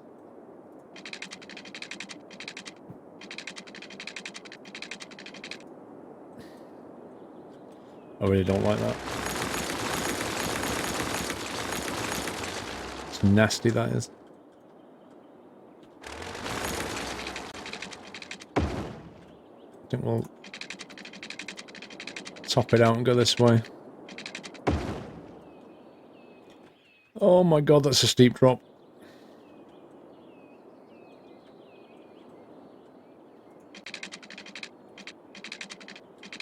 I'm working on the assumption that the AI won't come this way because it's too expensive. Rally Road is life. If you want a passenger train station, you need the underground passenger station mod. I don't want a passenger, I want a cargo, I think. I think that's what we're missing. I think the reason we've got so many trucks on the road is because we are missing one of these, a cargo terminal. And we need to build one, and we need one about here. Which means we need a dedicated road to loop around. So we'll have the highway feed off, we'll loop around, and then loop back on. We'll also branch back on that way in case they need to deliver in that direction.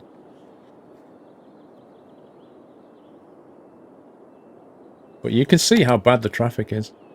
It's insane.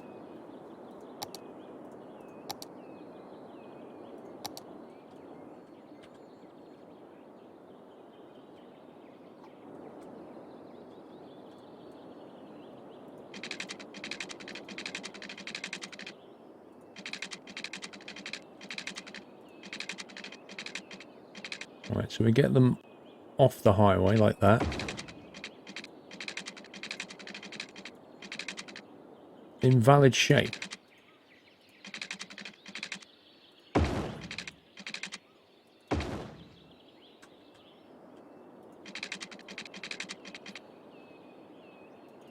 How big is this thing? I can't remember. Oh, it's actually not that big. I thought it was bigger than that. Set the speed limit to maximum. Yeah, you can if you want to.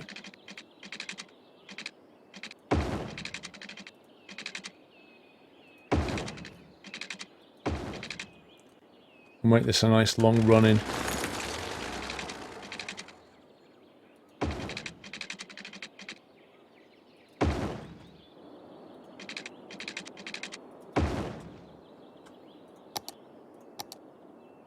Okay.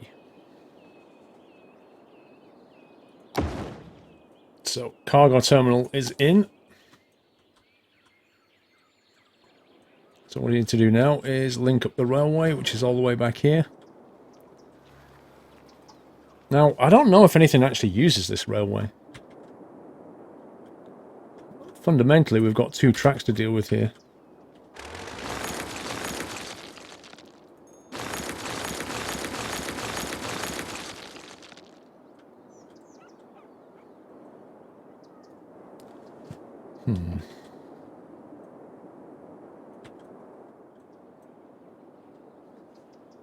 We should join them up here instead.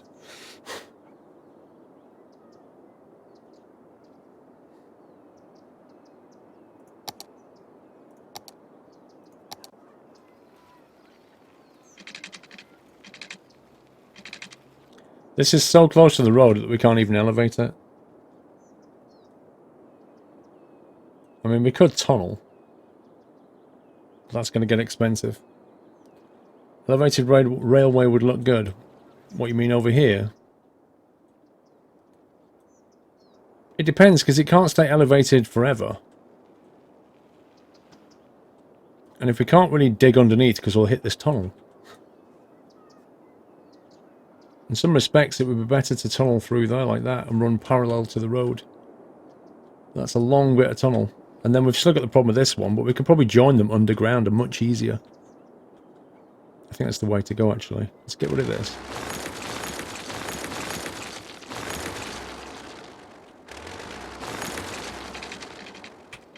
This goes down 2 levels like that.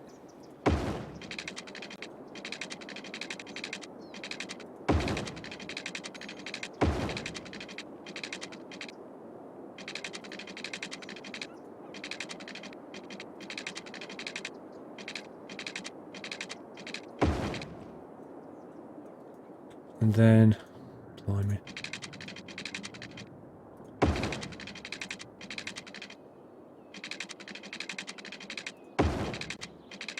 We'll bring up 1 level now. And then back up to the top.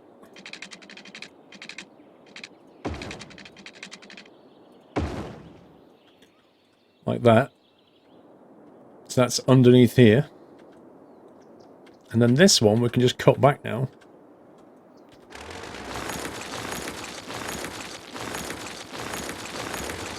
And have him go underground as well.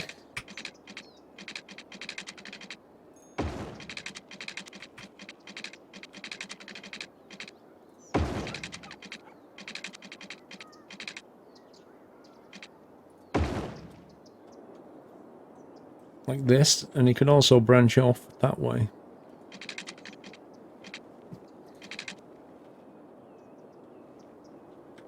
Where's the best place to do it? Here, maybe?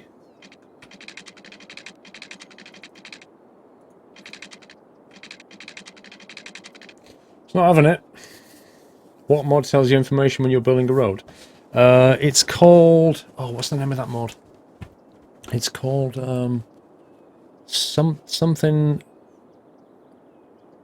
engineering, I think it's called. I can't remember the exact name of it.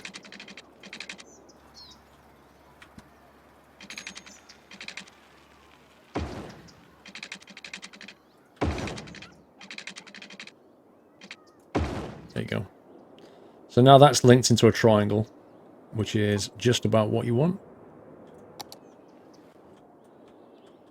Now we just need to get power.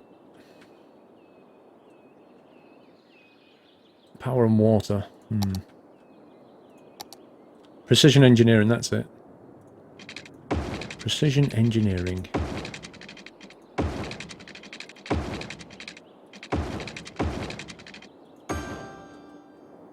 It's water done. I'm quite happy for power cables to run along the road here.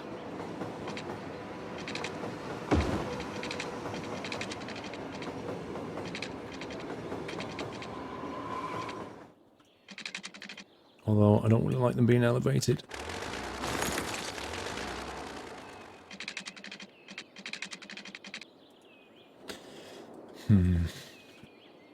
We're going to have to jump across here, I think.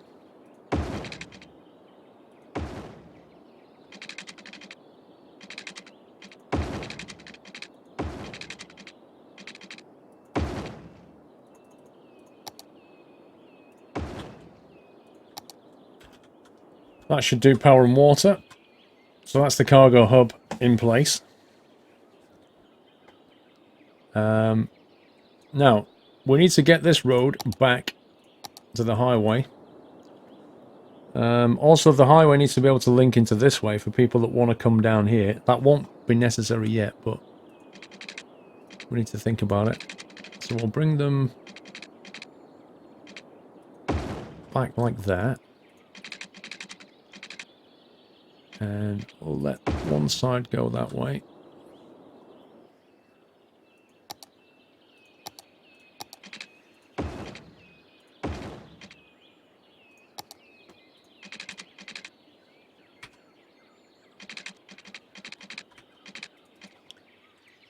Okay, so why won't that go underground?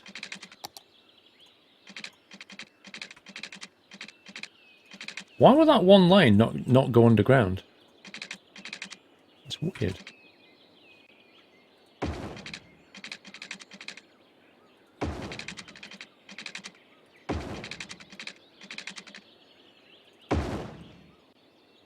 Okay, game. GG.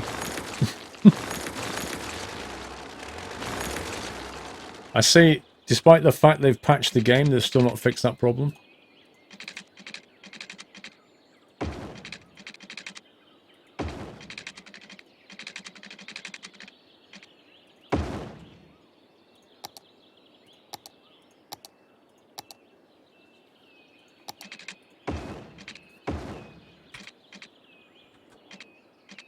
Why can you not make that underground?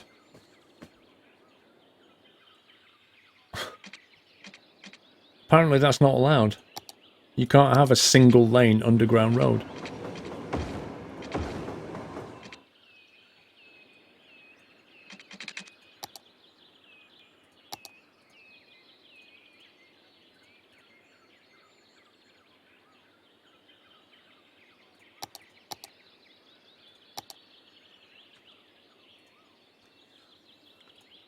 No left turn, straight on only.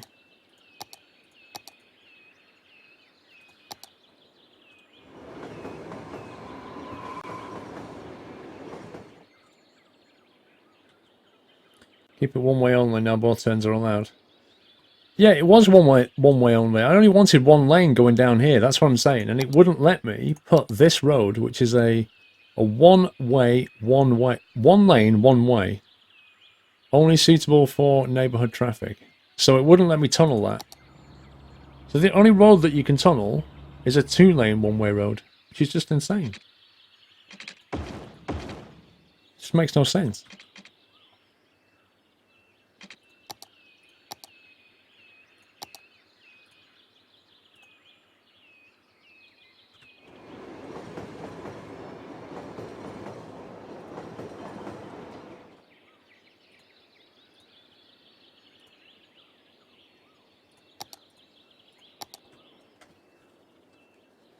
One-way lane is one-way highway connector road. Oh, you mean like... Oh, yeah. Durr. Durr. A highway ramp. Slope is too steep. Seriously, game, screw you.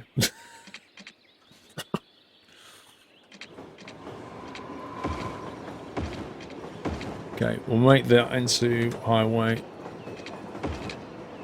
Can upgrade this type of road. It's already upgraded, presumably. So the only problem is that... Oh, no, it's fine. It's taken it. Fine. That works, apparently. Yep. That's okay. So we've got a highway single lane that way. We'll make that a highway ramp that way. That will probably change my lanes again. Like that. Yeah. So they come down here and they make the decision, are you going that way or are you going that way? I think that's fine. We should start to see a shift in traffic from going this way to going over here. Now then, the only thing you've got to think about now is getting traffic from that's coming down here to the cargo hub, because they have no route. But what we can do is just bring them off there and take them into here. But there's a tunnel here, so we're probably better going over the top, to be honest.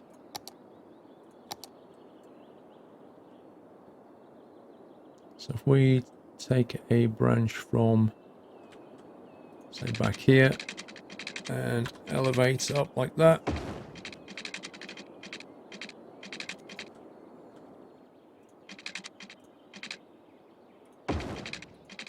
Turn across. Come on, game. Why you do this?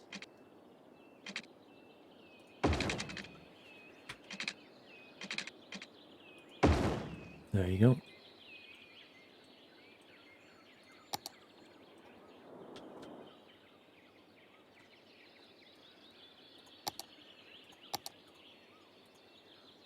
No left turn, please.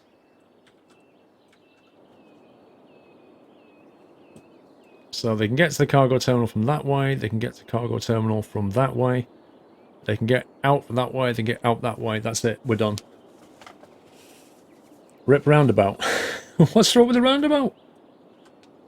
No idea if we can handle the traffic. We're about to find out, Whiteland. Could you make a bypass over the roundabout for trucks going to the cargo hub? Well, interestingly enough... Hang on, let me get rid of these traffic lights. Interestingly enough, we could mess about with the restrictions of the roads if we want to. I don't know if it's going to help or not. But the trucks that want to go straight on, I would expect them to take the inner roundabout. But it looks like a lot of them like going over the top, though, you see it? Like this guy here, I think he's going... Yeah, he's exporting goods, look. So he's going to the factory. And he took the long way. I don't know why. Watch for the pillars, it's red when a pillar is on the road.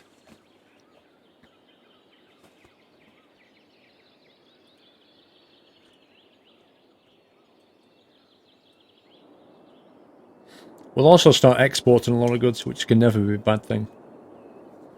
Right, we need more homes, but we don't know what kinds of homes. What services around here like? An incinerator there. Landfill over here.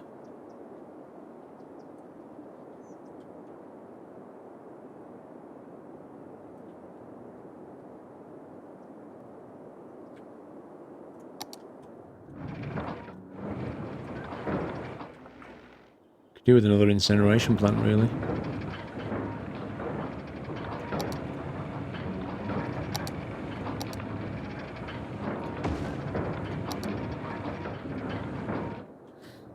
I should help a little.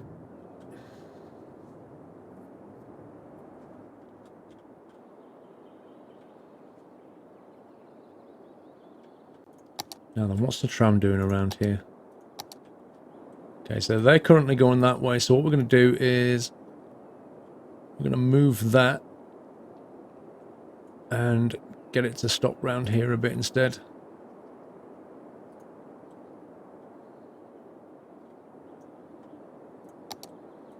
And then put some more people in here. You need stupid homes. That's what this is. This district here, currently called Birch District. This whole district here is built for the purposes of industrial workers. So I'm just going to make that a bit bigger. So the policy here is to be school out, free public transport, recreational use, tax relief, so we get people to want to live here, and then we encourage biking. Yeah? So, you know, all the right policies, I think. And now we'll get more people in here. Actually, before I do that, let me quickly, very quickly,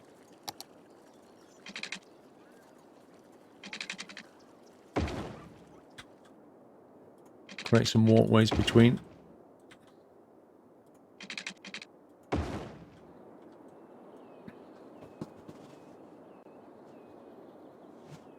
You can extend the loop, not bad idea. What loop do you mean, Train Sim fan? It's not industrial workers, it's glorious proletariat. What do you mean, Train Sim fan? Extend what loop?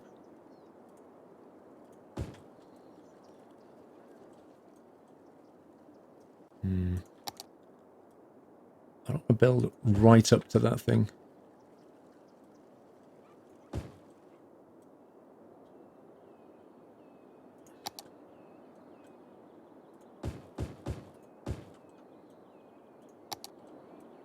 Right, that should bring the demand down a little bit. No, OMSI collisions are a bad idea, Shazen. They're a really bad idea because the AI will just derp and hit you. I guarantee it will give you a bad day.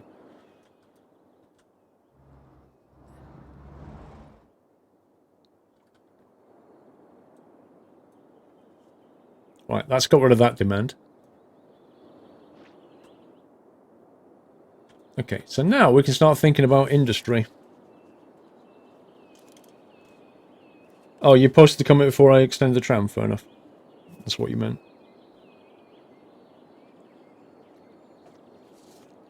Proletariat is a smart word for the blue-collar worker.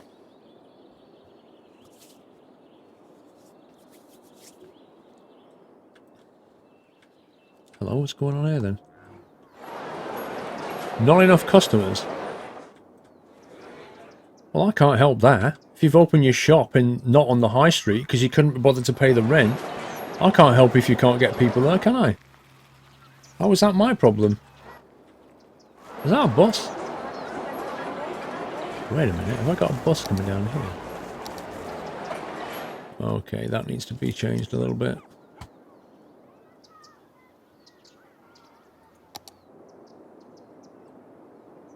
To be honest, I don't even think we need this highway link.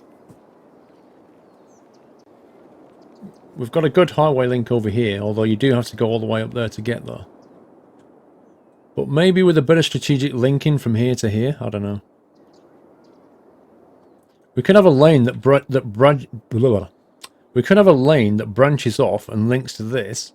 That would let traffic from the highway come down this road, which is effectively what that's doing. And then if we can get another road to go across and link on that side of it, which is a bit more tricky. If we can link that, essentially, we can ditch all of this. And if we can ditch all of this, we can make that into a decent shopping centre and reroute the buses. Did you encounter any problems with the Thrustmaster Warthog when you bought it, MG Green? None. That I can remember. Installed the drivers, off I went. It was cool.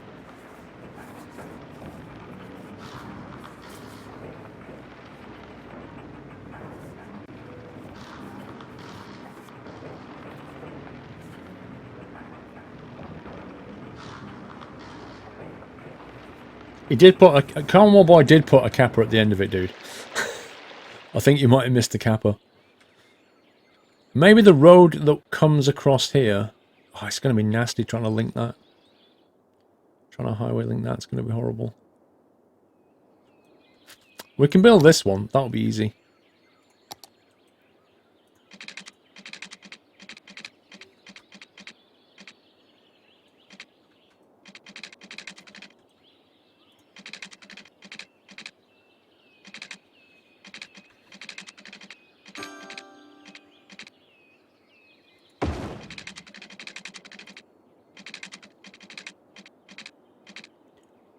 Rip power lines.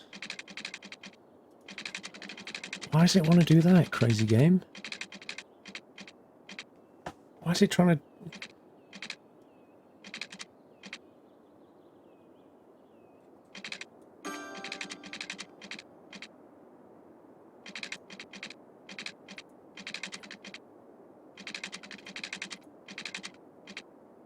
It's coming in at some weird angles.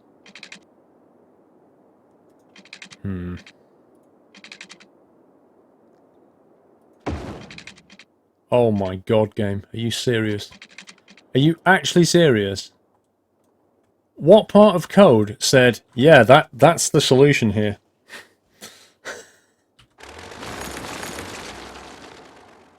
Can I just not build it the other way, maybe? Slope too steep.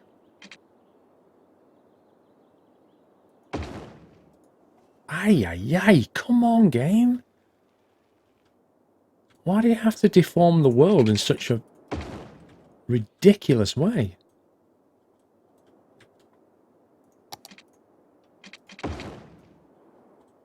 Dear me. We're trying to build beautiful things here. What's the game do? Like, why does that have to be super flat? Look at that guy. Oh my god. Look at this dude. That's amazing. Woo! Oh. I love it. I love the idea of doing this. You come flying down there and you're like, whee! That's genius. I don't think it needed to be higher than it was already higher than the road, look.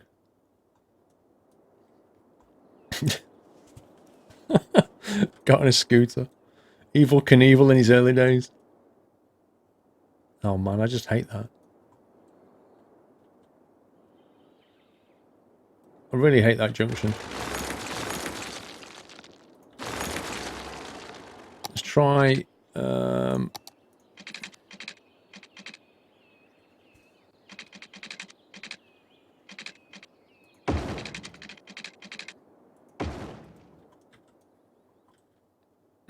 See, I met that at the right height and it still doesn't look exactly good, does it?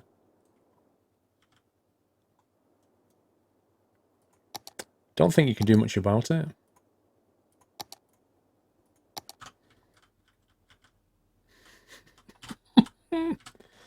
Whoever thought the Beatles could do that, eh?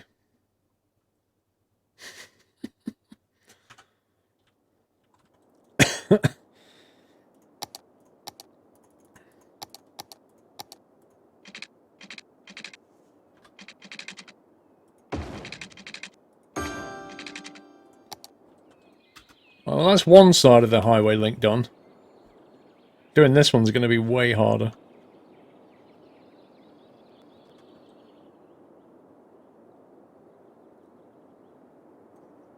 Oh, man, I've got to take a branch off here. It's going to have to be a tunnel. If we tunnel through there, can we come out about here and then ramp it up there, maybe? Might be the best bet.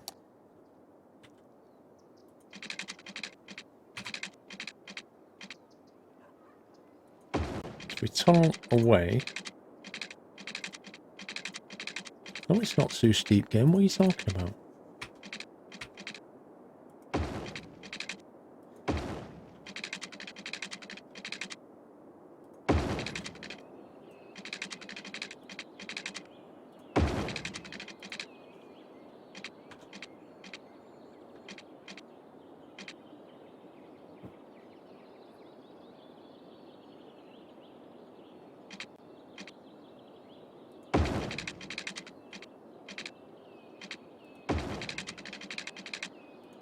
Like a glove. Beautiful.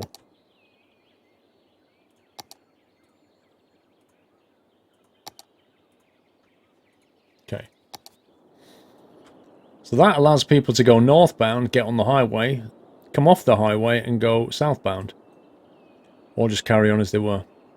That means we don't need this connection anymore. This can just disappear. And along with all the traffic that goes with it. Apart from this guy who needs to move. We'll put him there. Bye-bye highway connection. That was the original connection that we started with, do you remember? That the game delightfully gave us. Beautiful. That's much better. Now we can do something sensible with this commerce district. Maybe you should bright the highway up the hills. Not sure what you mean, Whiteland. Am I going to Truckfest in Newbury? No. Newbury's a long way off.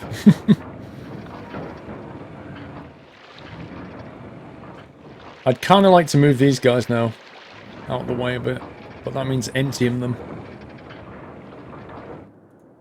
It's so hard to move these.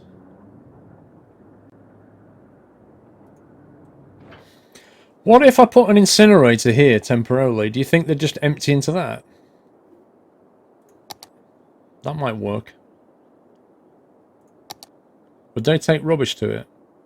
Instead of collecting garbage, why not burn it? So if we put an incinerator just down the road there like that, and then we tell this lot to empty,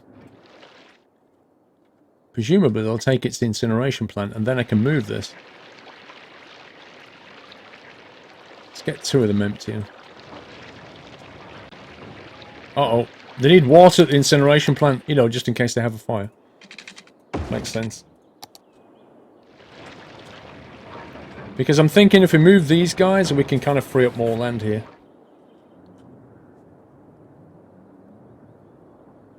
Ground pollution from the dumps is close to that area now too. That's true.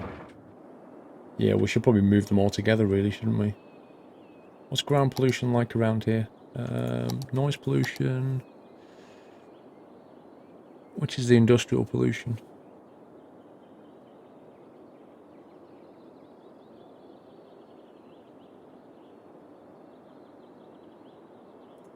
There we go. Oh, that's nasty, isn't it? Eh? Hmm.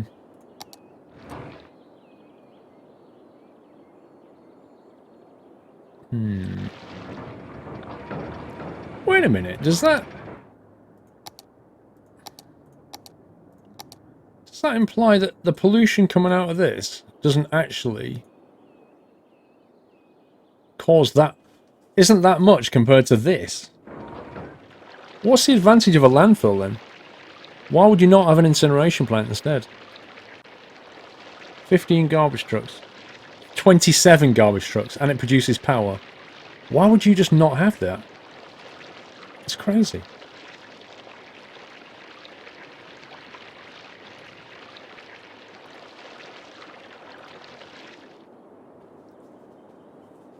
How's my day? Yeah, we played DCS. It was good. It's a good day. Okay, let's build some proper... How many lanes have they got? 2. Let's build them a nice little commerce shopping centre here.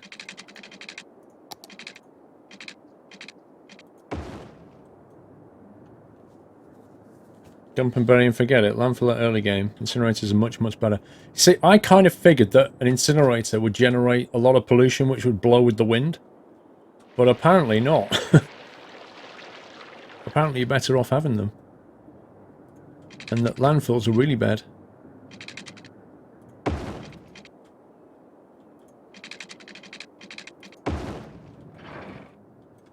What is that?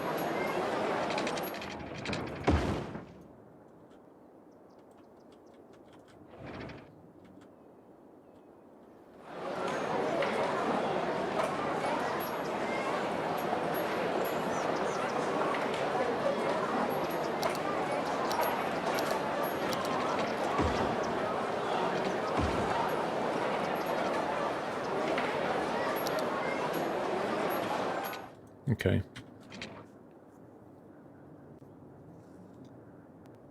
Why are garbage trucks passing the incinerator? I think some of them are just going that way up the road to these guys, like collecting rubbish. But I think what I'm going to do is I'm going to build more of these along here to replace what we've got down there. You know, that can be recycling and incineration. Why are you complaining about water when I just put a pipe there?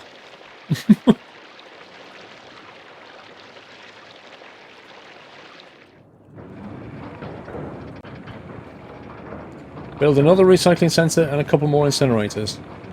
The thing is, I don't think there's any advantage over one of these guys. I think they just do what one of these guys does, except they're clean. And they don't generate power. Upkeep 1,900 per week. Upkeep 1,400 per week. So these guys take less money, generate power on your grid, have 27 trucks, 48,000 per week processing rate, and they have a 72,000 per week processing rate, but only 25 trucks. So they can sift through rubbish at least, what, 50% better than recycling centre. But the recycling centre's clean, has slightly fewer garbage trucks, but doesn't generate power. They're emptying into the recycling plants. It doesn't matter, to be honest. I just want to get rid of these guys. I don't mind if they put it in here or here.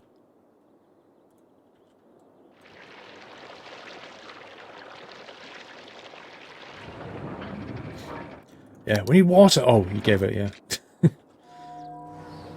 Right, let's build this road through here. And we'll build a road through there. And we'll have a little dead-end road through there.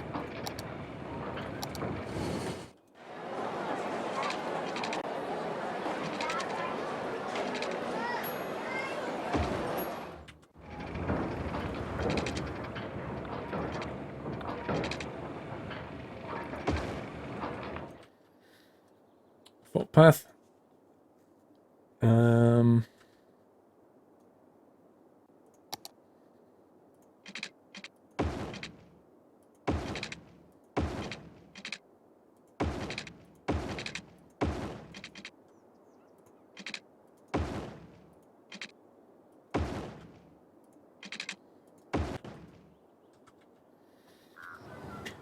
Probably could do the footpath over here. Because there's a tram there. So people can kind of move around if they want to.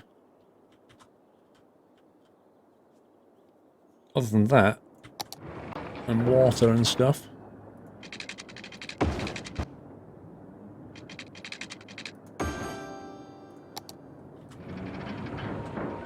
I'm mostly ready to move in.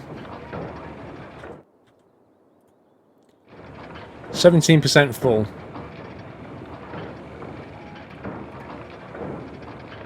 Okay, we'll get rid of these soon.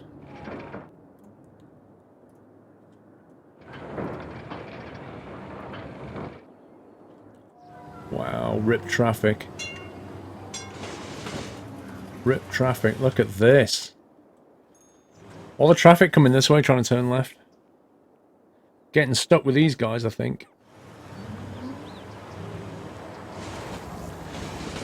These guys are going straight on.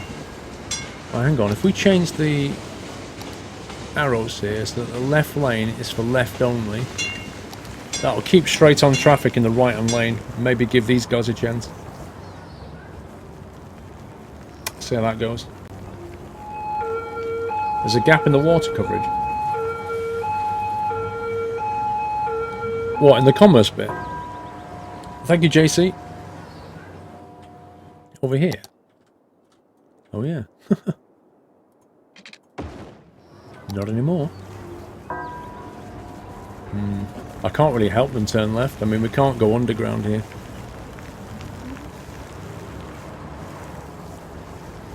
Oh, you're going straight on.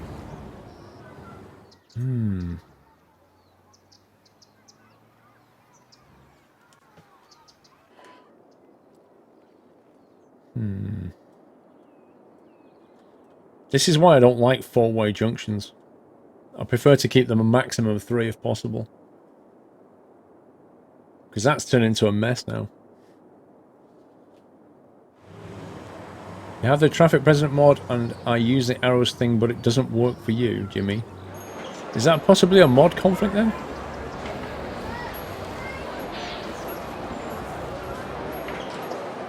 That junction's a problem, guys. I don't even know how we're going to solve that one, unless... Oh, maybe we could reroute the line back here. That might be a plan. If we take that and bring it to here instead, that will stop that junction connecting in, and then it's a 3-way. Might work better. Polymer! Hello. I've done nothing all day. For some reason, I'm struggling to keep my eyes open. The polymer needs to hibernate, lol. I'm sure you didn't need to know this, but I couldn't think what to write. Well, you're living up to your name, Polar Bear. Although it's not actually winter anymore, in case you hadn't noticed. He's just a sleepy kind of guy, I guess. Maybe a traffic light would work. In this instance, it might be better. Just to bring some control back. But my thought is that tramify that bit and bring this road that way might be better than this. Can Whiteland make a tram animation delivery for Skylines? Whiteland, here's a gauntlet.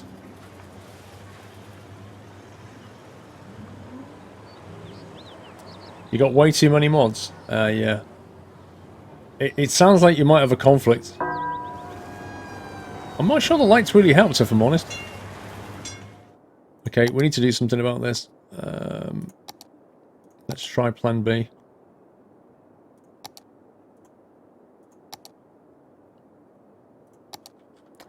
Let's try plan B.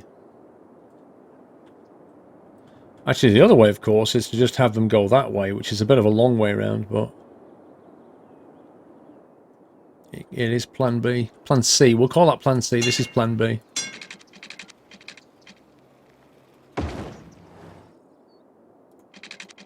Rain hype.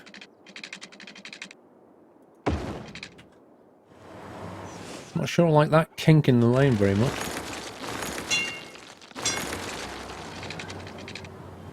That's better. Okay, and then we upgrade that. Now, we'll give the game a minute to sort that out, and then we're going to destroy that road and hopefully... Actually, you know what? Let's not leave it to chance. Let's reroute these... Oh, crikey, yeah, look at this. Let's move that stop.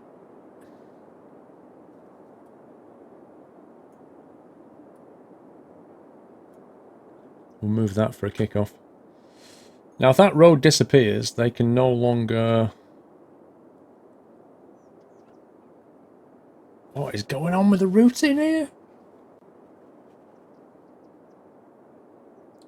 We'll have a look at Whitelands Roundabout in a minute. I've got to sort this out first. No, we haven't done any Metro, Connor. And I think that's a good thing, because we're on a very, very hilly map. Metros are nowhere near as good as trams. This is insane. This is genuinely insane.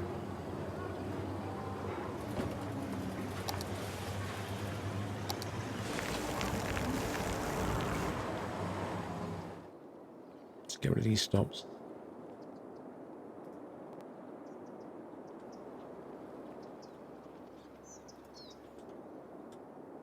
Okay, right, that's better. Put that there. Now, when I destroy that road, that bus will now go that way. Which is fine. So we can destroy the road safely now, I think. Bye!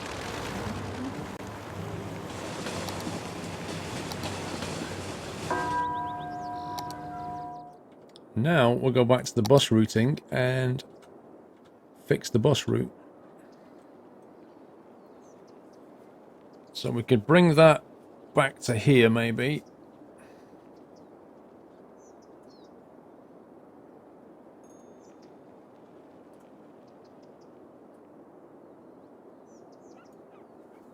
There you go. That's pretty much what they had. And just to keep them all happy, because we've just destroyed their neighbourhood, we'll put trees down there where they used to have a tram track. Look, isn't it lovely? Isn't it pleasant? No, it's an even prettier road now. Come on, game, update yourself. What? There we go. See, I reckon that's better for them in the long run. Because now they don't have a noisy tram coming down here. Their land value's gone up. Because they've got a lovely quiet cul-de-sac instead of a noisy tram-ridden main road. Meanwhile, this junction's now a lot better. And this junction's got RIP written all over it. But they're only 3 ways instead of 4-way junctions, so they should perform a bit better. Building's empty and 3% full. Oh no, I've never noticed how sludgy... Oh my god, that's disgusting. Ew! Look at that! Oh, that is a soggy, disgusting mess. That is nasty.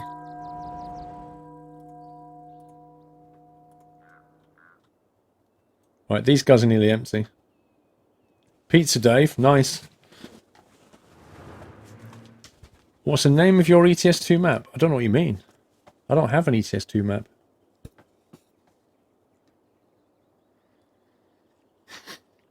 You're getting food soon, Connor. Oh my god, look at that. You can see it.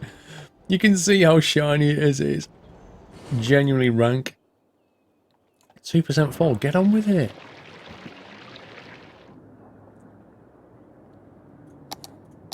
Right, commerce. Let's get some more going.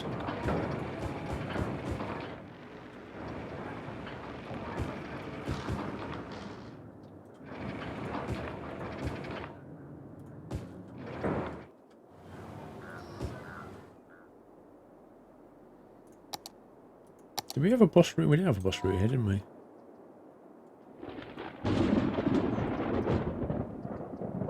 Dramatic.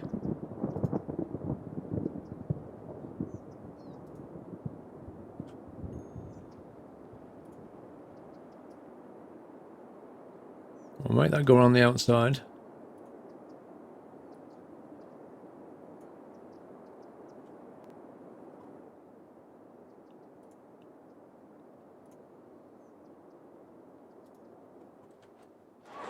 Hang on, I need to turn off the yellow bus just while I put down a red.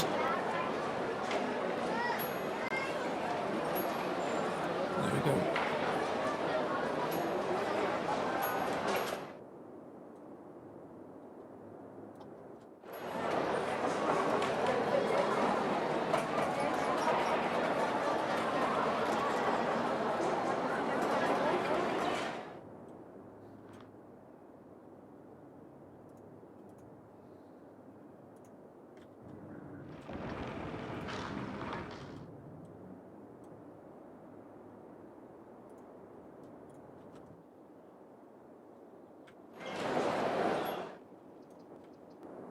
I'll do.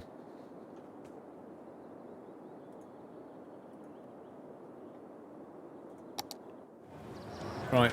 Can we get rid of this now? Yes. 2 down, 1 to go. Okay, Whiteland Roundabout. Uh-oh, they can't get workers. And people are dying. Why? Why are they dying? They've got medical clinics and everything. So what they don't have. Oh, yes, they do. They do have a creme, don't they?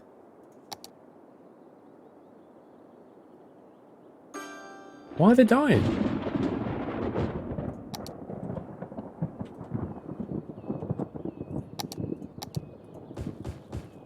Need to get more workers.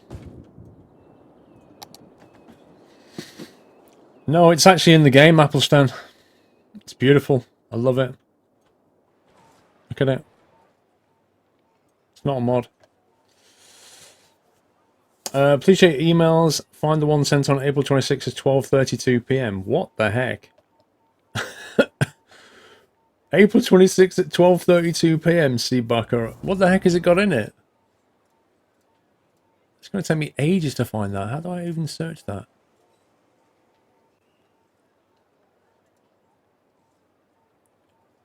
Date. I can't search for a particular date. I can only search for days. Within 2 months. No, you need to give me more than that. Oh, hang on a minute. Oh, within 1 day of April the 26th. What am I looking for?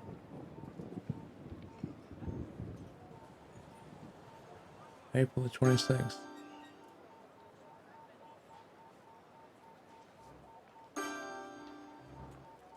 $1958.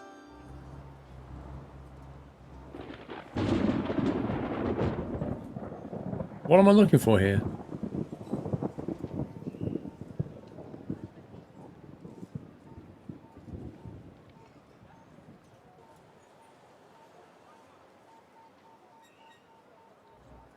I can't find anything. I've just got like a million emails that day. It was my birthday. You need to sort of give me some more information, I think. Here's the mod, Train Sim Fan. What's that for?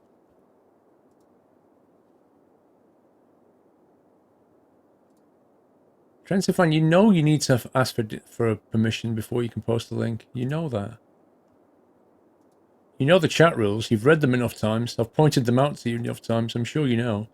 Avenue, Road Station, Underground Rail Station. Got you. Right, I've got the link now. Cool.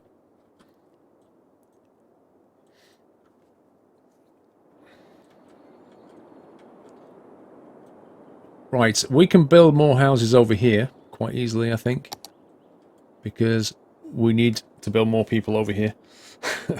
We need more industrial workers, big time. Oh, we've even put grass down there. I didn't even know we'd done that for these people. To be honest, look at the traffic round here. It's insanely low. It really is low. Like, there's hardly any cars. You know why? Because I gave them free public transport. And they're just using it.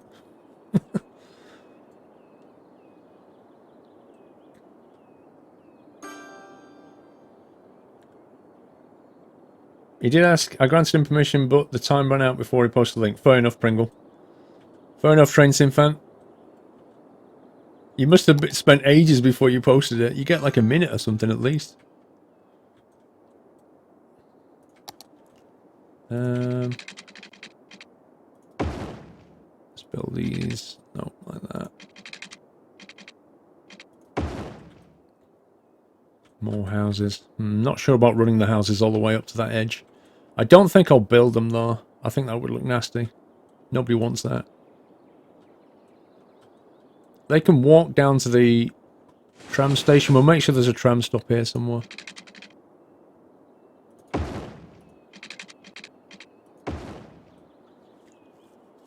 Okay, let's put water in.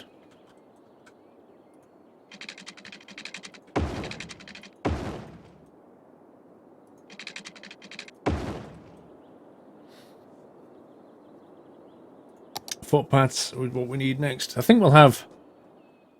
No, we'll have proper footpaths. There's high density.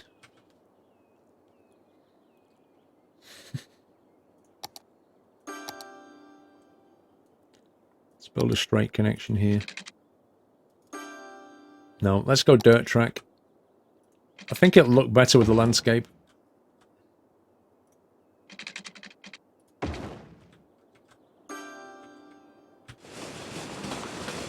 I don't know why they'd want to walk down here. Let's maybe give them a gravel path all the way along the edge there. And then we'll have a little tarmac footway cutting through like that. I might actually give them a little, like a little doggy park or something. Might look nice.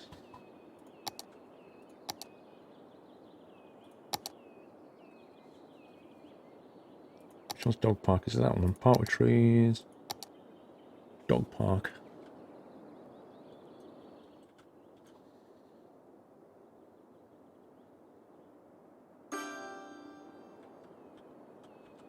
Keep the dogs away from the traffic, I think.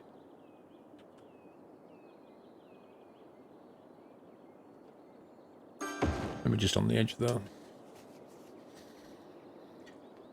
Can you get paths with zones? No, Jimmy. You can only put them on roads, unfortunately. I'm going to sacrifice a bit of building space here and just put a little gravel path around there. To make it look a bit better. Right, we'll get electricity in a second. Let's make sure the tram connects here. There's a tram stop there. And there's one here, that's fine. Move that one a touch down if we can. Just get near that path.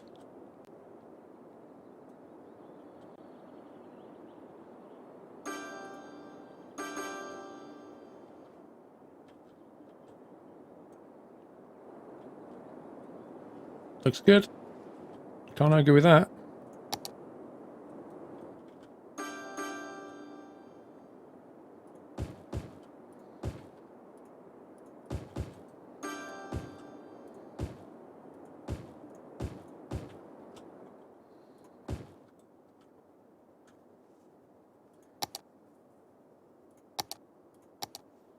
Right, trees.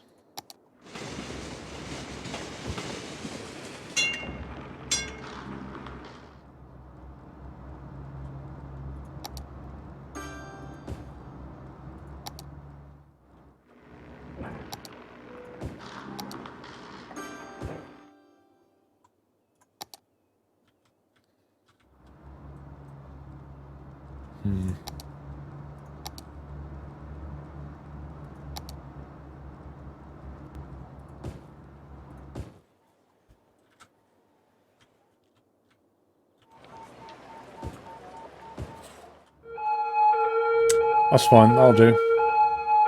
Traffic present mod, you have zonable paths.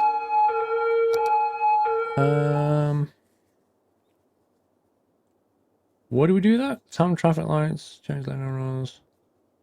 I have traffic president mod. Oh, does it come with the... Wait a second.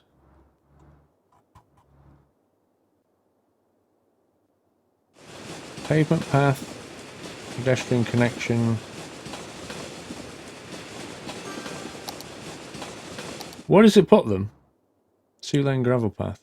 A 2-lane gravel road suitable as a service road now supports low traffic. I can't find it.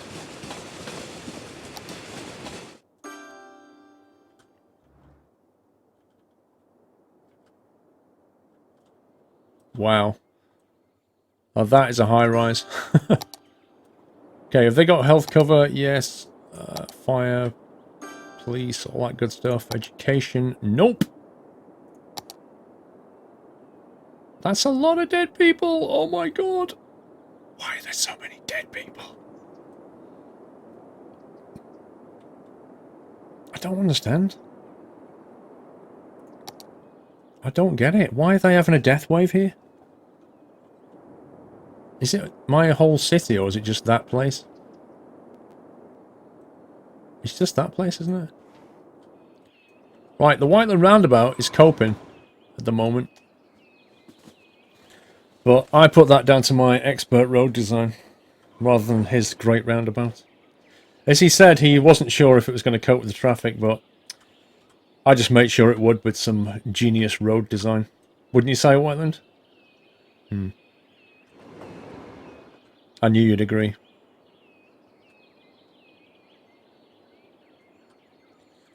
Do we need another health centre? I don't know. I just don't know what's going on with these guys. They've got a creme. Maybe they need a hospital. I mean, there's a lot of people here. Maybe that's what they need in their life. Is a giant hospital. And possibly somewhere to shop, because the poor guys have got nowhere to shop.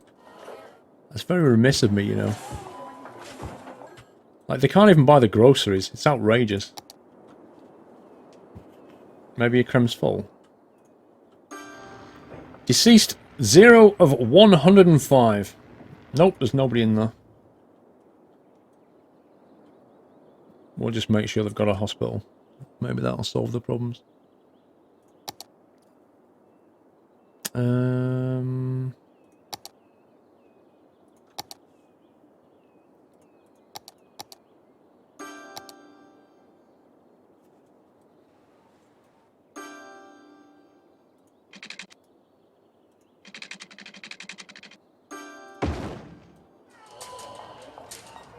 Gravel road down there.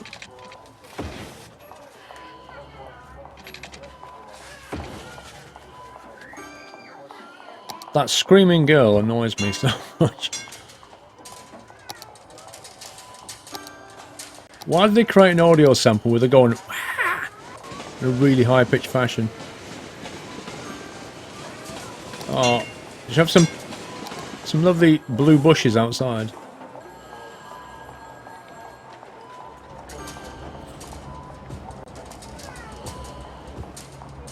Look at that, doesn't it look nice? Doesn't look completely weird.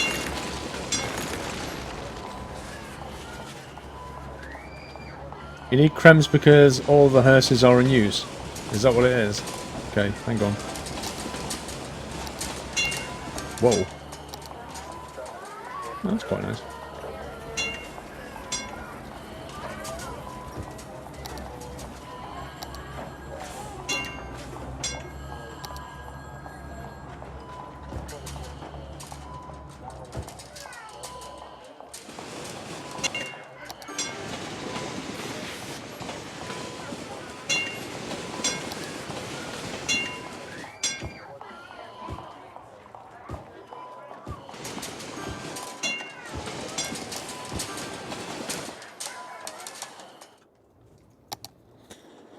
Okay. So you're saying I need more crematoriums, is that what you're saying? Okay, well we'll put one down here then. Let's put them near the hospital.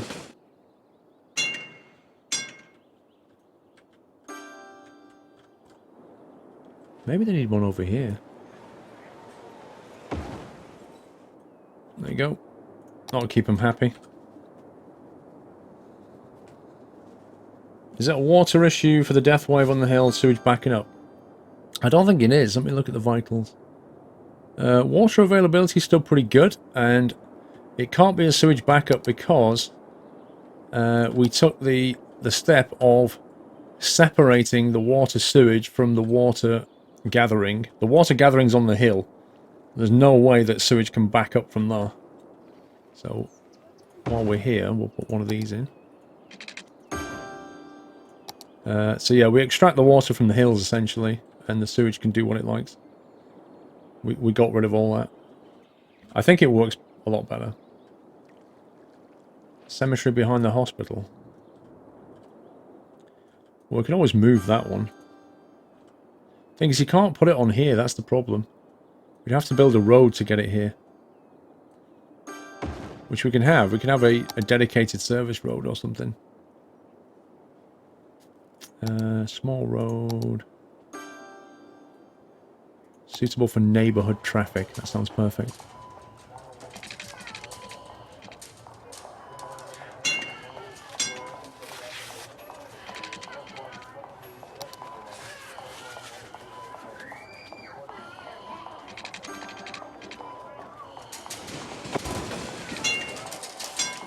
Wow, GG game. That looks really good.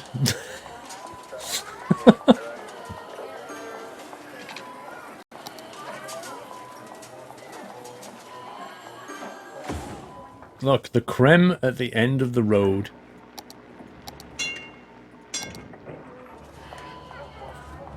We're on the back of the hospital. And thanks for getting rid of all my trees, game.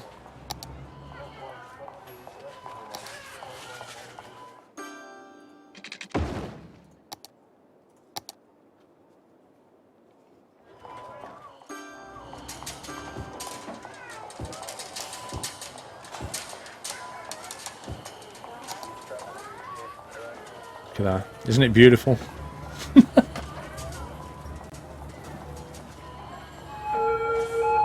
People get happy when there's a crematorium. Absolutely. I think they get happy because it means they don't have to live next to dead people anymore. And I'll be honest with you, that would make me happy too. Oh my god. Some of the audio they left in this game, I'll never understand why. Screaming girls and sirens. Why?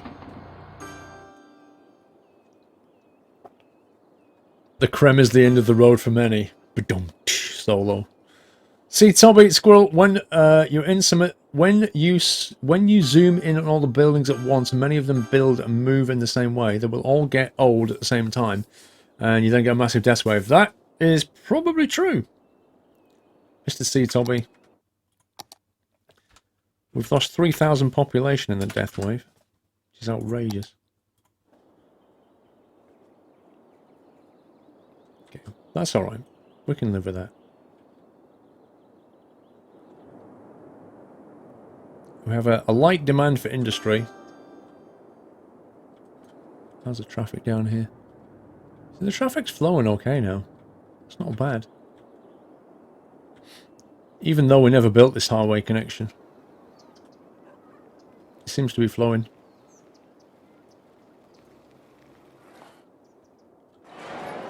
And the new highway links are working pretty well. Traffic is flowing through here nicely. That's almost empty. Deceased stored 1,640. Hang on, if you want to empty a cemetery, where do they move the cemetery to? What happens?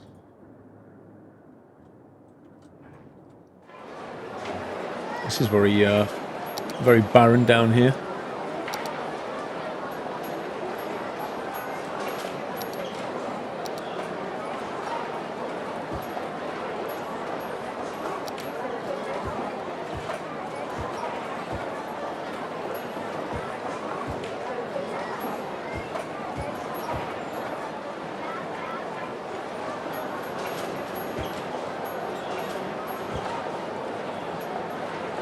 The creme.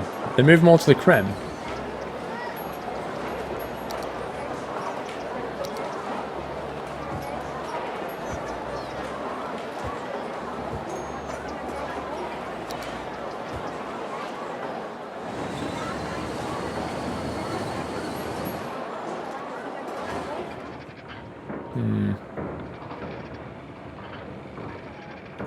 Put some palm trees in.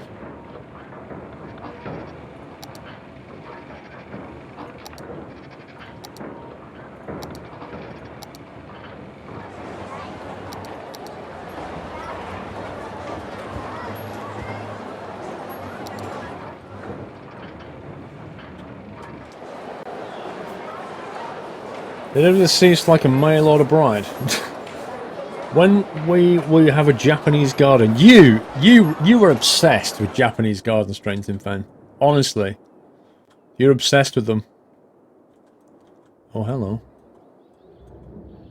Wow, that's interesting. Why are they backing up? Oh god. I'm not sure why dog bone's broken dog bone.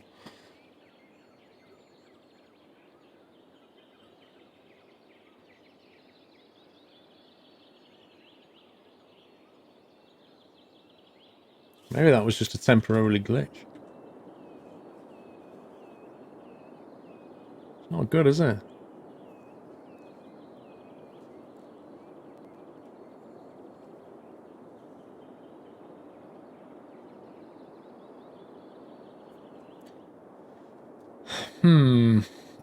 Maybe we've reached the limit of dog bone interchange.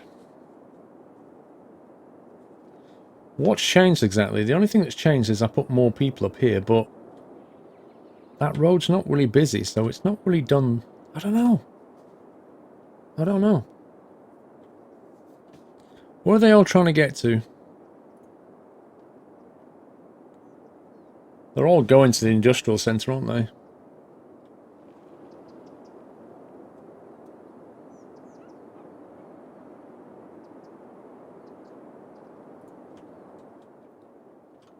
That's not good.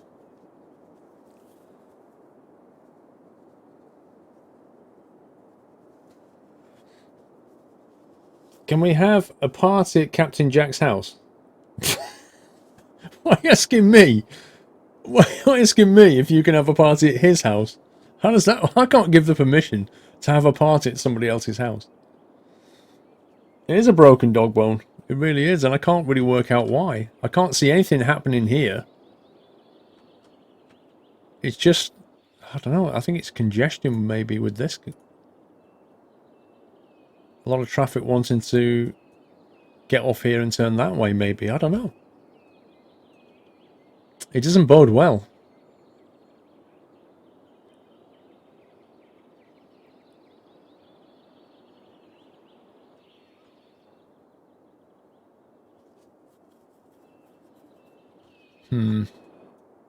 Okay, we need more industry anyway while that's happening. Cargo centre's operating normally. Let's build our new industrial estate down here. I'm going to have the exit ramp up here though. I'm going to bring it about there, I think. The only problem is how people get here to work. That's the main issue. I mean, having said that, how do they get there to work? This is easy, they've got trams. I'd have to build a tram system that took them people from here and put them all the way down here. I can't see what else we could do. New highway roundabout is needed then, Steve. Yeah, but... what kind of roundabout?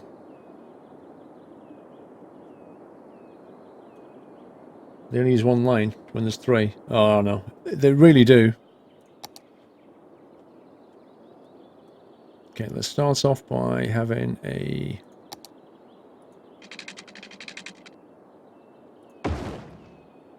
exit ramp that looks ridiculous.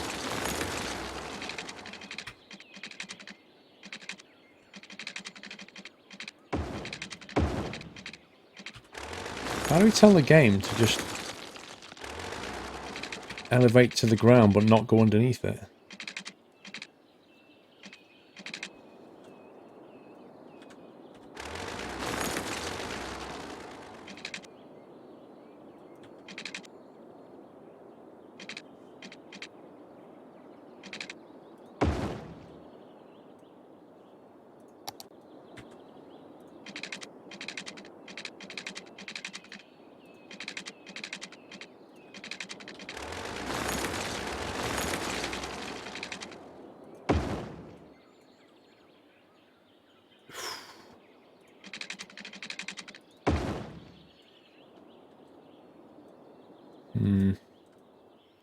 I don't like what it's doing here.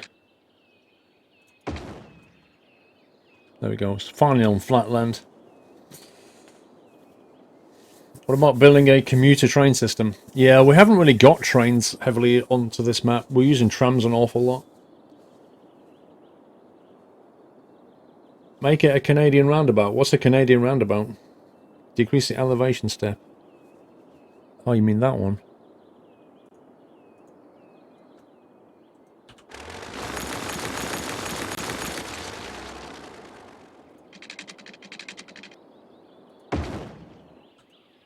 Does that actually do anything?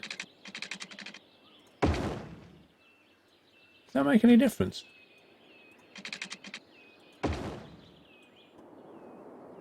I'm not sure if that really helps.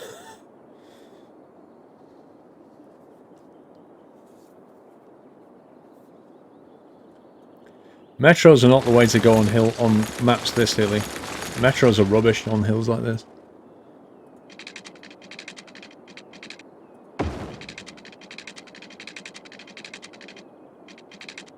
Change of tack. I'm going to basically create a loop point down here. So we've got our 4 lanes coming in, and then we're going to get the... What's the smallest tram and road I can get? 2-lane road with tram tracks. That'll do.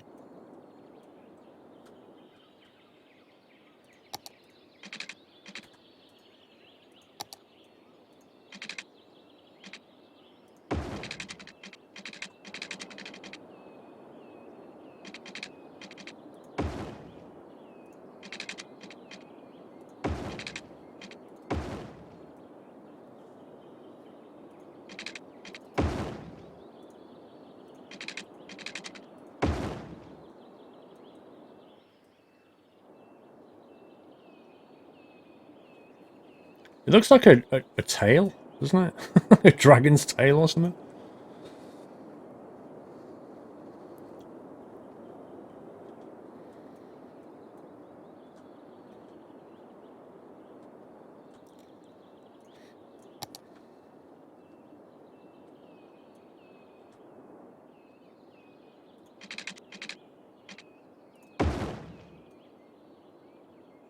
No, didn't want the tram on that one.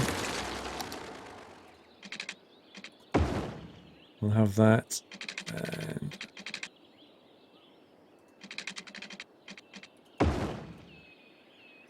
don't think this road's going to look very good at all. No, I think what we'll do there, because it's already on the hill, I think we'll build that way instead. That'll do us a nice little industrial area. So the tram comes down here and feeds that loop, essentially. That's the plan here.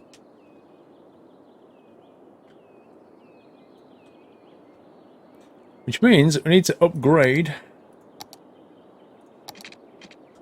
this lot. Oh my god, are you serious, game? Ay, ay, ay, ay, ay. After all that, it says, now the road's too steep.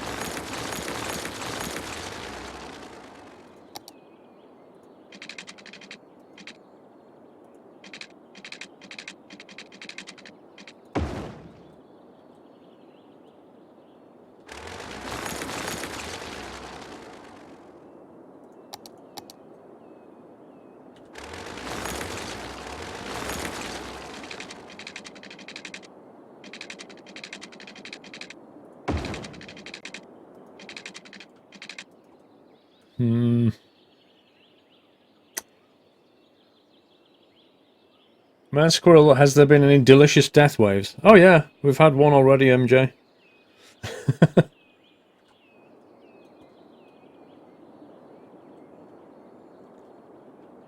I think rather than going this way, because I think that takes the elevation even higher. I think rather than going that way, we'll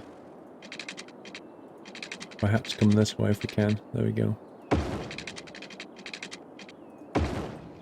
Oh, we got a lovely little tunnel for free. How nice of the game. Thanks, game.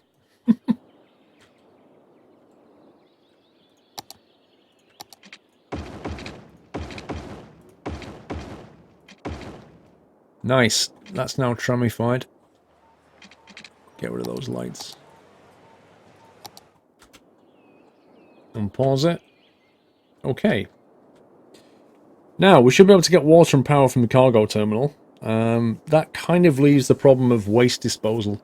Now, considering this guy doesn't have any waste disposal either, apart from anything that's coming from here, which may be enough, I don't know. Apparently, it's just about enough. There's a landfill down there, which we need to replace. There's also a landfill here.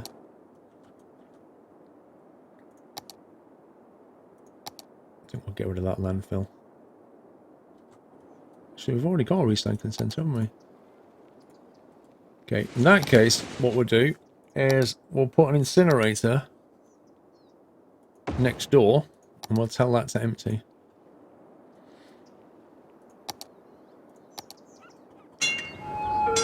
Hopefully the trucks will drive from here to here. You'll need a tram depot. No we don't, Train Sim Fan. Because we already have one up here. There. And the trams can easily flow through there. MJ, can you sort this out, please? MJ, please, thank you. There are too many people dying. Okay, hearse is in use. Let's get another one.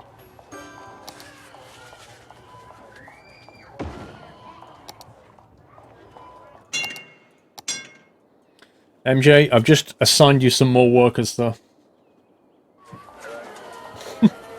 You've got a busy day ahead. Why is that tram stopped?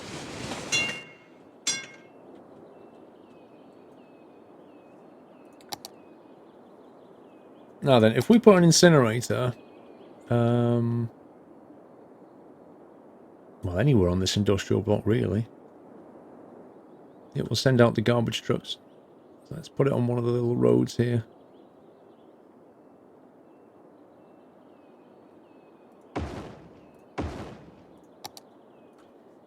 What? Look at the hill. Oh my god, game. Let's get rid of the lights from there. Let's get rid of the lights from here. Left turn and right turn, that's fine. Okay, they need water.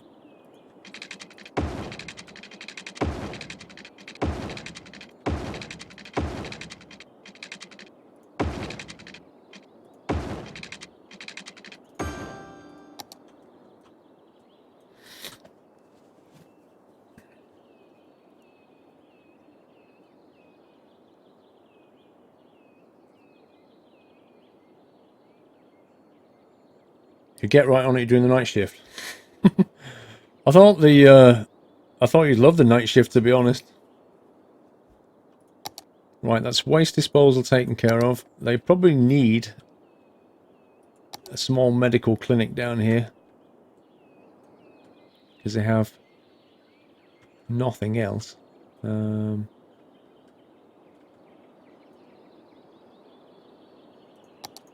they probably ignore it, but they don't have any police or fire support. So at the very least, we're going to need that.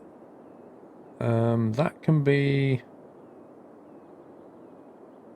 I'm thinking of putting. If we put it on the like near to the highway, then it'll take care of any problems over here as well.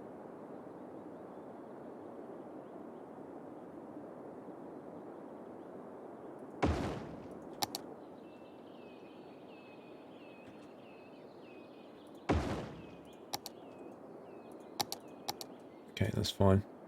They just need electricity. I know you love the night shift. We can unleash my army of the dead. Right, if we zone this out, then they should get some electricity, I think.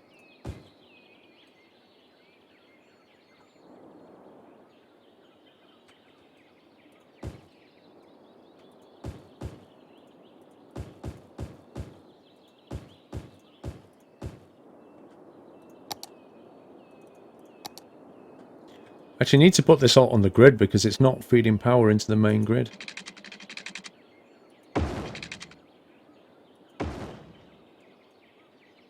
Actually, let's get rid of that. Let's go that way.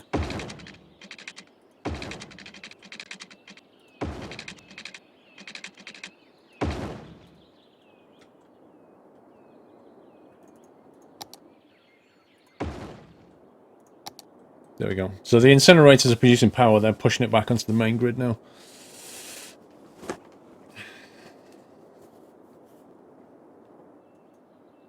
Okay, they're starting to move in. I need to sort out the tram here now, otherwise they're going to have problems getting people to work here, I think. Which means a new tram line, I think. Probably just make it loop a similar way to this one, but go all the way down there. So if we start here, and we'll pick up people. Pretty much the same fashion.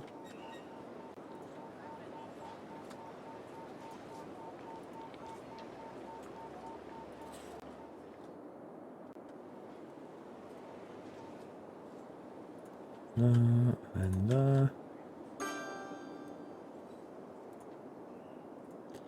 So essentially when they go to work in the morning, they decide which tram line do I want to get on, and it depends which industrial area they want to go to.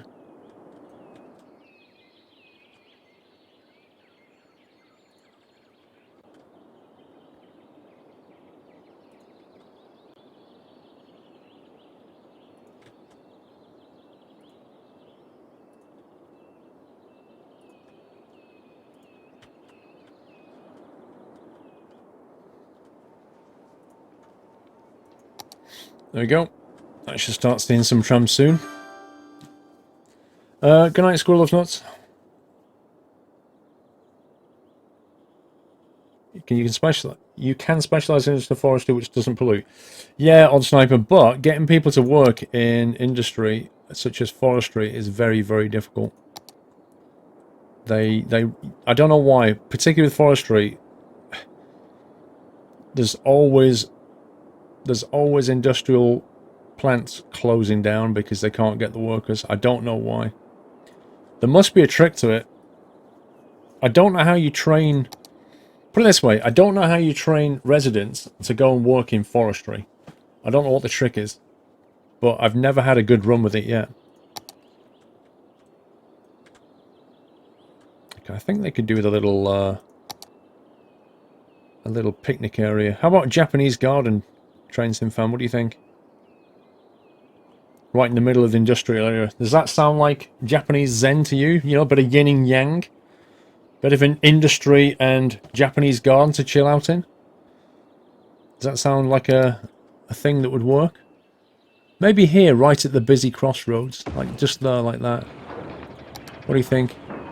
A bit of Zen. Let's face it, if you can sit in that Japanese garden and you can find meditative peace with all of this going on around you, I think you've hit the mark. I think you've hit Zen if you do that. It's like a test, isn't it?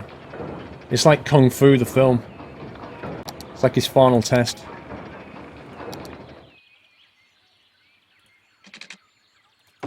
I can almost hear Mr. Miyagi right now. One must walk through the Japanese garden. One must meditate and think of nothing else. While industry sprawls around you.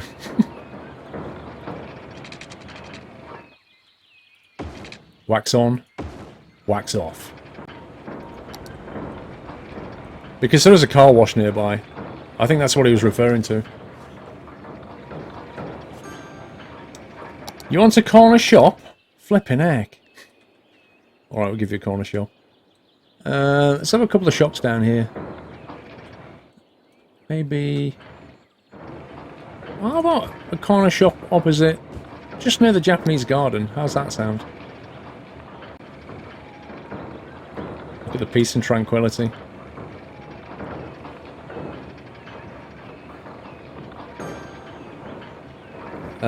You're still streaming starting from lunchtime. I'm Tony Shark.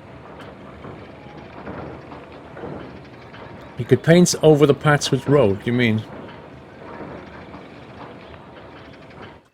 Just think of the pollution. Go into the Japanese garden.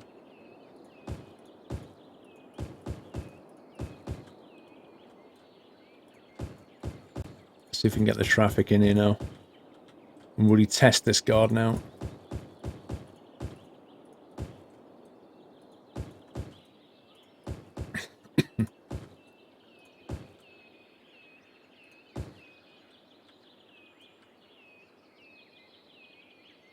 Yep, they can't get the workers, but here come the trams. Is anybody on the tram? Nope. Is anybody on that tram? Yep, 3 people. Let's see where they go. Let's spy on them. They all work. Where are they working? What? They all work at the... They all work at the police station? Nope, they all work at the fire station. These 3 people work at the fire station, apparently. There you go.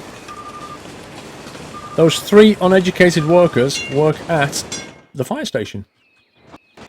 Fair enough. Is this a new SimCity game? It's been out 13 months, Tiny Shark, but I guess it's the newest one. Yeah, traffic's coming down the hill now, look. Here it comes.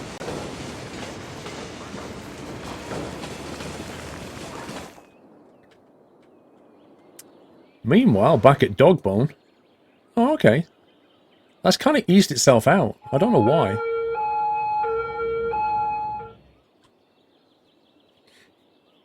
Yeah, uneducated firemen, exactly. Because if they came on the tram, they came from here. And there are no schools. Not one school here. And they have a policy of schools out, so they're uneducated. And we have a residential demand. Who would have thought?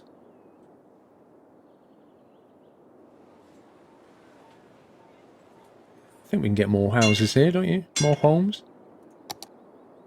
Wow, there's not... Look at that! The shops have not moved in. These guys don't buy anything.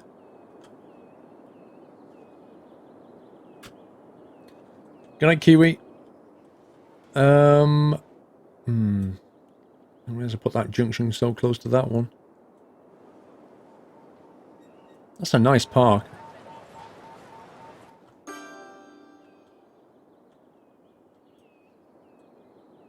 Yeah, if we kind of extend this bit here, I think we can get more residents there.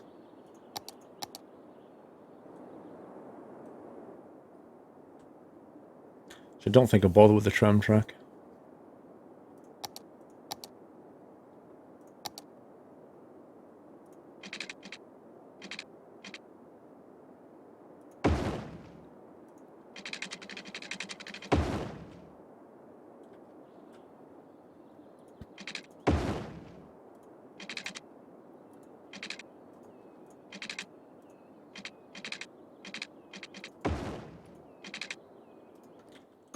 Game, please.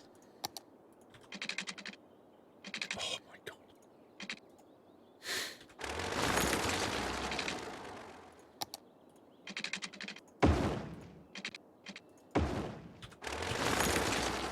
That's all I wanted it to do. The Dogbone needs a straight and right-hand turn option for the left lane. XZen. Do you think it was designed wrong then? Is that what you're saying? Because it's like a prefab, so in theory it should do what it needs to do.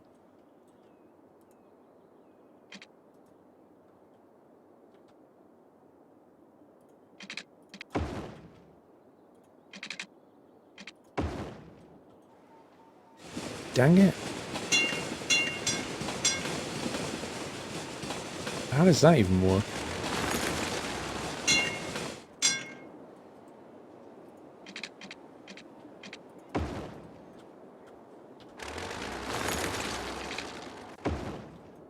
There we go.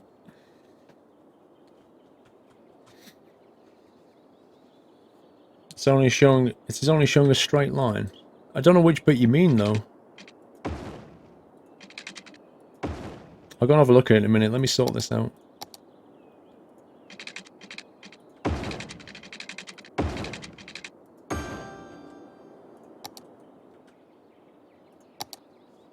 Okay, we'll have a gravel track cut through.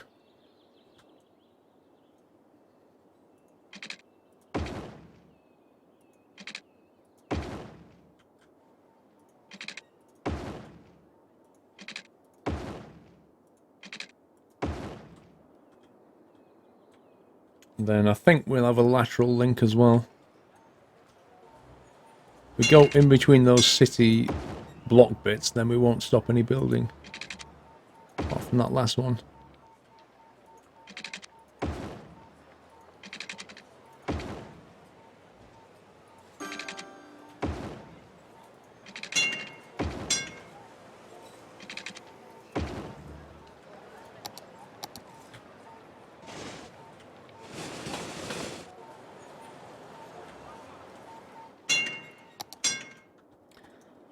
There we go. Imagine trying to do this SimCity 4 with all these mods. Started a new city, Zifferman. Probably about 2 weeks ago, maybe. I think it was. Yeah, this is about the 3rd week I think we've been running this. Maybe 4th, I can't remember actually. But we did start a new one, yeah. I'd like to put some kind of greenery here. Small playground.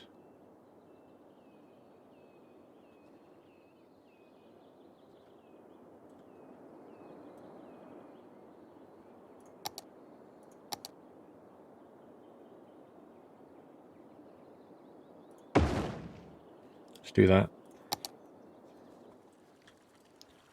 Then we'll try and link it in a bit.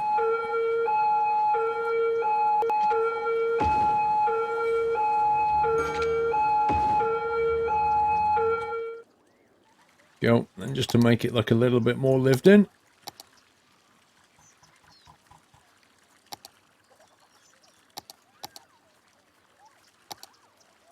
Oh, which kind of trees are these?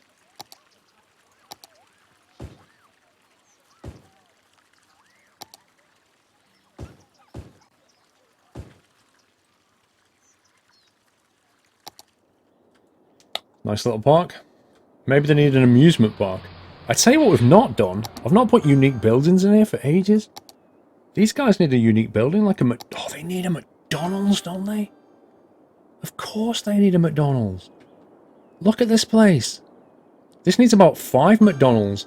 It needs a drive-through and everything. Right, corner McDonald's is happening, right there. Oh, come on, game. Why can't I put McDonald's on the corner? Right near the hospital.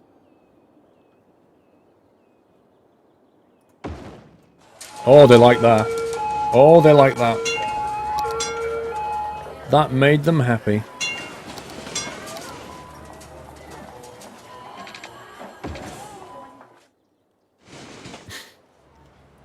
That's lunch sorted, this head. What, so what? Oh, yeah. Mmm. That's what it spells. Mmm. McDonald's. What else can we put in here? So that one fits nicely. Plaza of the Dead. I think MJ would like that.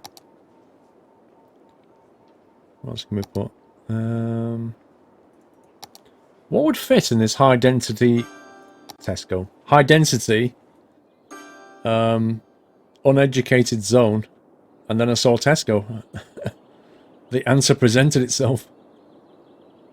They probably need one on the way, don't they? Like, on the way back home kind of thing, maybe? Bit of noise pollution there, though, look.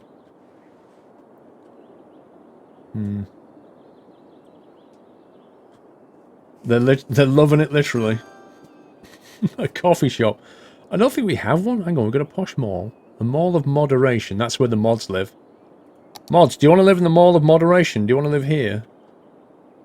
I need to put that in somewhere. That's where the mods live. I'll let you mods have a chat.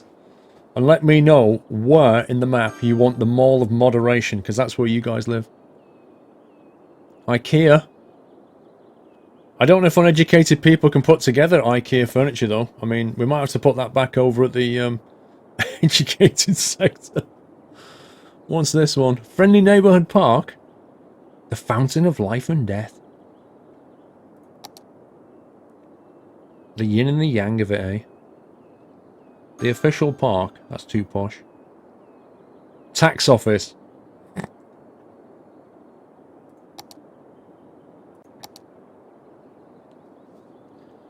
We do need a Tesco. I'm trying to work out where to put it. What the heck is that? The Lazarette Plaza. Can poor health be something to be proud of? Apparently, yes. The Lazarette Plaza is a scenic area where people like to visit. Well, they keep dying. Maybe they need a Lazarette Plaza after all. We don't have an Aldi mod.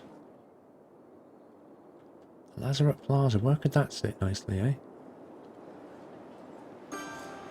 Right here. Have to lose a few homes, but...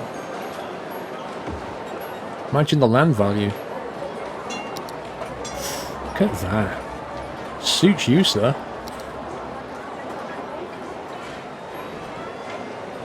That's fantastic. Can we extend that?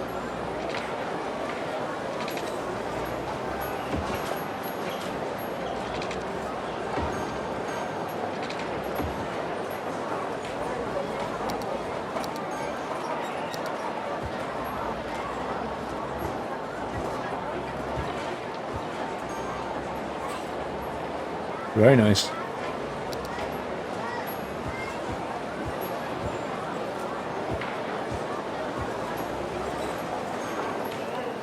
This is a posh bit, isn't it, eh?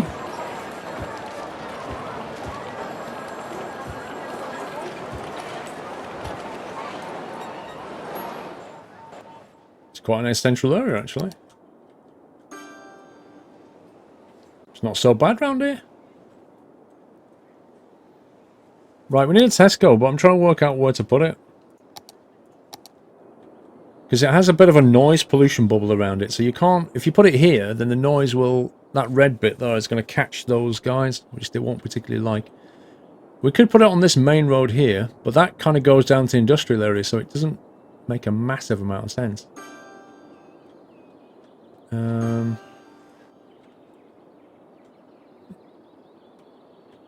Everywhere's too hilly. Look at it.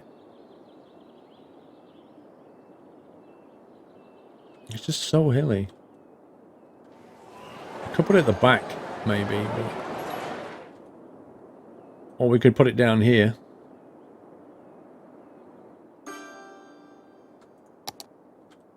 I've not actually used this land yet.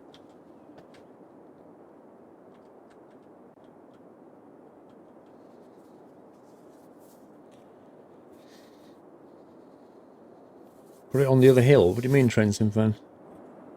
I mean, up here? These guys need a supermarket. I just don't want the noise value. Welcome to Cornwall. Hey, I used to live in a place called Billings. That was pretty hilly. I don't think it had a flat road. So I kind of like to leave this for houses. Maybe some suburban districts. Low density stuff would go here.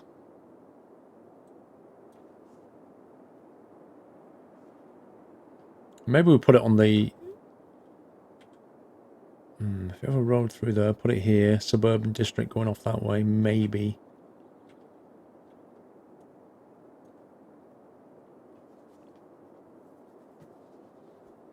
Opposite hill of yours? What, over there? The posh area? You can't put Tesco over there. I need a Sainsbury's mod. What are you talking about? You always end up with such educated people that are no workers for farms.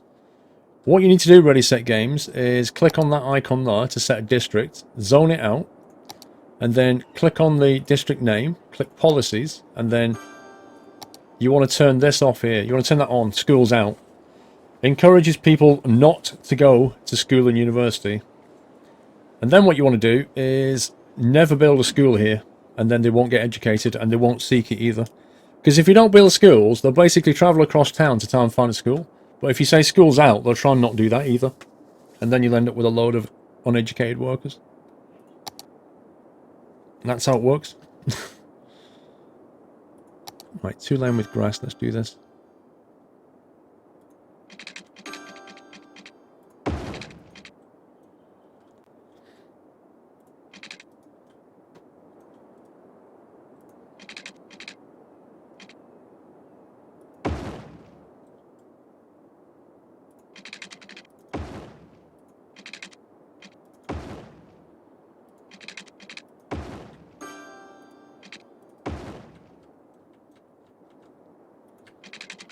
This town is like Gridsville.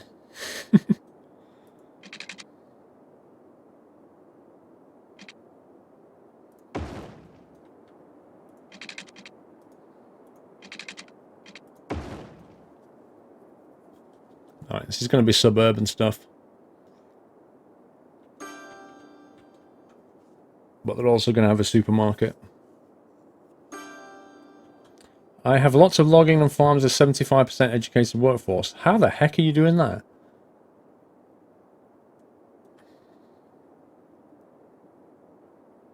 What's it going to do? Tesco. Yeah, they won't like the noise, but tough.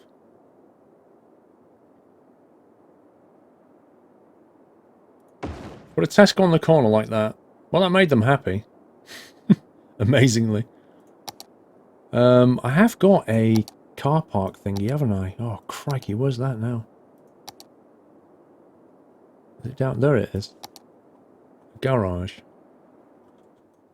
Same thing.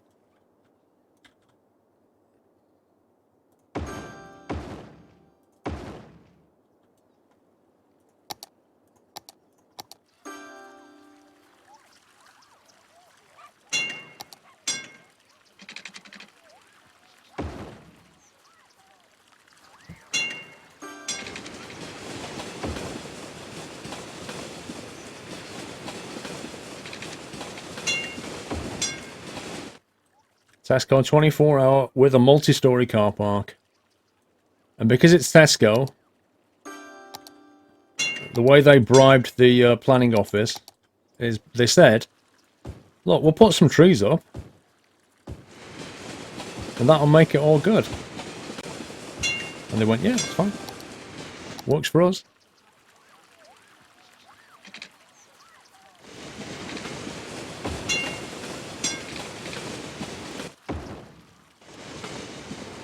Not so sure about that though. Can we upgrade that?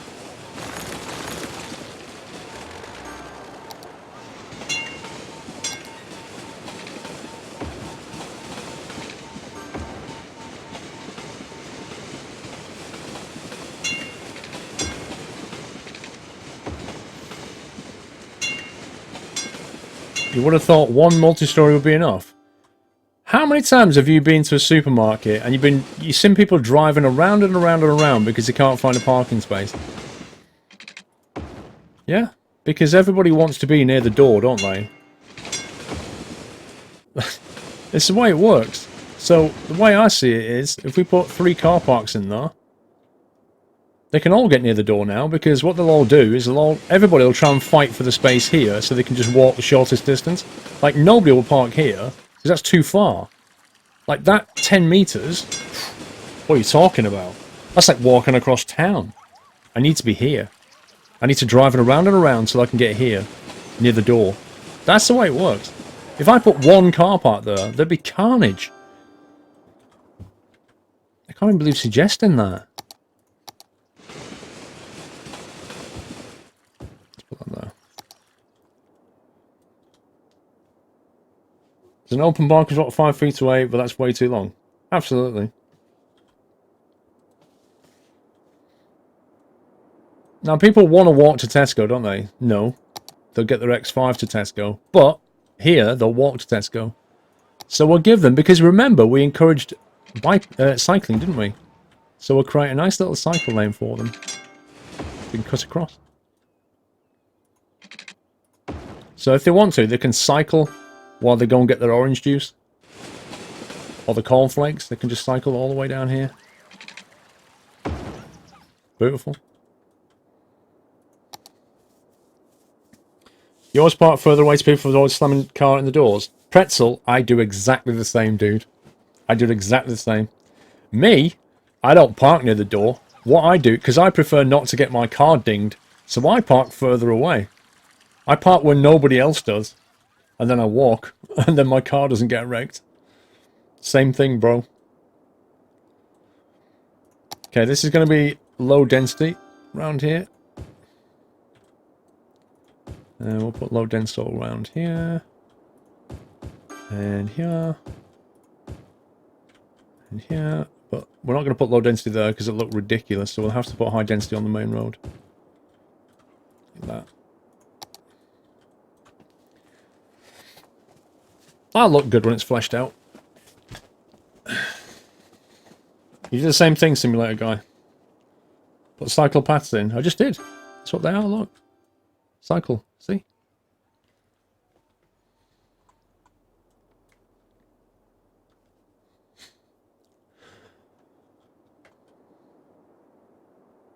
Right, we'll come back to that when it's fleshed out a bit. We've got this as well. Which I think if I actually just zone that out quickly there, that should hopefully bleed some electricity into that bit. I just thought to myself, water. I didn't do water down here.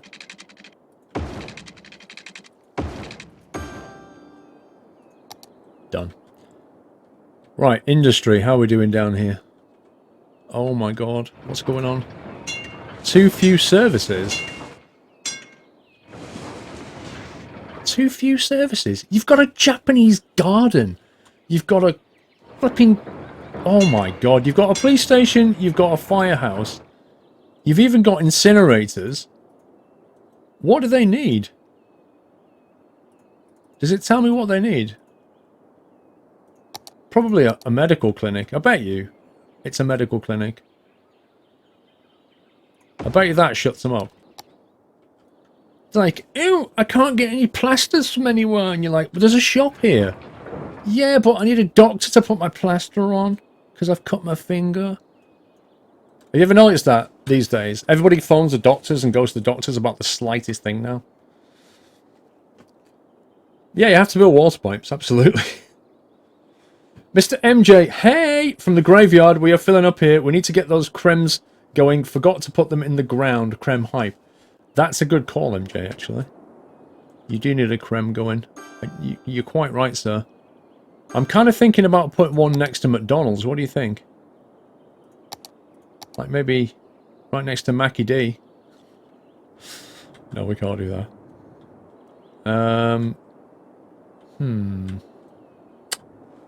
Where should we put the creme?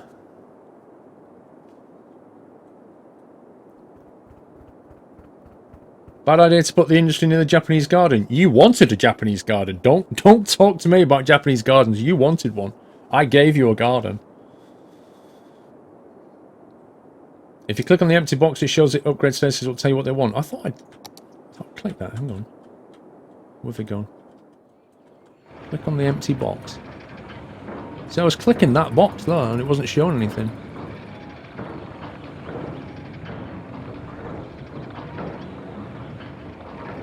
I can't click on it. It doesn't do anything. Wait, we've got a fire station here. Put the fire out.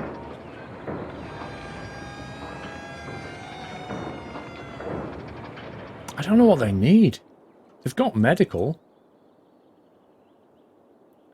You should consider our British problems on Reddit. I didn't even know that existed. I can imagine. Right, a creme. I think we'll build it off this suburban bit here. Possibly over here. I don't know. Build a road out there. Mind you, I might want to build that way.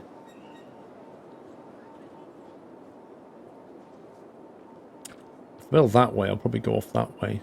That's fine. Whoa! We can now get the ship. Yay!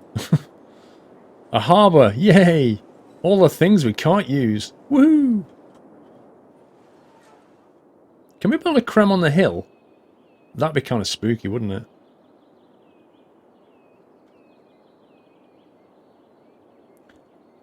Where's the subs bar and lounge? Hey, have the mods decided where they want that mod place yet? How about up here? That's quite a nice spot. Yeah, let's tree line this. Yeah, that's the way to go, isn't it? That way you know you're on the way to the creme because, let's face it, you go into where the trees are. Oh, I bet we can't build it here. I bet it's too steep. Scumbag. I'm going to have to terraform the ground. I'm sure of it. slope too steep. Wow, wow. Okay. Let's level the terrain off. A bit bigger.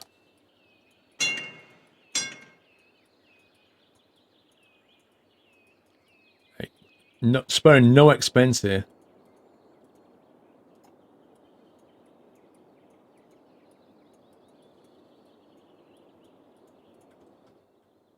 Whoa, is that doing it right?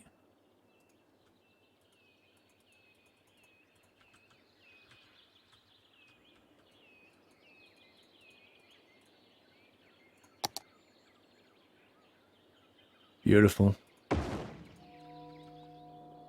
Beautiful. MJ, you'd be proud.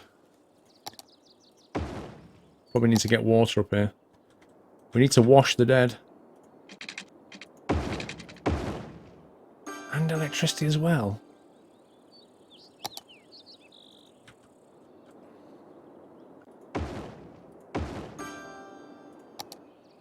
Look at that. It's beautiful.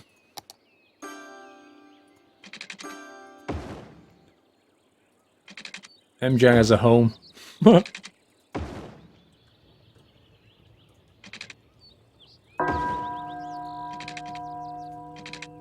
you hear that bell? I reckon that should be MJ's... Like, when MJ gets a text message, that's exactly what it should sound like.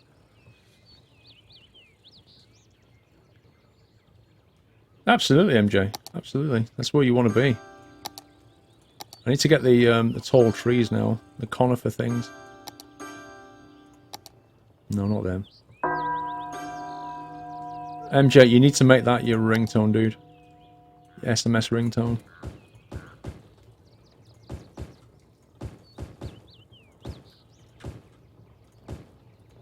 Look, this is a peaceful resting place, isn't it?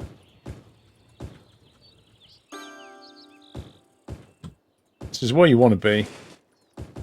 Let's cover that up.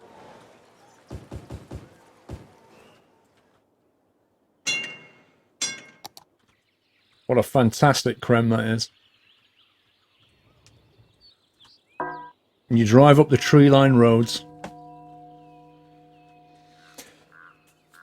I see Mortensen. Thank you very much for 5 months resub. Appreciate that. MJ's dinner bell. You're going to find it and see what I can find. MJ, you got to get it. When you get a text message, it goes dong. It's got to happen. That's actually quite a nice cemetery. Set amongst the hills and trees. That's beautiful. As is that McDonald's, but in a very different way. Visitors last week, 100. Can you imagine that? That'd get shut down if that was a McDonald's. If they got 100 visitors in a week, McDonald's head office would be like, get out of it. We expect that in 10 minutes.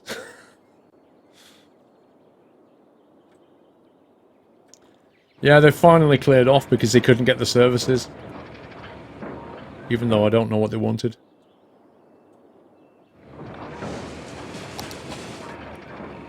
These shops are not happening. Oh well. Apparently they don't need shops, apparently.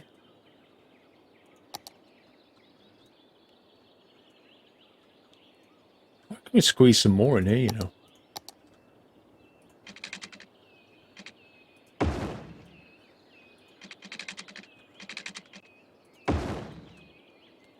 Just wasting space.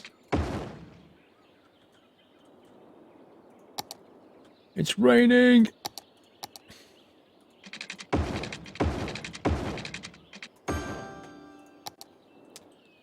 Zone it back up.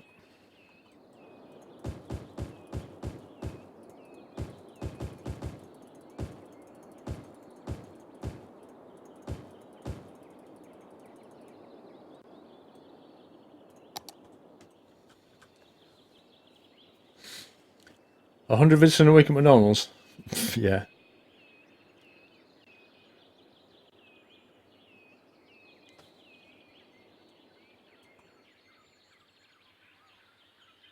I love the background audio, like the birds tweeting and stuff.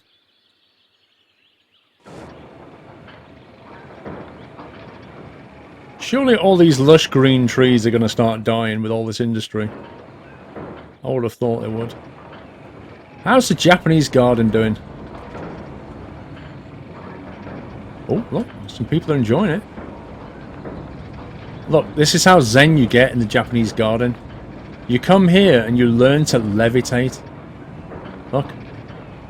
You know when you've made it in life, when you can levitate in the smog of industry. Look at that.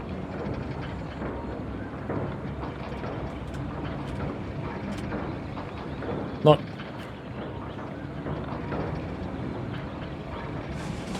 I don't know what that kid's doing in the industrial area, but she's mastered it. They meditate so hard in the Japanese garden that if you can learn to levitate with all that noise going on around you, you're basically David Copperfield at that point. Look at plastic guys.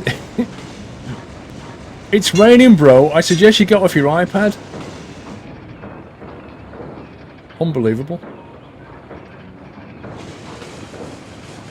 Hey, people are using it though. You can't knock it.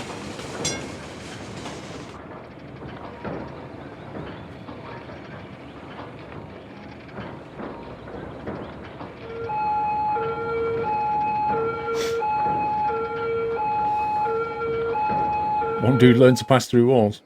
So, mods, what did you decide? Where are we building this monument? What was it called? Is it that one? The Mall of Moderation. Where are we building the Mall of Moderation? Oh, God. Dogbone is rip. Wow. Oh, my God. Oh, the roundabout's still going okay, actually. Dogbone's not having it, though. It wasn't meant for that kind of traffic.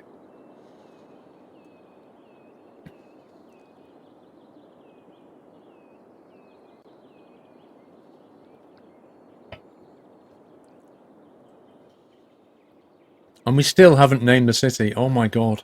Right, what was we going to call it? What were those suggestions? Ferrari? No, hang on. Let me scroll back. Ferraria was Coom Doom's suggestion. Whiteland was saying Guerrero. Hang on. Coom Doom suggested San Ferrero. Then Whiteland suggested Guerrero. And then Coom Doom suggested Ferraria to make it more Germanic Italian. We also had Rio de Janeiro, which I do quite like. Rio de Janeiro. Oh, jeez, this is not happening. This is not happening. Let me save it quickly.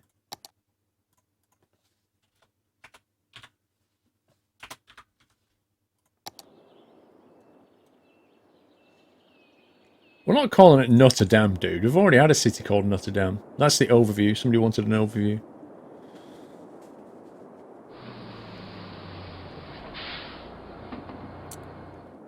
Mr. Howickster, sorry about late arrival. Scott Rail and being at Murrayfield for the Pro 12 final. Well done, Connacht. It means nothing to me, Howickster, but it sounds like you've had a great day. No problem being late, sir. Frascento de Doyle. Frascento de Doyle. What does that mean? What does Frascento mean?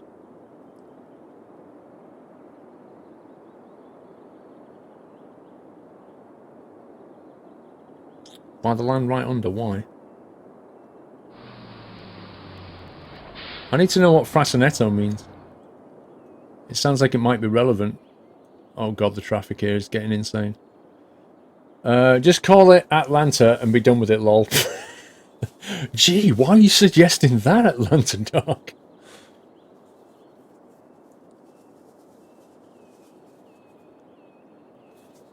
Yeah, you can rename districts, Connor, yeah, totally. Does Frascento mean small city, then? Small city of Doyle?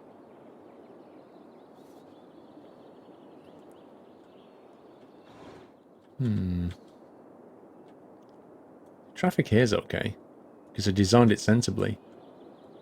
But we're trying to push too much traffic through here. I wonder if it would help with the bypass. Maybe if it helped with the little bypass there, it would take the load off here. Maybe a bypass that went over there would help. It just get away from the junction altogether.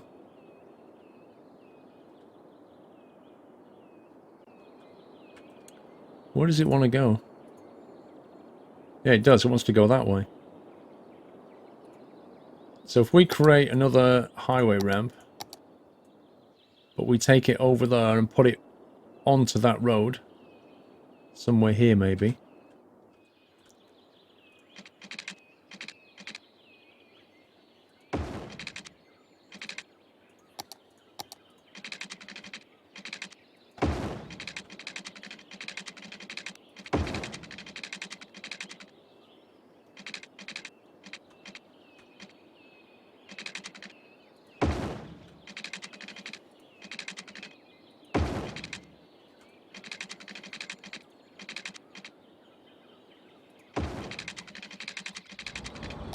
Then fix the junction up because it's bound to have made it do utterly stupid things.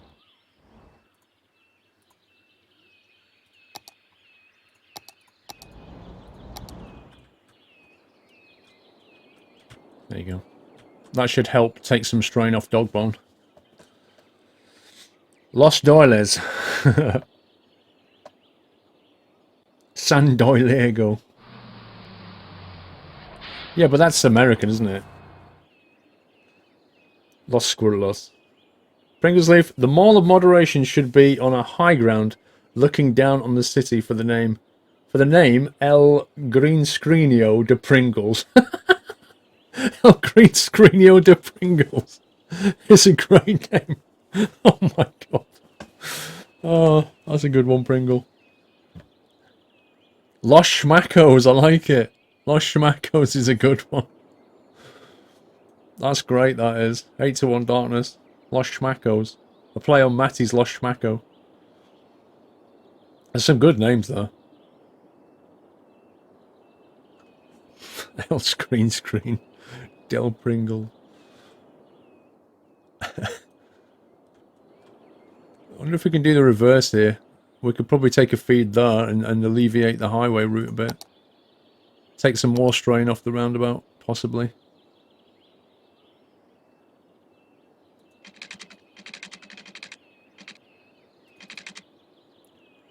These things always look so ugly.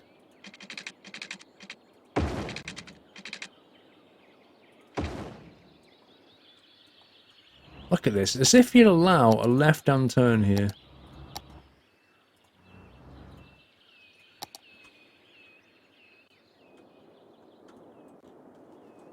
Okay. Alright, Dogbone's flowing a bit better because all this traffic is just going that way now. They're feeding in, but it's flowing. It's not so bad now, actually. These guys are coming this way.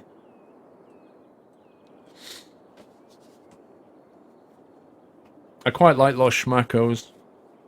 I like Rio, what was it? Rio de Janeiro. But Los Schmackos definitely takes the biscuit for me. It's going to be pretty hard to build an airport on this map. It's doable, but we probably have to level a lot of terrain to get it. But I'll be honest with you, the airport's never... I don't know, they're never brilliant. Put it that way. Don't forget about that. Scumbag! If you empty those things and then forget to come back and destroy them...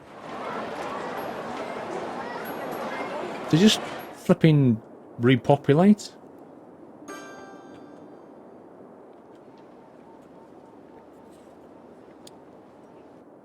Even that's quite busy now, look at that.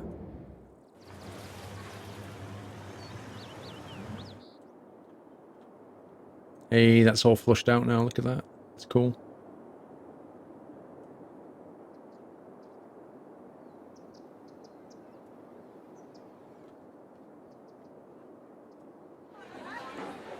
Control traffic modifying stone. It's called Traffic President. It's up here. It gives you a whole bunch of options, one of which is change lane arrows. And it's pretty vital. I'll be honest with you.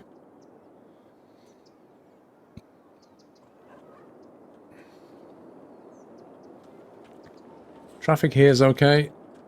Oh, I didn't zone this out. Oh my god. Or did I? But they didn't move in. No, I didn't zone it out. Okay, let's get it zoned out. I totally forgot about this bit. Blimey.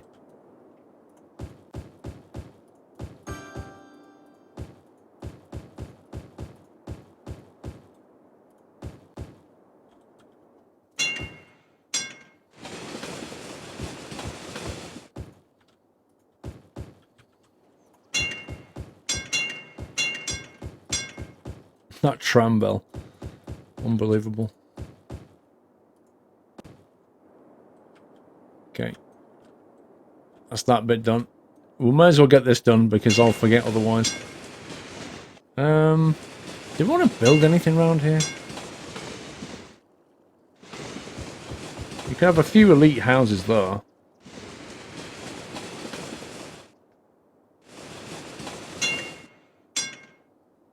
Actually, you can have a few high-rise.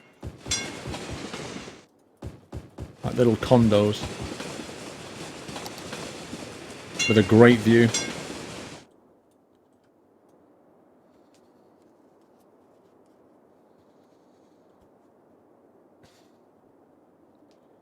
Does traffic have an effect on the economy of the city, Panda?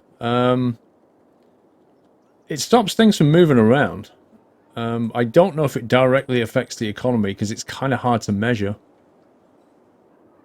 I think ultimately it would, because what happens if you get gridlock, then traffic can't move around, and so people can't move around, and then you start to get the problem of not enough workers or not enough customers and all this kind of thing because the city's gridlocked. So ultimately it will. On a micro level, I don't know, but on a macro level it will. So you need to keep it in check, put it that way. I like these houses here, they're really nice. Just like flowing down the side of the hill. Pretty hard to build on there. There's room to build something here though.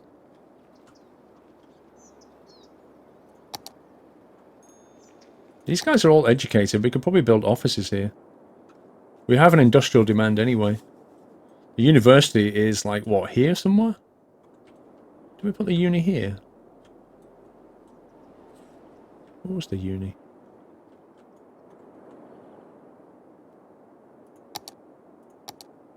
Oh, there it is. There's the uni. 2,178 students. Wow. Yeah, let's get some offices down here, I think. They look pretty good. Let's use the green stuff. Actually, let's use the posh trees. How far have we come against whilst I was barbecuing, Baz? Well, we're on 30,000 now, so we're doing okay. Let's break out of there.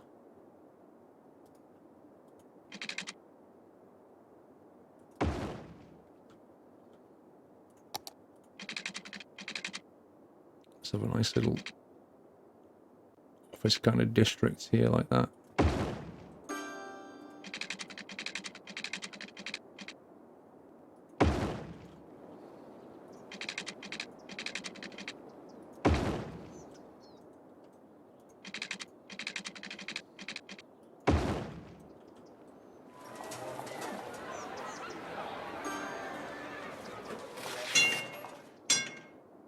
Yeah, one way in there. We could make another way in, I guess. Could make a second connection there. I don't see any harm in that.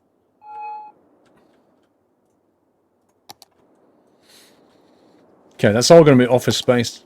So we'll stick the water in.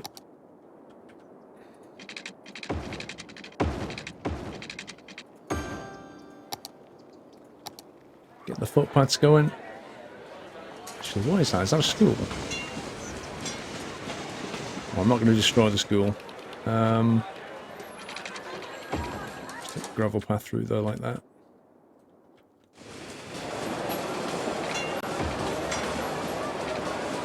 Just double it up there. Where's the tram stopping?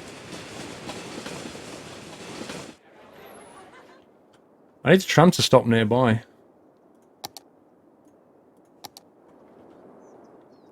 Okay, it's not actually stopping here. We'll make the tram stop on this side of the road here. And possibly there. Because they can then walk down to that pedestrian crossing and then get in this way. And up here they can cross in and get down there somehow. Was a tram stop there? No. So they got plenty of ways to the office. You got so many mods that your game doesn't even load. I think Corrales has got that problem. he's got so many mods, nothing loads anymore.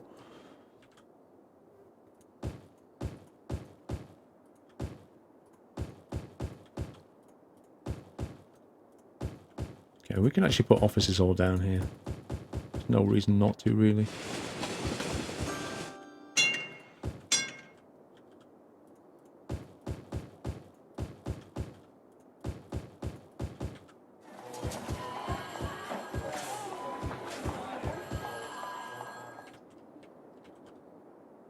Nice.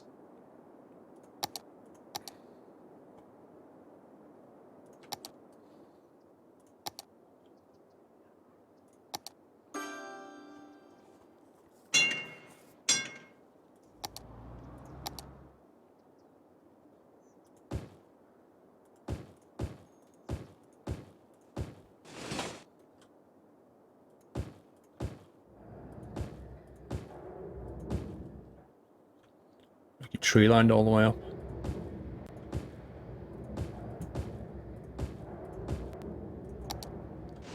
What the heck? Why is all this traffic turning that way? That's a problem.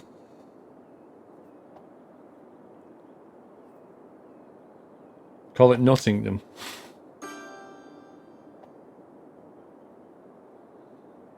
I'm actually worried about this. What was happening here then?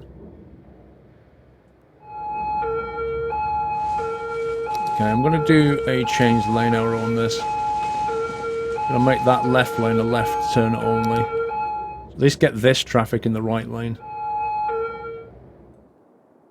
Because these guys tend to turn in and go on the left lane. If we make the straight on traffic go on the right lane, then they should merge in a bit better. See, people say to me, a footpath's important. Look at that. That one footpath lets people get from the tram stop there, across the pedestrian crossing, and down into where they want to be. That's how important footpaths are.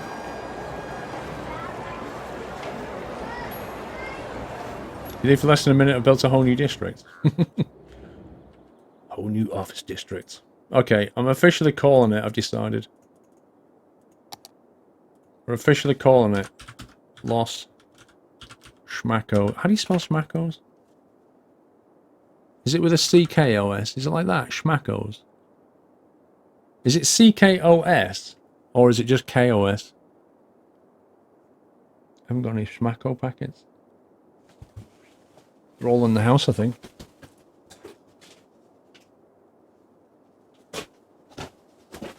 I can't remember how you spell it. I think that's right. Los Schmackos. There you go. We've named it. Let's go on with that. Had some great ideas there, guys. Really good names. But I think that one just wins for me. Lost Schmackos 32k. Officially named at 32,000 population. No, Schmackos, because it sounds a bit more kind of South American. No, Schmackos. Bad accent. Okay, that's taking care of the industrial demand. Oh my life.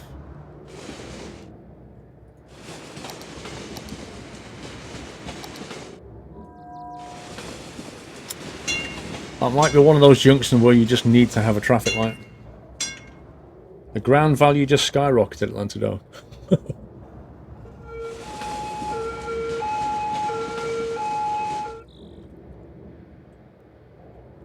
Have you emptied yet? 0% full. Bye! Don't come back.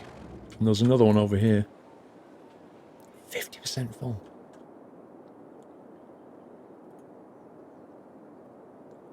Right, water availability in sewage is actually on the limit, so we need to go and sort that out.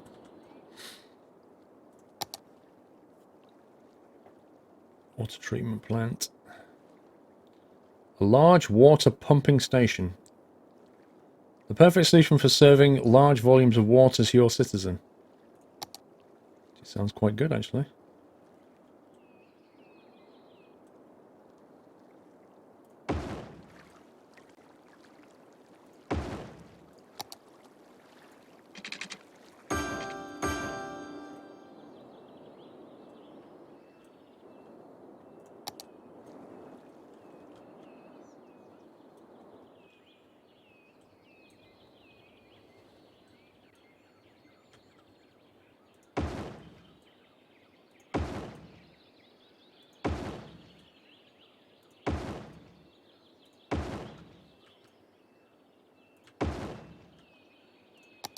Should sort it out.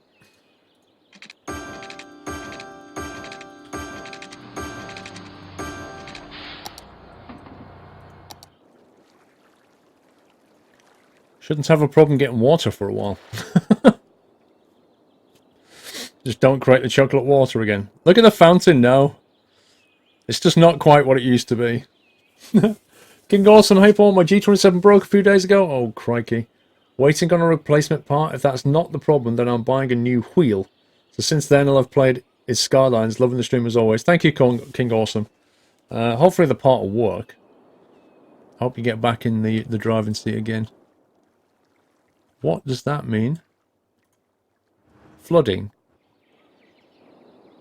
Why have we got a flooded road here? Just because I built a sewage treatment plant? Oh, because we're dumping water into the area, aren't we? Uh-oh.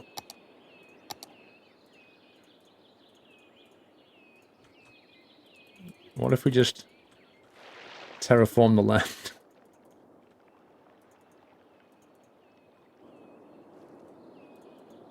Yeah. That just dumped a lot. Look at this. It's really flooded now.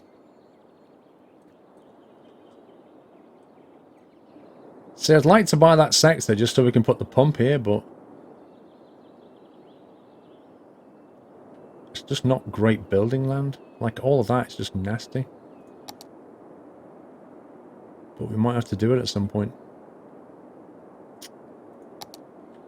It's either that or we buy this land and move those pumps over here. That would probably work as well. Or even down here if we could. Maybe we put the pumps here.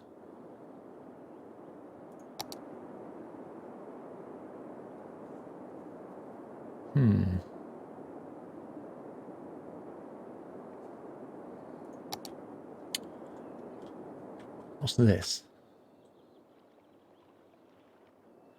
This is strange.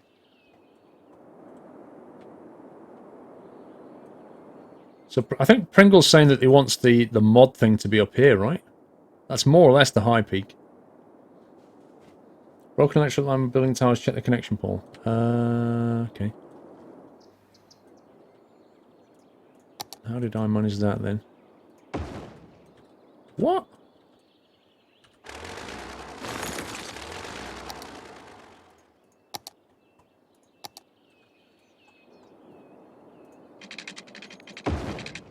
The ankle. I'm not sure how I did that. Top right is perfect. I'm not interested in the airport. I can't even build it yet anyway. I'm just wondering about the water treatment. If I could put the pumps down here, if we can get the water across there, can we build it across the water? Can you build a pipe across the water? So we can build a pipe across the water, come down here. It's quite a steep drop though, isn't it? Might have to go like that. And then chuck all the rubbish out there. That would stop it from ever backing up again. And then we can actually have the water pumps here. Yeah, that actually works on a lot of levels. That's probably worth doing.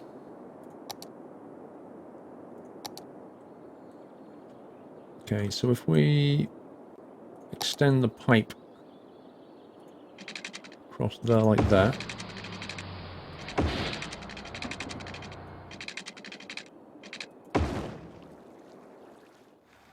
We have to get power down here as well. And then we put, like, here. Is that not connected? Are you really that much of a scumbag game? And then we get power over here, which we can do by... We take power from here, say. Like that.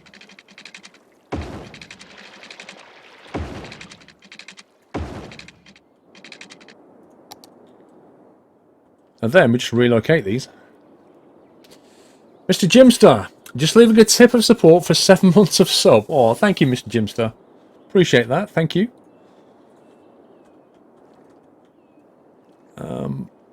Right, let me put that there. Let me just pause it a second while we relocate these.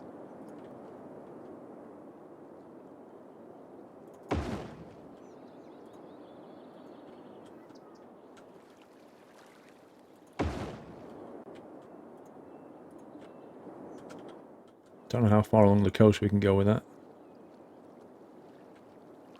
We can always go there.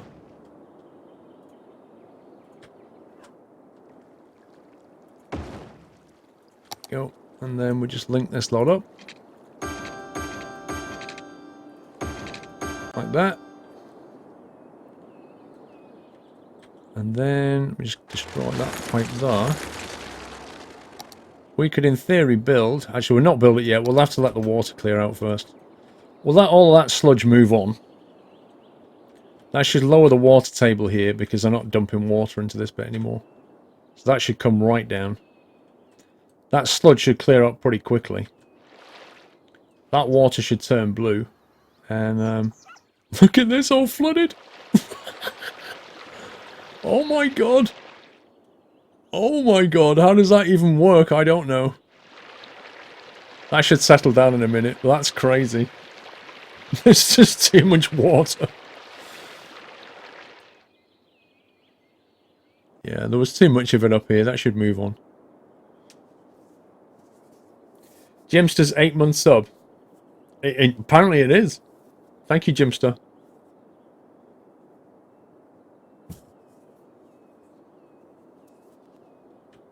Oh god. They haven't got electricity. Hang on. What we need is an underground electric connector. Now that can chuck out water too. That's it. Pour that Vimto. I have no idea what the people of Los Schmackos are drinking to turn the watercolour like that. What is this sorcery?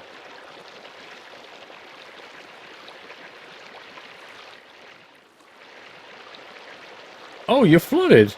What a surprise. You're underwater. I'm really surprised by this. You electric substation, you.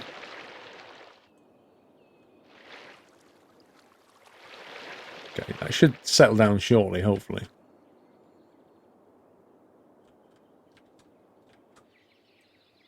That should come down a bit. It's kind of hard to tell if that's polluted anymore.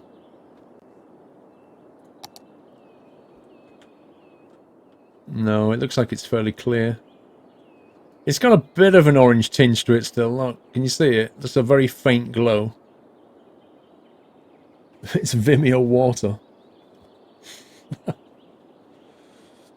Yep, 1080p sludge. You can't beat it. I think it's going to need a bit more time. Oops. Wrong button. Yay, it's going bluer and bluer. You can actually see the rock now. Look at that. Look how clear that is. Clear water, guys.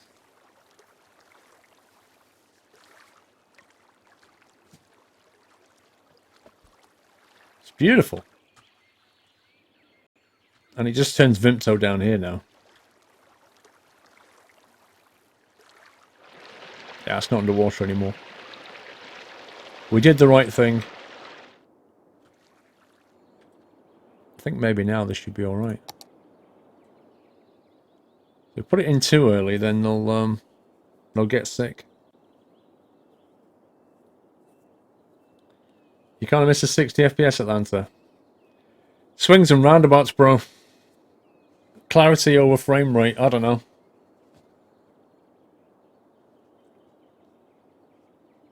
You got one exam left, Whedon. Nice. You can taste the freedom.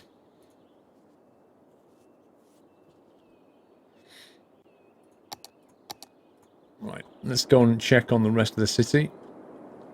See what Dogbone's up to. Oh, hello. Hello? Did I neglect to give you a water supply? How remiss of me. Nobody's moved in here yet. We still have industrial demand. All the offices have moved in. Look at that. It's beautiful.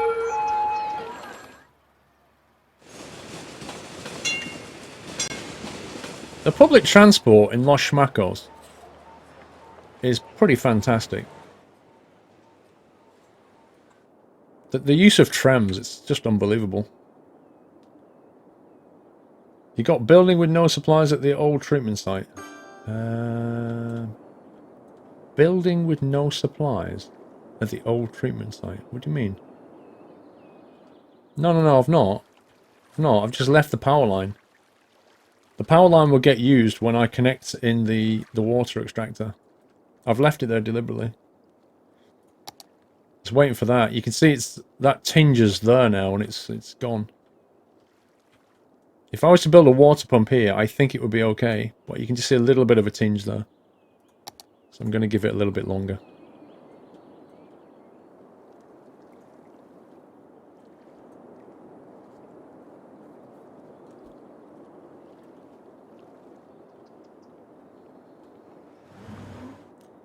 See, Dogbone's working now. All it took was a couple of slip roads. One here, and Dogbone's fine. Okay, the industrial bit is... What's he complaining about?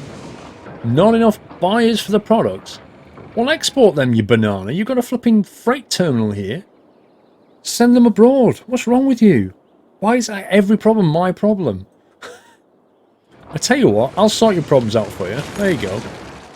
You don't need to export anymore. Learn how to do business. We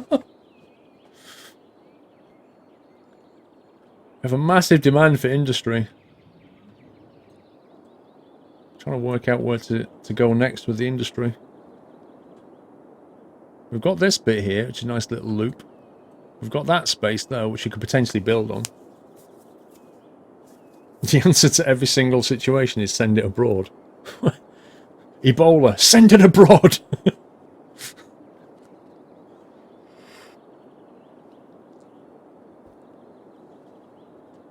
It's going to be hard to build. We can build on that bit, but building on this is a bit harder because you've got to drop down to it. But it's not, you know, it's not impossible.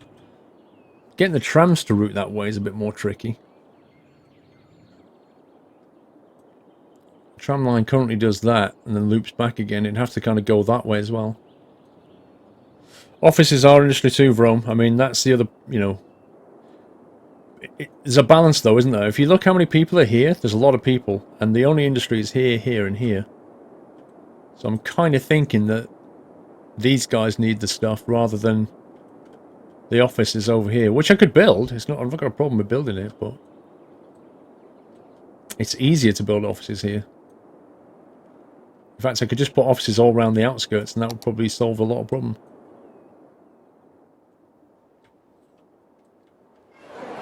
Can't really put them there because they look a bit naff, but we can put them down here.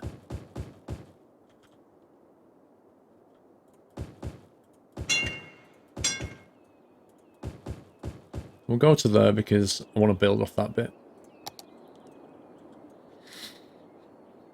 They'll fill up pretty fast.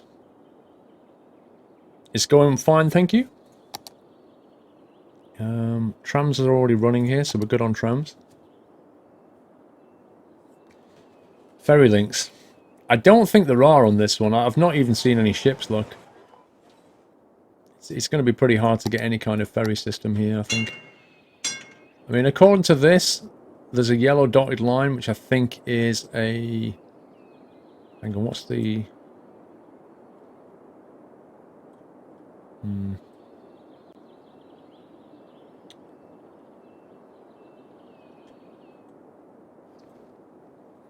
Shoreline required. Height too high.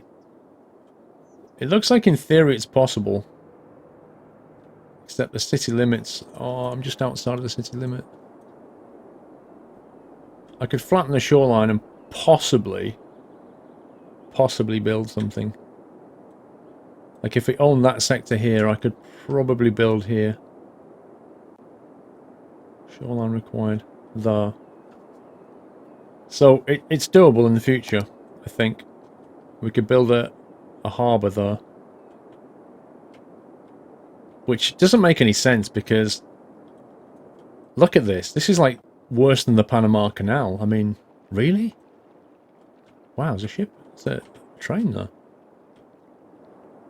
I don't know how they're going to get ships down here, but apparently they can. Yeah, I think it's a ferry route. So we could have a harbour later. And we've got a nice road here, so I mean there's some nice land there. So it's perfectly fine. We could even have like freight type stuff.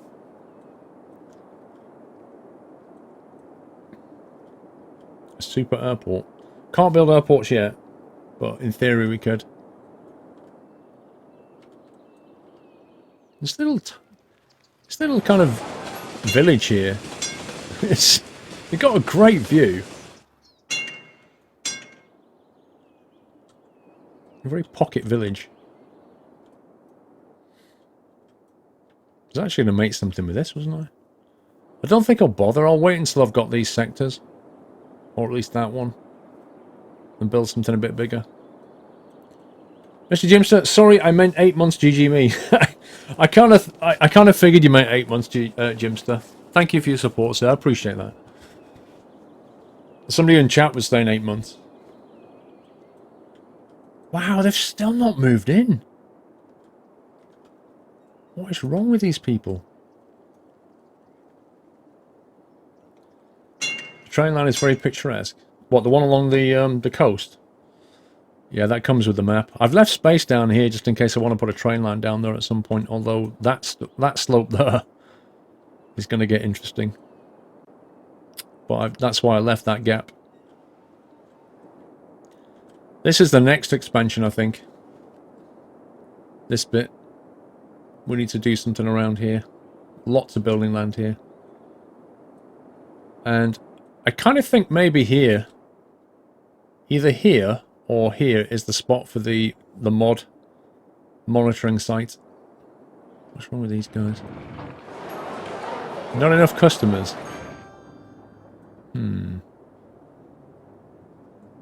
Now then, why not? Why not? We've got a bus route. The bus route only runs from here to here. We've got a tram line that brings people.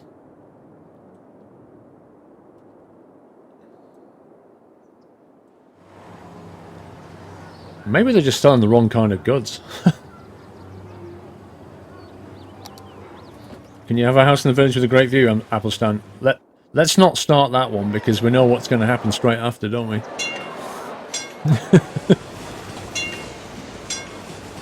Every man and his dog will want one.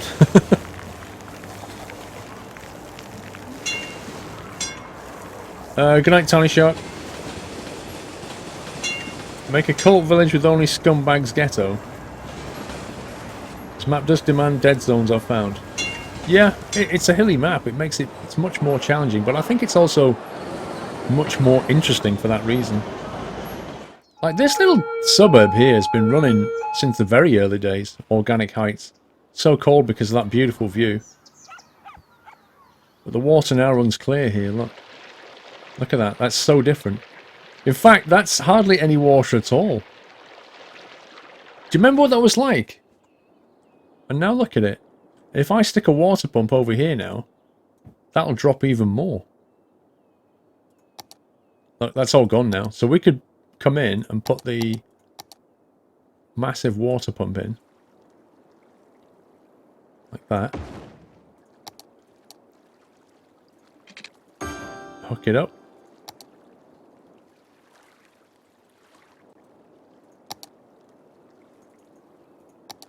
Scumbag game. Look at that.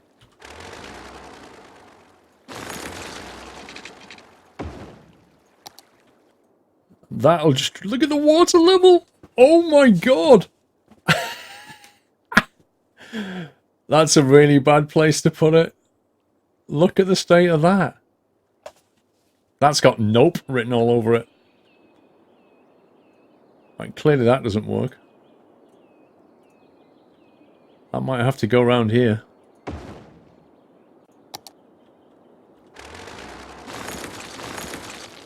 Wowzers.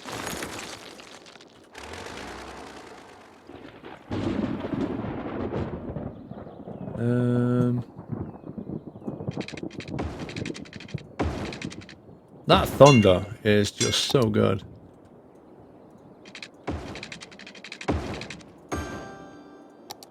Let's try that.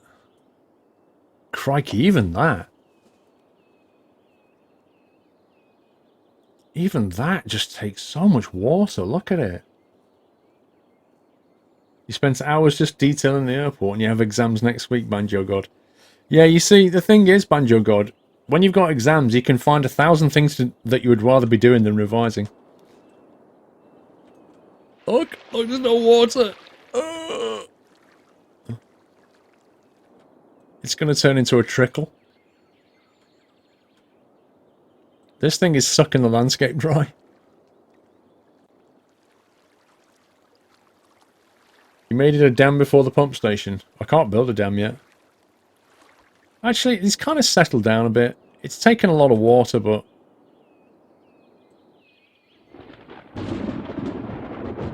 I think I'll just get rid of it. I don't really need it.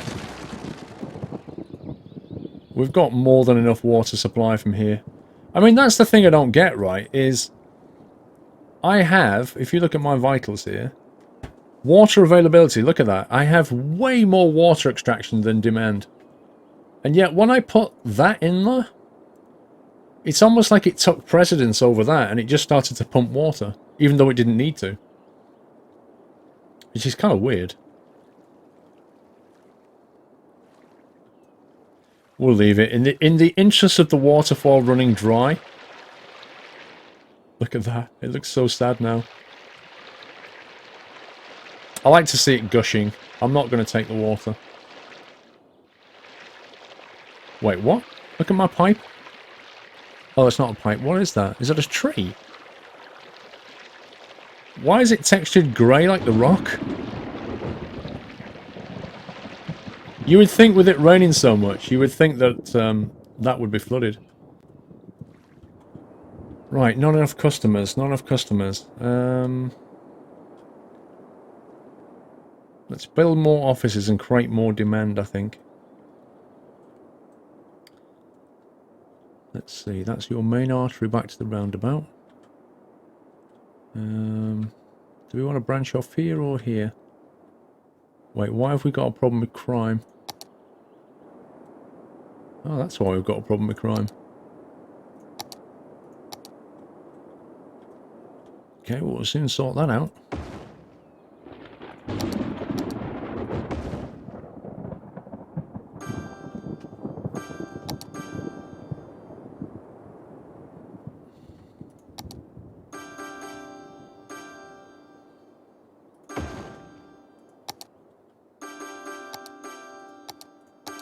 Ding ding.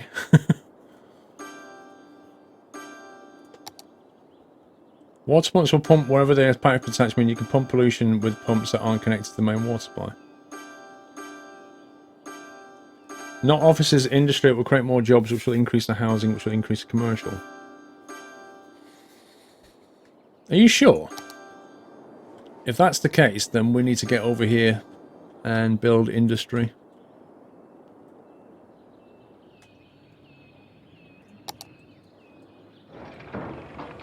Means we'll have a road going down.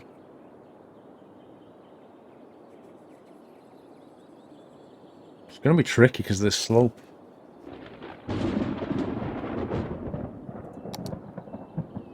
That audio, the thunder and lightning, it's so good. And it doesn't happen, like, it doesn't do it too often that it just sounds crazy, you know what I mean? Wow, what the heck? GG game.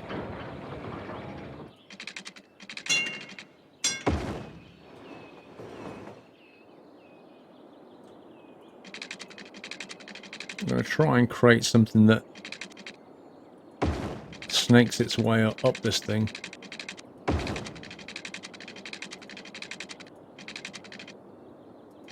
I can't believe what the game's doing. Look at these weird patterns it creates.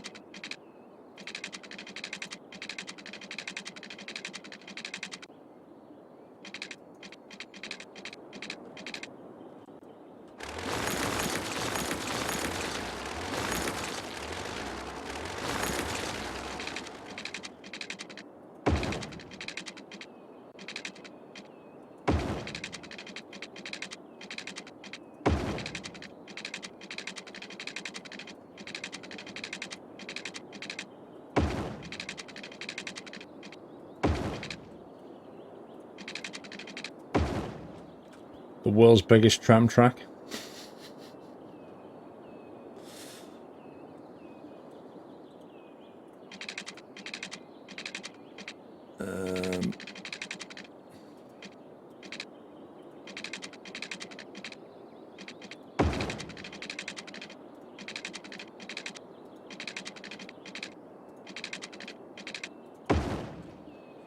Whew, there we go. So that's the main backbone. Now we need to get places for industry slotted in, like places like that wherever we can. Let's take these little 4 lanes.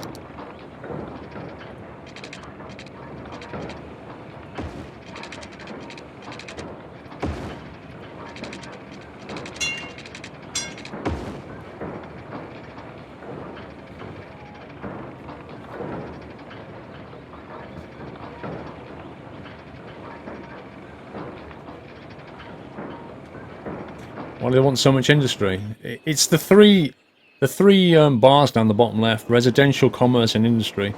It's like a trinity, isn't it? You know, you need people as customers and workers. Then you need industry to make the goods, consumers to buy it, the commerce to buy it, and then you need to adjust all three. So as one goes up, as demand goes down for one, it tends to push another one up. What are we making here? Industry. That's what we're making. But basically, industry that's sprawled up the side of a hill. That's the plan.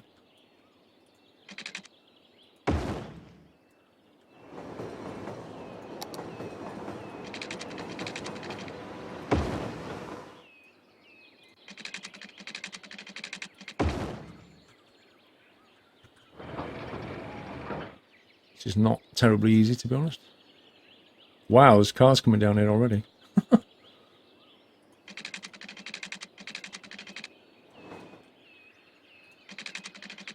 Slope too steep.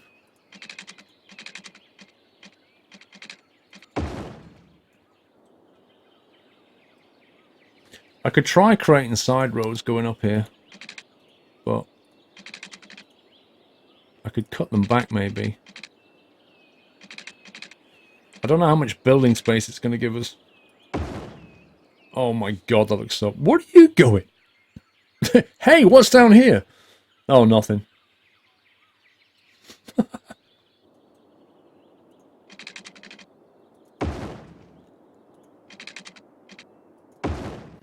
I guess this is the best way to get land use out of something so steep.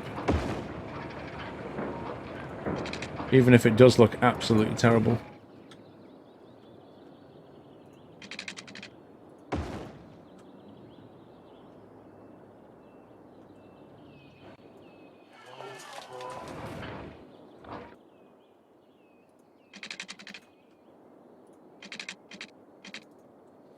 Even worth building there, I wonder? Eesh.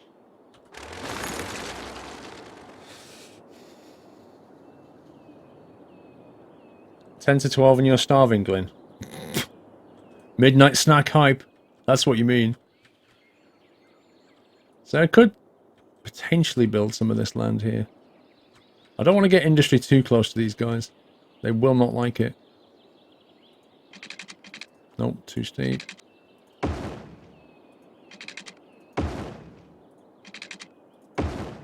The thing is, it's going to generate a lot of traffic. Well, they've got good access to the cargo hub down here. So they've got no excuse. Man, that's getting busy. It's getting real busy. Okay, let's get the water in there.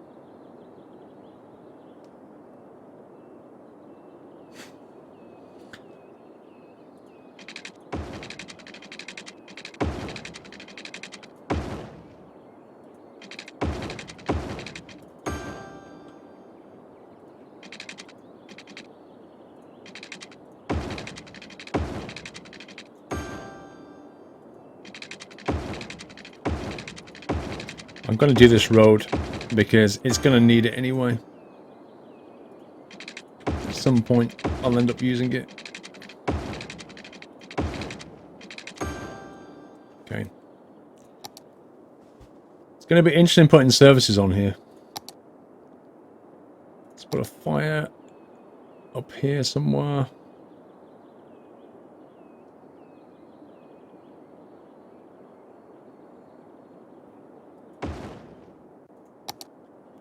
Police as well.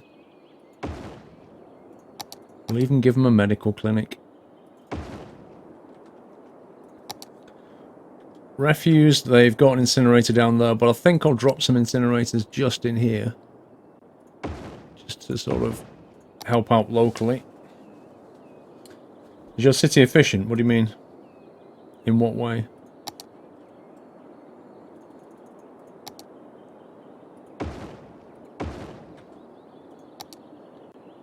Power into that.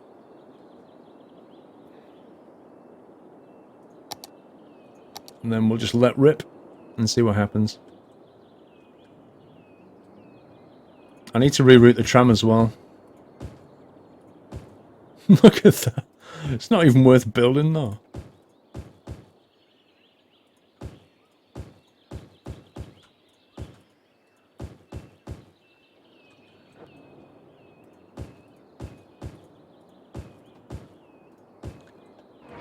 Do I build on that road or not? See what happens.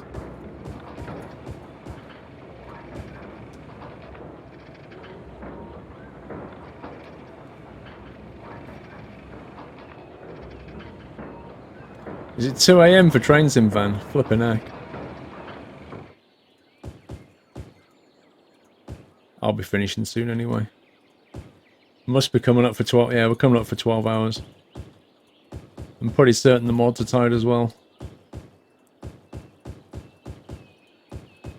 We'll get this industrial bit done. Reroute the tram tracks.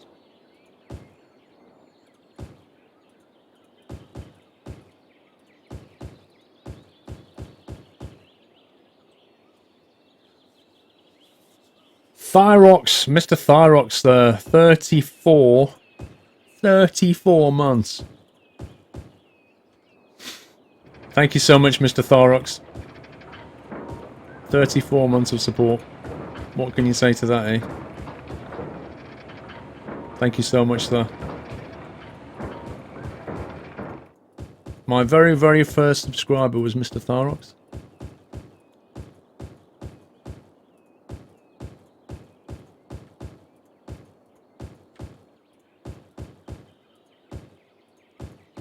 I wonder what kind of buildings it's going to build along here with these tiny little slivers. Look at it. I can't wait to see what building that throws up.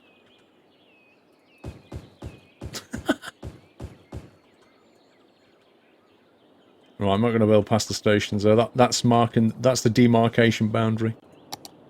Lol, power hype.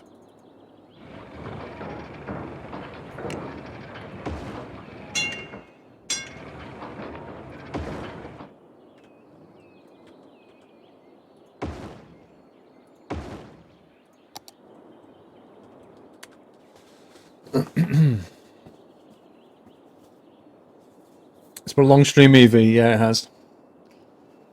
I still call Axe, no way on this planet have you been subbed 1 month longer than me. I don't think he has either, Whiteland. But I'm pretty certain, Whiteland, you subbed on the same day as Thyrox. In fact, I could probably check back the original list. I'm sure I've got it somewhere. Atlanta Dark, you look kind of fit for a guy, albeit 17 years of age, that has been streaming for 12 hours. Thank you, Atlanta. Let's reroute this tram line, shall we? Oh god, what did I just do? Rip. I can't believe that just happened. I misclicked over the top of this thing. Next thing I had a metro station. And that's how it happens, Constable. Okay, let's get the green line. And we'll get him to come. We'll put a stop there and we'll reroute it this way. We'll get the green line there and we'll make him come this side. That will allow us to put some stops in here.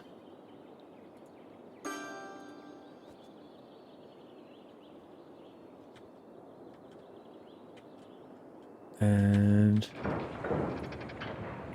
down here.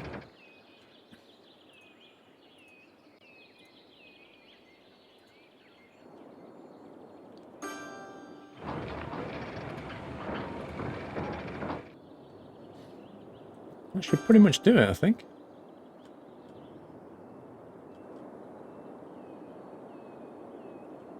The tram doesn't need to run that way anyway. There's nothing there. Better having it run this way. What we need to do, though, is try and get some footpaths going on. But I doubt we're going to make it happen. I doubt it looking really stupid.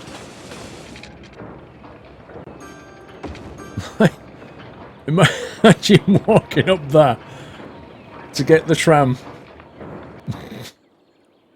That looks ridiculous. I can't leave that in. There you go. That's kind of dropped the industrial demand.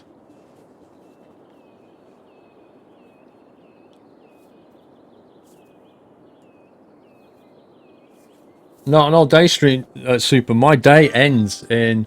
Well, now. It's just turned midnight. My day just ended. That's Saturday gone for me. It's now Sunday. Oh man, this traffic's gone rip. They're all trying to merge in the left lane. Why? What are they doing? Where are they all going? Looks like a lot of traffic's going straight over. You know what I think's happening? I think they're taking goods from here to the commerce over there. We need some kind of bypass across the top of this thing. We need to get over the dog bone. That's what we need to do. And that, as they say, is 12 hours, guys. Right there. Hey, look at this. Yay. I like it. 12-hour stream. Thank you so much for being here. For anybody that's been here for 12 hours. I know some of the mods have. Hope you've enjoyed yourself. Yeah, I'm gonna wind it up in a minute. We've done some good work here, though. This has been expanded. Look at Tesco. Look at Tesco. Doesn't it just fit in? You know, you've got your high density and your suburban, and it just kind of fits in nicely there. Look at that. Beautiful. We've cleaned up the water. This is no longer polluted. The waterfall runs clean. Dogbone's a bit of a mess. I need to sort out Dogbone next time. We've got some solar power. We've got rid of a lot of landfills. We have rerouted that there, so they've got a nice peaceful bit. This needs sorting out next time as well, because this is getting a bit busy. Office space has appeared up here. Yeah, it's not bad. We've got this whole district. It's looking good. And, more importantly, we named the city Los Schmackos. Or Los Schmackos. Tesco 24 hours. That's exactly what it is. Where did the second solar station go? Didn't we put two next to each other? Wait, what? Yeah, you've got a point. Where did the second... What the...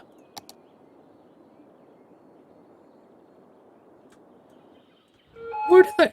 I never got rid of that. I never got rid of that. That never happened. I built two. And one disappeared. I can't explain that. I don't know. I've put it back now. We also rerouted a lot of roads around here. We added the Whiteland roundabout, which is doing okay. Just need to sort this highway out now. Yeah, a lot of traffic is moving straight over and going to sell in the commerce up here, which I kind of understand. Just need to work out a different route around the Dogbone.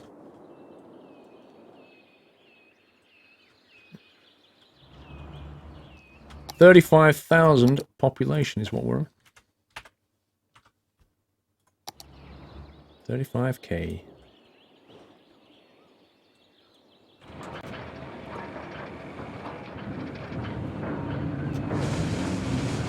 And we built a Japanese garden, if you remember. Yeah, good night, Big Welsh Matt. Have a good one, sir. Someone put out an APB for a stolen power plant. Japanese garden on the left. With levitating people. People who made it in life. I'm going to take one tram journey up the side of this industrial hill, because that'd be quite fun. And then we're done.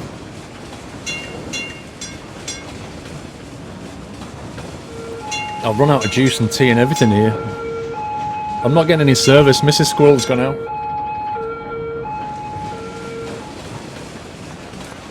So when we get to the top here, it should go straight over now. And that's the new industrial bit. Whoa, lane change, bro. There you go. Then this should drop down steeply and then turn to the right.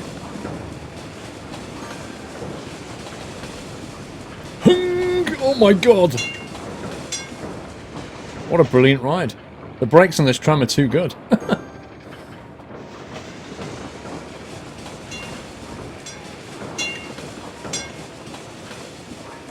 Oh, I forgot to get rid of all the lights here, didn't I? That's another job. Whee! Yeah, I still got the Tassimo. It's just over there. I have to set it up though. I have to put the water in it and stuff.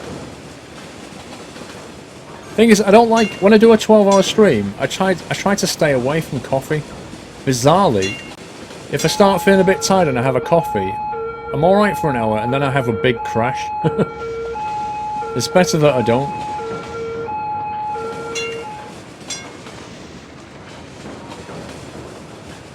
It's very industrial up here, isn't it? Good night, Extent. Have a good one.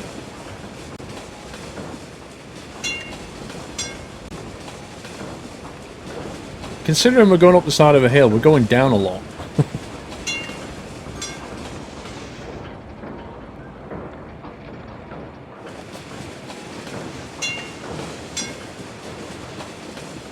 What is that on the right? Just a water tower thing. There's the clinic. See, look at all the people here at the tram stop. Wow. Why are they all stood there?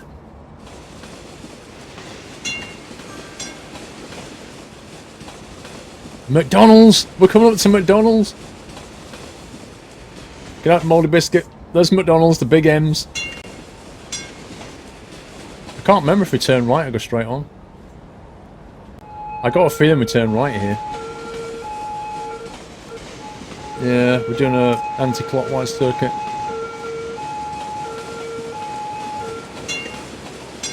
Hey, why didn't we stop at the stop? I think we're about to go towards Tesco, aren't we? You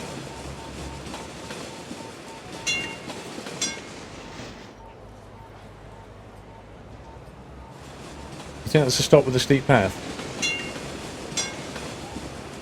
Up on the right there, if you remember, that's the new cemetery. Can you see it? No, because it's behind all the trees.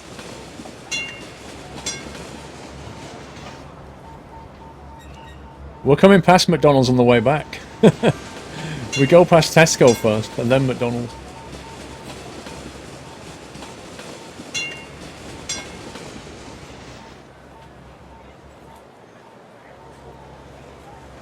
You're more of a KFC or a Subway guy. We haven't got KFC or Subway though, as mods, unfortunately. That's the suburban district on the right, that's where Tesco is. Just there. It's raining in the tram! We've never been in the tram when it's raining. Oh my god. Oh, cyclist rip! Did you see that? He got wiped out. Wow, there's a lot of people getting on the tram. Just goes to show, if you give them free public transport, what it does to the traffic. Here's McDonald's, I think. No, hang on, that was too early for McDonald's. Maybe we don't go past them.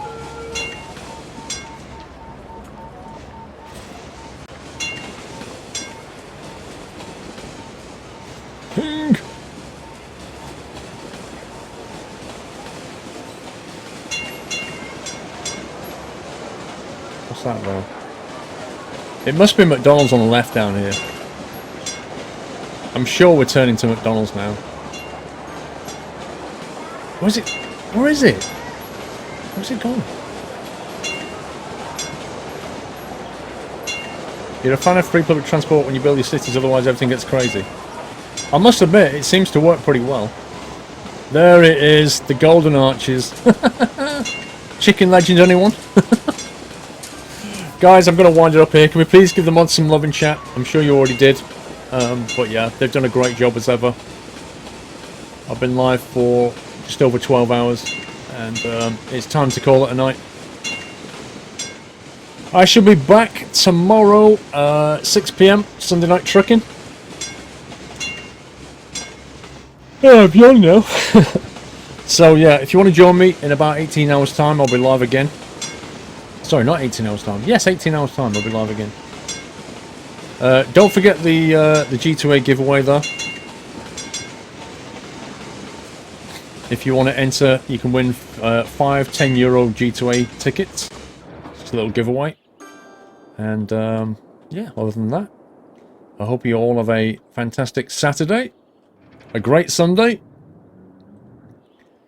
and I shall see you all in 18 hours time. I hope you enjoyed the DCS.